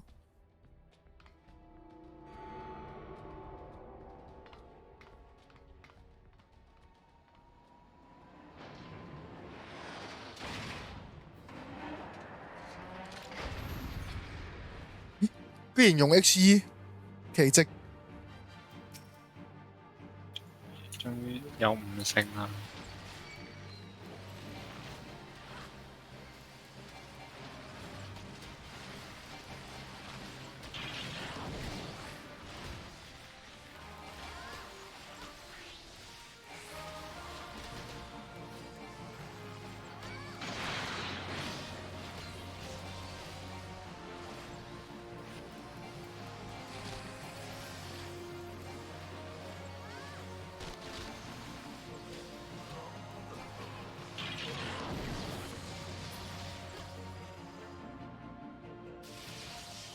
哦，打爛咗個對面嘅人潮，佢攞緊 H 彈打佢係咩玩法？但係打得爛喎 ，Hawk Champ 啊唔係彈開咗冇爛到，我俾人精準搞掂咗 ，One Tap 突。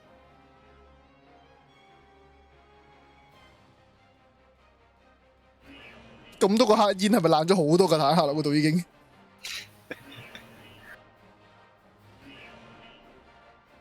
我哋知呢個古董嚟㗎呢把嘢。一戰嗰支啊！黐線，原來仲用緊㗎，原來呢個時間。44年都仲要抄翻啲古董出嚟。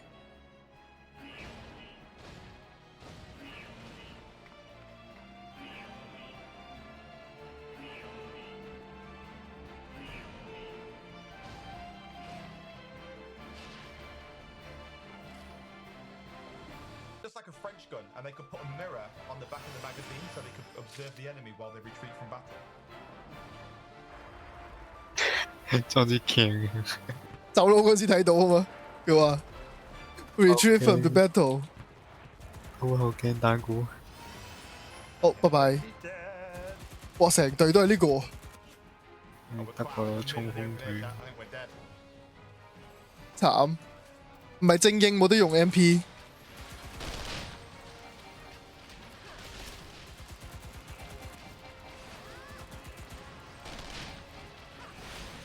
呢個 Iron 西好睇過之牛油槍。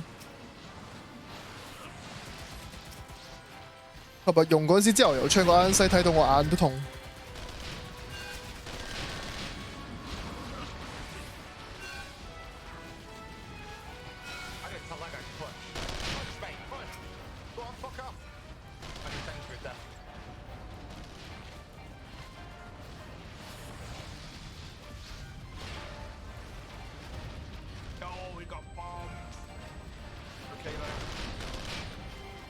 波劇搞掂咗3個 ，Hawk Jam。Is it PP or PvP? What?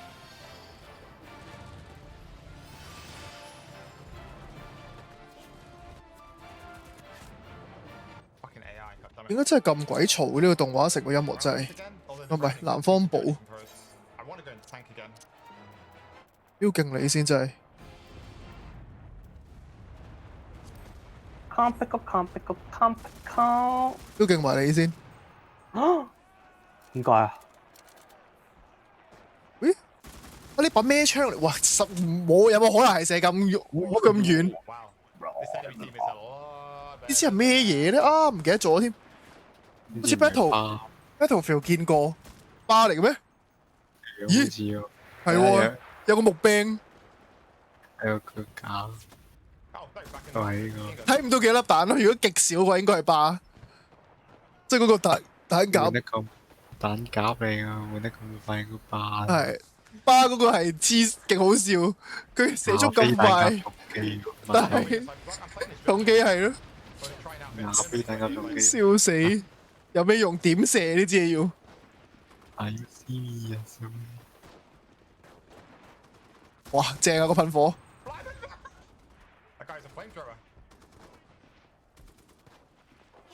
巴嚟嘅，方明揼石1928，偷咗美軍用。今晚喺前邊登陸嗰班人跌咗。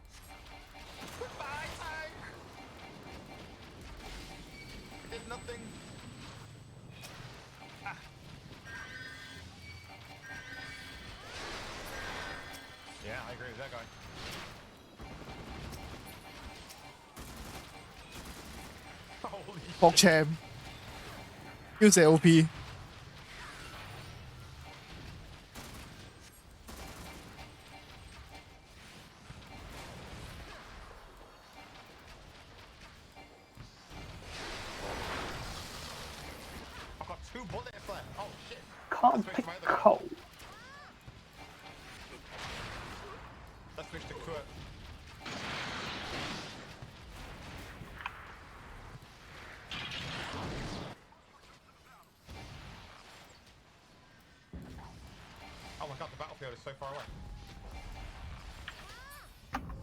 應該走咗出去。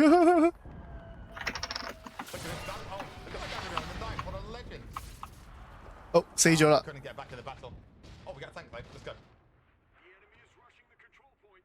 Oh my god, you let them capture that immediately. I will punch myself in the gonads, chat.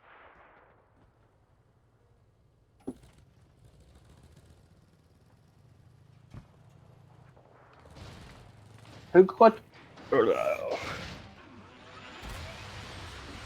個雞之前整咗辣㗎啦喎。哦，射得中喎。應付嚟喎。打下塔，好射唔穿，誒射穿喎呢下。穿啦。喂都未醃晒，都未醃好就抌落去炸嘅，唔差㗎做嘢。俾人直擊。叫馬打唔穿，要跟住俾人直擊咗。冇分打式報復，飛機炸翻落個塔車度。但係呢個掟唔中嘅，定係呢個自殺式襲擊要玩？Chill the fuck out. Every time I reach out, you're like, yeah, obviously. Have you tried doing this? Why are you doing that? Chill the fuck out. 嬲豬射佢哦。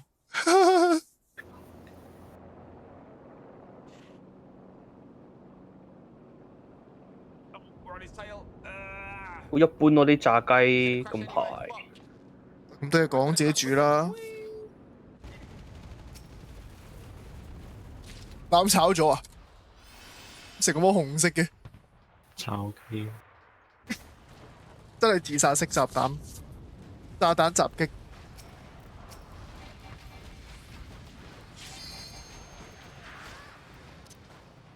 呢係咪 Motion Boy 啊？定係呢個卡98 Boy 呢個啊？卡98 Boy。卡98係咪 PUBG 個八嘴？ So what's weird is when I play as the German, the allied light tank, I get one shot by the Puma every time.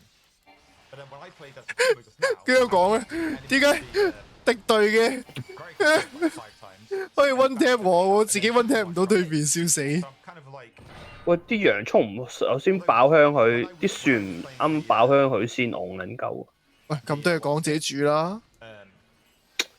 點咯？自己煮啦，都係講，都係講自己煮，我都未睇。咁你唔好 send 出嚟啊嘛，鋪出嚟就唔使睇噶嘛，傻嘅咩？即係因為我講埋俾你知啊嘛。鋪出嚟就係俾人睇嘅啫嘛，自己唔睇噶嘛，懂唔懂啊？所以我睇完就話俾你知。我鋪完啲羅漢鬼套路，我自己唔睇噶嘛。哇！好多鹽啊，滲咗黐撚線。一韓仔唔識煮嘢，重。哇 ，racist！ 點解 Hulu 唔整韓國線？我覺得應該會好多人睇。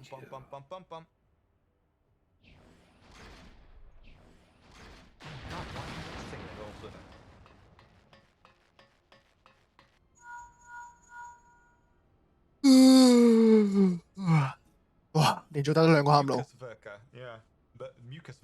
好多二氧化碳咯。喂，靜少少。好啦，又可以睇呢支打唔穿人哋。哇！炒香有啲花椒八角 ，nice。Oh my god！ 車少自有。之後打咗粉，將啲花椒八角。係喎，車唔死喎，淨係得 hit 孖住喎，冇事。危險駕駛呢個。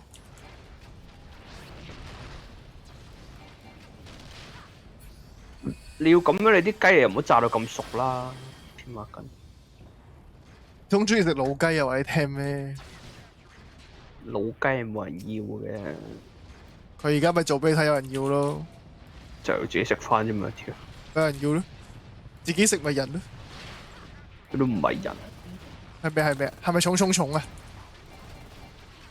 ？racist。跟翻你講嘅咋？等陣先。條友係咪又企咗出去車長？哇！你睇入邊冇肉汁嘅，整開嚿雞前馬筋，乾到咧。咁咪就好似上次我哋食嗰啲韓式炸雞咁咯。我哋上次食嗰個唔係幾好食咩？其實幾好食嘅，有汁嘅裏邊，冇乾實實、乾實實、乾真真，諗到個形聲詞啊屌！點解乾一定係真真？排要配霎霎咧，嗰個係我嚟嘅啫，唔係點解嘅？哇，可以撞爛啲石，撲車原來圍欄係車得爛嘅。清拆大隊一般咯。喂 AP 啊，大佬，喂 AP 嚟㗎嗰架 AP 嚟㗎，喂 AP 啊！我點解冇咗 Twitch 嘅？轉咗次嚟啊！係喎 p o c Champ，咁啊差唔多啦 ，HP XE 即刻搞掂咗 ，nice。逐間房整你嘅。你哋唔係要俾月費咩？隻垃圾 game。乜點啊？冇揾下先。係咯，咁咪答翻你咯，咁咪點啊？得個蜘蛛啫。咁咪點啊？咁係咪啫？你又唔玩，都係講做咩啫？問咩啫？唔玩啦，應該又俾你哋初見舐晒裝。你初見舐晒裝，講乜嘢啊佢？主要呢啲成日話初見以後舐佢啲嘢。知講乜嘅佢？阿蕭搞㗎，阿蕭教我㗎。舐嗰啲唔係裝，舐佢帶初見嘅功能上。真係懂不懂㗎嗰個？咩職你都玩晒啦，冇咩職玩咯。喂，靜少少，個人都可以玩晒全部職。就係唔中意喎。你咪逼死晒陳仔咯，逼死佢咯。佢啲肥曱甴。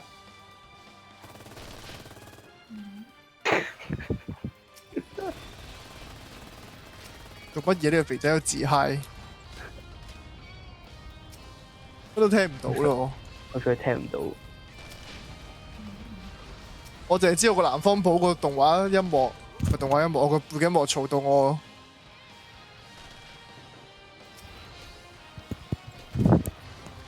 要爆光咁樣玩，我買 account 算啦。仔爆光做㗎，爆人哋個光啫嘛。你爆 pickle。喂，佢一入之前死咗隻曱甴，跟住曱甴走。唉，可惜，差一發咋，喺嗰邊射啦等。成嗰邊都爛咗啊！嗰個邊都爛 Blue 咗。 Section 喺度跳舞嘅喂。係打戲，識唔識分跳舞同打戲？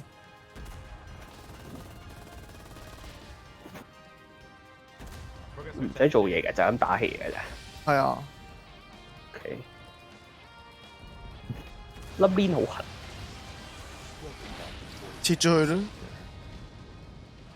哇！佢倒下啦。華麗落地。佢都夾幾靚喎。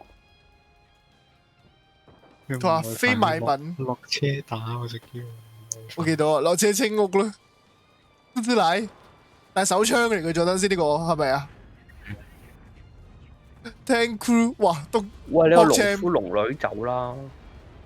你有初見咩？點解你有睇故事？哇，勁多子彈飛嚟飛去，強制睇冇得揀嘅。咁又嘥晒啲時間。算吧啦，好嘛，手槍仔就唔好上去玩。咦？咁架坦克冇咗人，咁架坦克可唔可以對面攞走㗎？唔可以嚇！真係冇得揸㗎，搞錯啊！做得癲㗎喎，個身體同埋個嘴唇。我諗住可以 yonk 咗對面啲坦克添。因為冇對話，淨係得佢講嘢嘅。咁佢大聲啲啊嘛。又你冇對白嘅你。啞㗎嘛。讀不全真絲啊！記咗個 grenade 上去先，冇人喎 ，no one dead，疏，俾人清咗啦已經間屋，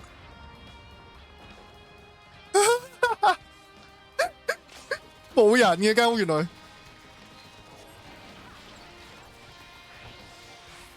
誒有咯喎，原來最尾都係。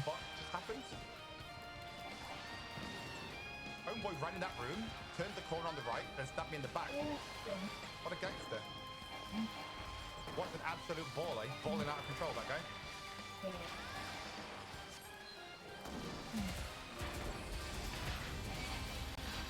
Oh my god.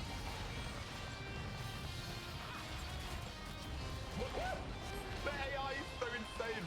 The AI is just like walking upstairs and then just like instantly snapshot you with a ball section. Okay, let's get the brownies going. Let's get the brownies in there, boys. Head guys, yeah. 救命！有 branding 試用呢個德國佬。 If you're gonna be a twat, at least use correct grammar. You use the wrong version of your. Good effort though, like you know. 我咯嗦，スカレスカレ走啊！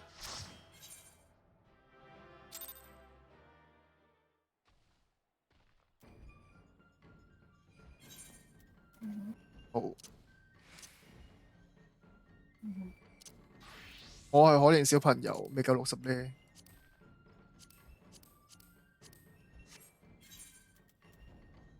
好，沖涼瞓。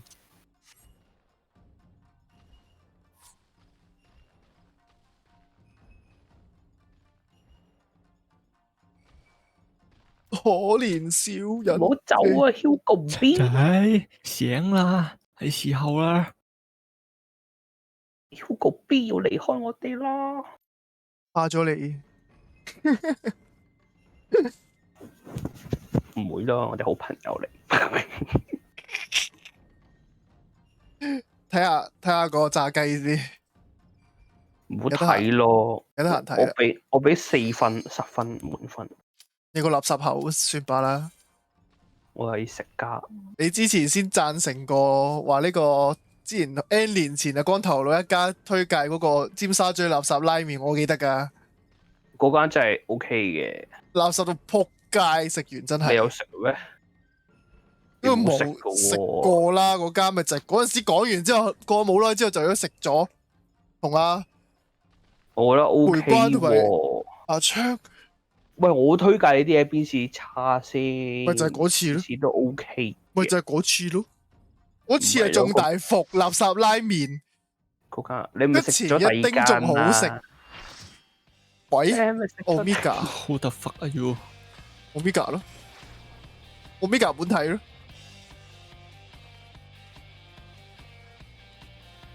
死啦！人睇動畫做咗結印添，冇問題㗎。We fuck， 已經結咗啦。We fuck，再結到下都得，有技巧㗎嘛？係咩？識唔識㗎？呢個垃圾忍者，學下你招影盾。哦，呢首歌大聲啲先。呢首歌麻麻地喎。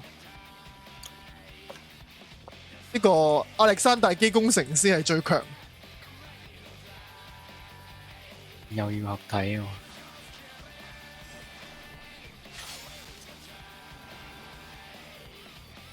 嚇點啊？嚇佢唔行，等佢坦行㗎，梗係。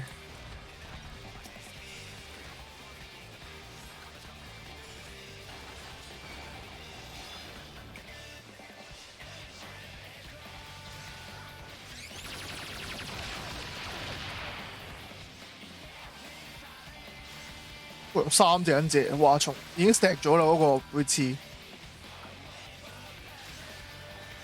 陰公，跟住推到最後，唔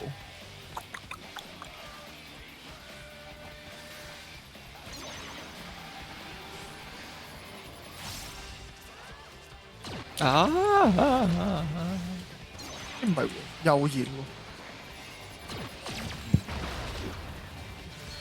應該記得啫。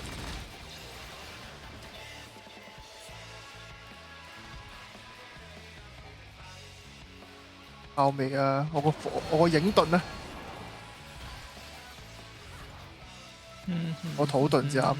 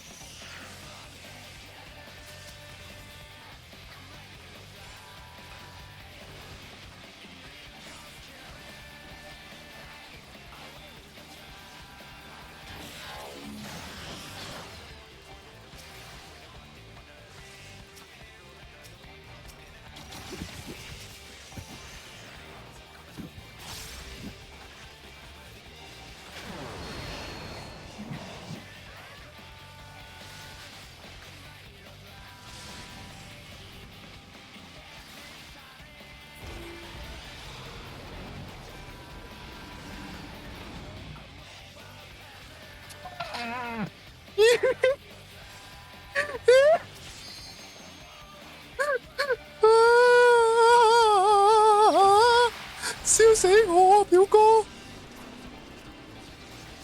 誒，冇人踩圈啊！哦，GG。好，飛唔去，奇蹟。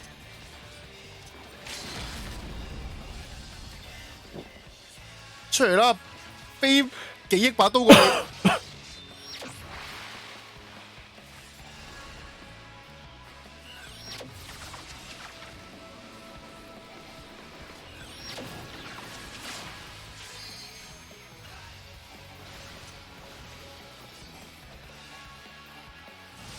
先哦，天地人我先唔俾喐，唉頂！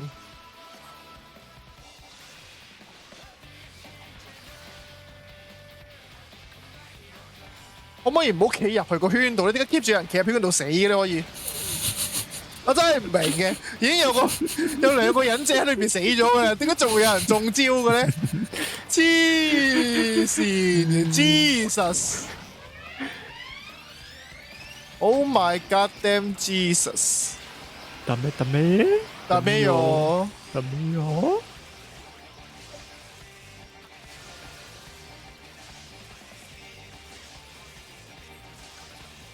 仲未叉完電，叉完啦。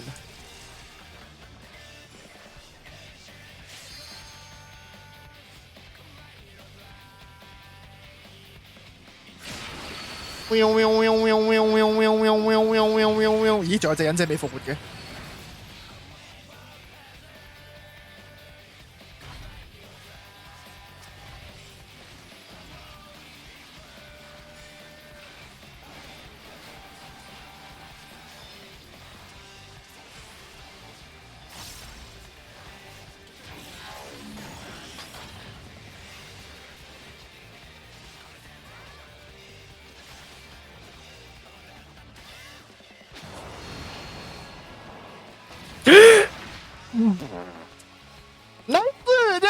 ？nice！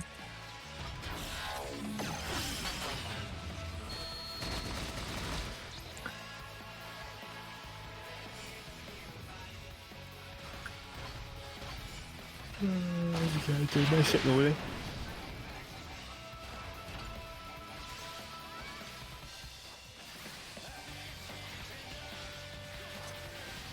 睇下個雪櫃有咩食先。肥仔燒。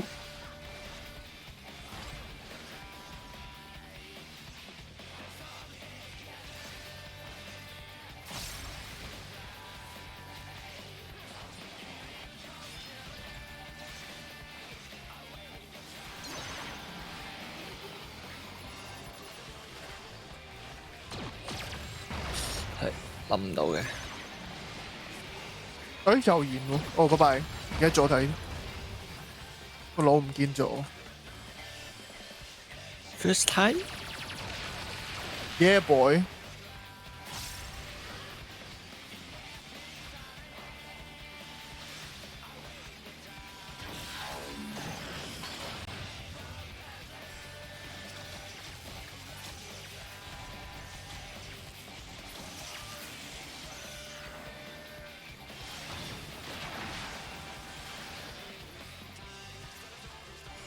咩叫做火遁？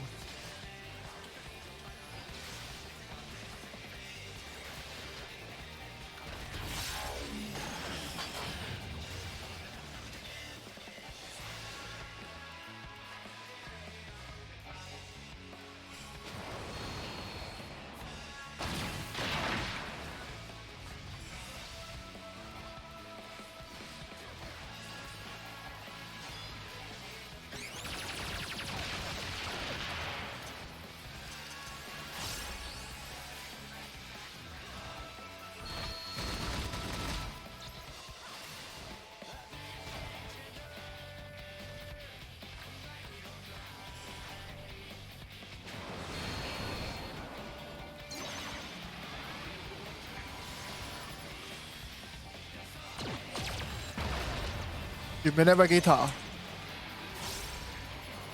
拜拜。到嚟啦，終於冇忍者可以幸免啊！冇問題。我 Ninja Must 依然都係寫最少個。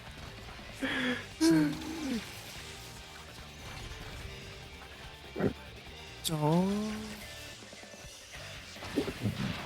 第一下可以唔使食嘅，嗰條賤人放咗個火喺正中間，要兜個圈行過去。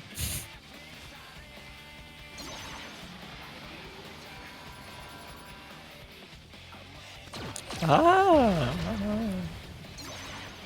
右邊度有啊，左右哦。哇！7000血死唔去，4層逆傷。你又瞓低咗啦？我冇事，我都冇起過身，佢都唔識服人嘅班人。可能服到猛，照死。咁正常嘅 ，keep 住有兩個人真係咁死喺地下。但係唔關我事。咩意思啊？咩有個人？有兩個係。乜嘢兩個？你同佢 keep 住死。咩意思？逼死你。要面？你睇你帶住條屍過嚟女隊友，呢個都唔服你。都冇人死。死兩個啦！哦，冇人死。廢咯，關我咩事啊？笑死，死多個應該。我拜拜下一場。超級大戰犯。關我咩事啊？你拉條線射死咗隻寶，笑死！四層逆傷一隻掉埋去。自己 adjust 唔得嘅。加多下 AOE 就死咗，啊好笑啊！隻帕拉甸一個人都打贏啦，5%冇玩啦。登，繼續登。我死多個要。好喎，好事喎，得喎。呢3個唔死嘅話就冇事嘅咯。輕鬆躺贏。加油啊 ，Omega， 俾啲力。冇兩隻。就算死埋嗰兩隻 DPS 都贏。佢仲有無敵都未開。係咯。點打都1%。佢仲有咁多魔，嗱死埋佢啊！唔該。死唔去。哦。無敵啦！佢要無敵啦。人哋拜。得㗎啦，0.5%，交俾你。都話。一個人打冇難度。暫時仲係跟住劇本行啊。死硬啦佢。咩啊？你招補咧？補咗啦佢，大把魔死硬啦佢。唔會。再補。廢。笑死佢最尾冇補到。廢。0.1啊！喂，咁都要登㗎，真係啊！佢廢唔關我事。我都登咗，因為。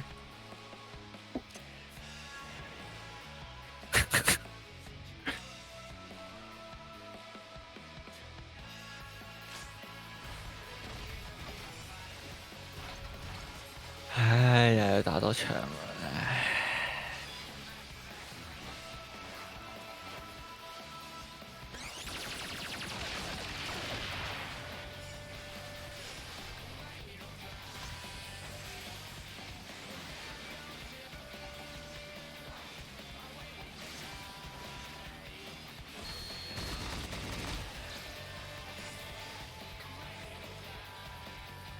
可唔可以放遠啲啊？個仆街忍者個火又放喺後邊，放喺後邊都唔得，可唔可以放前邊啊？媽咪，呢個垃圾忍者，係你嗰啲垃圾啦啦肥啊！哦，你歧視啊！成日都 block 咗個位。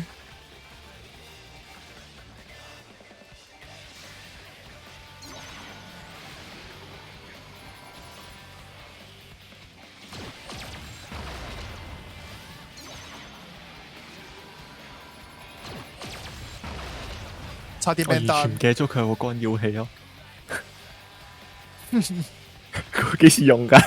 你好啦，而家先發現有干擾器。我冇閃望到。我話你係內鬼嚟㗎，內鬼。幾時用㗎？我知嘅，等陣先。你估下，見到隔離嗰啲小拳石啊？啊射落去。我真係唔使用啦。OK，get get。幫人掟佢落街，唔該。笑死！唔怪之我話醒唔起啦，原來有人撳咗，咁咪得啦。教育通。掟佢落街，因為掂。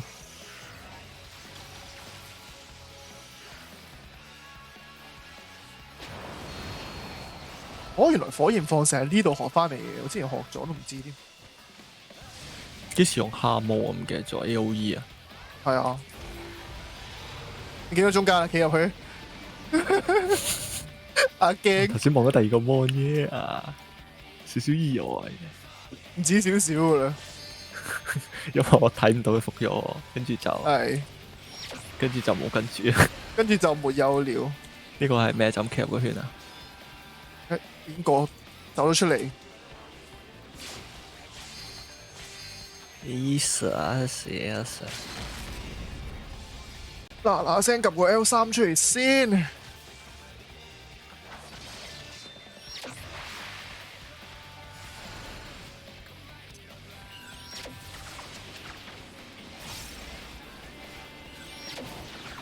好，有個行得太近，瞓咗喺地下，仲要補嚟嘅陰公。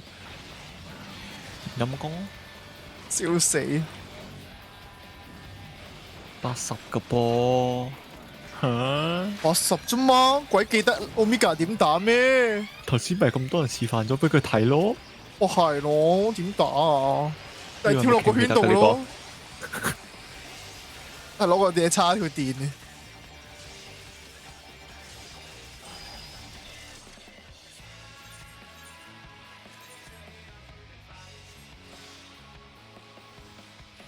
I get 錯人 ，Oh shit！Keep it go again。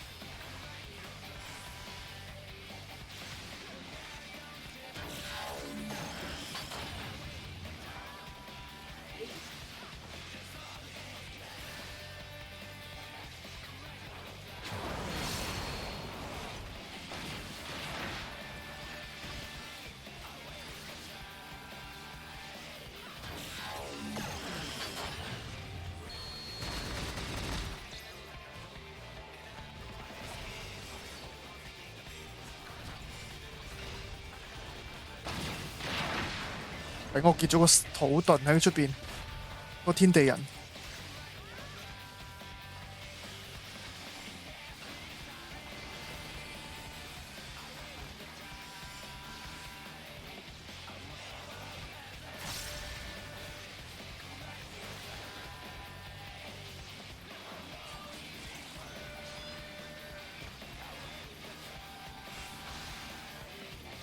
打得唔夠快添，你陰到今次。睇唔到，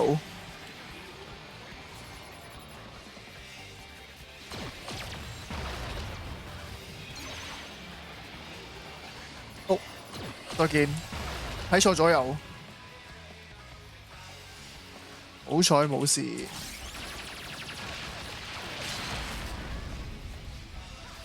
邊個咁睇唔開用 AD 嘅 LB3？咁快用啊！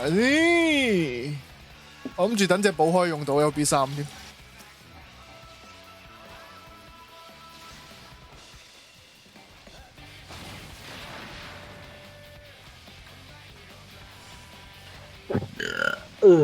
好臭咯，香。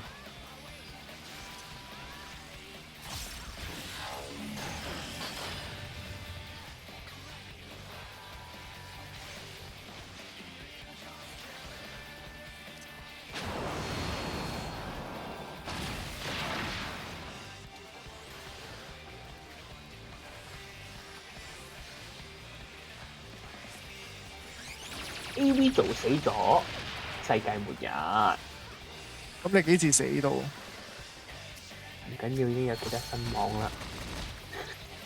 世界末日點解你未死嘅？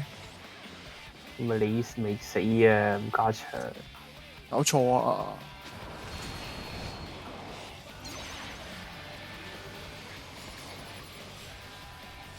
喂，結緊人啊！唔好搞我！結人係咩啊？卡結婚先啦！搞錯啊！結緊人，逼人行。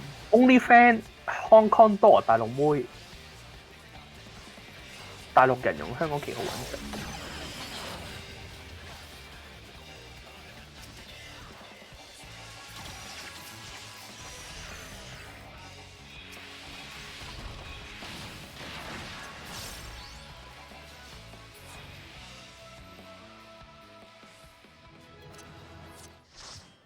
哇，極速啊！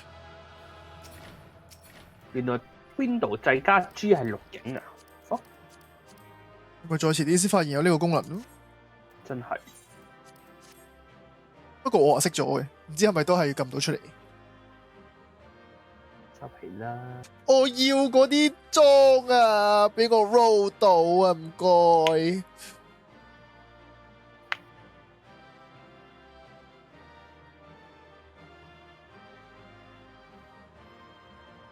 我需要那個好東西。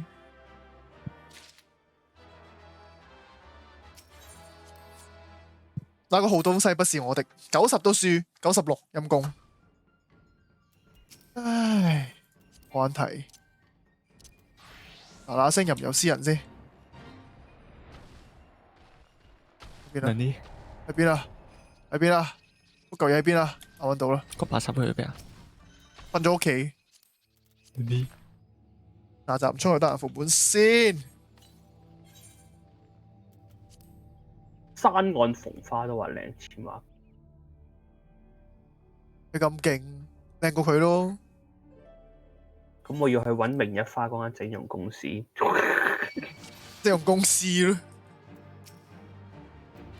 佢唔係佢係一間公司嚟噶嘛，唔係咩？知啊。隔離嗰兩個即係一樣樣，嚇死我。咁咪好咯。每個都有成為明日花嘅潛質。但係明日花靚啲，靚過隔離嗰兩個，點解會咁樣？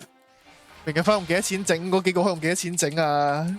係咪先？可能都係一樣 package 咧，即係成為明日花做呢個噱頭呢個 package。個 package。跟住明日花1號鼻2號嘴咁樣整呢個 package，可能收你一樣。自己可能整晒全身都跟佢一樣咧。對奶都一樣。點見完先話你聽。正喎，明日花。你仲正添。係。笑咗你，頂唔順你啲對話。佢話係，佢唔你睇，笑死。呢個時候梗係答當然啦，懂不懂啊？冇錯。俾完隊花，打完啲怪，我又翻去同佢條友講計，講幾嘢。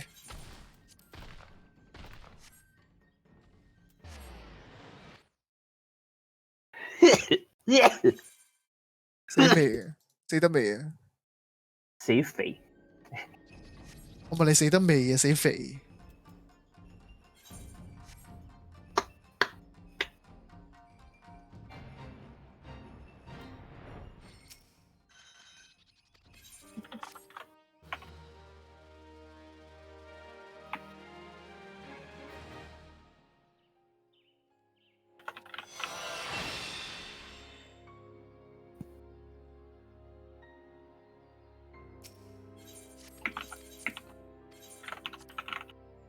唱歌俾佢聽嗎？好啦，等我表演下。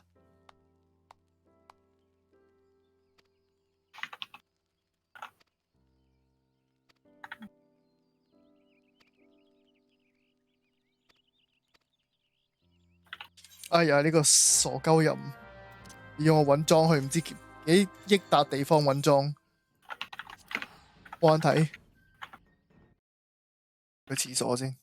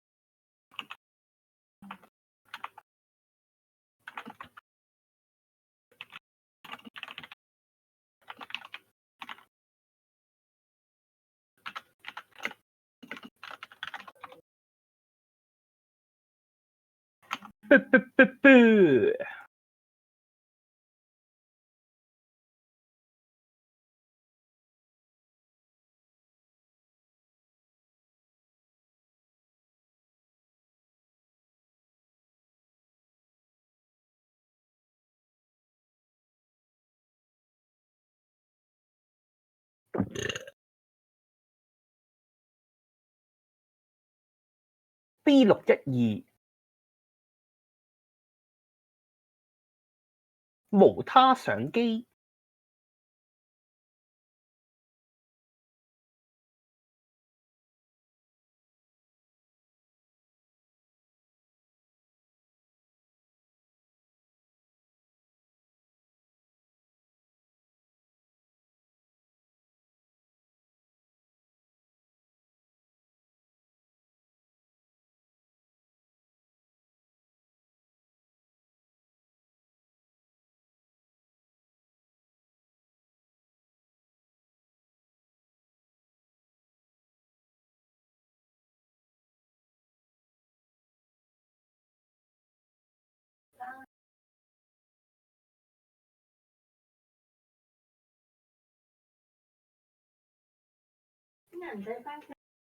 要啊，點解唔使翻工？唔知啊，你成日都1、2唔使翻嘅。理我啫，你同張新芬講咯。問下啫，我又唔係你喎。使唔使翻工？咁你使唔使翻工啊？我要翻。咁你又傾到咁夜？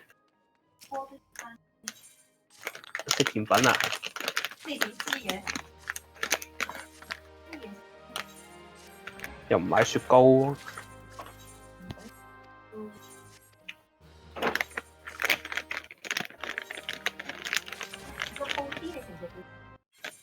你都食你咪食咯。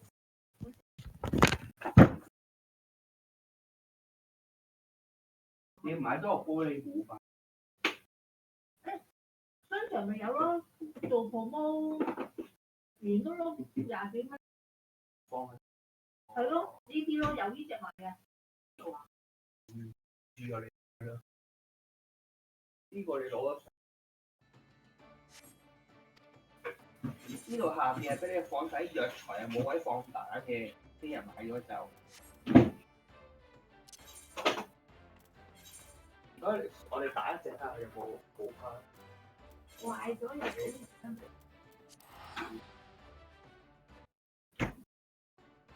冇咧。你壞咗你再搞佢。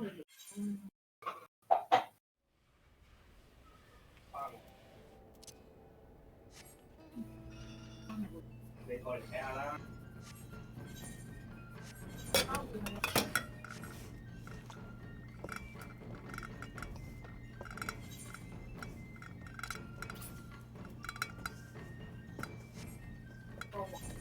打過呢日嗰個野蟻啊嘛。即係你唔會食嘅。你老味，你啲嘢擺10年你都係咁食啦。炒就會食咯，生唔會食咯。咁你而家整熟佢，你會唔會食啊？啦。即係唔會抌嘅。屌，咁你真係戇撚鳩嘅。咁佢都以你嘅邏輯，佢都壞黏咗，整熟都係壞嘅啦，都係壞黏咗㗎。啱唔啱啊？我講得。咁你咁奇怪嘅呢個人。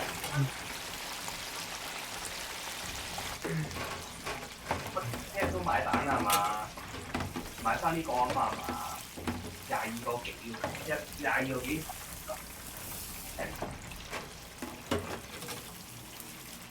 咁嗰個蛋係咪整咗佢做咩好咧？你會炒我？你點樣炒？即係我攞保鮮紙包住㗎。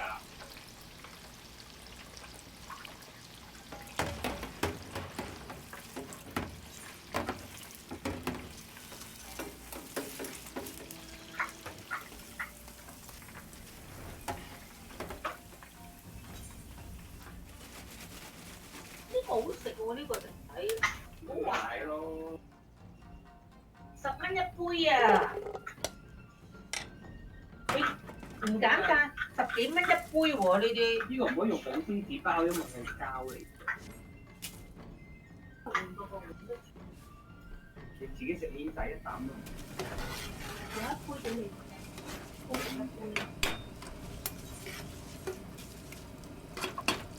嚇咁咩？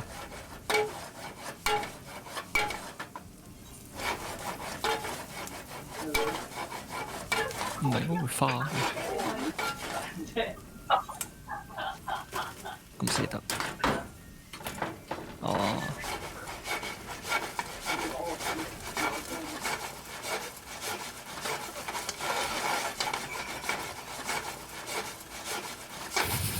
應該正常人都唔會咁做。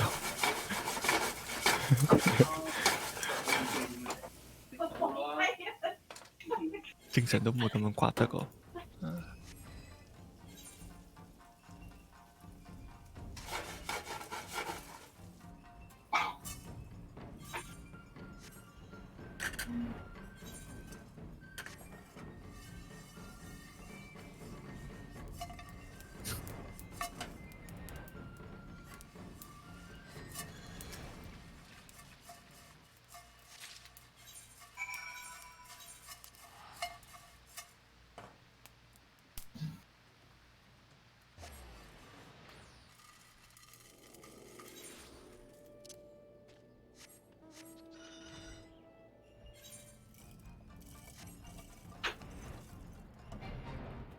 啲奶唔飲咪過期，我話俾你知。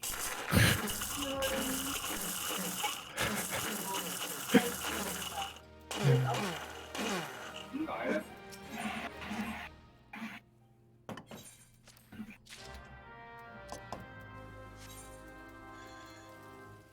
唉，轉咗英文，ready 啦，之前喺主街市線。買嗰啲冇，叫你去樂富街市買嘅啦，我。避啊！我唔記得咗你嗰度啲。街市買咯。雞胸。冚你留啊！我留係。搞笑咯，我而家嗰隻係我呢隻靚。重點呢個係重點。你又叫我點解？我梗知啦，樂富有兩間買。係邊間啊？我講緊。梗有一間。跟住大師兄依然認錯人。買過㗎嘛。有咪買過？有啲樣嘛，西無島有咩特色？嚇？嗰啲人佢交唔同你 case 買入去。貴啊！我嗰次斬曬2蚊啊！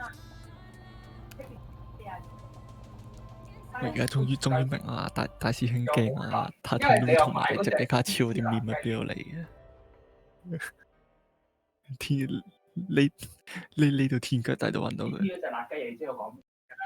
即係嗰買一大包嗰隻啊！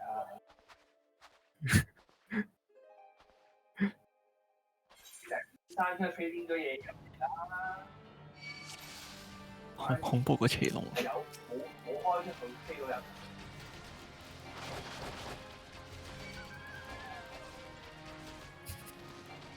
佢咩都係咯，煮嘢食又得，整裝又得，玩法都得。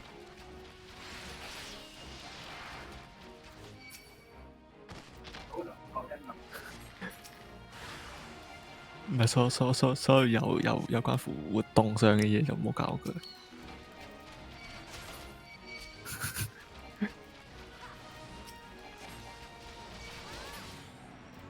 你嚟瞓下呢個6個時咯，呢個6個。碌下都。碌個成咁樣病黏住就壞嘅啦。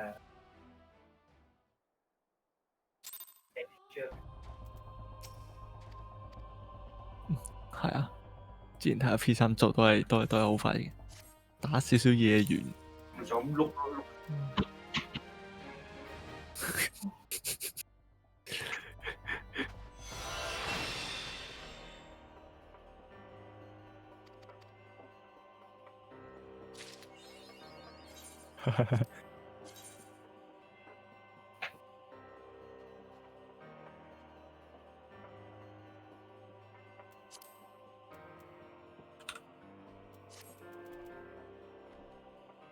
你放鬆，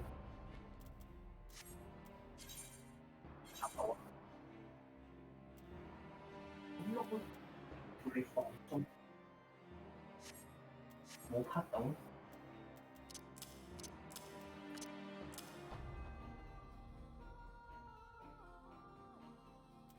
嗱，都會喂，咁你上啲去呢個，你空前得噶嘛？哇，笠咗啦！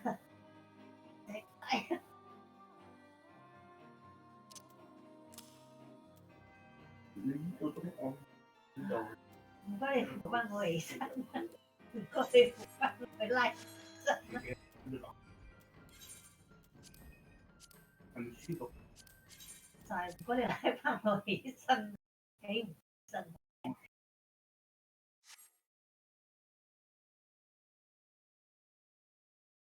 咁樣扯你手都甩啦，扯到手都甩。梗係啦，好易甩㗎咋，你啲老人家。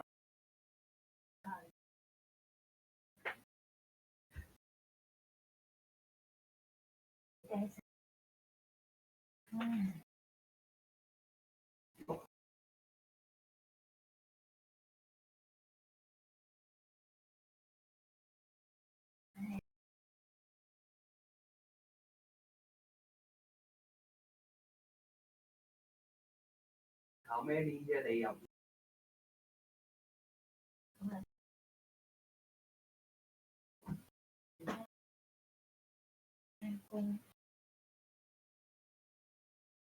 想食 CP 嘅雞翼，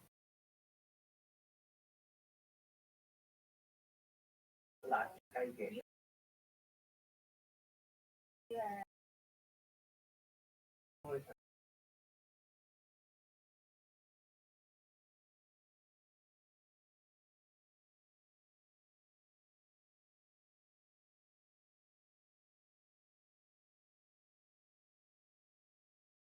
佢落嗰度買雞胸一樣。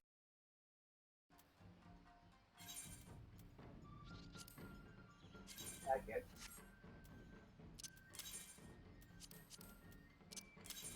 冇 friend 就好似問下。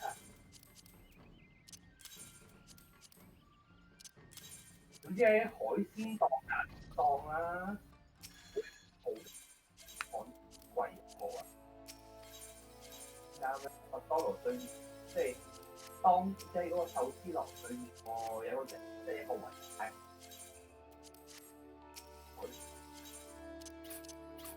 一上樓梯益。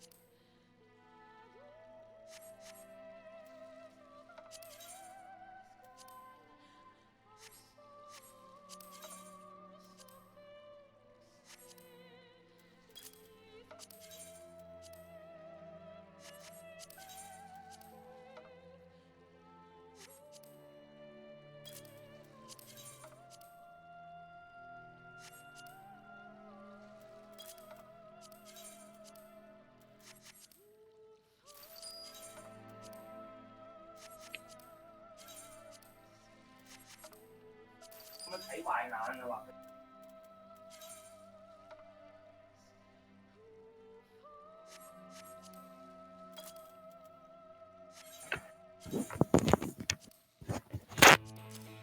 Compico。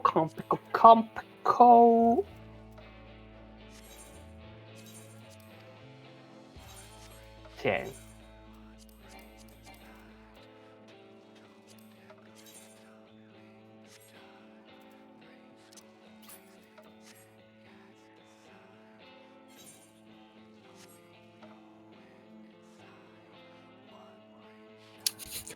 我原本咧就諗住提你，我仲有2件籌備飲嘅，諗住叫你整嘅，跟住咧就算啦，冇啦，冇事，冇事啊！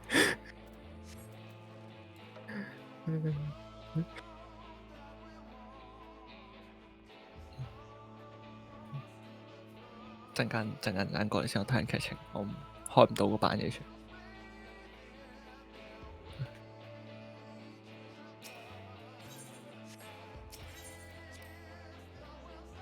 啊，算啦，我轉翻到中文了。算啦。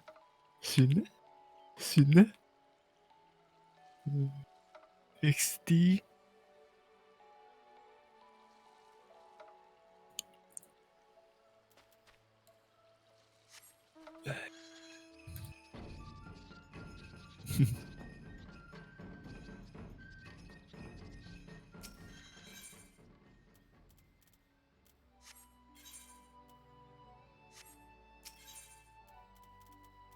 無他相機。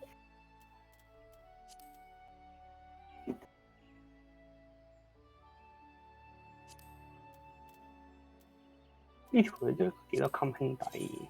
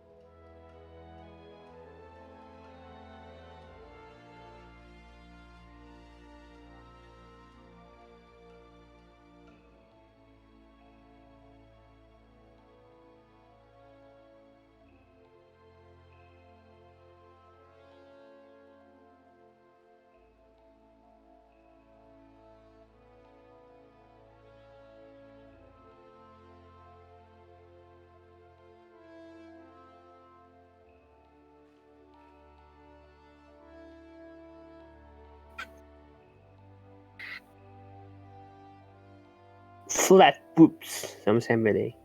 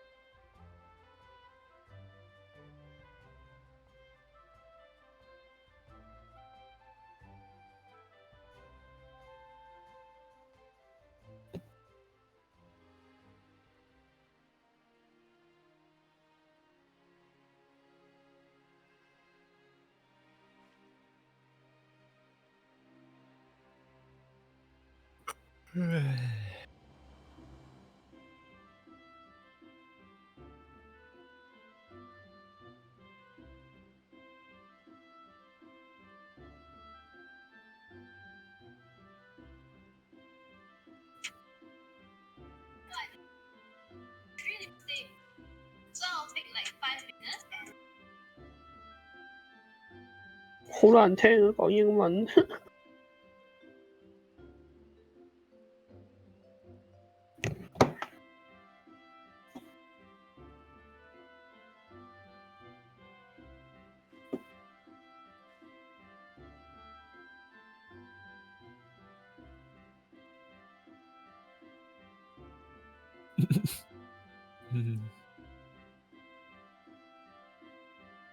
喺度偷笑。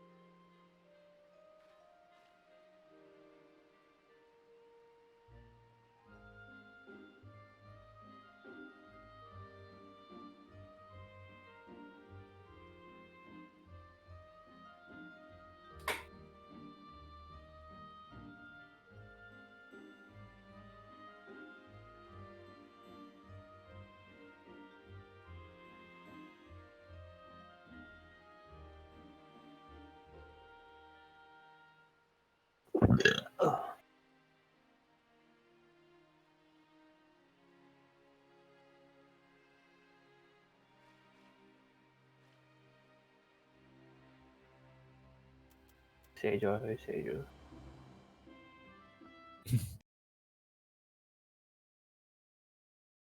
hentai。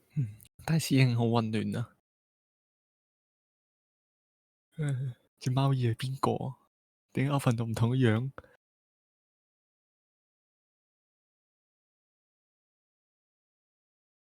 哇！良心居然排咁厚喎，夠人排咩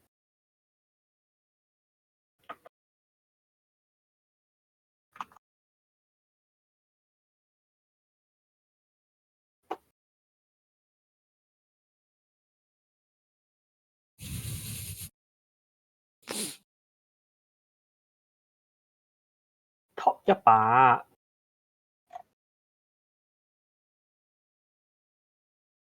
冇錯。16位嗰個正，騰心理位。仲有高橋 BB 都係14啫喎，高橋 BB 16啦。梗係啦，佢係咁分喎，21。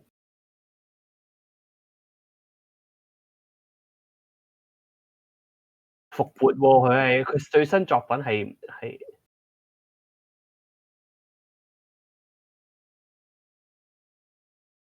21啦，有條田。28有你最憎嗰個肥豬春菜。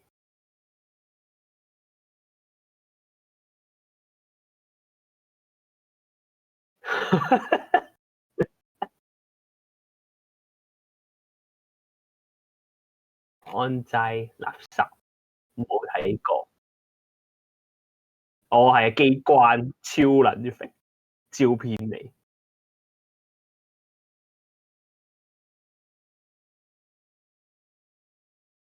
橋本冇波，藤心嗰個 body set 完美。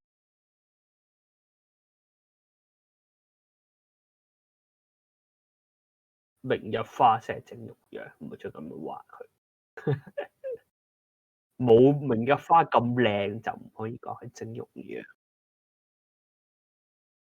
咁裝第幾個？哦，20位。隔離本真真係搞唔掂，本真都係肥婆。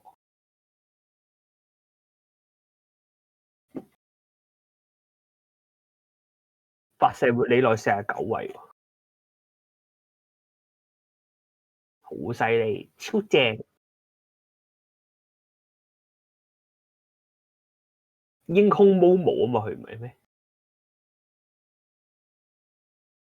英空毛毛啊，毛毛。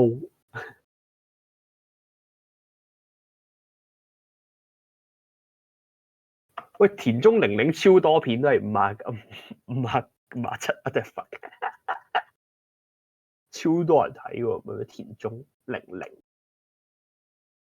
好多黐線勁到每一日都出咁滯佢。邊個？奧田關，奧田關都正其實。睇52新村。新村先重合。喂，屠乃木68喎，要唔要？屠乃木神公治，我話好多人中意神公治。神公治啲連登仔話係好好戲。水野朝陽73喎，超人。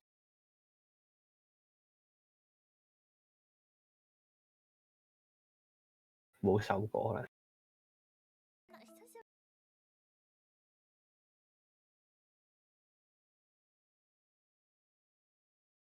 75先係最正，良心都係整容樣。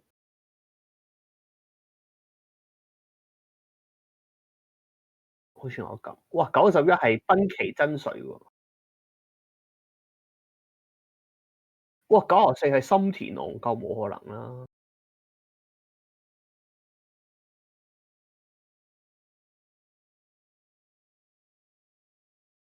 呢個好似係咩良心2021年啊，唔係咩？咩2021年0414喎，發2日。點啊？喂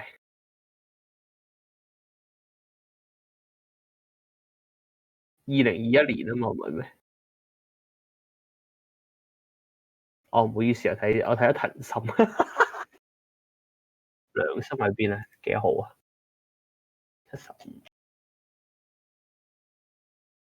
哦，佢冇拍片啊，好似冇乜片啊。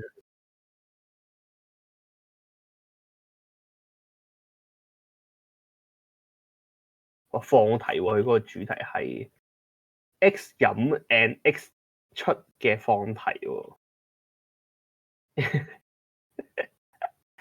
我哋 stream 緊，唔講你咁暴露。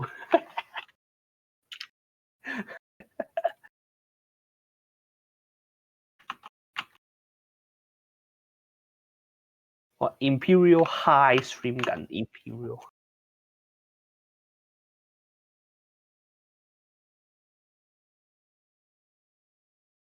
有嘢撈啫。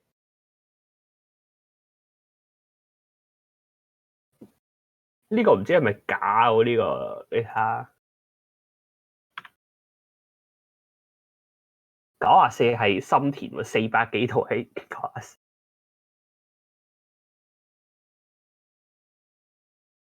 哇！濱崎真水有600幾套 ，Park Chan。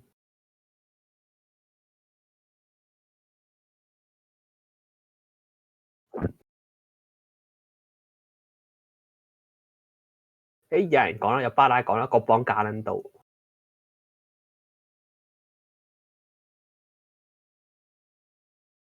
無聊。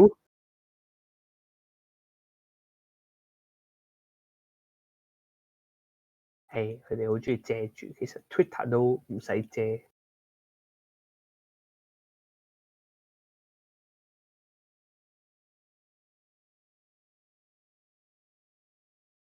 Idea Pocket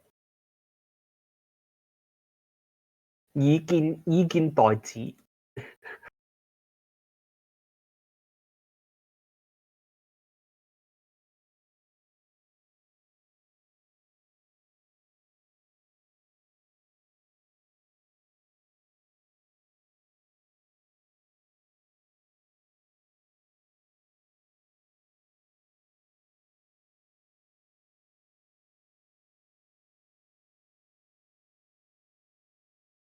邊個又喺度笑明日花？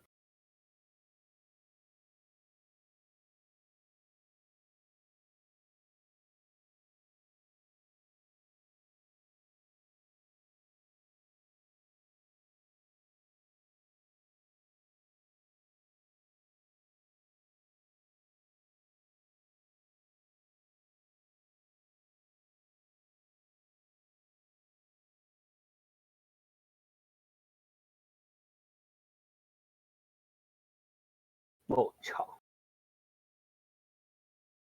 係咩啊？冇嘢睇。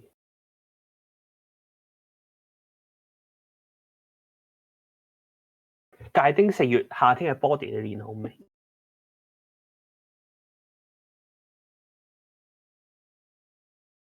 ？Day 65日。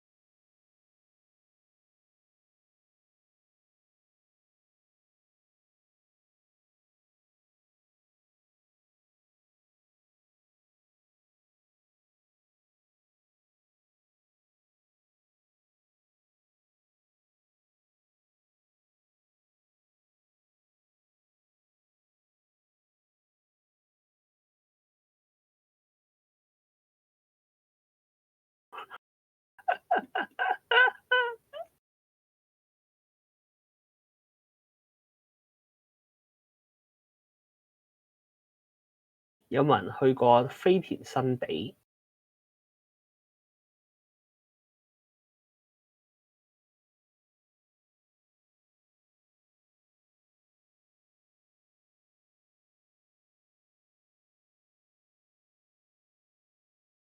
打咗針咪得咯，打咗針咪得咯。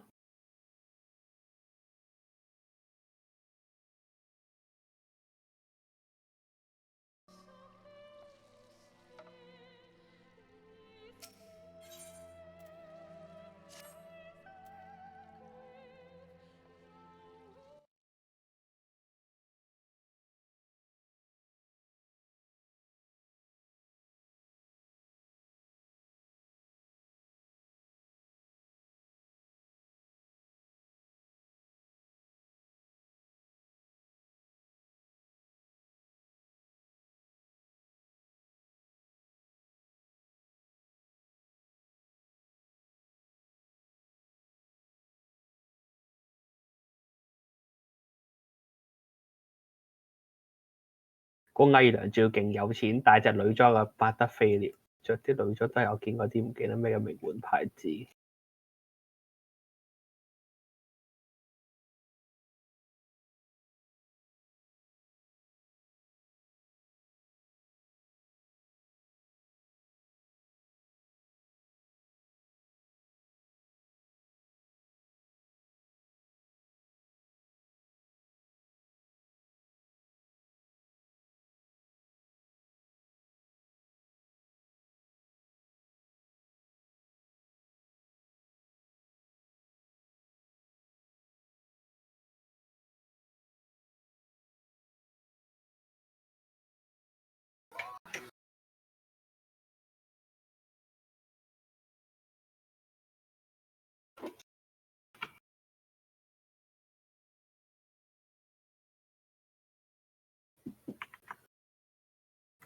屌你呢個偽娘嚟，嚇撚死我！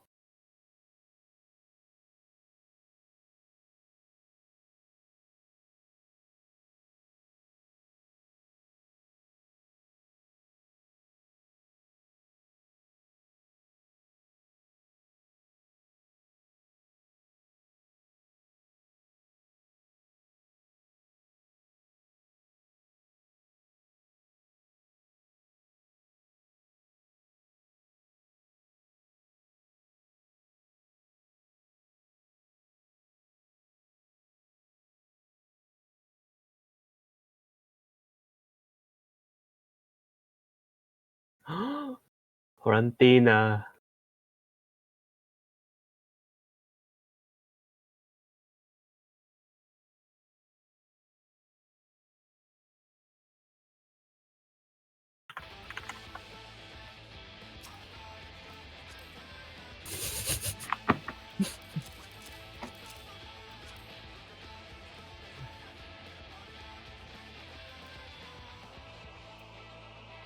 因為有睇。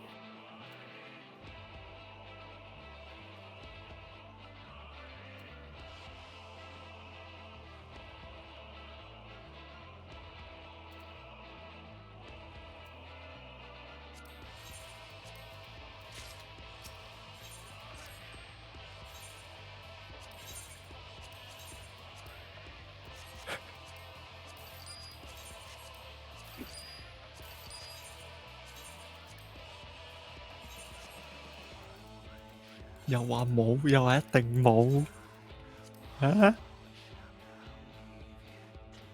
又一定冇樂譜，嚇？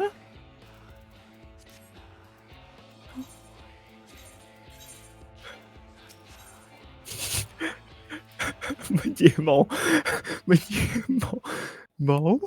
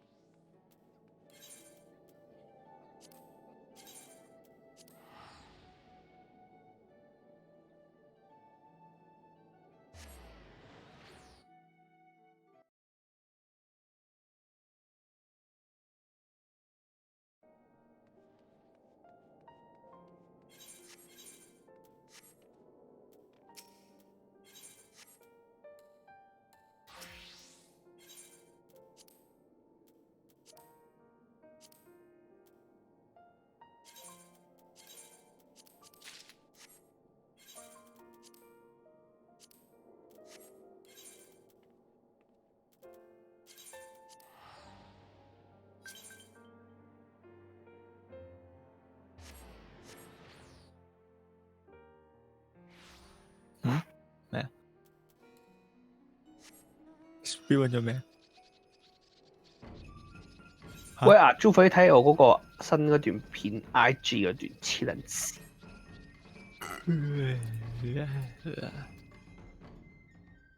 就係我啲攞笑。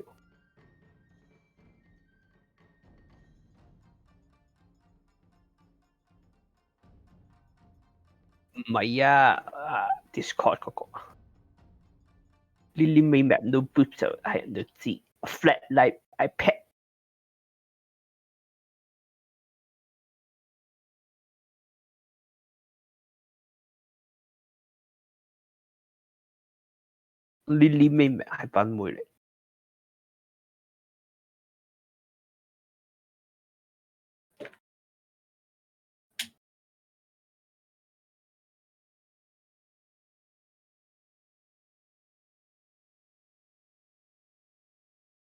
A 兩，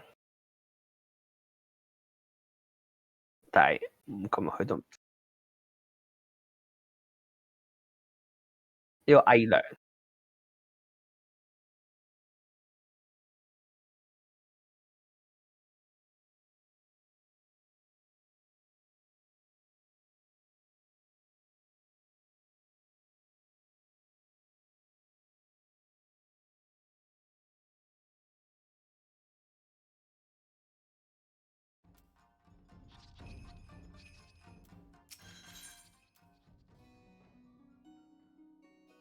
係叫潑單喎，係咪 C 白潑單？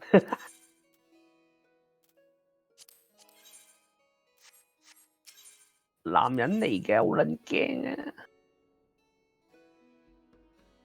嚇唔犀利，咁都好大喎。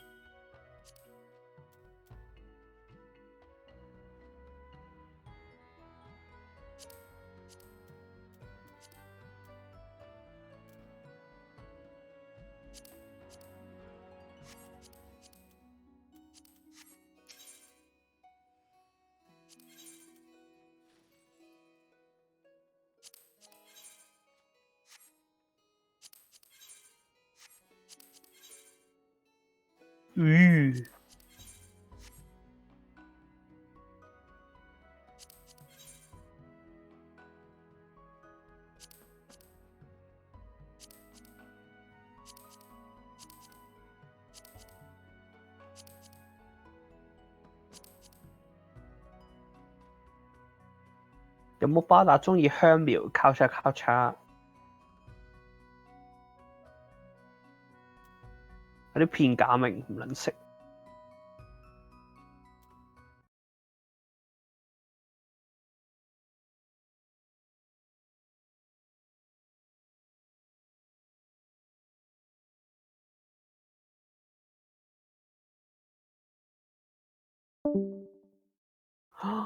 走啦，佢走啦。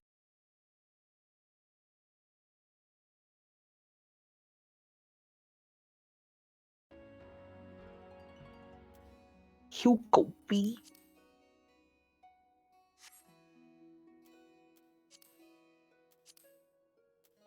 哇！隻貓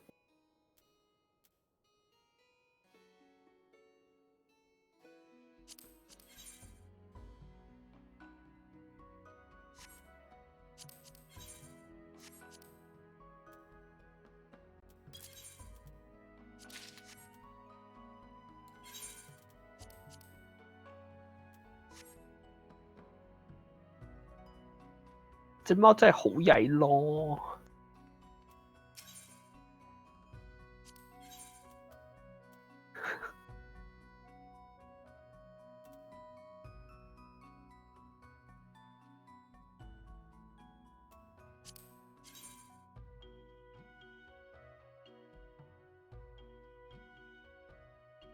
睇過，哇好核突咯，豹紋。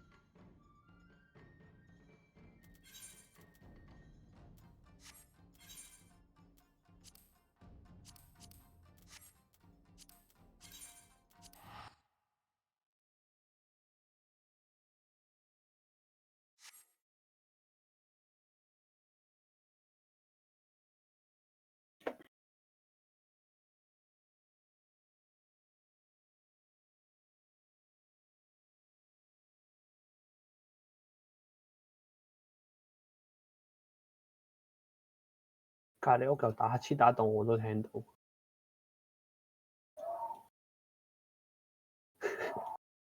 聽唔聽到你哋？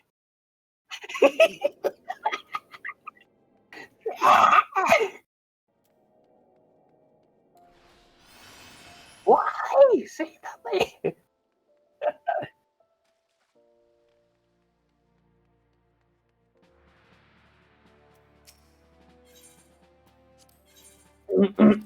咳就危險啲。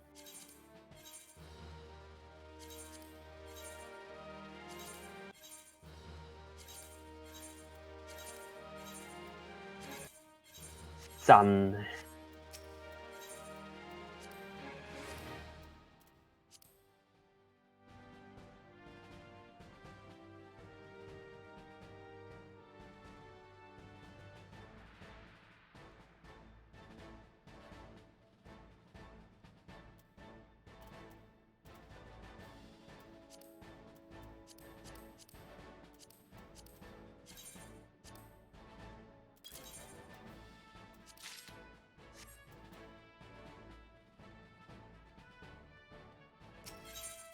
一個人攝影要打碼，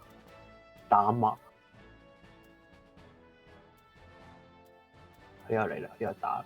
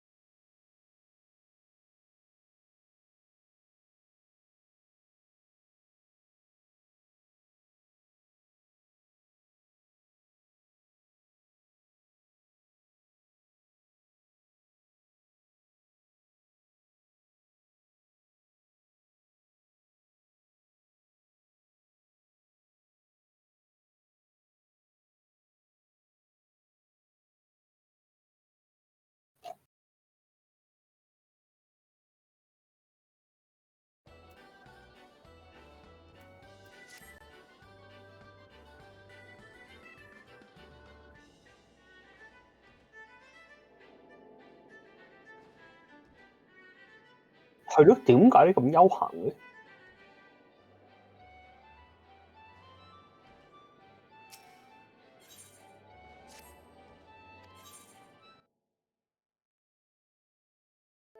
拉開啦，仲要隨便拉個名啊！跪喺度咯，打嚟嘅，唔同你玩嘅點解阿派？咪啱我一早講咗話打嚟，你就龍我真係。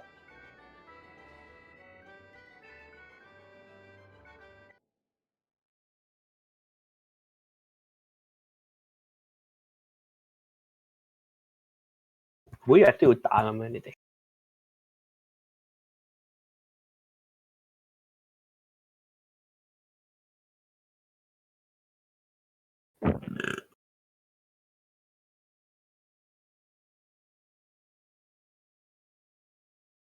講緊邊個啊？洪啟賢啊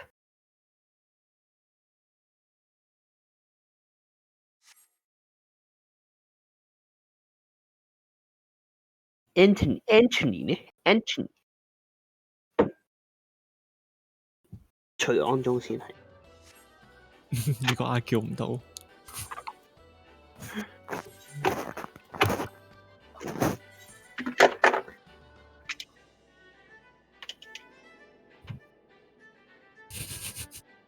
佢咩都玩下，然後正撚樣嚟。貨品啊！俾我打貨品啊！我一個人入去㗎。咩啊？大草原咯。係啊。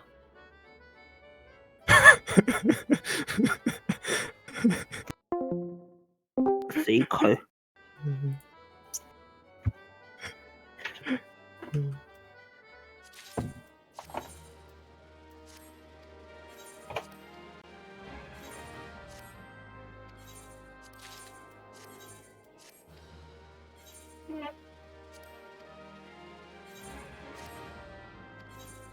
都話等唔到我，你想點啊？逼死我咯！而家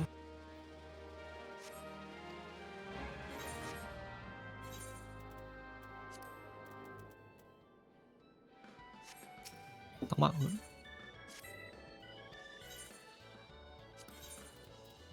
啱啊！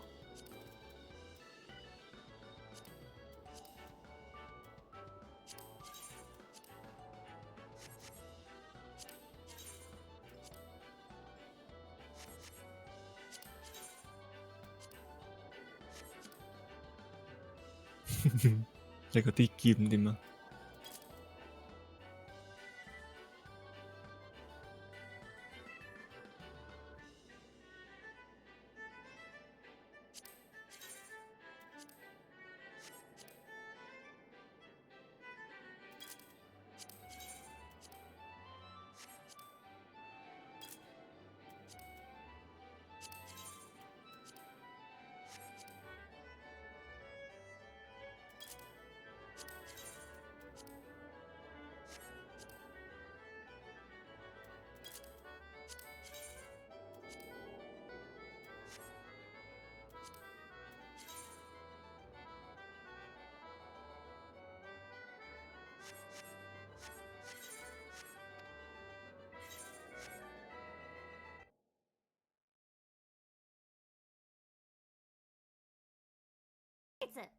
いや3ヶ月もやっとらんかったの。おし、じゃあやっていこう。ここら辺の建物も完全に景色が変わっておってさ、ぶっちゃけもしかしたら世の家わからないかもしれない問題がちょっと咩？佢啱啱開啊？あるんだけれど。そう待ってまず你哋打啦。いやまあ喋りながら。咦？第二隻王。家探そうかなと思ってたんだけど、家の方向完全にどっちかわからなくなったな。わかったわかった。我想放棄你，我想你。3、2、1 let's go！阿派唔想同你哋玩啊，知咩事啦？我未撳啊！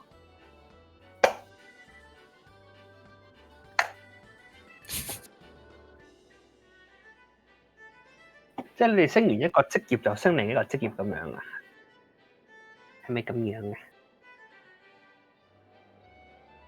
咁如果升晒全雙嘅職業要幾耐咧？唔記得咯。即係陳仔已經升晒全部80啦。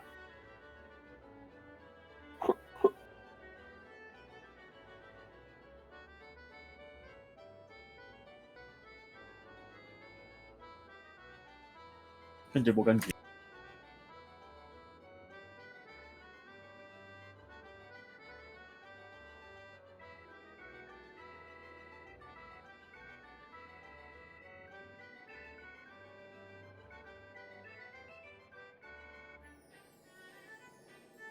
就冇咗任由飛到周圍都係。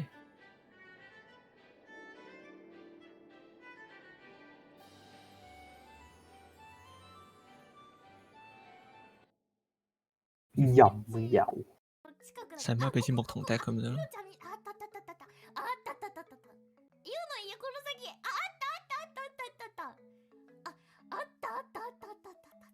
嚇唔係啊！我講打洞嗰支啊！哇！原來早期啲嘅鳥兒有蟲吃係英文係 early bird get the worm。PogChamp Personally, we pick me up。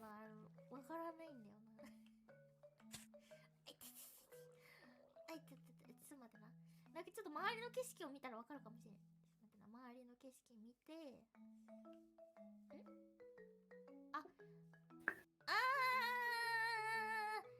いはいはいはいはいはいはい。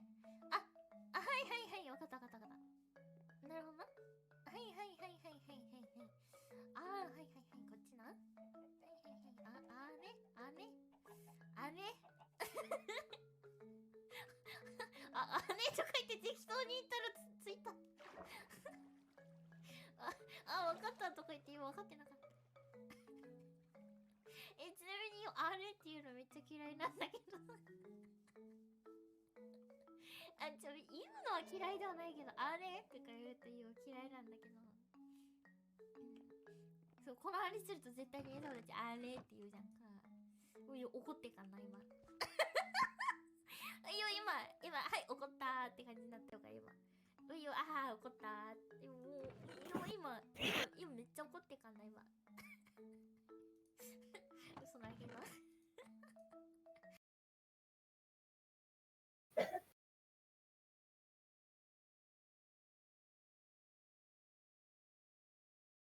唔出奇啊！我頭先我撳開音嗰陣，啱啱好3、4個人一齊出咗嚟，應該啱啱完咗一批，啱啱唔係入去係出嚟，係咪啱好 miss 咗呢班車咯？仲要俾我見到啊！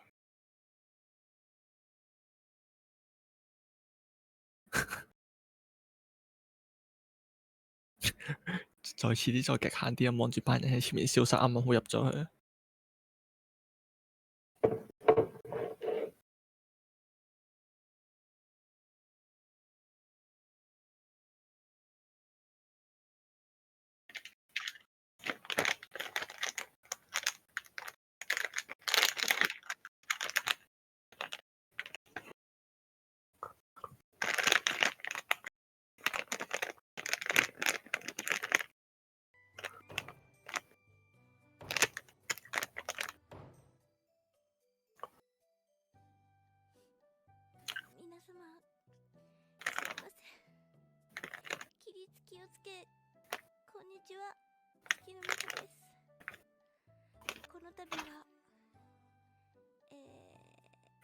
私13時に配信を始めると言ったにもかかわらず寝坊をしてしまい13時15分に配信を始めるというありさまでも違くて寝坊は寝坊なんですけどなんかこのタイミングでストリーム高速快速炭ストリーマー的仕方なし理由とかもあほーい考あったり言い訳になりますか？なりませんか？そうですか。本当にこの度はすいませんでした。死體驗版呢啲片名都留翻電影城咁樣喂。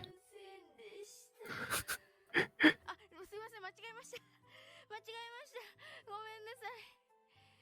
もっと反省した顔をしようと思ったんですけど、間違えまして、本当に申し訳ございませんでした。ということで、本当にすいませんでした。先生の発射までです。もんでええやろ。いや、本当にすいません。じゃあちょっと始めさせていただきたいなというふうに思います。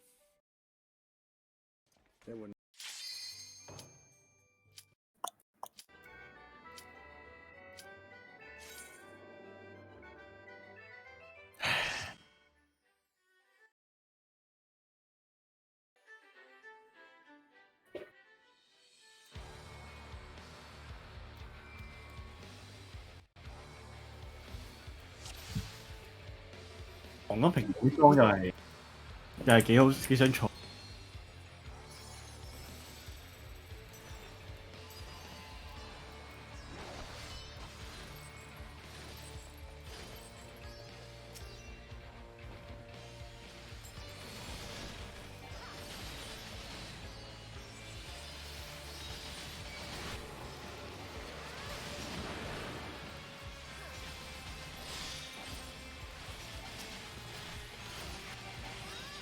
佢呢把騎劫奪咧，我試搞到好似把冇事。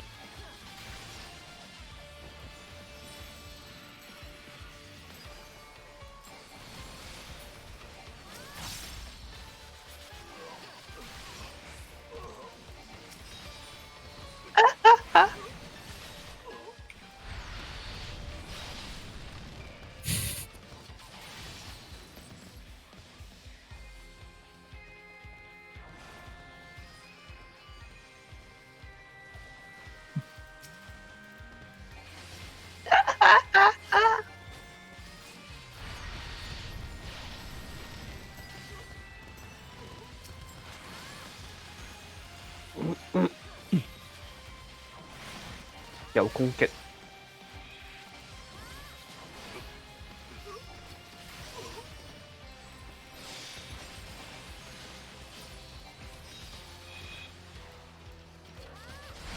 重新 Cooper Heart。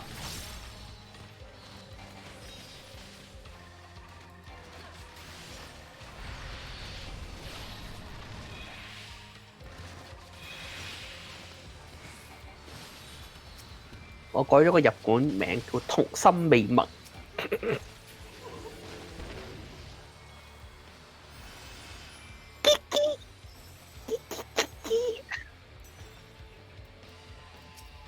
完咗未啊？同漫畫其實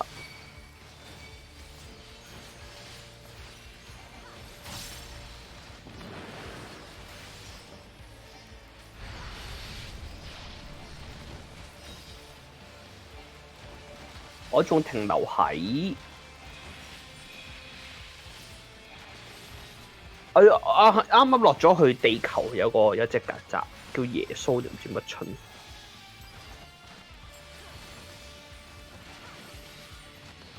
但係唔知點樣落咗去地球，太犀利！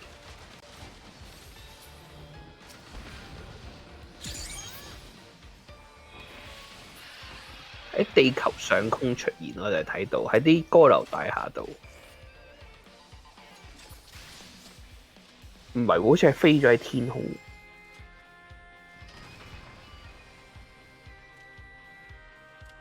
唔係喎，即係但係見到隻曱甴喺個天空度，然後喺度嘰嘰嘰咁樣喎。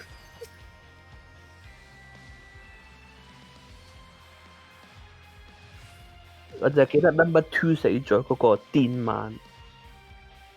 佢死咗咩？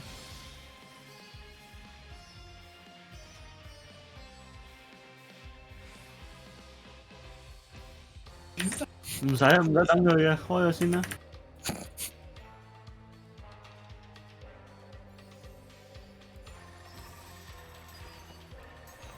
唔使等㗎喎，開啦。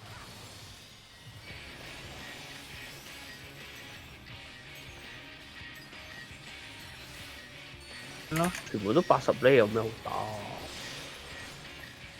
唔係話升角色嘅咩？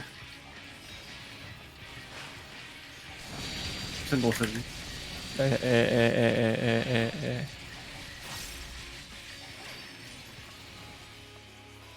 一關第一次玩完邊玩？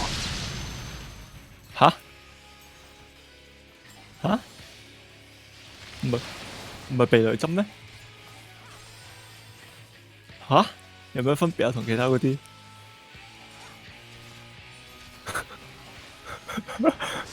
有渣咯 ！Oh my god！ Oh my god！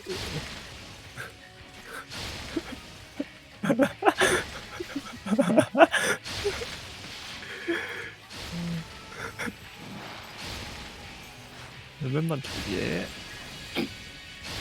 都渣啦，燒玩咗咁耐都個碌都通開電㗎啦，咁乜嘢啊？碌都通開電㗎咯，有咩分別啊？死咗啦，佢都死咗咯，死咗咯。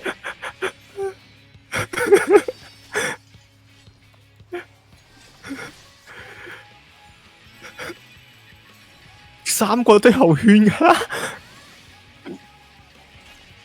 咩啊？佢彈3支出嚟啫嘛。乜嘢啊？佢真係好渣咯。吓？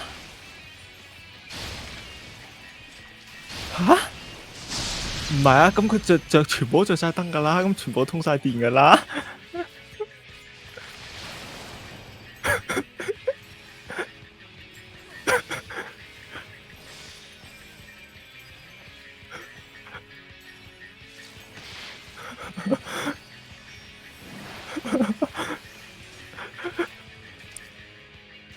阿蕭用咩顯卡啊？2070 Super。落味精未有好卡先落到味精。吓？唔係，係啊，係啊。叫阿蕭開個直播睇下唔知啦。係啊。係啊。咩啊？咁咪着晒咯。咩啊？呢個1、2、3、4得4支可以擺啫嘛，着晒啦，4支都唔係咩？有咩分別啊？吓？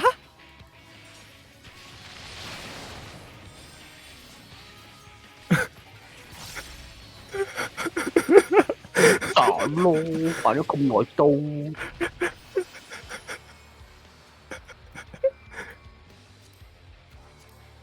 咩啊？吓？What took you so long? The amounts are in trouble. 有呢度有人打緊嘅，我啲 NPC 嚟。有咩分別啫？我唔知啊，冇分別一樣。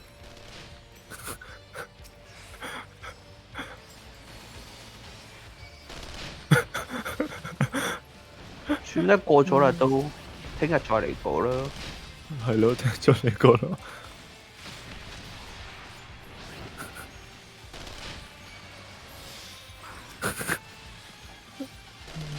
聽日再學咯，唔緊要。係咯，冇計咯。等 Hugo 打我真嚟多次咯。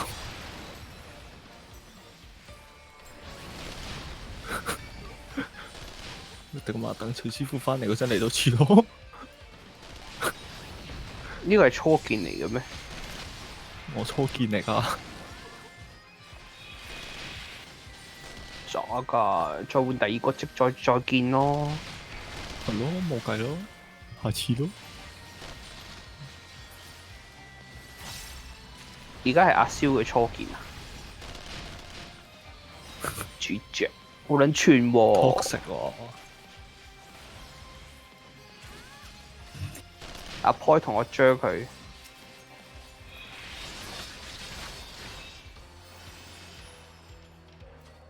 接屎啦，齊君培。Oh no, you don't.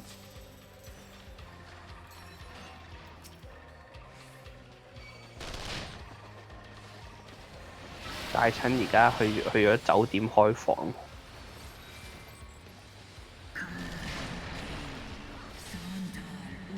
喂，追住隻怪嚟打，佢走緊啦已經。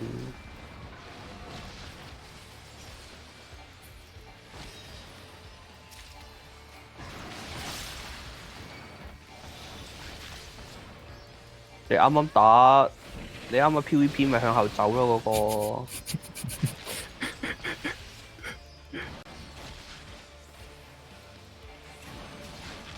我唔理，我只係話佢向後走啫。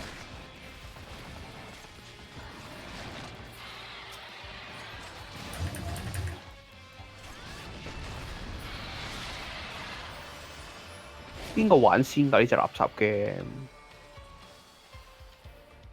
應該係最勁嗰個啦。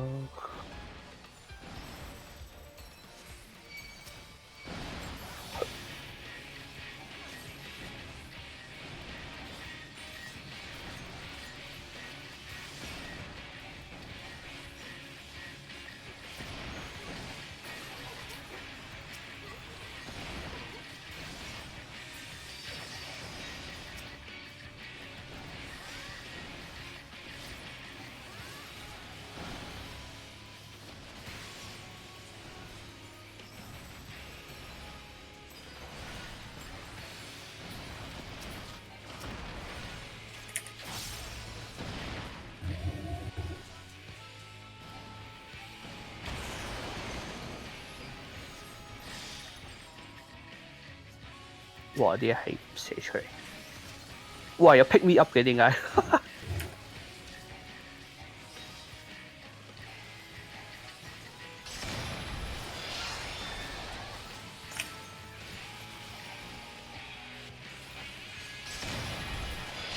好似好食 RAM 咁喎，啲技咁華麗。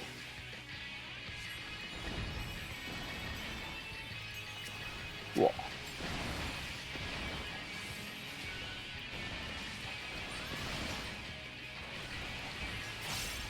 我真係老爺機啦！ Oh God! Oh God! Oh God!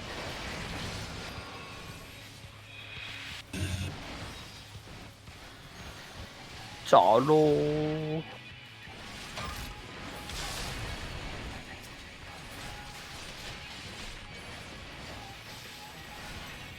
避開啲火箭啊！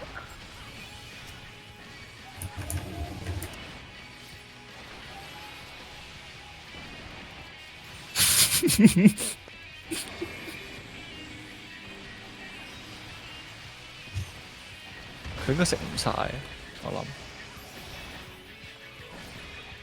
佢嗰度係咪兩粒啊？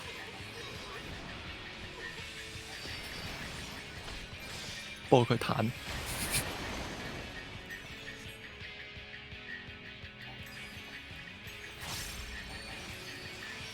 有用 pick me up。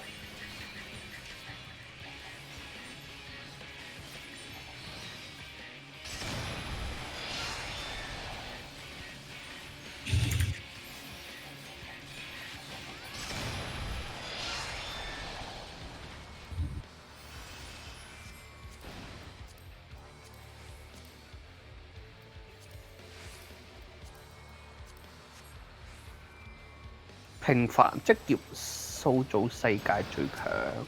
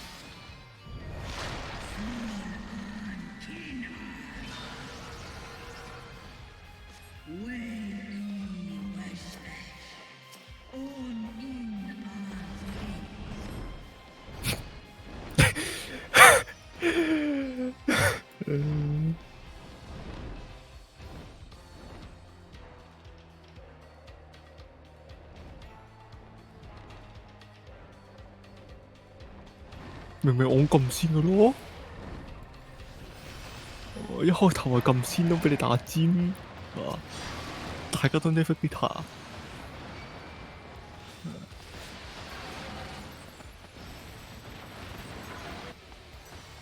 英蘭高校男公關部仲未做完，仲唔夠啊？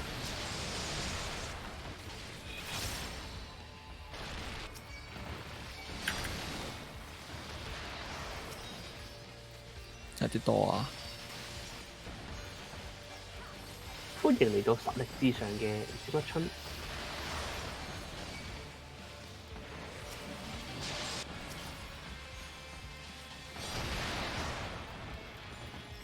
哇！啱啱望一望，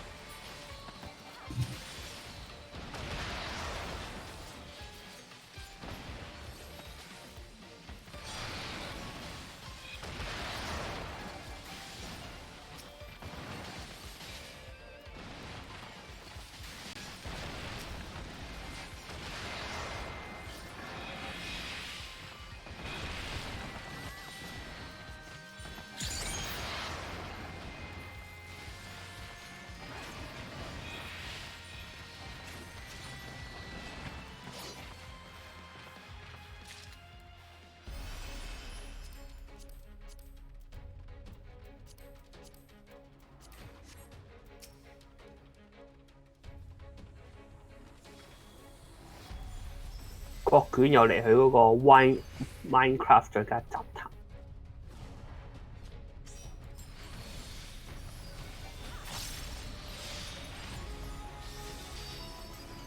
我貪咩同佢條仔住㗎？冇追。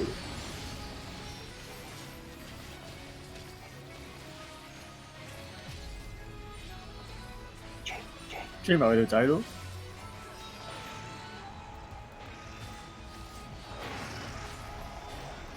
咪咯，佢條仔唔係都係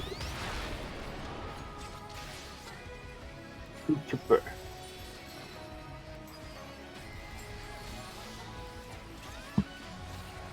我冇得睇八卦。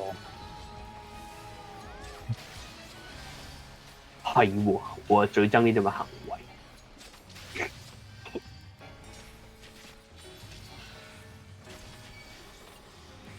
淨係起勝佢嗰啲嘅啫。阿蕭都係勝佢。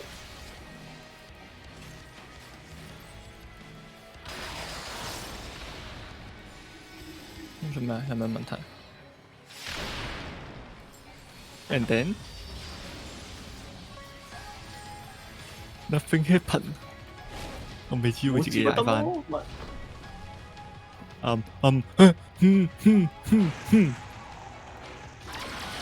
Oh boy! Oh boy! Oh boy! Oh boy! 係咪卡曼？嚇？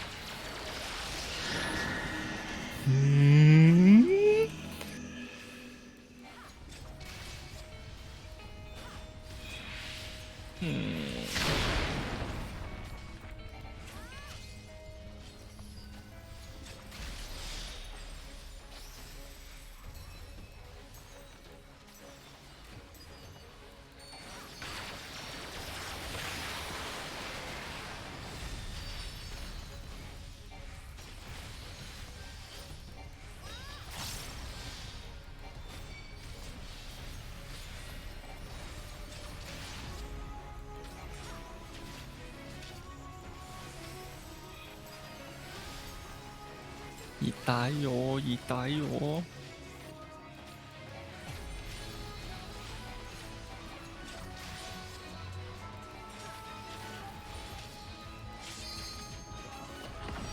教下氣。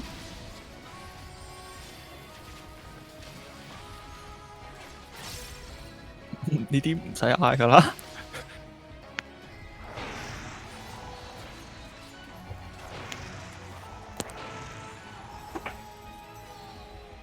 What is happening？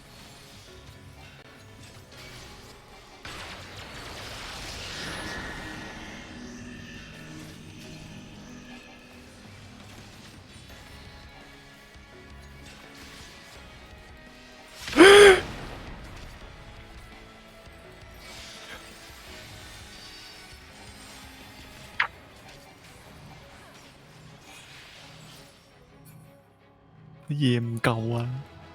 乜嘢唔夠？乜嘢叫唔夠啊？唔會係我唔夠？乜嘢？你邊個平行時空見到頂手排第一？你睇多次，我2字頭嘅喎，差唔多啦。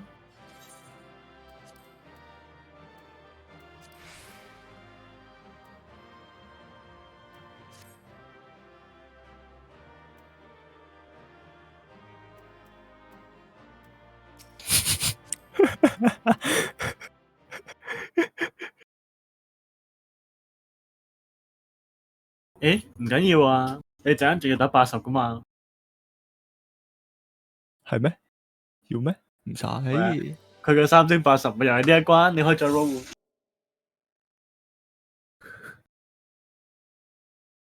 誒，即係阿蕭都開埋㗎咯喎，真係，即係佢開嘅。啊頂，要俾我帶下車咯，拜拜。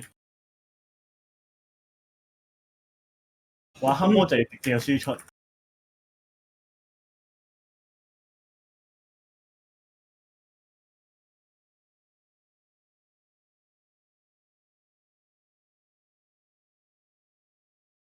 照食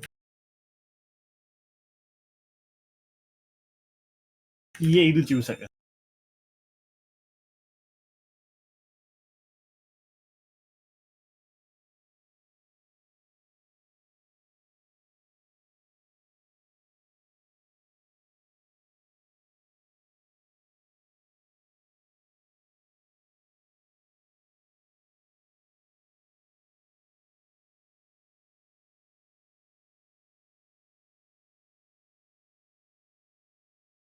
不過佢呢個副本啲 BGM 真係幾好聽。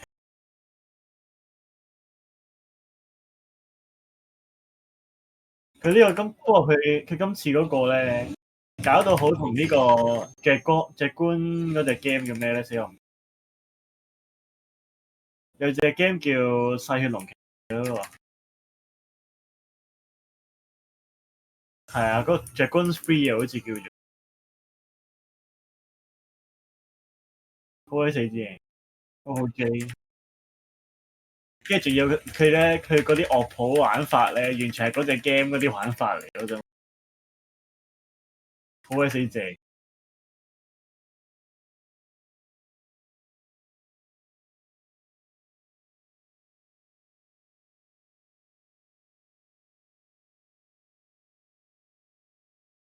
哦，不要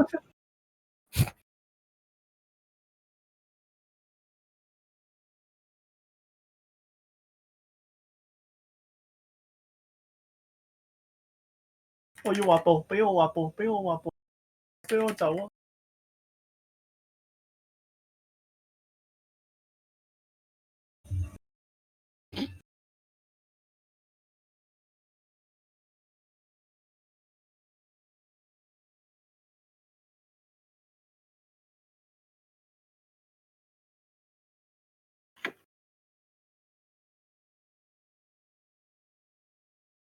唉，瞓覺，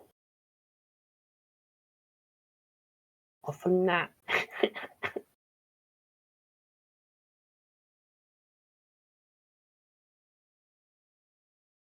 お疲れでした。拜拜。可能冚咗2包。And good. And good.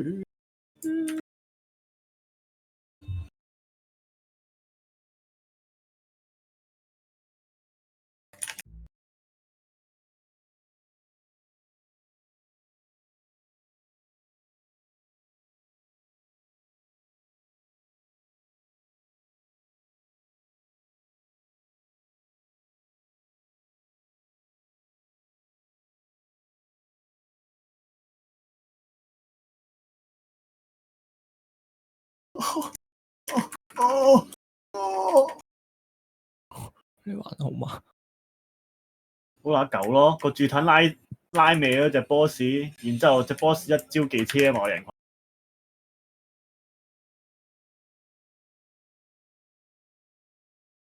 Ending good。之後拉喺邊度啊？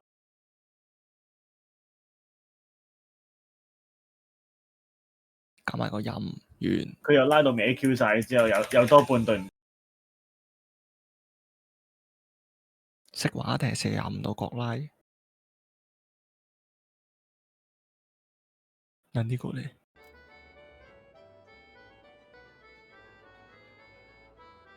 嗯。表示放過少少黑魔，想走位。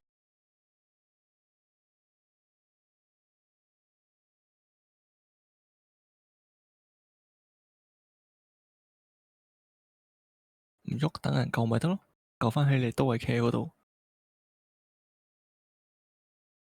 啱啱邊個 Q 啊 Q 我㗎？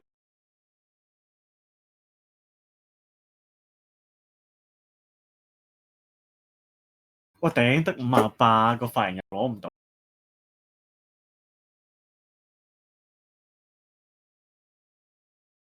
好唔抵喎！而家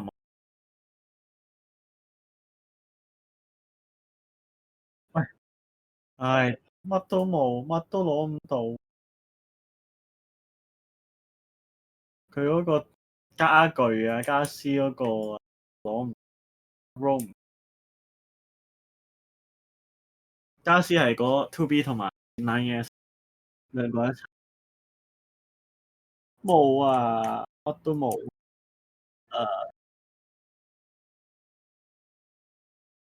喂，乜都攞唔到咯。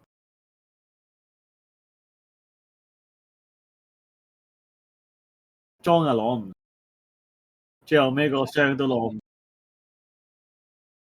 跟住嗰粒幣又攞唔到，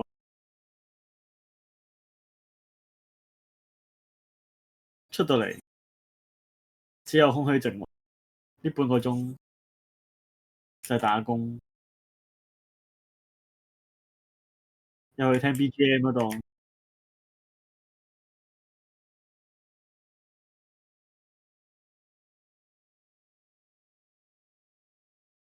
哇！呢條友得閒整到成套憂慮卡裝喎，乜嘢？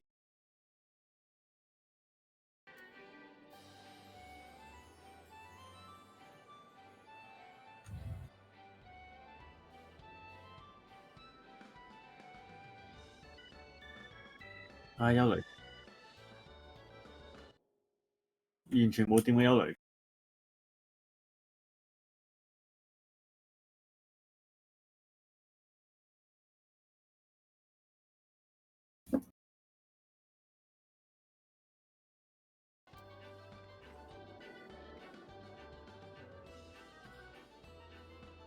件防裝升上嗰件，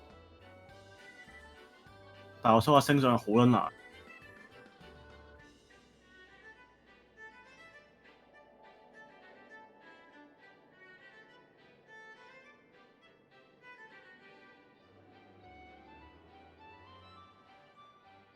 呢條咩龍 ？What the fuck？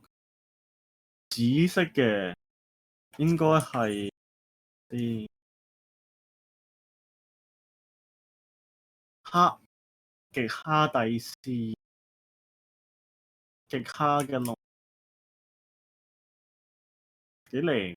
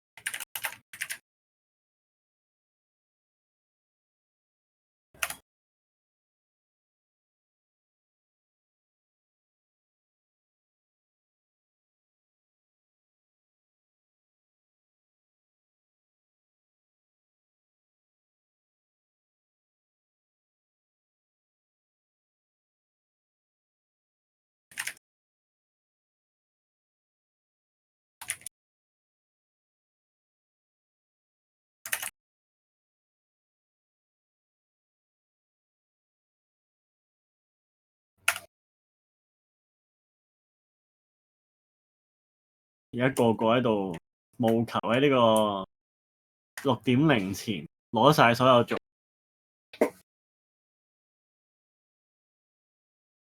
盲。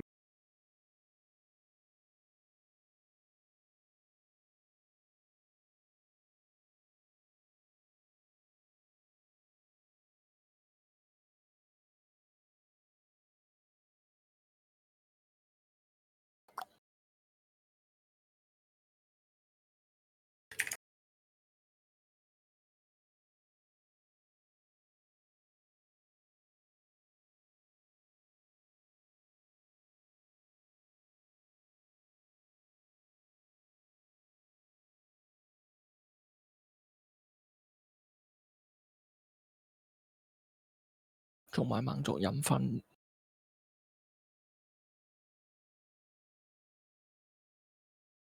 咁得啦。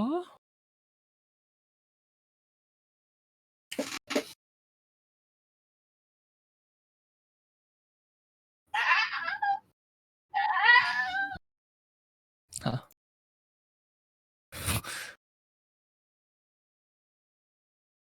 點解抽唔到啊？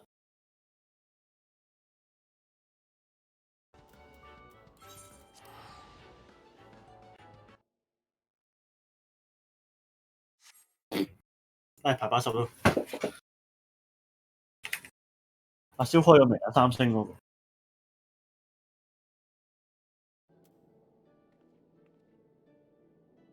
就係咯，我係做得啫。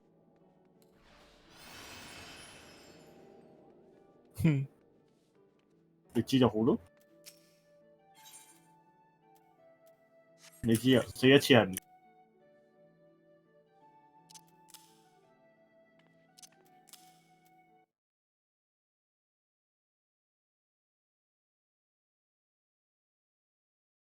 其他唉，不過打一關都好鬼死耐。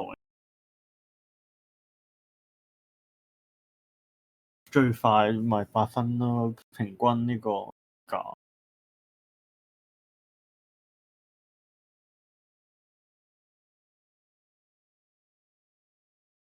要揾一團真係識打嘅，又係另一件事。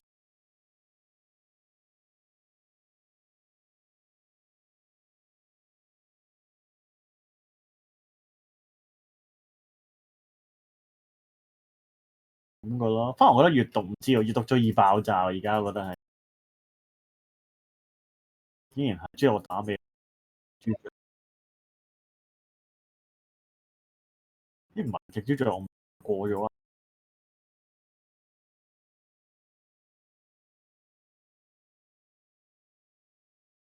啊！我記得啦，極豬雀嗰度望住個符號喺度呆等佢過嚟，唔知做乜。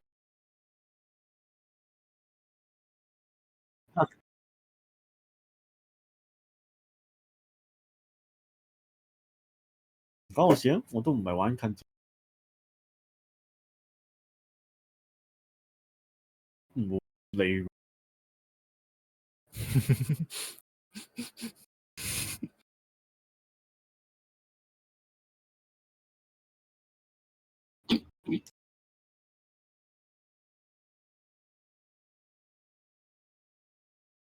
不過而家打嗰個都係解限嘅。咁你要諗下點解你會喺嗰度啦。佢啱喎。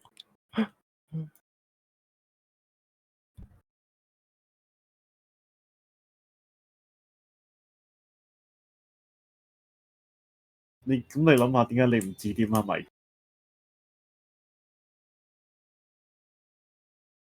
你最中意自己失快啲咋？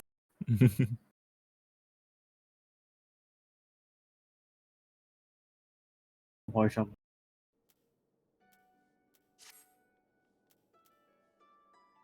你反而覺得而家海都唔係好特別。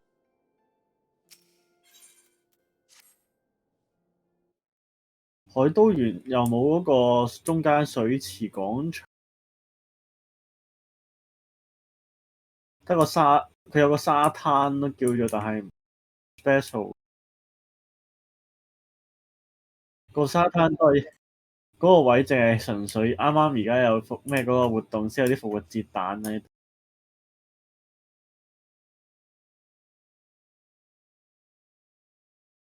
反而搞到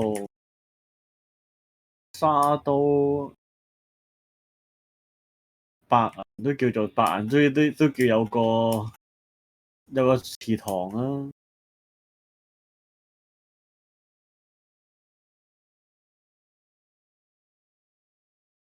不過反而而家個 L size 定唔知 M size 嘅新房屋外觀咧，打鐵嗰個房屋外觀咧，可以喺外邊可以入去嘅，好乸正，可以整多一層，佢會有一層嘅喎，係啊，真係好乸。但係反而 S size 嗰個唔靚咯，嗰個好易整聽。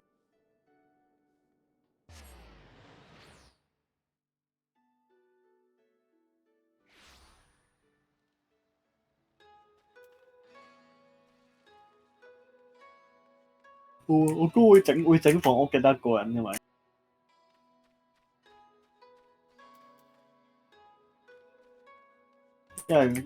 為整房屋嗰條友係勁煩交，勁麻煩，所以其實冇人中意佢。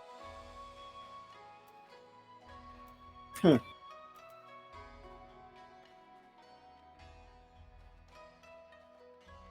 唔係話完。但係呢間衰在咧，係啊，呢個開上嚟咧又好玩呢個，但係反而咧就搞到外觀即係外邊擺啲咩咧，我就唔知點樣擺啦。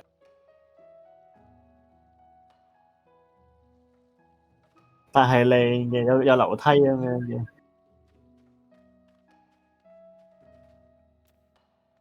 跟住同埋有得走過去烤嘢嗰度又玩下咁樣。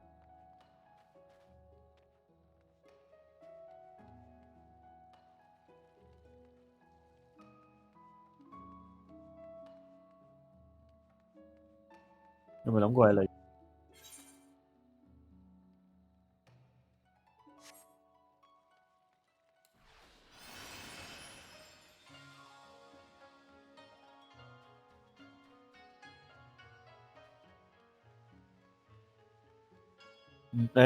你交香衰咁咪等6.0咯，好易嘅啫，6.0。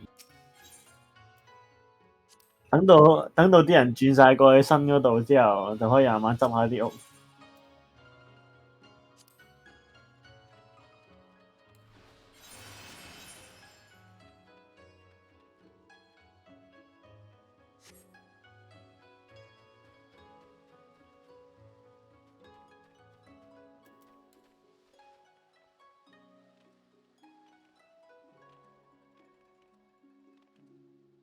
證明交香咯。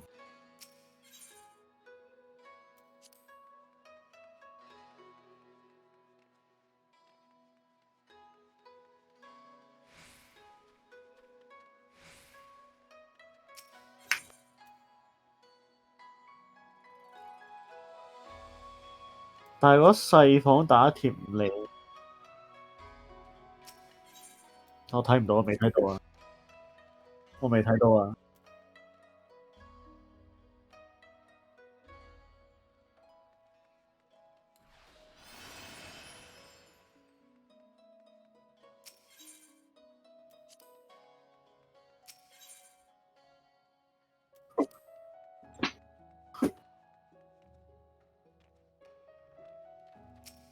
！M size 冇樓梯㗎，咁樣講唔，同埋呢間嘢最麻煩係唔夠燈咯。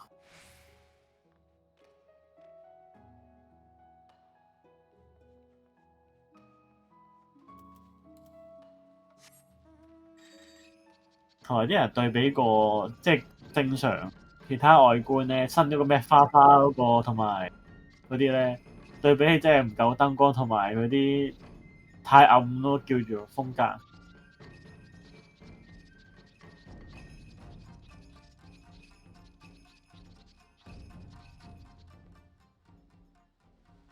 反而我嗰區冇乜人整喎，定係已經冇人玩，冇人會 care 房呢樣嘢，整完一次之後就冇嘅。冚兩包咯，熱蒸飯好得，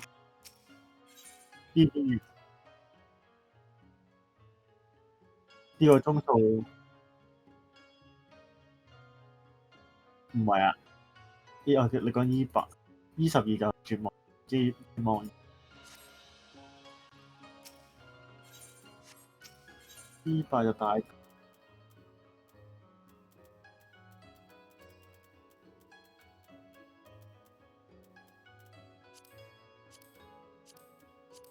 誒，結晶。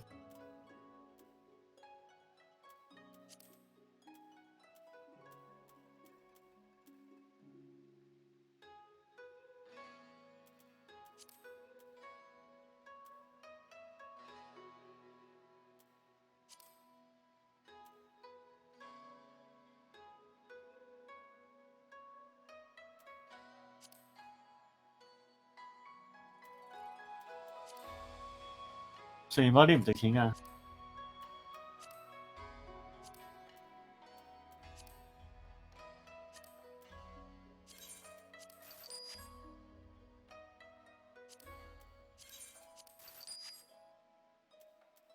跟住有呢個 Origiri 係啦，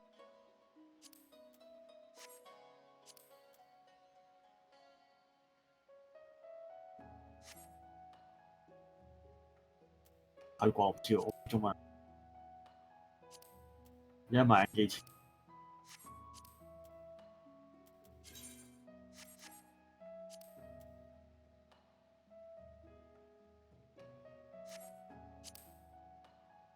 哦，咪咩咯？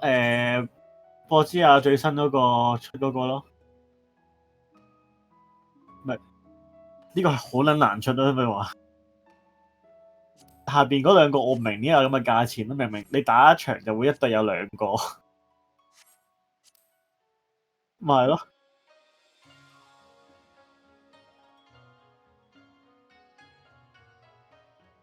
所以唔明點解可以賣到價咯，我真係。咁啊係嘅，但係因為一個禮拜要打，淨係打一次嘅啫，有動。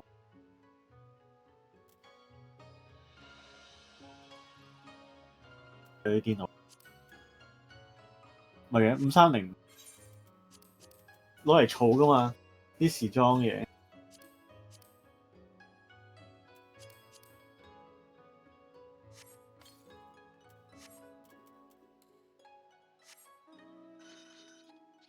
有乜 J 咪先嘅？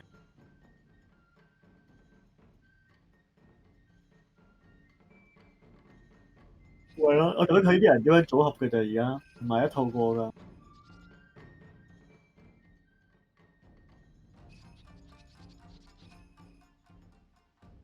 因為反而我有幾件我想要，坦嗰件我又想要，冇人摸得到啊係。冇啊，冇邊個戇鳩唔會咁樣佢？不過唔係嘅，去到一開頭呢啲要等佢解限先至 roll 得，而家嗰啲你要自己篩選定先。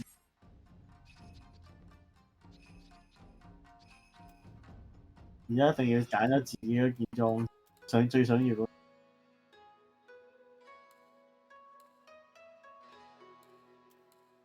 咩？反正都 roll 唔到啊！講清楚少少。係 roll，咁咪 roll 晒佢。只不過第一套我想煮個麵先。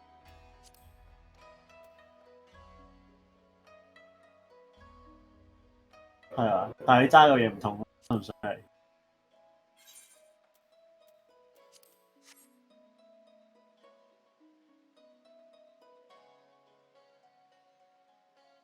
俾人唔可以再嚟。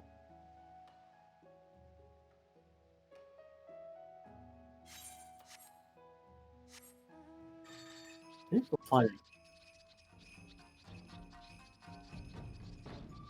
佢話：呢個幽靈會員喺度做乜嘢？你唔屬於呢度嘅，你走啦！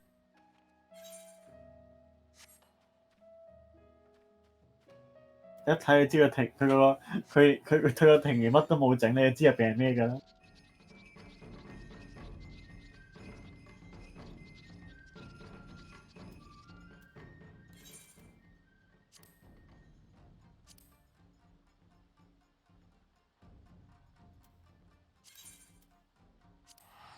其實心入邊諗緊中啊中啊中啊！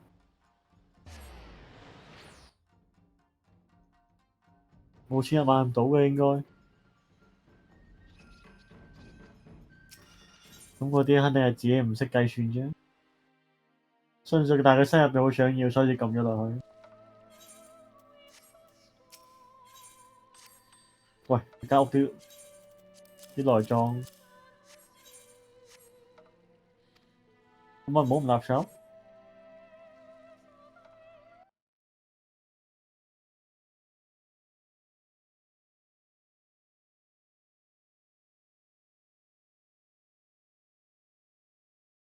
或者買間 M house 啊，既然係咁，你有錢㗎。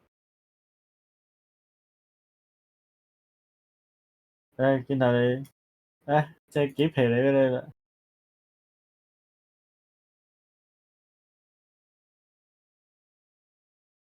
都得，你想點咪點咯。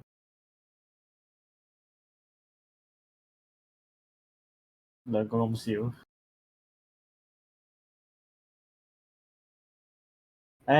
手把手帶你入去。為咗你打兩轉又點啊？雖然我點都要打其實。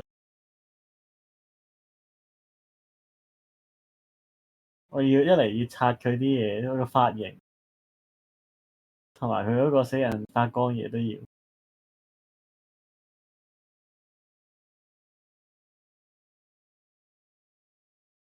最緊要想要髮型，唔自己戴啊，賣出去都值錢啊！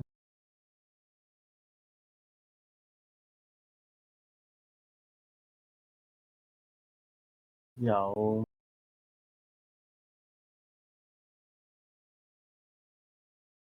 食死藥咧，已經變唔到㗎啦。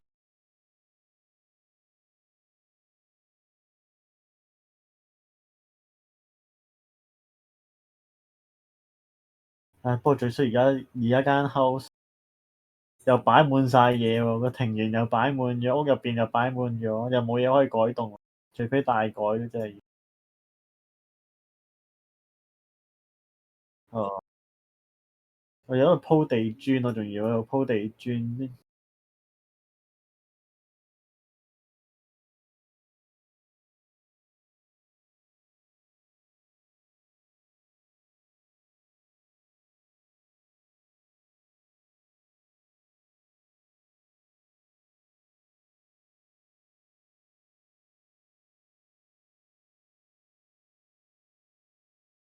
不過對自己間屋嘅內裝幾滿，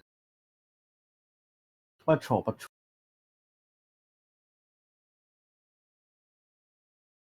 有兩個沖涼房 ，OK 滿意。一入門口轉左，翻落去個水池度就搞掂，幾好。特登白，其實可以特登拎翻開啲嘢，即係為咗可以坐喺個欄邊度抌咗3張凳喺個水池邊嗰度。係啊，跟住之後另一對面嗰個我都擺咗2張凳喺度，嗰度都有5個位。但係有得坐呢個動作幾好嘅上。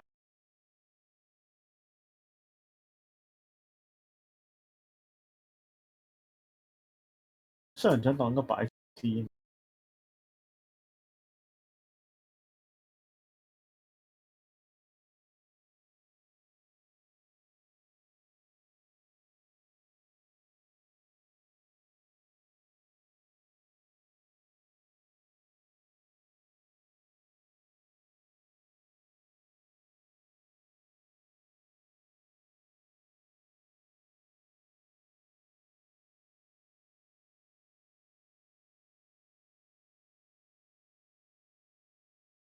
睇下咩歌可以擺落去個收音機度。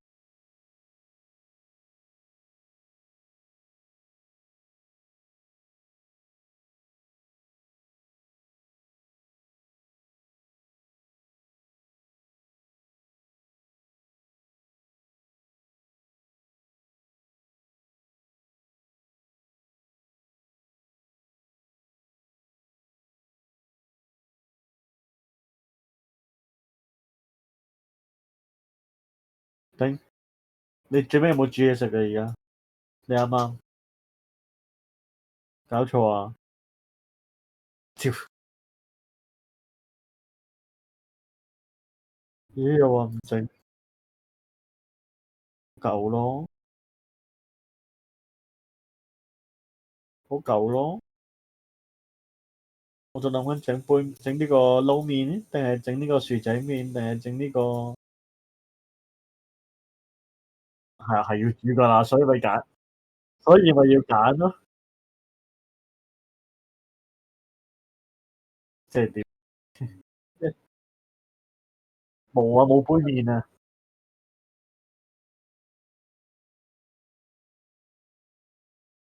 冇啊，即係全部一樣嘅，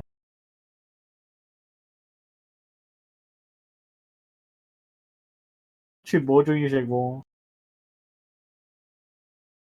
點解撈麵同埋薯仔麵一齊煮？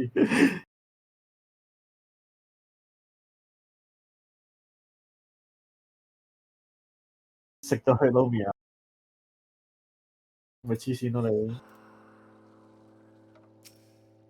我等你咁想啊！撈你老鼠啊！唉，煲個水先。唉，陣間可以睇翻啲精華片，慢慢唞一唞4點幾瞓。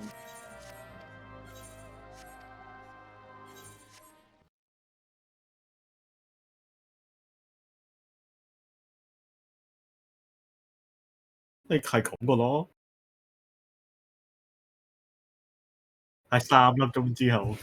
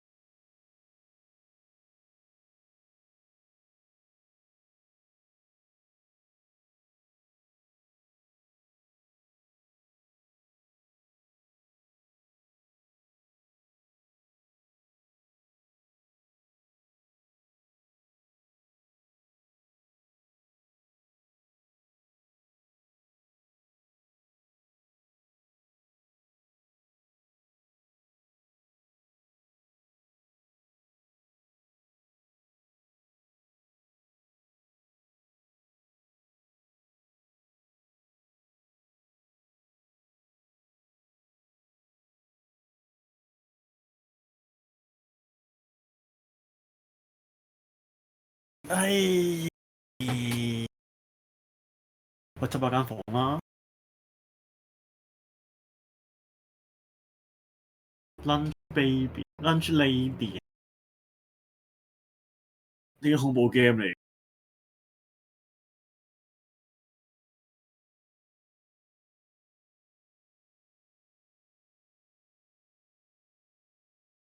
不過我睇 Larry 玩恐怖 game 有一個係